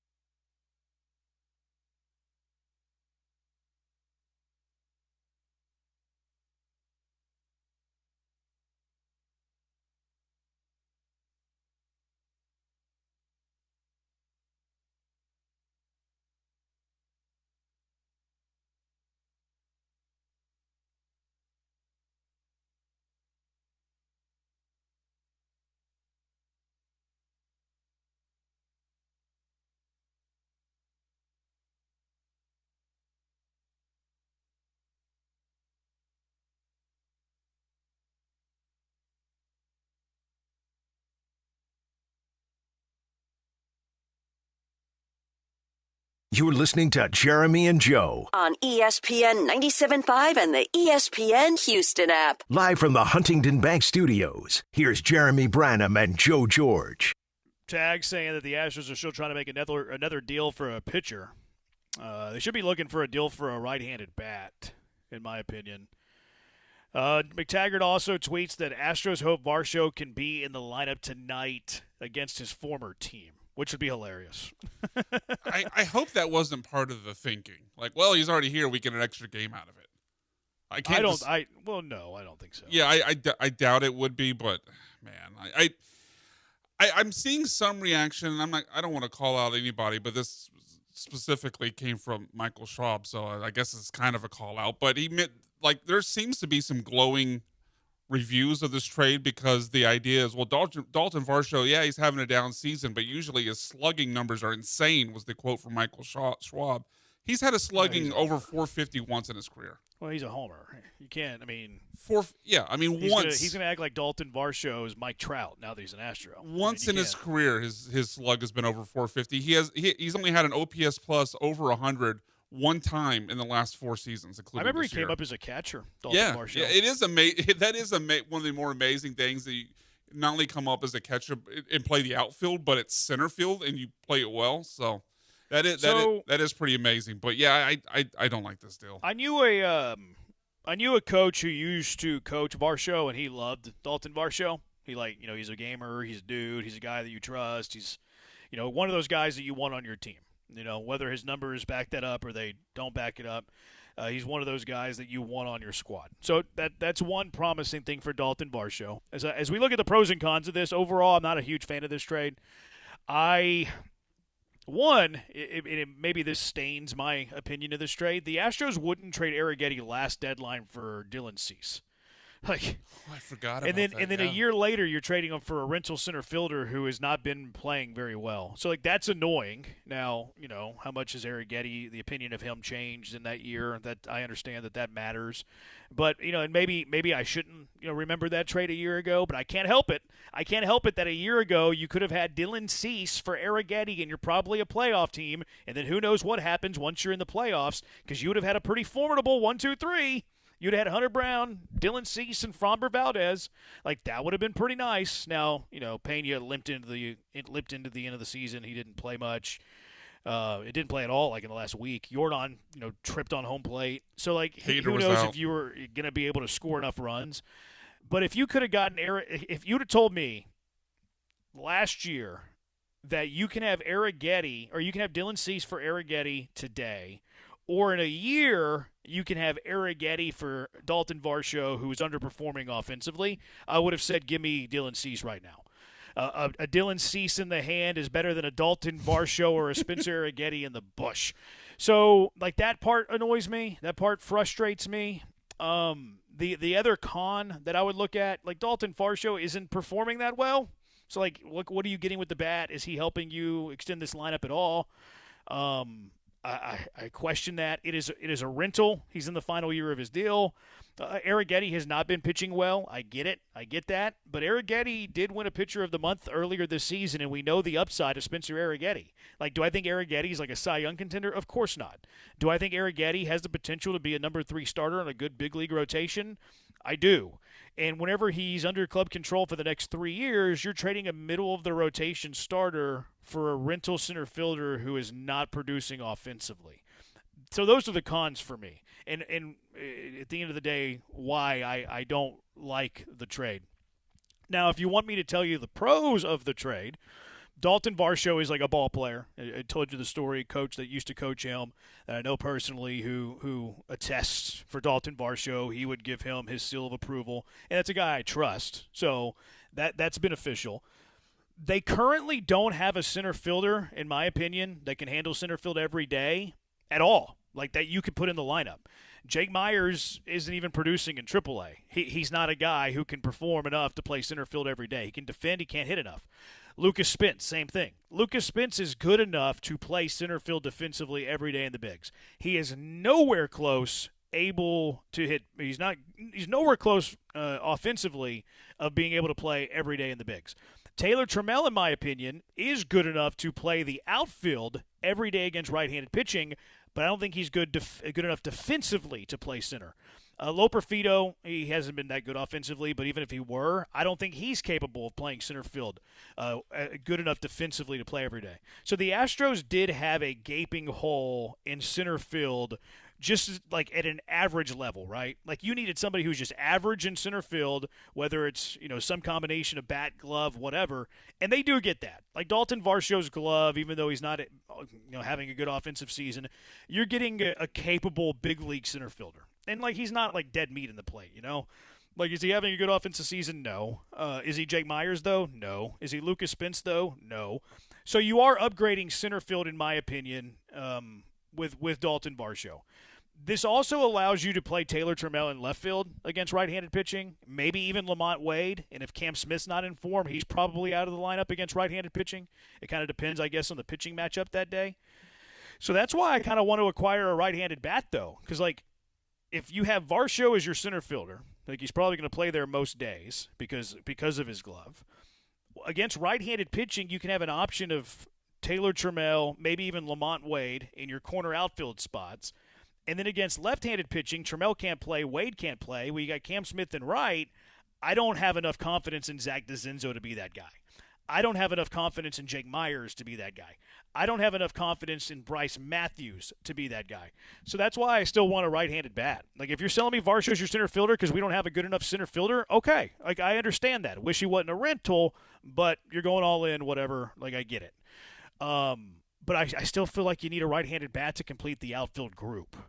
Yeah, I feel like they're not complete at this moment. Like if the pencils were put down now and this is what they had to go to battle with over the remainder of the season, I feel like we're still going to be wringing our hands on the offensive production and some of the defensive play in the outfield because, like you said, against left-handed pitchers, they don't have anyone to play left field right now that you would feel comfortable with going to battle with, game in and game out. Like, I think Dalton Varsho, if you're trying to sell the upside, is an improvement over the average outfielder they're running out there every day. Like, even in a down season, he's better than the DeZenzos, he's better than Spence, he's better than what Cam Smith has been doing, I think he had the sixth lowest batting average as of 3 days ago of players who had enough plate appearances to qualify. So I think Dalton Varsho, even in a down season, is an improvement over that, but they still need more. And now you still need more, but they put themselves in a situation, I think, with their starting pitching where, Ronel Blanco's not been great. We're all just kind of hoping Christian Javier is able to keep going some percentage of what he did in that relief appearance in his last appearance where he went 5 scoreless with 7 Ks. But those are two things that could go really, really wrong with the Astros pitching staff. So I think more likely than not, because I don't trust Blanco, because I don't trust Javier, and really only trust Brown and Lambert, that they're going to be in a situation where they need a Spencer Arrighetti. Now, I know his form since the month of May ended has not been great, although there has been a couple of nice moments in between. I believe it was the Rays start where he went 6 innings, 1 earned run, the only run off of Junior Caminero home run. Like, there have been moments still, even in this downward trend for Spencer Arrighetti. But even if they don't really believe in Arrighetti's trajectory or him long term, this pitching rotation, because of who they're having to rely on in the back end, is going to be in a spot most likely where they would need to turn to somebody like Arrighetti or whoever the next man is up before the end of the season. So I don't like losing that option because this move not only doesn't completely fix your outfield now, but you lose them at the end of the season most likely. Yeah. Yeah, I don't really feel great about it. Unless Varsho mashes. If he gets back to last year, that, Well, I could even you could even sell me in the idea that this makes your team better this year. You can make the case that this makes you better this year. And also, Arrighetti's he's not pitching. And you mentioned some names that have been shaky, but Arrighetti's just as shaky as those guys. He is, but he's had. I hear what you're saying. Certainly, his bad has been just as bad as Blanco, just as bad as Javier. But we haven't seen anything close to what Arrighetti's been capable of doing at times, mostly in May. But again, he had a few starts here and there outside of May. We haven't seen any of those types of moments from Blanco or Javier. So if one of those guys is going to find it and surprise us down the stretch, I would most likely prefer to take my shot at Arrighetti, and now that's not an option. Would it change your mind if they acquire like a steady back of the rotation starter? Yes. Would that ease your mind a bit? Do they just do that? No. Okay, I thought you were setting me up. Well, I mean, what I saw, they said they're efforting. Yeah, I saw McTaggart's tweet that they're efforting. still trying to acquire another starting pitcher. Yeah, so that would ease your mind. Yeah, I mean, I don't know if Arrighetti this year is just in the mix of being at bottom of the rotation starter, and like he was in danger of being sent down before the injury. Right. So like I do think that this makes the Astros better today. Today it makes them better. Now what annoys me is that it doesn't make them better, greater than it would have made them last year if they did it for Cease. So it's just a little annoying that you didn't maximize the value of a commodity. Yeah. Well, what are you doing, Brad? I'm looking at these players as commodities. My bad. It's what I do. So like you could have gotten Cease as a rental, and instead you have to settle for Varsho as a rental. That's annoying to me. That's me looking at a front office that didn't maximize the value of a player. The other thing that's annoying to me is I do think that Arrighetti's a fixture in the starting rotation the next 3 years that he's under club control at a very cheap price.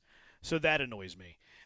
And then there was also like the whole, potential blocking of a trade. Like, I don't know if I believe that or not. We'll get to that on the other side. We'll get to your reaction of Spencer Arrighetti. But those are the three things that annoy me. You could sell me, and I might even agree with you, that this makes the Astros in 2026 better. Yeah, I do think it does. I mean, they can't. We talked about this, ad nauseum last week, the week before, and going back further in the summer. They just were running out a AAA outfield every day, pretty much this entire season, unless Yordan Alvarez happened to be playing in left field that day. So I think this does make the outfield better.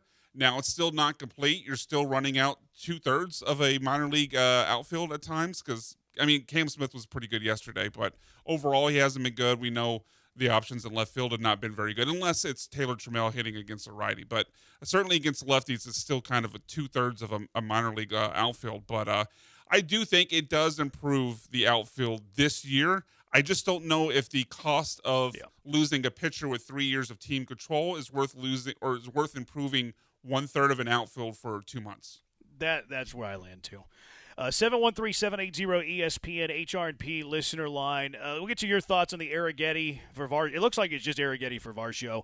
There's some homering going on right now that we have to call out, and then we're going to eventually. I don't know at what point. We'll also get into this Abreu for Larnach report. Do we believe it? Do we not believe it? What's the deal with that?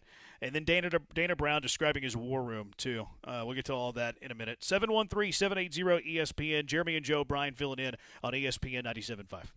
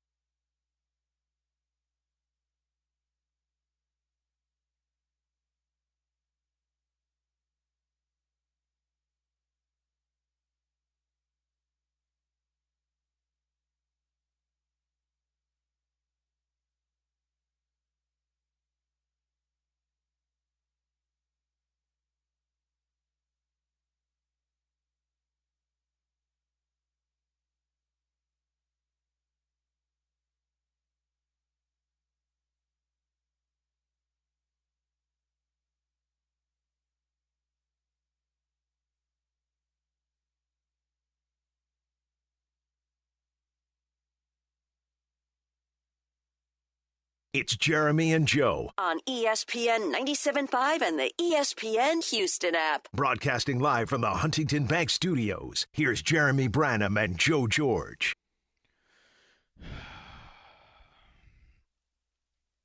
713-780-ESPN. HRP listener line. 713-780-3776. So the Astros looks like they've traded Spencer Arrighetti for Dalton Varsho.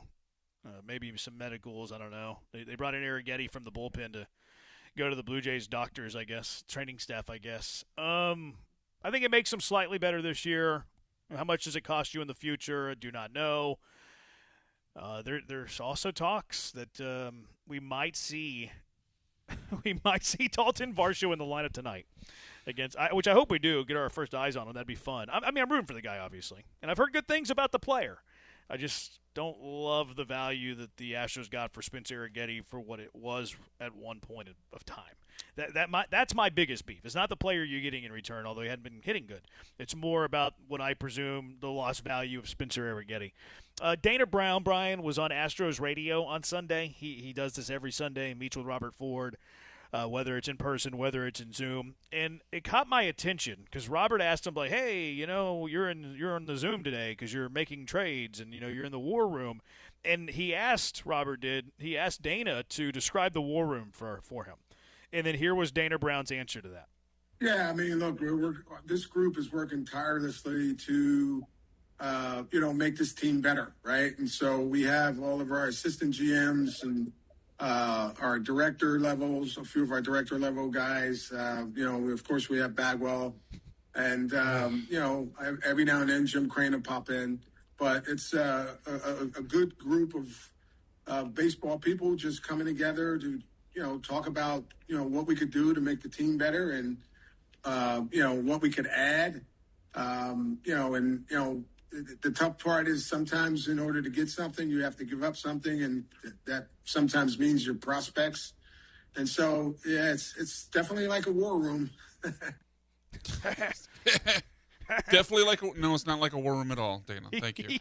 He goes, of course, Bagwell's in there. I know. That cracked me up the way he said it with such candor, and then also just how casually that they're all. It almost like he was throwing it out there to reassure us, hey, we also got Bagwell in there. Of course, everything's good, guys. No, the fan base has the exact opposite reaction to that news, Dana. Obviously, I don't know what Bagwell's input on individual moves is at this point. We all have different opinions on how he handled the offseason after they won the World Series before they hired Dana Brown. But it's a struggle to balance my love for Bagwell as a player, a big part of my youth, with the perceived notion that he's kicking all the nerds, the analytics nerds, out of the room so he can make baseball guy moves and just completely send this team further and further away from the golden era. Yeah. Everybody wants Bagwell away from the front office. Yes, please. And he's of course, Bagwell's there. Yeah. It makes me think that they want Dana Brown back. Honestly, this might be a reach, maybe cash or trash. They want Dana Brown back. I think that Dana gets along so well with people, and he's so, I guess, okay with the idea of hey, yeah, just Bagwell's one of our guys. Bagwell might even be my boss, and because he's okay with it, and because they want a GM that they can control, it's kind of like Jerry Jones hiring these head coaches that he can control. That I think that they're bringing Dana back. That report. So Dana Brown is our Jason Garrett. Yeah, it's Jason Garrett. What was his name? Dave Campo. Yeah. Even now, even their head coach right now. Little Schottenheimer. Yeah. Yeah. Everybody's Jerry likes shiny head coaches. No, he doesn't. He likes head coaches that he can control. He occasionally likes shiny coaches. Jim Crane and Jeff Bagwell like a general manager that they can control. Yeah, no, it's not a bad theory. That as Cal McNair would say, that's a great point. I think Dana Brown's the GM next year. I do too. Now, I think the biggest reason that is the unsure nature of how next season is going to even happen.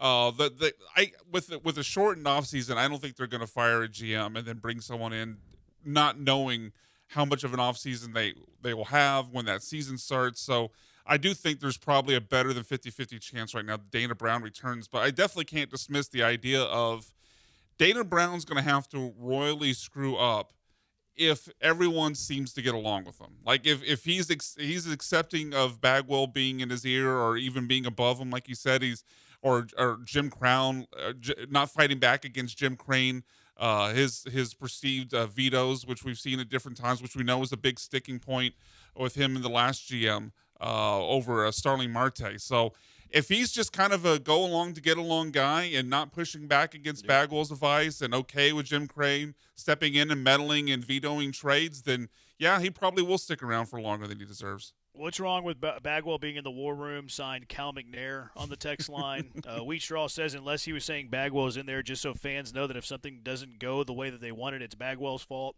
Yeah, but now you're getting to the point where you're being pretty disobedient to the owner.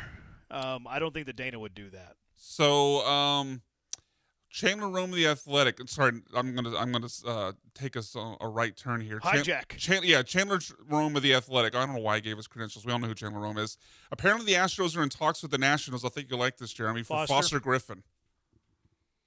Okay. So we'll see what that means for Foster Griffin. I would guess isn't a high price tag. It's not like he's a rental. Yeah, he's a rental, and he's a guy without a long track record of being great. So I don't think this is going to be a super pricey get. But I would start to feel better if the total move is moving out Arrighetti plus I assume some prospects and bringing back Varsho and Foster Griffin, who's certainly in much better form than Arrighetti. Then that would start to bring me back around to the side of being positive about this. Yeah, I don't know. I still feel like you could have got a better bat, but I don't know. I would be excited about Foster Griffin because Foster Griffin is Australian for ace. I'm just going to let that joke lay there. I've used it before. I know. 713-780-ESPN. I was also taking a drink. You caught me at a bad time. HRP listener line. We'll get to Pete on the other side. We'll get to your reaction to the trade. Maybe there'll be a trade whenever we come back as well. Kinger on the Twitch says, yeah, but would Crane sign Cease? No, he wouldn't. It would have been a rental last year. And he says you weren't one pitcher away last year. That's a fair point. I agree with that point. But are you one center fielder away this year? That's a great point. 713-780-ESPN discussing deadline, discussing Strohs, discussing maybe rejected deals by the owner. 713-780-3776. Jeremy and Joe with Brian filling in on ESPN 97.5.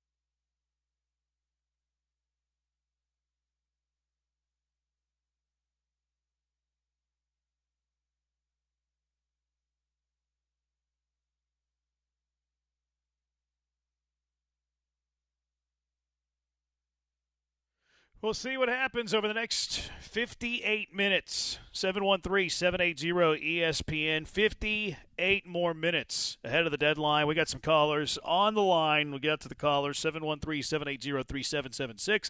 Pete, you're in with Jeremy and Joe. Brian sitting in for Joe. What's going on, Pete?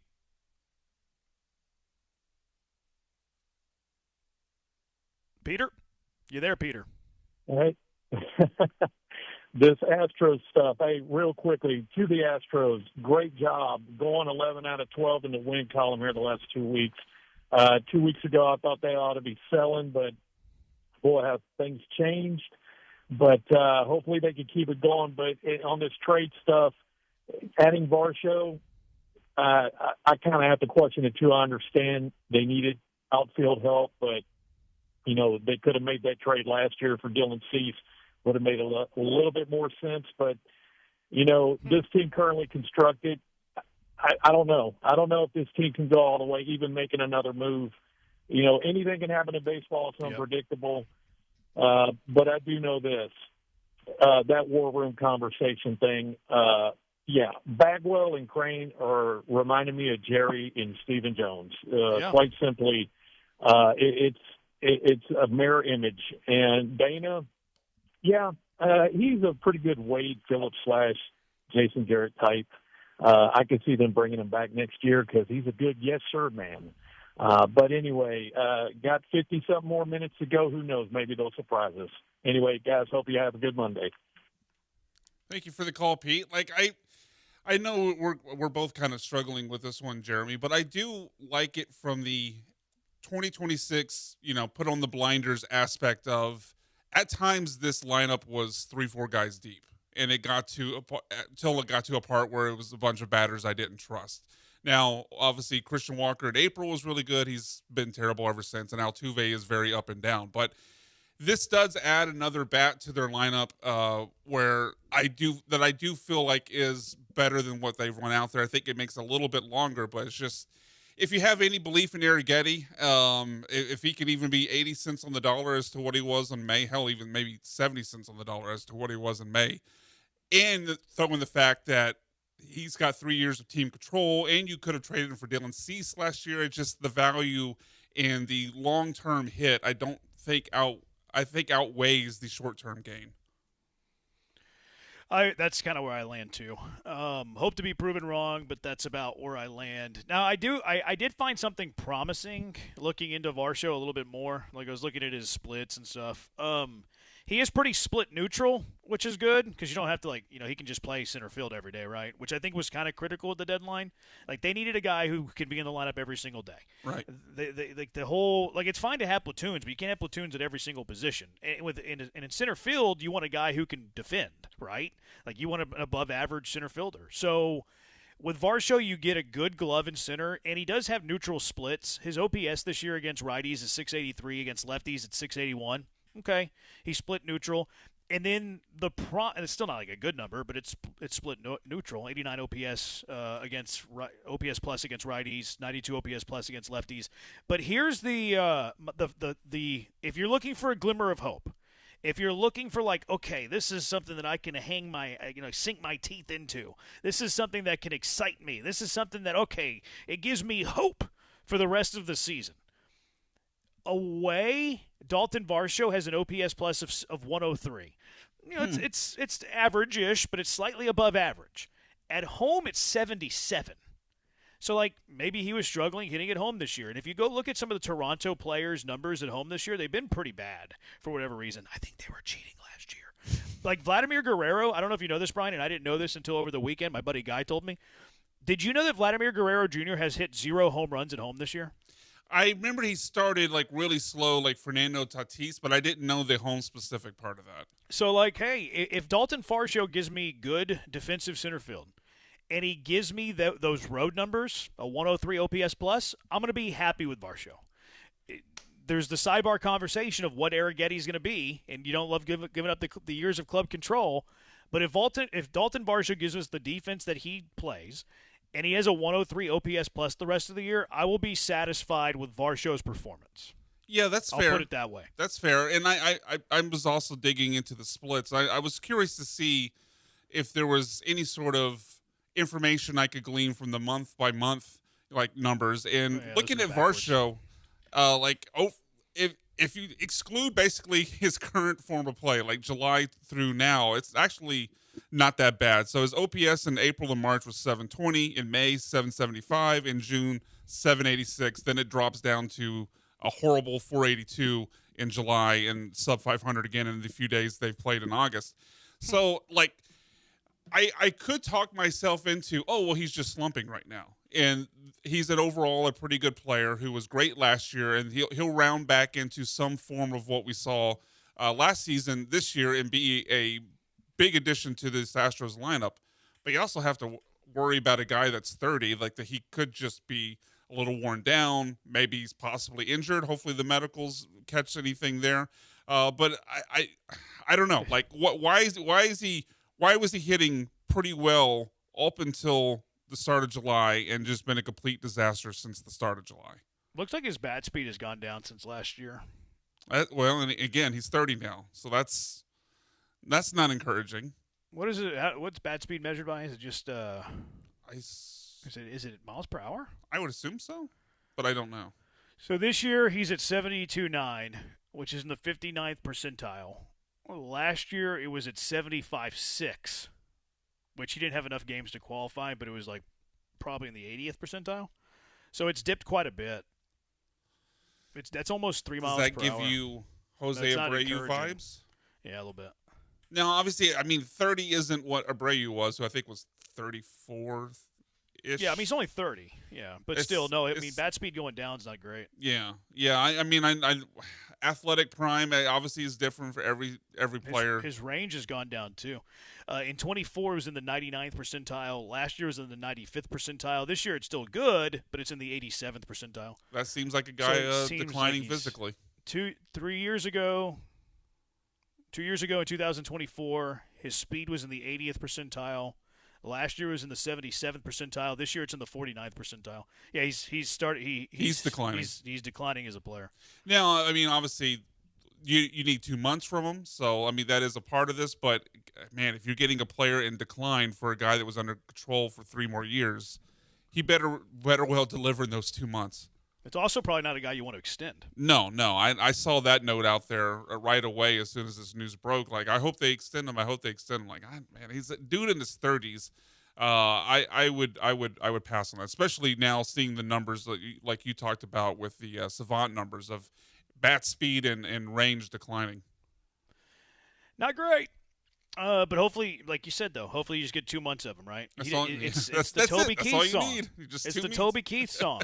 I'm not as good as I once was, but I'm as good for 2 months as I'll ever be. Yeah, or whatever. That's exactly word for word. Dalton Varsho, 713-780 ESPN. So there was the report. Was it yesterday, 2 days ago, whatever it was? Saturday. Came out Saturday morning. Astros traded for Trevor Larnach, who I actually like. He's on my wish list. I like Larnach. I don't know how to say his name, but I know that he can hit righties. That's how I was pronouncing it. So there was a report from a no-namer that the Astros traded Brian Abreu for him, but Jim Crane nixed the deal. Some national guys and some Twin beat writers, they were like, yeah, there were talks there, but they were kind of vague on like the exact details. Passan today kind of cited it, but maybe he was duped. Who knows? McTaggart said it was not true at all. Where do you land on it? Do you think the Abreu for Larnach report was true or not? I initially completely dismissed it because of the no-name nature of the reporter you mentioned. Like, this broke Saturday during my show, and I can't remember if it was Sean or Cam who showed it to me. I hadn't seen it yet across my timeline, but I took a look at the reporter, who's Michael Marino. I had never heard of him. His follower count's pretty low. He wasn't affiliated with any like major publication, and so I just completely dismissed it. At the time, I hadn't seen Rome pick it up. I hadn't seen McTaggart, Passan, Nightingale, anybody pick it up that was at least semi-credible, so I completely dismissed it. But as the days have gone by and we've seen the reaction of Larnach and the comments by their manager, Shelton, like, it seems like I seem to think now that it is true. I mean, the way Shelton talked about it, the way Larnach has talked about it in clips with the media here over the weekend, and then some of the other guys picking it up. Like I saw, I guess it's the son of Bob Nightingale, but Bobby Nightingale, the Star Tribune, picked it up. Dan Hayes, the Twins beat reporter for The Athletic, picked it up. You mentioned Passan kind of cited it. With those guys picking it up and the Twins openly kind of talking about it, I tend to lean now that this is true. So I think I don't think we're getting all the details. Probably not. No. I think we're getting like the half the story, and I think that's probably why Mike McTaggart said it's not true or it's false or whatever. There's no way it was a straight up Abreu for Larnach. I don't think. There's no way. Larnach's value is way too good compared to Abreu. Abreu is the rental. He's a reliever. Larnach's a leadoff man for the Twins, who are very much in playoff contention, who still has a year of club control. So my guess on this. Now, we have seen reports that Click doesn't want Dana Brown to trade from the big league roster, which Eric Getty technically wasn't because he was on the injured list. I think that the Twins were wanting prospects too. I think they wanted, I don't know the prospect, but I'm going to say it was Abreu, one of the Astros' top prospects for Larnach, and I think that's why it didn't go through.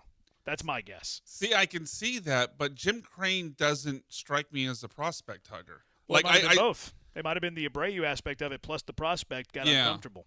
Like, knowing what we heard, because I think it was just a day or two before that, the news came out that Crane had told them don't trade from the minor or from the major league roster. So I totally thought that made sense from Crane vetoing it from that aspect. But you're probably right. There had to be some prospects involved as well. So why Crane would have vetoed it, I would guess it was more towards the Brian Abreu side of it, but I don't know. Like, I tend to believe this is true. I wish we just had more details as to what was involved, because then it'd be easier to piece together why they would have and who would have been the person, like, putting the kibosh on it. Yeah, it's interesting. I just can't believe that they would say no to Abreu for Larnach. Yeah, there had to be more to it, but I don't know. Like, I maybe Jim Crane is just holding on to a different version of what Brian Abreu was, because obviously he's been better. He has been better. Like, since I can't remember what day it was in May, he's certainly been a lot better. Although he was shaky yesterday, but I don't take Jim Crane as a prospect hugger. So if they did, if he did in fact, kill this deal when it was presented to him, I do think it was because of Brian Abreu. Which, man, I would not want a deal for Trevor Larnach killed for Brian Abreu. Now, if it was also for Kevin Alvarez or Xavier Nayans, then I start to get why that would have that move. But I don't take Jim Crane as a guy that would have killed it for that reason. Maybe I'm wrong. I got you. Like, there's no way of knowing, right? No, like it's all unless guess. It comes out later, and even then, who knows if it's 100% true. It'd be great to be like a fly on the wall. I wish they would televise this stuff. It would be must-watch TV. Oh, that'd be fascinating. I will say this. If Jim Crane nixed a Brian Abreu for Trevor Larnach trade, that is dangerous. That is bad. If it was straight up? Yeah. Oh, yeah, for sure. Would you have made that trade straight up? Oh, yeah, of course. Like no-brainer straight up? Yeah. Like, I know they need a right-handed leverage relief pitcher, so they would have had to follow that up with another move behind it. But, yeah, I would have gone out and got Larnach and worried about the could have traded Eric Getty for that. Yeah, the course. Yeah, exactly. You can go out and find another right-handed relief pitcher. I would have 100%, 10 times out of 10 done this. It's funny to me, actually, like how many Astro fans are like, "That I'm glad that he nixed it. That was a great nix." What? What do you mean that's a great nix? The same people that are saying that are the people who were crying for Abreu to be DFA'd 2 months ago. Like, it's the value of an eighth-inning reliever, and he's not always the eighth-inning reliever. It depends on who's coming up. It depends on the pocket they're facing. For a controllable... Like, he would instantly be your third best player. Now, he is a platoon guy. He doesn't hit lefties well, so like that would be a bit of a struggle. He's not a great defender, so he'd be a left field only guy. But you could have reinvented your outfield altogether. Like if you did both of those trades, if you traded Abreu for Larnach, well now you got your left fielder, and then you trade Eric Getty for Varsho, you got your center fielder, and then you can do whatever you want in right field. You do Trammell, you got Smith out there, you got Wade out there. So I will say this: I don't know what is true. My hunch is that there was something more to this trade. I think it was probably Abreu and a prospect that they really liked. I don't even know if it was Crane that nixed it. Maybe Dana Brown was like, yeah, it's a little bit too much. But all I will say is if Jim Crane nixed Brian Abreu for Trevor Larnach, then the Astros front office is a clown show. Yeah, no, I don't know if that's the case, but if it is the case, they're 100% a clown show. Yeah, 100% co-sign. And for what it's worth, Dalton Varsho official according to Brian McTaggart. Straight up? Well, kinda. It's Astros get Varsho in cash. Yeah, I saw that. For Arrighetti. Varsho will be in the lineup, according to McTaggart, tonight and wear 18. Yeah, the Astros just tweeted it. Yep. We have acquired Varsho from the Blue Jays in exchange for Spencer Arrighetti. Officially official. I did see Chandler Rome report that the Blue Jays are going to eat part of his, like a good chunk of his contract. Mhm. So hopefully that's an indicator that the Astros are still going to get something done for somebody else. Yeah, but I mean, like you said, we talked about he's a rental who wasn't making a ton of money. I mean, I'm sure it saves them some, but how much, and is it a significant amount that would lead to another move? I kind of skeptical of that. Yeah. Especially how the Astros treated saving money when Jesus Sanchez and Mauricio Dubon from earlier in the year. Like, they took that savings and did what with it. So I don't know. We'll see. But it seems like even if the Blue Jays pay half of it, like, that's how much? I mean, it's a guy on arbitration in his last year. Yeah. 713-780-ESPN, HRP listener line. What was I going to say? Oh, yeah, we're going to go out to the HRP listener line. 713-780-ESPN. Carson, you're in with Jeremy and Joe. Brian in for Joe. What's going on, Carson? Hey, how's it going, guys? So I guess first off, I like Dalton Varsho's upside. I really think that the entire Blue Jays team was regressing this year. I think the morale is down, brutal World Series loss, so I think maybe some fresh scenery could help there. Jeremy, I saw on one of your lists on Twitter you had Taylor Ward as one of your favorites, and obviously he's with the Mariners now. But I still think that looking at the Astros lineup, and you even look at some of their platoon options with like Lamont Wade and Taylor Trammell, these guys have really good splits against right-handers. I still think there's a need for hitting against left-handed pitching. Even if you look at some of the spots in the infield, I know Paredes kind of favors right-handed pitching. I think Christian Walker maybe, or maybe somebody else. I still think that they could maybe improve their hitting against left-handed pitching. So I kind of wanted to see what y'all thought, if there may be other targets to look at. And then kind of my last question, my bad, was Bryce Mayer, I think is his name. Kind of seen some reports about him. Do you think he maybe makes the jump to the big leagues this year, or what's the deal there? Anyways, take care. Thank y'all. Thanks for the call, Carson. Yeah, on that last one, I definitely think he could. I mean, I don't think anyone in that back, at least two spots of the Astros rotation, has a death grip on their spot. I mean, Christian Javier, Renel Blanco have obviously not been in great form. Obviously, Blanco's only had a few starts. Javier, well, same because he got hurt back in April and missed a chunk of time. But, yeah, I definitely think Meyer could see some time this season. We saw how quickly Jake Bloss made his way to the Major League roster after getting, I think it was just one start in AAA. Jeremy, correct me if I'm wrong. But that's right. I think Meyer could definitely make a stop, not only because Dana Brown has been willing to be aggressive with guys like that, but also because nobody in that 3-4-5, or at least with the 4-5, in the Astros starting rotation has a strong grip on their spot. Yeah, I can't remember who had it, but Bryce Mayer got promoted to AAA today. Which you brought up, the Bloss made one start in AAA, got called up. Dana Brown's not bashful in bringing guys up, especially that are performing well. He likes to do that, lightning in a bottle thing, see if he can find that. He did that last year with Zach Cole. Zach Cole was crushing AAA. He called up Zach Cole, and I got fooled. I thought Zach Cole was like a legitimate – I thought Zach Cole was going to grab the center field job and run with it. I couldn't have been more wrong on that. Right. That was a terrible take. He's been terrible this year. He's been hurt, too. I don't think he's played like in a month. But, yeah, I think Mayer has a chance to pitch this year. It's going to depend on his form in AAA, and it's going to depend on the form, like Brian mentioned, at the bottom of the rotation guys. But it wouldn't shock me if we saw Mayer at some point this season. Petco might be a guy, too. I haven't seen these guys pitch, but based on what I read, their arsenal, their stats, I think I like Mayer more than Petco. But I haven't even seen them pitch in a game. It's more just off the numbers and reading their arsenal. We are going to have Astros Future on tomorrow. We can ask Astros Future about that because he's laid eyes on them and he knows a lot about that stuff. I'm glad you brought up those guys because I wonder, too, if maybe Dana Brown's viewing Mayer and Petco as having more upside than Spencer Arrighetti. And he felt that, hey, these two guys are at least comparable, right? Like if he thinks Petco and Mayer are comparable to what Arrighetti is, and those guys are under club control for 6 years as opposed to 3 years, maybe that's another reason why he felt like he could trade Arrighetti. Where it's like, well, Arrighetti at best is a bottom of the rotation starter. Yes, he's got 3 years of club control, but next year starts arbitration, so he's going to take a bit of a pay raise. He's going to take a bit of a spike in his salary. And we have Petco and Mayer, who we like equally as much as Arrighetti, if not more.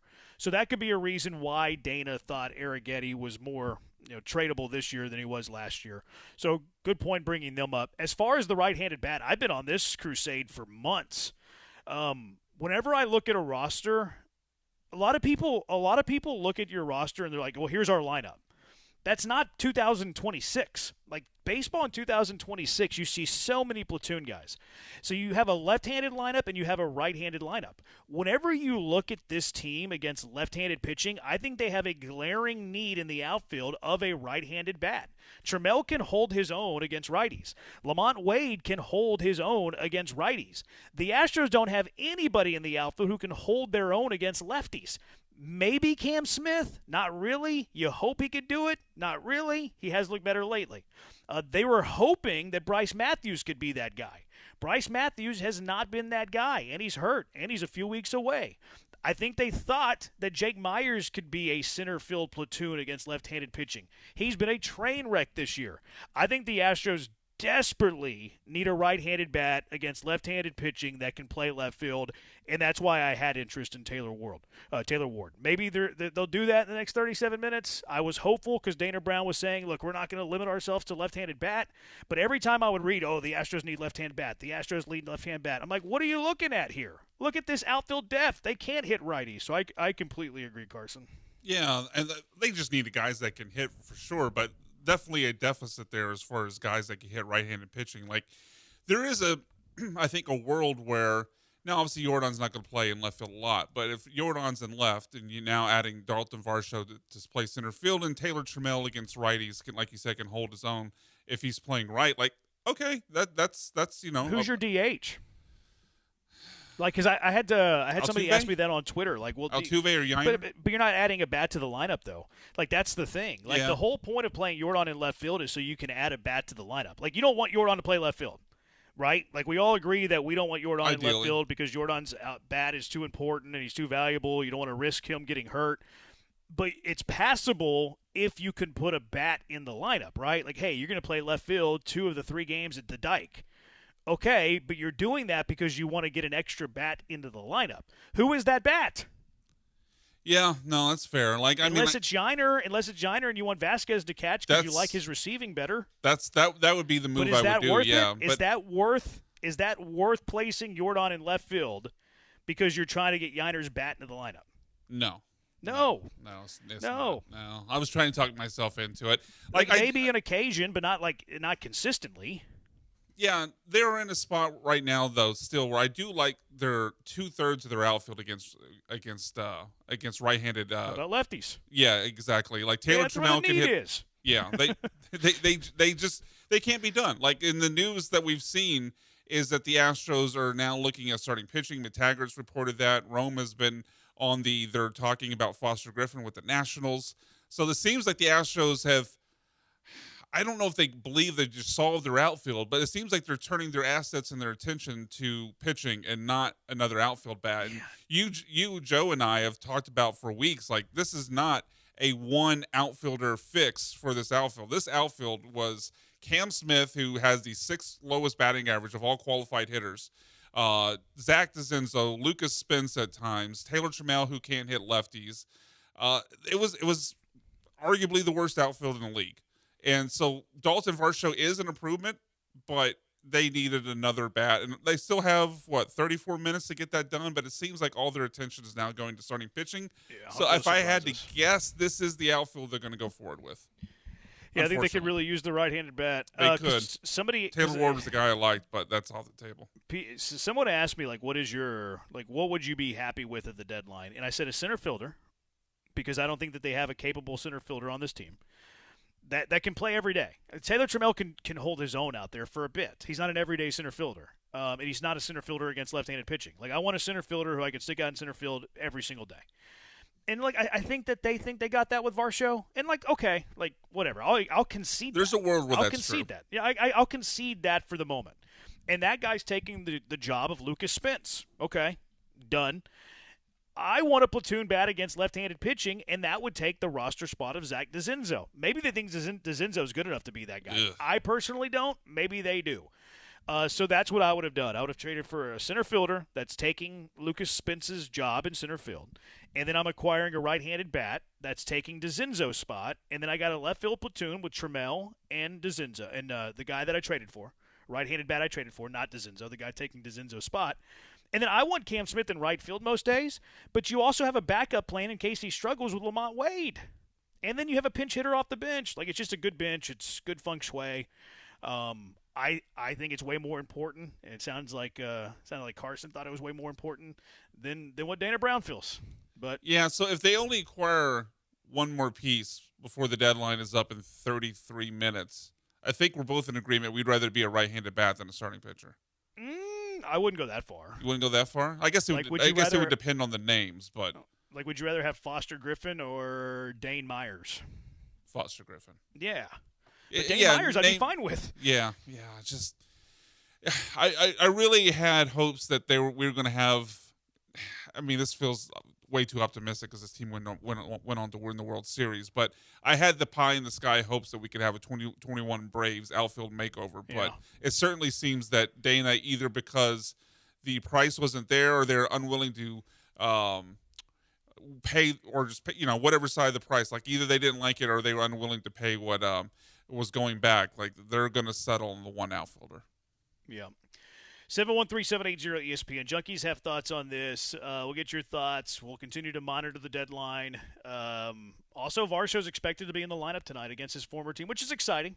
I'm excited to see Varsho in an Astro uniform, see what that looks like. 713-780 ESPN. Brian in for Joe. Jeremy and Joe on ESPN 97.5.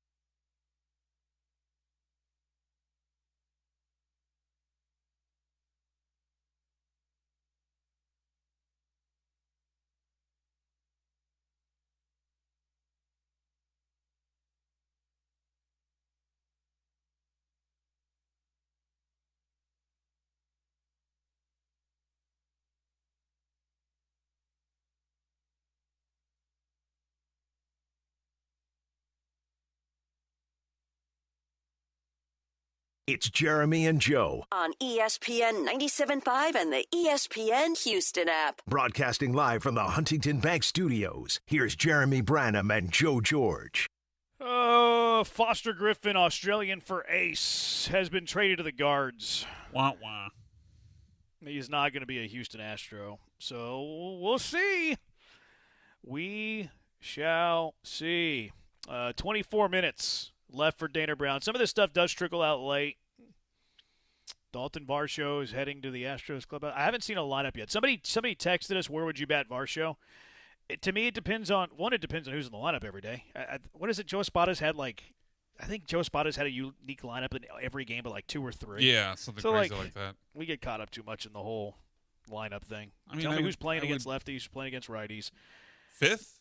I mean, I don't know. I mean, Altuve's been batting below Trammell recently. Altuve's been fifth, right? I would rather have Varsho hitting. I think he's been hitting sixth. Has he? Last 2 games, I think he was batting sixth. Okay. Yeah, I think fifth-ish feels right. But he might have Altuve ahead of him against lefties, Yeah. Like, it depends on the feng shui of the lineup. It depends on the lefty-righty thing. Espada has fallen in love with the, alternating lefty-righty when he can, which is fine. I would do the same thing. Especially like break ties, things like that. To me, the lineup doesn't really matter a ton. But probably in the middle. I would say in the middle of the order. 5, 6.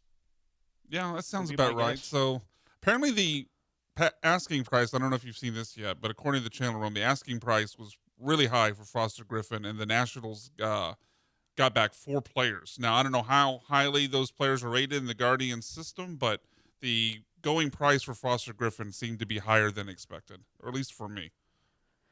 Yeah, I don't know. That's the. I mean, he's an all-star. He's in great form. I get it, but it was an expiring contract, and it's a guy without like a long major league track record. He'd been in Japan for the last 3 seasons, but some of the peripherals aren't great on him. Yeah, so I'm frankly a little surprised by what he went for. We'll have to see the exact prospects the Guardians gave up and how high they were, but apparently it was 4 players. Astros had extensive conversations, according to Rome, but the asking price was very high.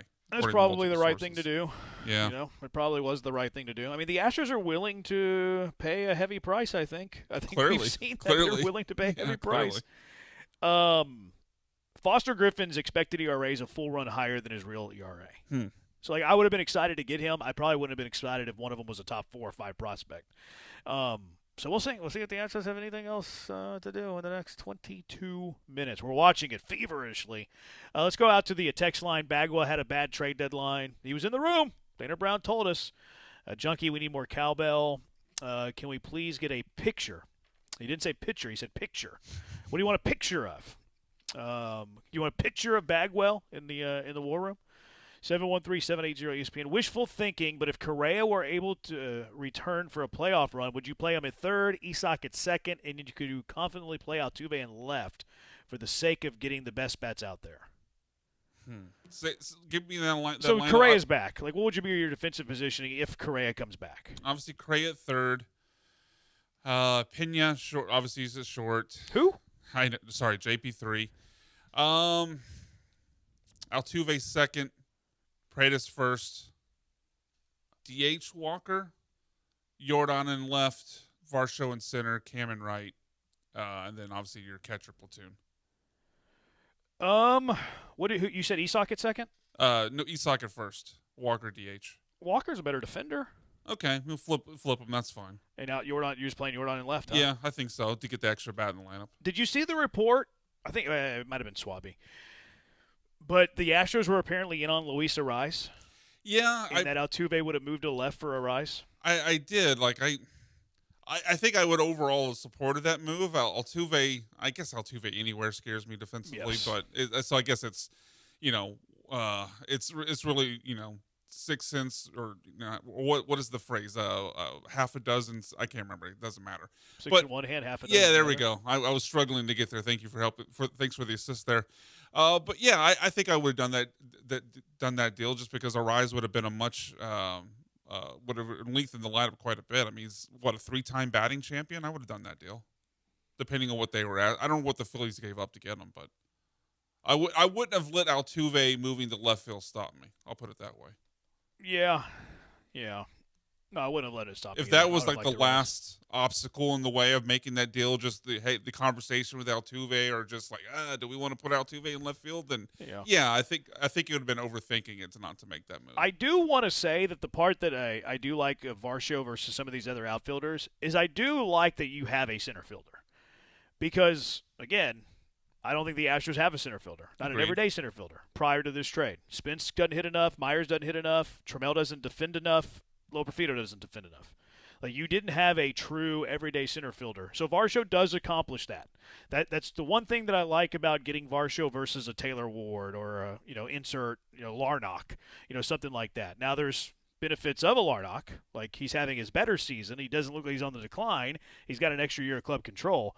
But if there was like one bullet point, like, hey, I like this about him, I would say that he's going to man center field every day, which is good. That is definitely a plus.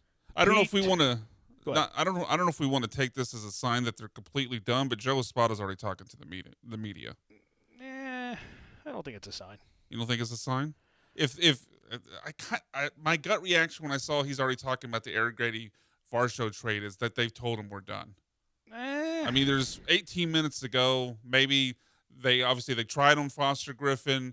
There was 2 hours ago news that they were looking back into the Larnach deal. There was I don't think Espada is really involved in player like the roster. Yeah, just why send him out there until everything's done? Well, I mean, they play in 2 hours. Yeah, I know, but you can't wait an extra 15 minutes? I don't think it's a sign. Okay, all right. I don't think it's a sign. But maybe, it could be. I wouldn't want him out there talking about players that they might end up dealing 10 minutes Well, he said later. they're not going to trade from the roster. They said that, and then they did it anyway, kind of. No, he wasn't on the roster. I know, but he wasn't on the 26. In fact, Dana Brown said we're not going to trade him on the 26, but maybe like on the 40-man. Okay. It was right. Yeah, I guess that was the tip. He was right about that. That was a hint there. Pete, since the Astros trade with Toronto, why don't they swing a deal for Springer while he's in town and slot him in the DH, reunion part 2? I would just slot him in left field against left-handed pitching. I know he hadn't played a whole lot out there, but I want him out there more than I would want Jordan out there. I would have been okay with that. Junkie buy low, Colton Cowser. I would have been in favor of that, but not anymore. Like, you don't want 2 center fielders who are below average hitters. To me, it would have just been one. Like, I would have liked Colton Cowser, but I don't want Cowser and Varsho. To me, it's one or the other because they're both center fielders that can play good defensively. They both have a better hitting upside than they've shown, but to me, you're not having 2 of those guys on the same team. I assume Cowser would have cost quite a bit more, right, because of team control? Maybe, but he's also been bad, so yeah. I don't know. Jake Myers hits with the same batting average, if not better, though. Same batting average as who? Not as Varsho. Astros, unfortunately, can't swing significant deals when they lack high-grade prospects and don't have much to offer from the everyday lineup. No, I think that Nayens, Alvarez would have gotten you quite a bit. Mayer, maybe even 2. To me, the Astros just didn't want to trade those guys, which I condone. Yeah, like I mean, we might get into this later, but like seeing what Skubal went for to the Dodgers, I mean, I think they had enough to get Tarek Skubal if they really wanted to. Yeah, I just think the Astros decided from I don't know if it was Crane or if it was Dana Brown or if it was both of them or how maybe it was in Bagwell, but they just decided not to trade those top level prospects, which I like. Yeah, I'm fine with. I didn't want to trade those guys. I guess I could have been talked into if it was Tarek Skubal, but outside of that, I would have had a hard time accepting it. Yeah. All right, 713-780-ESPN. More thoughts on this. We're going to be monitoring the deadline. 16 minutes ahead of the Major League Baseball trade deadline. Do the Astros have one more in them? Or is Dalton Varsho for Arrighetti it? 713-780-3776. It's Jeremy and Joe. Brian in for Joe on ESPN 97.5. First, a moment on HR&P, Human Resources and Payroll. This can help out the local ball club because you know what HR&P can do? They can help with onboarding. And they can help onboard a ball player. HR&P, Cougar owned by my colleague, Go Cougs. Chris Fisher's over there. All the people at HR&P are fantastic. Business owners, let HRP help you. They can help you with HR compliance, benefits administration, payroll, onboarding. Hello? Hello? A Dalton Bar Show, anybody? HRP can help in any or all of those areas. There's no boxes with HRP. It doesn't matter how small the job, how big the job. HRP is going to completely tailor a plan for what you and your business needs. You have a big problem, you have a little problem, a big issue, a little issue, it doesn't matter. HRP is going to find a way to help you, and they do it in a way that's unique too. Technology meets service. You have to have the technology in 2026. Let's face it, HRP has that. But what sets them apart is that service, guaranteed fulfillment. You'll never talk to a stranger. You always talk to someone who knows you. They know your business needs. They're always on top of what's going on in the business world. They're a great ally to have on your side. I can attest to that. We use HRP, of course, here at Gal. You're never going to talk to a stranger. So let HRP help you. Let them tailor a plan for your business. That way you can take your business to new heights. Give them a call at 281-880-6525. Let HRP customize a plan for you, 281-880-6525. Or check them out online at hrp.net. That's hrp.net.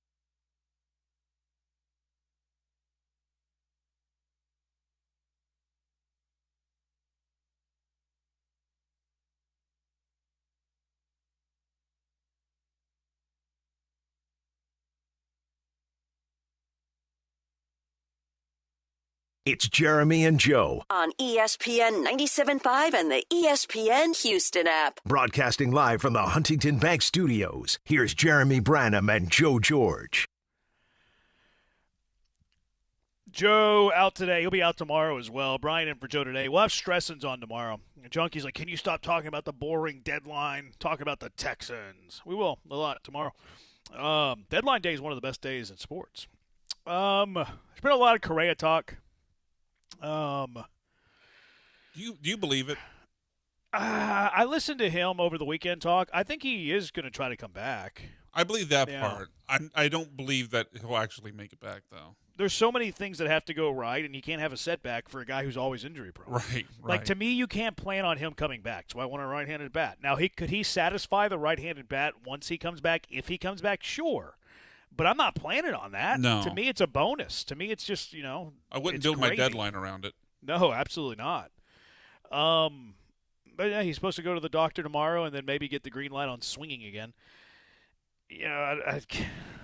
Could he be a DH only type? Maybe. I don't know. I mean, he would help you. Especially if the Astros don't acquire a righty in the next 9 minutes. Yeah, I think they're done. I mean, we'll probably still get news on things at least a few minutes after the deadline. Sometimes those things trickle in late, but I'm thinking they're done. Yeah, maybe. Lars Nootbaar is going to the Diamondbacks. I saw that. That was a name on your list, and would have been a nice addition as well. But yeah, another one off the table. I like Taylor Ward, but he went to the Mariners. There's a lot of names that we talked about last week that unfortunately have gone to other teams. Yep. 713-780-ESPN. I knew Dana was an idiot the day he dealt with Dubon. That was for financial reasons, but yeah, I didn't like that trade either, and it certainly doesn't look great in hindsight. It's kind of like the antithesis of this trade. Like, it's the opposite. Like, they traded Dubon, final year of a contract for Nick Allen because he was cheaper and had lots of club control, but they traded the better player. This year they trade Arrighetti for years, who has years of club control, for a rental and Varsho. And, I mean, Dubon could have probably just been your everyday center fielder. Yeah, that's one they probably wish they could have back. I'd rather have the upside of Varsho at the plate, but I mean, Dubon's been really good this year. He has, but like I wouldn't rather have it over the cost of Arrighetti. But if it was all things just Varsho 1-on-1, 1v1 for Dubon, I think I'd lean Varsho. Dubon's numbers have gone down quite a bit. His OPS plus is down to 94. Yeah, water finds its level. That's true. But I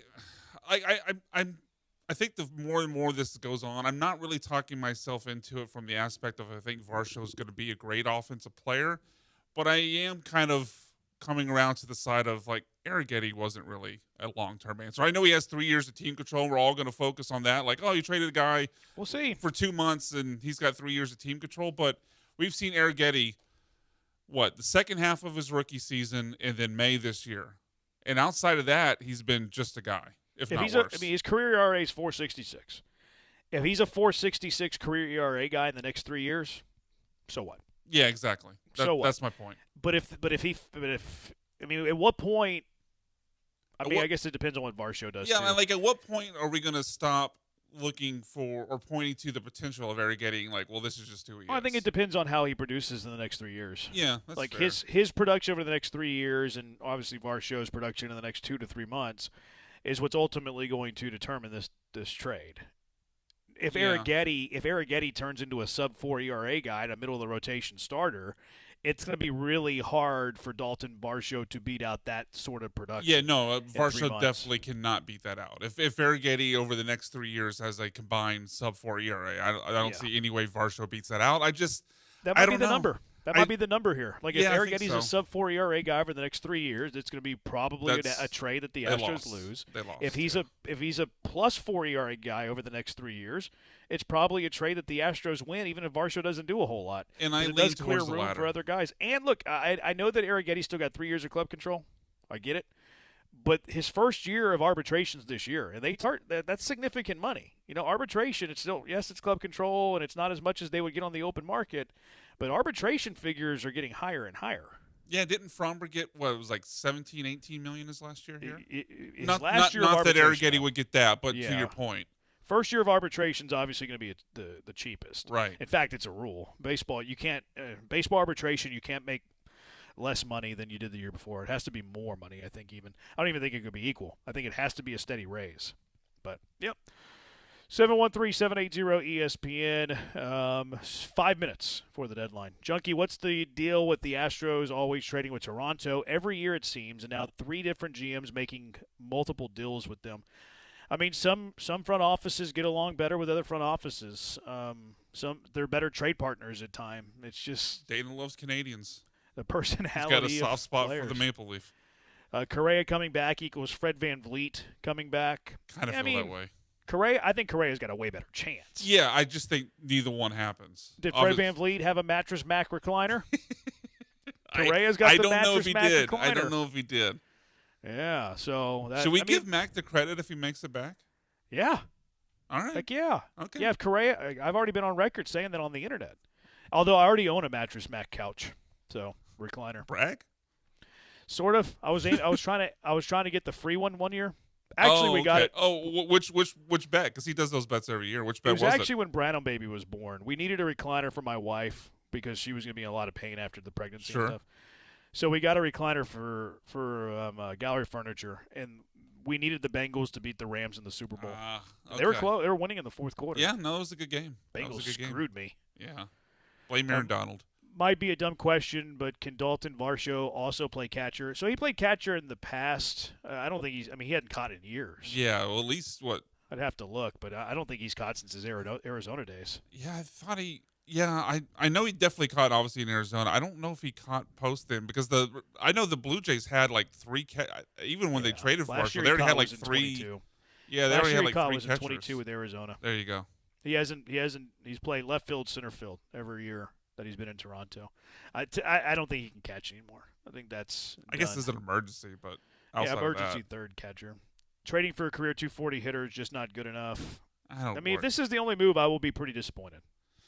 Yeah, definitely. Like I can talk myself into, and I don't look at batting average first, so I don't care if he's a 240 hitter if the OPS is there. But if I could talk myself into Varsho being a nice addition to the team, but as we talked about for almost 2 hours now, it's just not enough. Like they need another starting pitcher and they needed a right-handed bat, and they failed to get both so far. All right, 713-780-ESPN. We'll go to a break here. We'll come back. We'll see if the Astros did anything at the wire, if anybody did anything at the wire, and we'll give our immediate reactions to the deadline for the Stros. The Guards just acquired Nathaniel Lowe. They're doing everything, the Guards are. All right, 713-780-3776. Jeremy and Joe. Brian in for Joe on ESPN 97.5.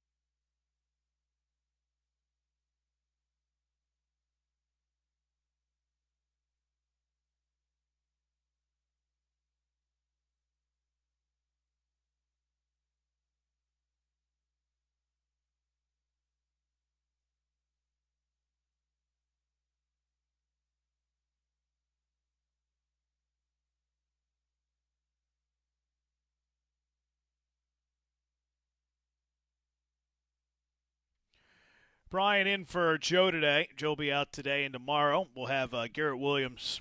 Who? Stressens. Stressens will. Why'd you put a who in the man's name? Because no one knows him as Garrett Williams. That's fair, I guess. But, man, feels a little disrespectful.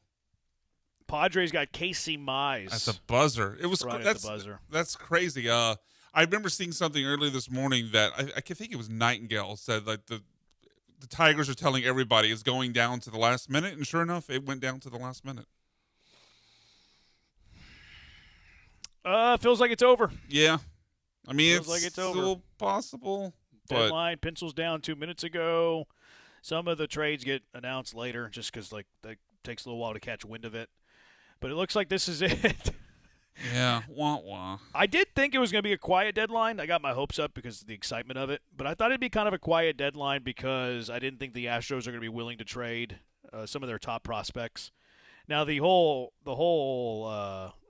maybe Jim Crane nixed Abreu for Larnach trade. Who knows? Who will ever know?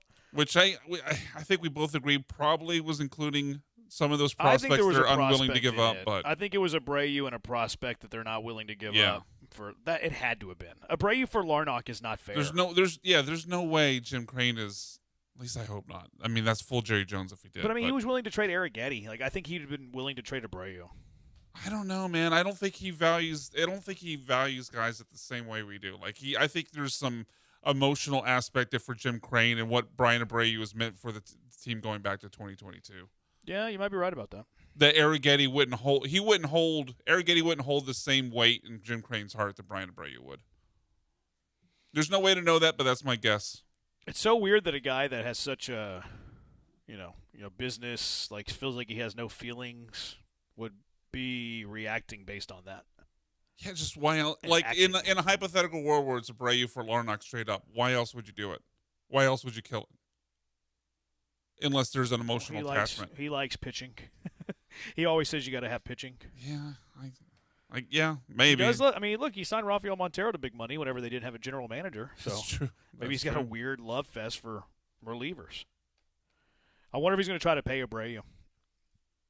I mean, I don't even know what that would look like, but I would hope not. I mean, I like Abreu, but at this point, he has been a lot better since I don't remember what date it was in May. But I'm guessing the market he's going to command, I would be out on. I wouldn't pay him.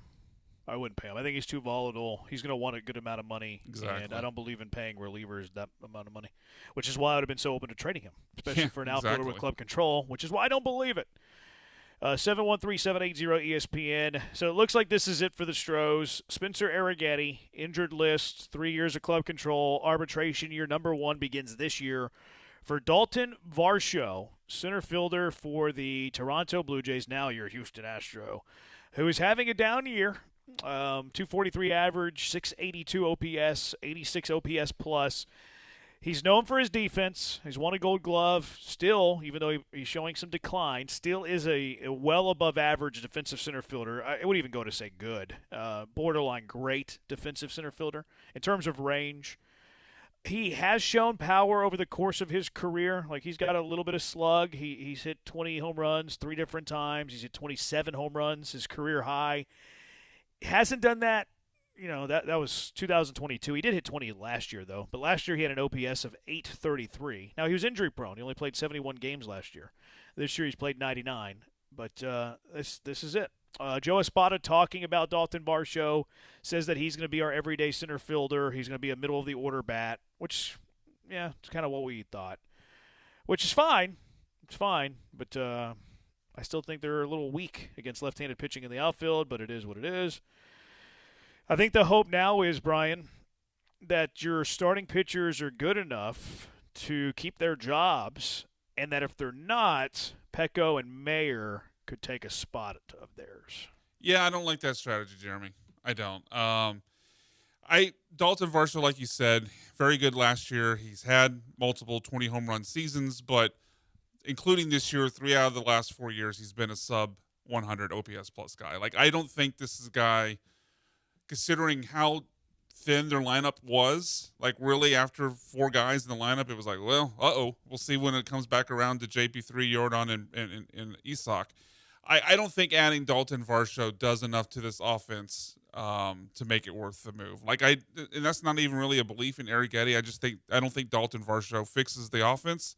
They needed a right-handed bat, and I'm not confident in the starting pitching that remains after Hunter Brown and Peter Lambert to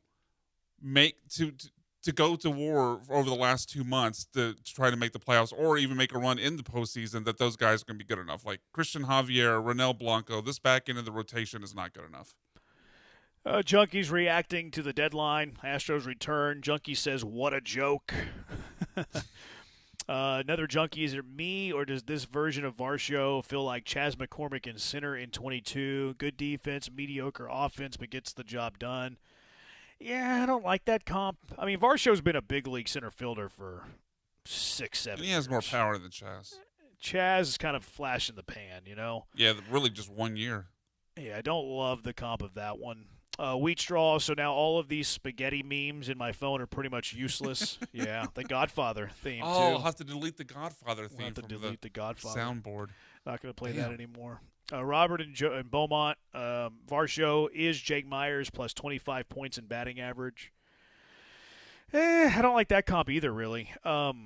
He's a way better hitter. He's gonna, 25 points in average, like you mentioned, but he's also going to slug, whereas Myers didn't give you a whole lot of slug. Defense probably pretty comparable. I think Varsho's more like a ball player, too. Like Jake Myers was kind of aloof at times. And he's been abysmal this year. That guy's had a fall from grace. He won't be an Astro next year. No, I can't imagine. I'm surprised, honestly. They had maybe now with Varsho on the team, they go ahead and just DFA him. I don't think they would. Why would they do that? There's no need to do that. There's not. There's also just no need for him to be on the roster. But I guess he's not. Well, I'm sorry. On in AAA, like I just don't ever see him contributing to the major league roster. Again. He's your emergency center fielder in case you have an injury. Yeah, that's fine. I never want to see him hitting again on the Astros I do. lineup. I'm with you. Yeah, they'll non-tender him in the offseason. Yeah. Those trades stink worse than my baby's diapers. How well did Varsho produce in the Jays postseason run last season? Billable hours there. You can Venmo me at Jeremy-Branham. Yeah, I looked up his postseason numbers. He had 1 good series. He's only played in 4. There's not a lot there, but his overall postseason numbers are not great. Really? Yeah. I'll find them again here in a second. Dana didn't do enough to save his job. I mean, I don't think that he's fighting for his job. I think he's going to be back. I think Crane likes having him around because he does what Crane does without talking back. So Dalton Varsho, for his career in the postseason, has an OPS of as my phone decides not to scroll anymore. Oh, that's fun. Here we go. His career OPS in the playoffs is 667. Yeah. Kinger says your listeners are not smart. Nicest way to say it. That's not true, Kinger. We have the most sophisticated listenership in all of Houston sports radio. The junkies are very, very smart. Gango Fred on YouTube. Thank you, Brandon, for not being a homer. I mean, I call it like I see it. If it ticks people off, it ticks people off. 680 OPS and 86 OPS plus for a pitcher with upside with 3 years of control. Yeah, I mean, that's pretty much where I land. I'm willing to concede that Varsho makes you a little better this year. Enough to be warranted? I don't think so. I will say this, though. If Eric Getty, like I mentioned earlier, if Eric Getty's north of 4, and talking ERA here, in his next 3 years in Toronto, oh well. Like, it's just a random starter. And the Astros do have a couple of back into the rotation starters, hopefully, coming up. Ocho, guys, where will you be when Taylor Trammell has a rookie Jeremy Pena-like playoff run that leads the Astros to a World Series championship? Hopefully glued in front of my TV. Yeah, hopefully. That's very optimistic on Taylor Trammell. Yiner's last 15 games is as good as a trade. Sarcasm, but would also be nice to see him continue the trend. You mentioned Jordan in left field earlier a little bit more to get an extra bat in the lineup. That could be a play. Jordan plays left field a little bit more. It opens up the DH for Yiner, and that allows Vasquez to be in the lineup. So that could be an option for Espada. That could be on the table. Another junkie, it's looking like no starting pitcher will be acquired. How are we supposed to win it all with 2.5 good pitchers? Who's the half? Yeah, Hunter Brown, Peter Lambert. Who's the half? I don't see one. I Not mean, Javier. I mean, Maybe Blanco? Wesneski. I mean, it's been one start, bad first inning, and then he was pretty good after that. But I'm not relying on that. Yeah, pitching's not great. And Blanco and Javier, I have no trust in. Yeah. That's not true, Junior. You're terribly wrong on that one, Junior. You're making stuff up. You owe me a bottle, though. 713-780-ESPN. I also think the Astros believe both Bryce Mayer and Ethan Petco are better than Arrighetti. We mentioned that earlier. I think if you're trying to put a good spin on this trade, it could be true. I think that they would tell you that they like the upside of Mayer and Petco as much, if not more, than Arrighetti. Because even if it's as much as Arrighetti, they're going to be far cheaper. Arrighetti club control, but arbitration. Arbitration, you get a pay raise. Petco and Mayer will be at league minimum for the next 3 years. Will we know if they were in on Robbie Ray before San Diego got him? I read that they were in on Ray. So, he hadn't been that good this year. Yeah, it's been a while since Robbie Ray was a name that excited me. Dana was supposed to repair farm system. Who has he drafted? Where you go, wow. I think the farm system's way better. I mean, drafted Nayans. Right. I think he's talking about big leagues. Oh, okay. Yeah. I think that Dana's done a good job with the system, quite frankly. You have some players in the system, especially with where they've been drafting, not that high, that do excite me. Like Nayans excites me. Kevin Alvarez was an international signing. He excites me. Petco and Mayer seem like they're going to be big league starters at some point. I like the guy they drafted this year, Hughes. I think he's going to be able to hit. He might even be on a fast track to the bigs. I like a few of the guys. I think he's done a good job with the minors. Now, has he, done great? I would say good, not great. That the rookie for the Tigers, that McGonigal guy or whatever, he took Bryce Matthews over him. Oops. Which that happens all the time in baseball. Yeah, he's probably going to win Rookie of the Year too. Still kind of stinks. Like if he drafts McGonigal instead of Matthews, like Dana Brown's got a 5-year extension. You know? So, like, that kind of stinks. If he drafts McGonigal, he's the Astros GM for the foreseeable future. He didn't, and we don't know if he's going to be back next year. Yeah, no, I tend to think, because of the reasons we talked about earlier, that Dana Brown is back. I would, if I were Jim Crane, move on. I mean, he definitely has had some hits. We were down on it at the time, but the Yusei Kikuchi trade, even though he never made a start in the postseason because they were 2-Q, I think was an overall good deal. I mean, Will Wagner, Jake Bloss, Joey Loperfido, they didn't really give up anything to get that deal done. But I don't know. Overall, I have not been impressed with Dana Brown as a general manager. Now, what we don't know for sure is obviously what has been dictated to him by Jim Crane. Obviously, we didn't like the cash dumps to then spend none of the money when it came to Dubon and Jesus Sanchez this last offseason, not fixing the outfield, taking that problem into the season. But it's sometimes hard to know because of where they are against the competitive balance tax, whether that's Dana Brown or if that's Jim Crane. But if it was my decision, I would not bring him back. 713-780-ESPN. Let's go out to the HRMP listener line. Daniel, you're in with Jeremy and Joe. Brian in for Joe. What's up, Daniel? Hey, guys. How's it going? Good. Can you hear me? Yeah, we got you. What's going on? I'm definitely a little bit disappointed with the trade deadline, but that's pretty much been Dana's norm, unfortunately. I definitely don't think he'll be back after this year, which I'm kind of hoping he doesn't, and I'm kind of hoping we look for a new manager as well. Yeah, Espada's done well recently, but his tenure here has not been to our standards, if that makes sense. Yeah, thank you for the call, Daniel. I think you got a better chance of getting a new manager than a general manager, as Jeremy and I have talked about. Dana Brown seems to get along with Jim Crane. He seems to get along with Bagwell. I don't get any sense that Dana Brown's job's in trouble, especially with the uncertain nature of the offseason, with the lockout that'll happen in December, and we don't know how long the next Major League season will be or how long the offseason will be. But I do think you have a better chance of Joe Espada being gone, although if they do make the playoffs, then they both could be safe. Yeah, I would agree with that. I think Dana, because he's a good soldier and he allows Bagwell to hang out and doesn't push back, I mean, I'm dead serious. Oh, I know. It's such a sad state of affairs. Like how cutting edge this Astros organization used to be in their front office, and we're now down to general managers getting retained because they're okay with Bagwell hanging out. I'm not happy about it. I know. I'm not saying you are. It's just sad that where this team was with the two general managers before Dana Brown and to where they are now, that it's come down to, well, he gets along with Bagwell, so he stays. All right, let's put a bow on it. 713-780-3776. Look, the Astros are done. The Astros are done. One trade. What do you think of the Astros deadline? And then what now? What now for the Stros? 713-780-3776. Jeremy and Joe, Brian in for Joe, ESPN 97.5.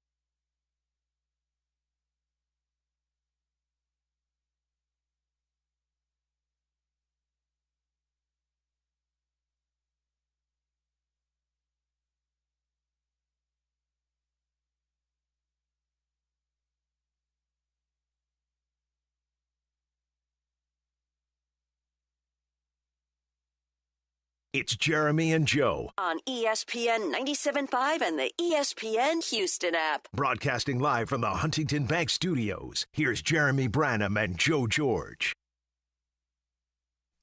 Brian in for Joe today. Garrett Williams Stressens will be in for Joe tomorrow. We'll talk a lot of football tomorrow with Stressens. Correct MILF if I'm wrong. Weird way to say that. But did we not pick up Verlander after trade deadline? I think lightning can strike twice, Joe and Magnolia. The problem with that, Joe, yes, you're right. The problem with that is that trade deadline no longer exists. What you're referring to is the August waiver trade deadline. The trade deadline in July is the non-waiver trade deadline. The waiver in August is the waiver trade deadline where players had to clear waivers in order to be traded. Since the Astros made that trade, though, with Justin Verlander in the waiver trade deadline, that has been abolished. It is no longer in existence. That trade deadline no longer exists. So yeah, and hasn't in a few years. So that lightning will not be striking twice. No, this is it. Unfortunately, Joe. This is it. This is it. Is Bagwell the new Jack Easterby? Ooh, I like this question. I think I've made this take before, actually. Have you? Okay. I think I have. Shout out to you then. Shout out to the fish. Shout out to the fish. One fish, red fish, blue fish, two fish. I'll say no, just because I don't think he's as toxic internally. I see where the texter's going with it. He's like his, I think, effect on the overall quality of the roster is kind of close. No, I can't go fully there, because not only was Jack Easterby way more toxic internally, like we've heard lots of people who've been with the organization in the past talk about how he was dividing everyone and how divisive he made the workplace. And on top of that, he was also pushing people out off the team. Like, he was reportedly a big part of why DeAndre Hopkins got pushed out. So I can't go as far as to say he is Jack Easterby, but I get the take. Is Bagwell not a big reason why Arrighetti got pushed out? Yeah, but come on, that's Hopkins future Hall of Famer Arrighetti. Arrighetti pitcher of the month. Was DeAndre Hopkins ever a pitcher of the month? He was not. He was not. That's true. I just searched it, Bagwell Easterby. I made a video on June 13, 2024. I'm going to watch the video during the break. It says Jim Cranes is Jerry Jones and Jeff Bagwell is Jack Easterby. You're going to watch it and just tell yourself, that's a great point, Jeremy. I think I might quote tweet it and be like, how is this fared? I definitely think the Jim Crane, Jerry Jones comparison is closer. But I get the vibes with Bagwell Easterby. I just don't think Bagwell is as bad as Easterby. I don't think he's as snaky. No, he's like just a an idiot. 70 cents on the dollar Easterby. Yeah, Easterby like car salesman-y, like don't trust. Right. Whereas Bagwell is just like, I hate analytics. Caveman. He's more like, caveman than snake oil. He's more like the dumb cool uncle. Yeah, exactly. Exactly. He's a dumb cool uncle, Jeff Bagwell. Is Hopkins a future Hall of Famer? We'll answer that later. That's a dumb comparison. Bagwell's in the Baseball Hall of Fame, YouTube, Keith. Yeah, but we're not talking about their prowess as a player. Yeah, we're talking Jack about their Easterby did current not role play in the organization. professional sports. We're just talking about their work in the front office. Jordan having MVP season and can't trade for a better bat to help him out? Question mark. I guess not. What an awful trade deadline. Just do nothing rather than trade away spaghetti. I mean, I do think that this makes them slightly better this year. I just don't think it's enough.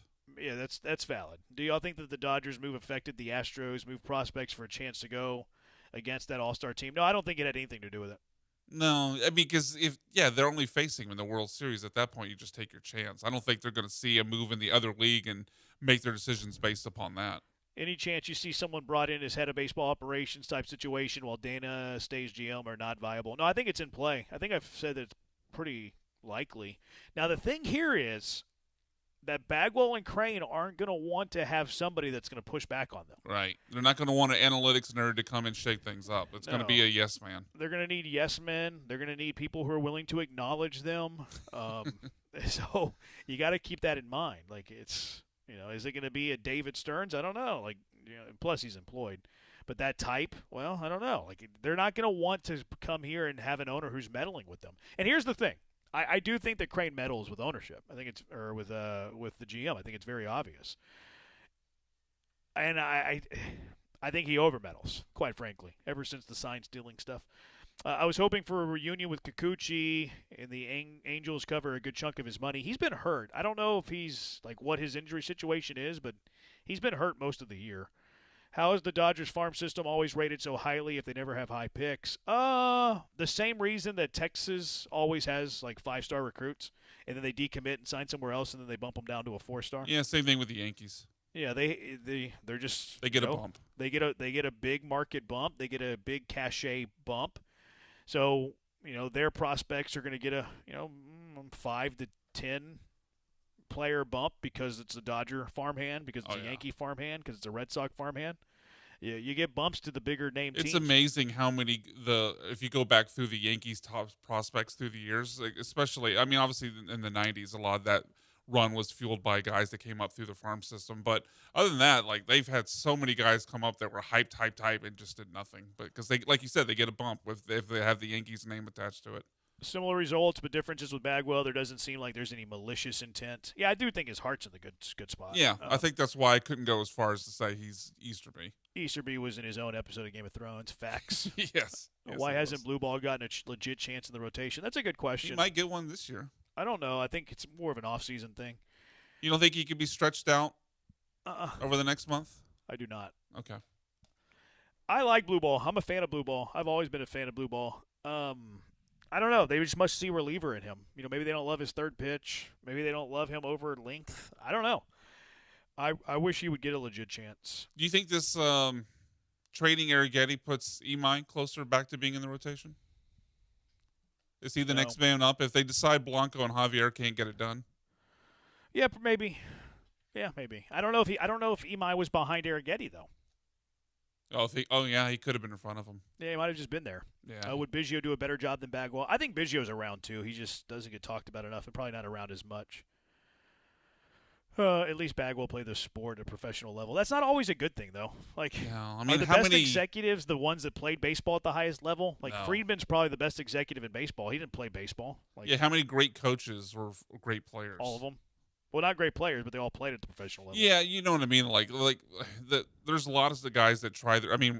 Here locally, like Clyde Drexler tried to be a head coach. That didn't go so well. Yeah. I mean, we're talking about executives, though. Yeah, but executives are usually not guys who played the game. Yeah, Like, who no, are the they're best not. executives in baseball the last 10 years?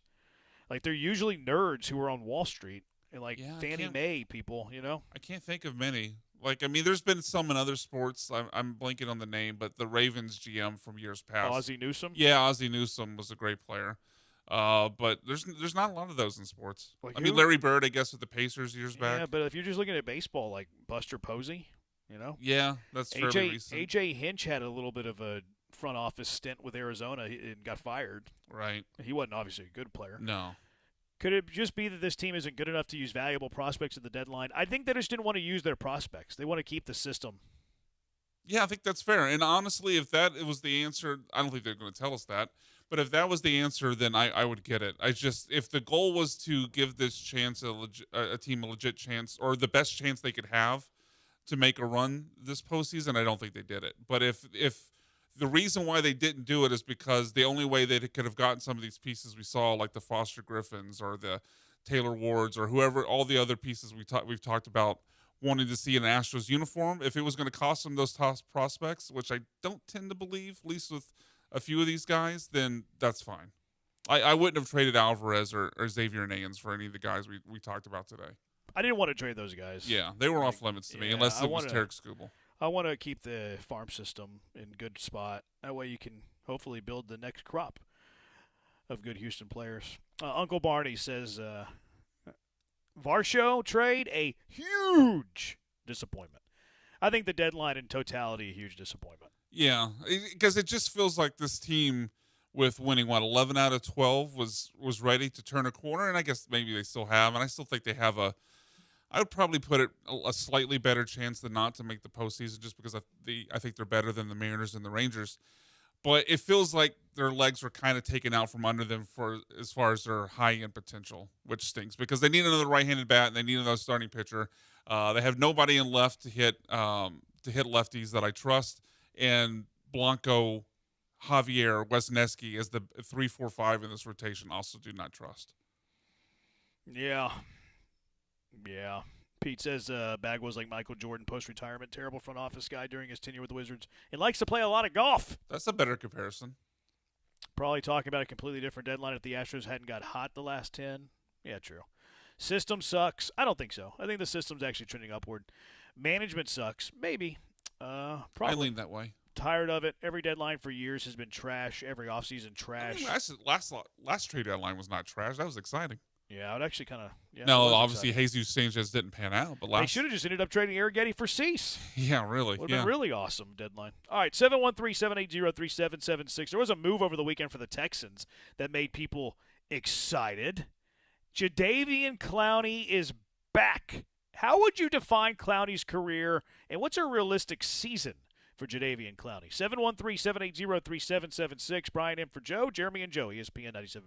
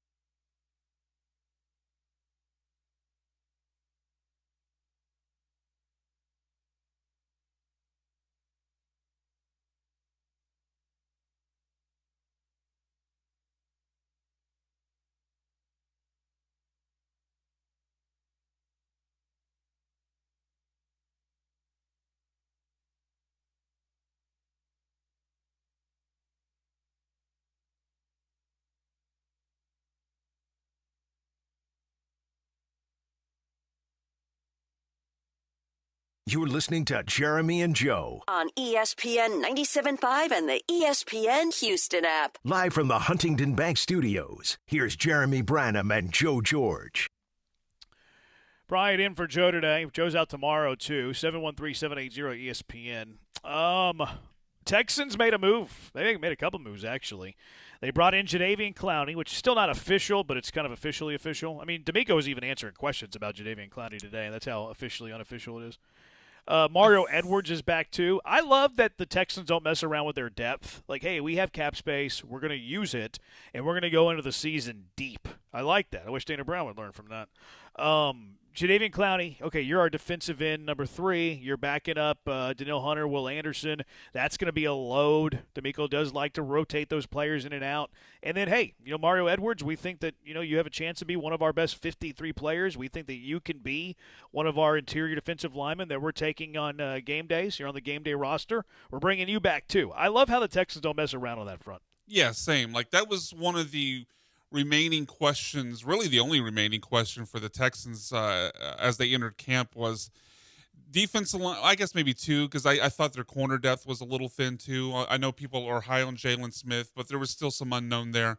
But edge rusher depth I thought it was a legit question. But adding Mario Edwards, I know he's interior, but adding Mario Edwards and now Clowney, who I know he's a little bit older, but still had 8.5 sacks last year. Like, he's been productive. I believe he had a 10-sack season 2 years ago with the Ravens. He was 8.5 last year. 8.5 last year for sure. And I think it was 2 years ago, or 2 to 3 years ago, there was a 10-season sack with the Ravens. He's productive. A 10-season sack? 10-sack season. So Clowney's still very productive, and I think this went from definitely a question to now a strength with the depth that they added with Mario Edwards and Jadeveon Clowney. And I think it is official, by the way. Oh, did they make it official? Yeah, I see something from Aaron Wilson 41 minutes ago. Apparently, they've even assigned him a number. Apparently, Logan Hall, go Cougs, voluntarily I don't think switched. the Texans have announced that, though. There's a graphic that from seems the like, Texans. Well, Aaron Wilson tweeted it out, but it looks like it's from inside their building. It has Clowney's picture and signed, and they've already switched numbers. So those are all reports. Okay, it looks official to me, but apparently Logan Hall switching to 96. Clowney will get his old number 90 back. Yeah, D'Amico was asked about it. He's like, oh, reports. I haven't heard about that, but then was like, yeah, if Clowney is here, blah, blah, blah, blah, blah, blah. The Texans haven't released this news. Well, from Aaron Wilson, for what it's worth, I know he's obviously missed a few big ones. Clowney officially signs 1 year, $8 million max value deal with $5.5 million base. Yeah, I don't think the Texans have made the roster move because they have to be compliant with 90. So I don't think that they've I don't think it's hit the league wire, or the Texans have at least not announced. But whatever, it's all semantics. He's a Texan. Clowney had a quote that I love. Like, this is a guy who likes, like, the Texans have a coach where players want to play for him, which is really, really nice. Now, does it carry to both sides of the ball? I think it does, but especially the defensive side. And, like, are you going to get the prime free agent whenever he's looking for the biggest payday possible because the coach is liked? Probably not. But you're going to get that free agent who's not looking necessarily to cash in because he's already made a ton of money in his career, where, hey, I want to go to a good team with a coach that I like. Give me the Texans. Clowney to Aaron Wilson said, I was looking forward to playing for D'Amico. Pretty exciting coach to play for. I reached out to him and told him I wanted to play for him. So that's pretty cool. The Texans have that kind of coach. Clowney still lives here in the offseason, so like there's reports that he turned down more money to play for the Texans. But, might have been cheaper because he didn't have to, like, rent something and, like, doesn't have to move there. So he's a Texan. The question that I have, how would you define Clowney's career? Because I've seen a lot of people, bring up Clowney. Like, somebody called him a bust today, one of the most overrated players of all time. How would you define Clowney's career? I would. It's tough because I think ultimately it's hard to separate the hype that happened after that bowl game where he nearly killed a Michigan Wolverine. I would say a slight disappointment, but it's still a very, very good player. Yeah. A very, very good, maybe I even would like to rephrase it from disappointment. Maybe just to say he didn't live up to the hype. But that's what I say. Yeah, because it's tough because whenever you say disappointment, didn't live up to the hype, the automatic reaction is like, oh, you don't think he was very good. Like, he's a very, very good player who probably hit 90% of his potential, but he just didn't hit 100%. Yeah, I would say that he didn't live up to the hype. I think that was his career, but I wouldn't call him overrated because I don't think anybody's been overrating Clowney for a decade. It's just the sack numbers, because people had visions when they drafted him. They thought he was going to be Lawrence Taylor. Yeah, or another J.J. Watt. Like, people were salivating the idea of, oh my God, J.J. Watt and Jadeveon Clowney side by side. But yeah, he just never. He was always a great run defender. I thought he was productive. He was versatile. I mean, they were able to move him around. And rush from the middle linebacker spot, a few times. I thought he was a very good player and a plus player, a Pro Bowl player, but he didn't live up to the hype that people thought he had as a rookie. Yeah, but I wouldn't call him overrated. No, not at this stage. Maybe early in his career you could say he was overrated, like first couple of years. Well, certainly, year one he was hurt. I think he got hurt in that Giants game. He was an AP second team selection. His third year in the league. I mean, that's a good year. 9.5 sacks, 9 sacks, 9 sacks, 9.5 sacks, 8.5 last. He's actually become. I don't think he's better late in his career than he was early in his career, but he has become a better pass rusher late in his career. More consistent than he was for sure, early in his career, which is weird. Yeah, I mean, I think that's because some part of the knock on him, I think, with the pass rush was I remember hearing he just didn't have a lot of moves. He was just relying on raw athleticism in South Carolina. So I think over time he's obviously worked with guys at the Texans, with Seattle and Cleveland, Baltimore, the Cowboys. He's had time and with so many different coaches over the course of his tenure in the league to pick up different moves and add to his game. So I think it's probably just a product of that. It looks like he still hasn't got his 10-sack season. 9.5 in 23 with Baltimore, 9.5 with the Texans in 17. Maybe because I remember seeing the clip where he got it with Baltimore and he celebrated, but maybe there was took it away. Yeah, maybe there was a scoring decision later that altered it. But what is his realistic expectations this year? I think he is obviously the third edge rusher, the guy that plays the most outside of Will and Daniil, and 6 to 8 sacks. Okay. I think he's a plus defender still at this age. He's going to stop the run. I think you can move him around a little bit. I don't know if I see him lining up over middle like he did in his younger days. I wonder if they'll put Mario there, though. I mean, not Mario. Will. Yeah, I wonder if on third Will, and long situations they use like Will or Daniil inside. Yeah, I could definitely see Will standing up and rushing for the middle. I wonder if there's even some sub packages for Clowney's in the interior. Yeah, maybe. I mean, he's going to have so many options. Like I think he's very versatile. I could definitely see some in pass rushing situations. I want all three of them in the game. Exactly. I definitely see some third and down situations where Will and Daniil are on the edge and Clowney's rushing from the interior. Has Clowney ever had a year as good as Will Anderson last year? No. No, he hadn't. No. His best year is kind of close, but still not really. His curse was being drafted number 1 overall. Yeah. He had a great career. If he was drafted, I don't know. I mean, he had a great career just for, like, the standard of a football player. Sure, but if he was drafted 12th, we wouldn't have the overhyped, didn't live up to his potential conversation. No, yeah, he's had a good career. Junkie, both disappointing and above average, B+ player. Yeah. Clowney equals NASCAR package from the interior on obvious passing downs. Yep. Great addition, in my opinion. I don't think it necessarily has to be him, but I think I want to see him used that way. I mean, it doesn't have to be him every single time, but I'd like to see that mixed in. You give me a 3rd and 12, and you give me 4 down linemen. You got a little Will, you got Daniil Hunter, you got Clowney, you got Logan Hall. There you go. There's your 4. I would go Mario Edwards. The quarterback. I would go Mario. I would go Mario Edwards. I'm not talking all the time. I'm talking with this team. Yeah, no. I'm just saying. There was probably Mario a little Williams is not in the NFL. I said Mario Edwards. Oh, I thought you said at least I think I said Mario Edwards, but that would be my 3rd and 12 pass rushing. Really? Yeah. Over Logan Hall. Yeah. Get out of here. I mean, Sheldon Rankins isn't a pass rusher. Caden McDonald's not a pass rusher. So yeah, I'd go with Mario Edwards. Give me Logan Hall. Yeah. Go Cougs, but no. If Clowney doesn't get cut, then we're in trouble up front. Next thing you tell me that Mario Williams wants back. If Clowney doesn't get cut, then we're in trouble up front. So if Clowney's on this team, the Texans' defense is in trouble up front with Will Anderson, Daniil Hunter, Tommy Togiai. I guess they're trying to McDonald? not give the front office credit because they lucked into having Clowney. That's a bad take. Yeah, I know, but I think that's what they're saying. This is a good defensive line, even if Clowney never plays a It snap. is. It's just Like, what are you talking about? there's definitely a depth concern, but it's still a good defensive line. I don't think so. I don't think there's a depth concern. Yeah, I had concerns about the depth of this defensive line before they made the additions of Edwards and Clowney. I know you and I may disagree on that. Like I did not like. Oh, I'm in now. He's saying okay. if Clowney doesn't get cut, the Texans' defensive line's in trouble. I guess I'm ridiculous take. interpreting that differently. I think he's saying if they don't add Clowney, they're in trouble. He's saying if Clowney is not added to this roster, the defensive line is in trouble. No, I'm reading it verbatim. If Clowney doesn't get cut, then we're in trouble up front. Next thing you tell me that Mario Williams wants back.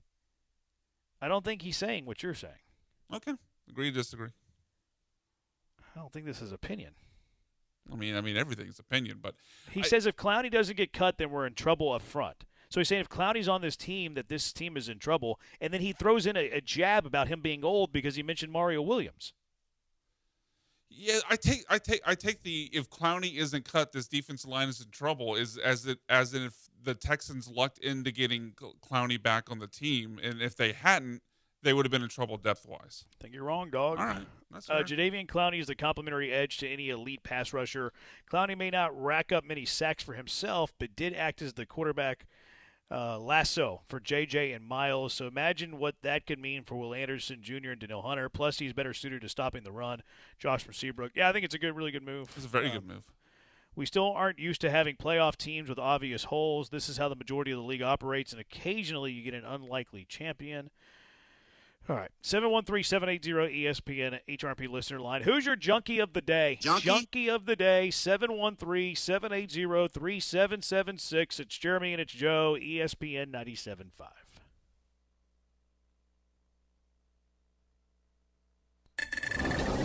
This is Ron Ansana with your market scoreboard report on ESPN 97.5.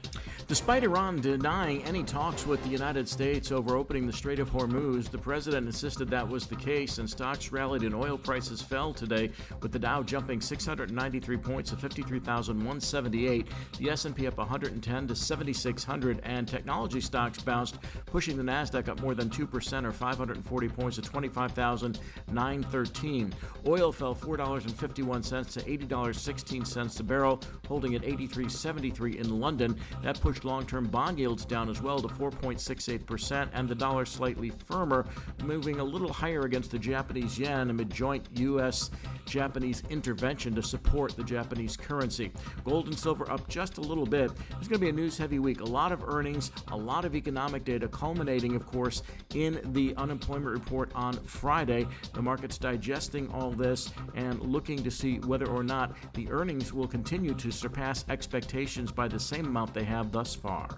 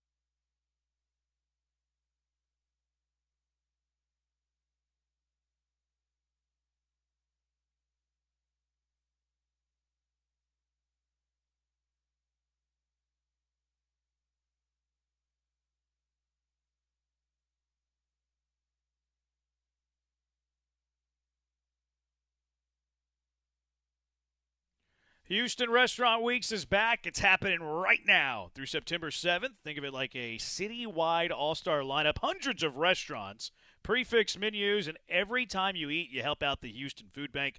Dine out, do good. Check out the full lineup at HoustonRestaurantWeeks.com. One of the best times of the year, especially if you're a foodie and you like to eat. And that's how you get a big panzon. All right, Junkies of the Day, 713-780-ESPN. Junkie of the Day. Branham is right about that text about Jadeveon. Brian is a junkie. All right. I'll concede defeat there. Another junkie says, I did say they – it's not another junkie. It's the same junkie that texted us that. He said he did say they'd be in trouble, but that was before y'all sold me on him. I just figured he was too old. Sorry. You don't have to apologize. Yeah, 8.5 sacks last Another year. junkie. Branham is 100% right about that texter, and I rarely agree with him. I love the backhanded compliment at the end. That's one of my favorite moves. Whenever you're like, Boom, yeah, there we go. you're right. Jeremy Branham's right. You're right. And I never agree with him. I love that move. That's one of my You're usually an favorite idiot, but I 100% agree with this take. I can say he's right because I always think he's wrong. So I'm qualified to say he's right because he's never right, according to me. All right, Junkies of the Day, 713-780-3776. Alex said Joe for not being at work. Someone nominated Just you, Joe. for that. What are you nominating for Junkie of the Day? A couple nominations. First, Ben McDonald, a broadcaster with the Orioles. LSU fame. Yeah, I'm not sure how they got on this topic because from where the video picks up, it doesn't really tell how they get to it. But they were talking about some players' hair, and that launched Ben McDonald in this clip you're about to hear into giving a take about he apparently never uses shampoo. What? You think you use the same amount of product in your hair as Brandon Marsh does?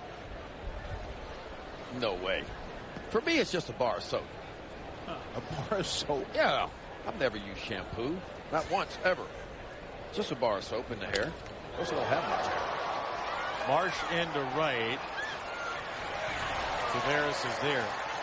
You have never used shampoo? Never. In your life? Never.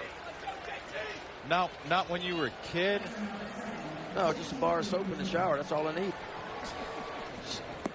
Cleans it perfectly. I mean, feel how soft this is. It's just a bar of soap. All right. Nice and soft. See? I don't know. I didn't know this was a hardo take out there that, I don't use a bar of soap. What do you I mean, a shampoo or just bar of soap? That's all you need. Is that like a manly hardo take out there that I'm not been aware of? I think it's a Louisiana thing. Is it? Okay. He's from Louisiana. It's probably a Louisiana thing. Yeah, but they don't really wash their hair. I didn't know that was the thing. People just not using shampoo because they don't need it. Brian. I think that's why Kevin Brown, who does the play-by-play for Oriole TV, was such in shock. So I don't think it's a thing. I think it's an I anomaly.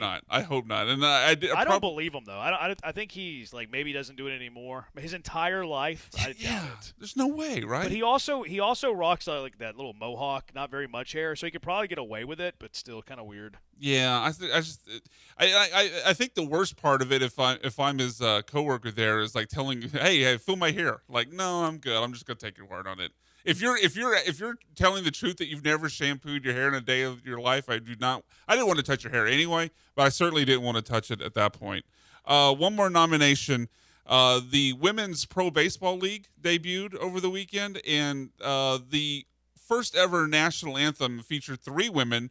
One woman just decided to kind of do her own thing, and it resulted in a classic, if you will, air quotes, national anthem. And the rocket's red glare, the bombs bursting in air, gave proof through the night that our flag was still there. Still there. Oh, say does that star-spangled banner yet wave? Or the land of the free and the home of the brave. All right, grade the anthem, Jeremy. 1.2. Yeah. I'd rather have Carl Lewis's anthem than that one. I don't know. I know Carl Lewis's might be the GOAT as far as bad anthems. Roseanne Barr is the worst. Okay. Oh, actually, good call. Yeah, Roseanne Barr is the worst. Yeah. Yeah, but the visual helps it even more because there's three ladies. Two of them are like trying to stay in the normal rhythm of the song, and the other lady's like kind of looking off the side, not trying to follow them at all. Drops out randomly, jumps in and speeds up randomly. It was chaos. Yeah, my junkie of the day: sinkholes. There was a sinkhole in Beaumont where there's a picture of it on the Channel 11 Twitter where there's just a giant black hole and a truck fell right through the middle of it. Oh. They had to, I don't know how you, pull it out with some sort of Was tow, anybody in the truck? I mean, I think so. I think they were driving. Oof. They just opened up. I don't know if... okay. Maybe not. I don't know. I didn't read the article. I just saw the picture. No, apparently there was someone. It says the driver was able to get out safely. Wow. The city of Beaumont said a water line caused the hole to open up. How deep was the hole, did it say? No, but from my eyes, it looks like a good 3 to 5 feet deep. Okay. Well, some of those sinkholes can get, 20, 30 feet, so that would be a much different, more life-threatening situation, but still terrible. Yeah, it was brutal. Junkie of the Day nomination for the text line, Josh from Seabrook. The argument between Skip Schumacher and the umpire yesterday getting interrupted by God Bless America. That was actually going to be a tip of my cap. If we did the tip of the cap for them stopping as soon as God Bless America started, that was pretty funny. Junkie says a bar of soap and some bayou water. That's all you need in Louisiana. That's a good point. Junkie of the Day, Dana Brown for not getting a picture. Junkie said that was a beautiful song. Thank you, guys. My ears will never be the same after hearing the national anthem. Thanks. You're welcome. Fergie anthem was worse. Remember the Fergie anthem of the NBA All-Star game? Oh, yeah. Yeah, not a good one. I would still say Roseanne was worse, but that Fergie was also not good. Roseanne was the worst. Yeah. Someone said Clint Sterner was in the truck. He's from Baytown, not Beaumont. Wrong B. Oh, somebody said the hole was 20 feet deep. Pause. Ooh. That's a deep hole. Yeah, see, that's a life-threatening situation. That's why I was concerned. He was able to 3 climb feet out. deep, you survived that. But yeah, I couldn't see the bottom of the hole, clearly. All right, it's going to do it for us. Great work from AJ. He's Brian. I'm Jeremy. Tomorrow, Stressens. He'll be with us. Garrett Williams doing the show tomorrow. That should be fun. I'm sure we'll talk a lot about football. The Twitchers will get D'Amico sound that they didn't get today. All right, talk to you later. Good night, Houston. Bye-bye.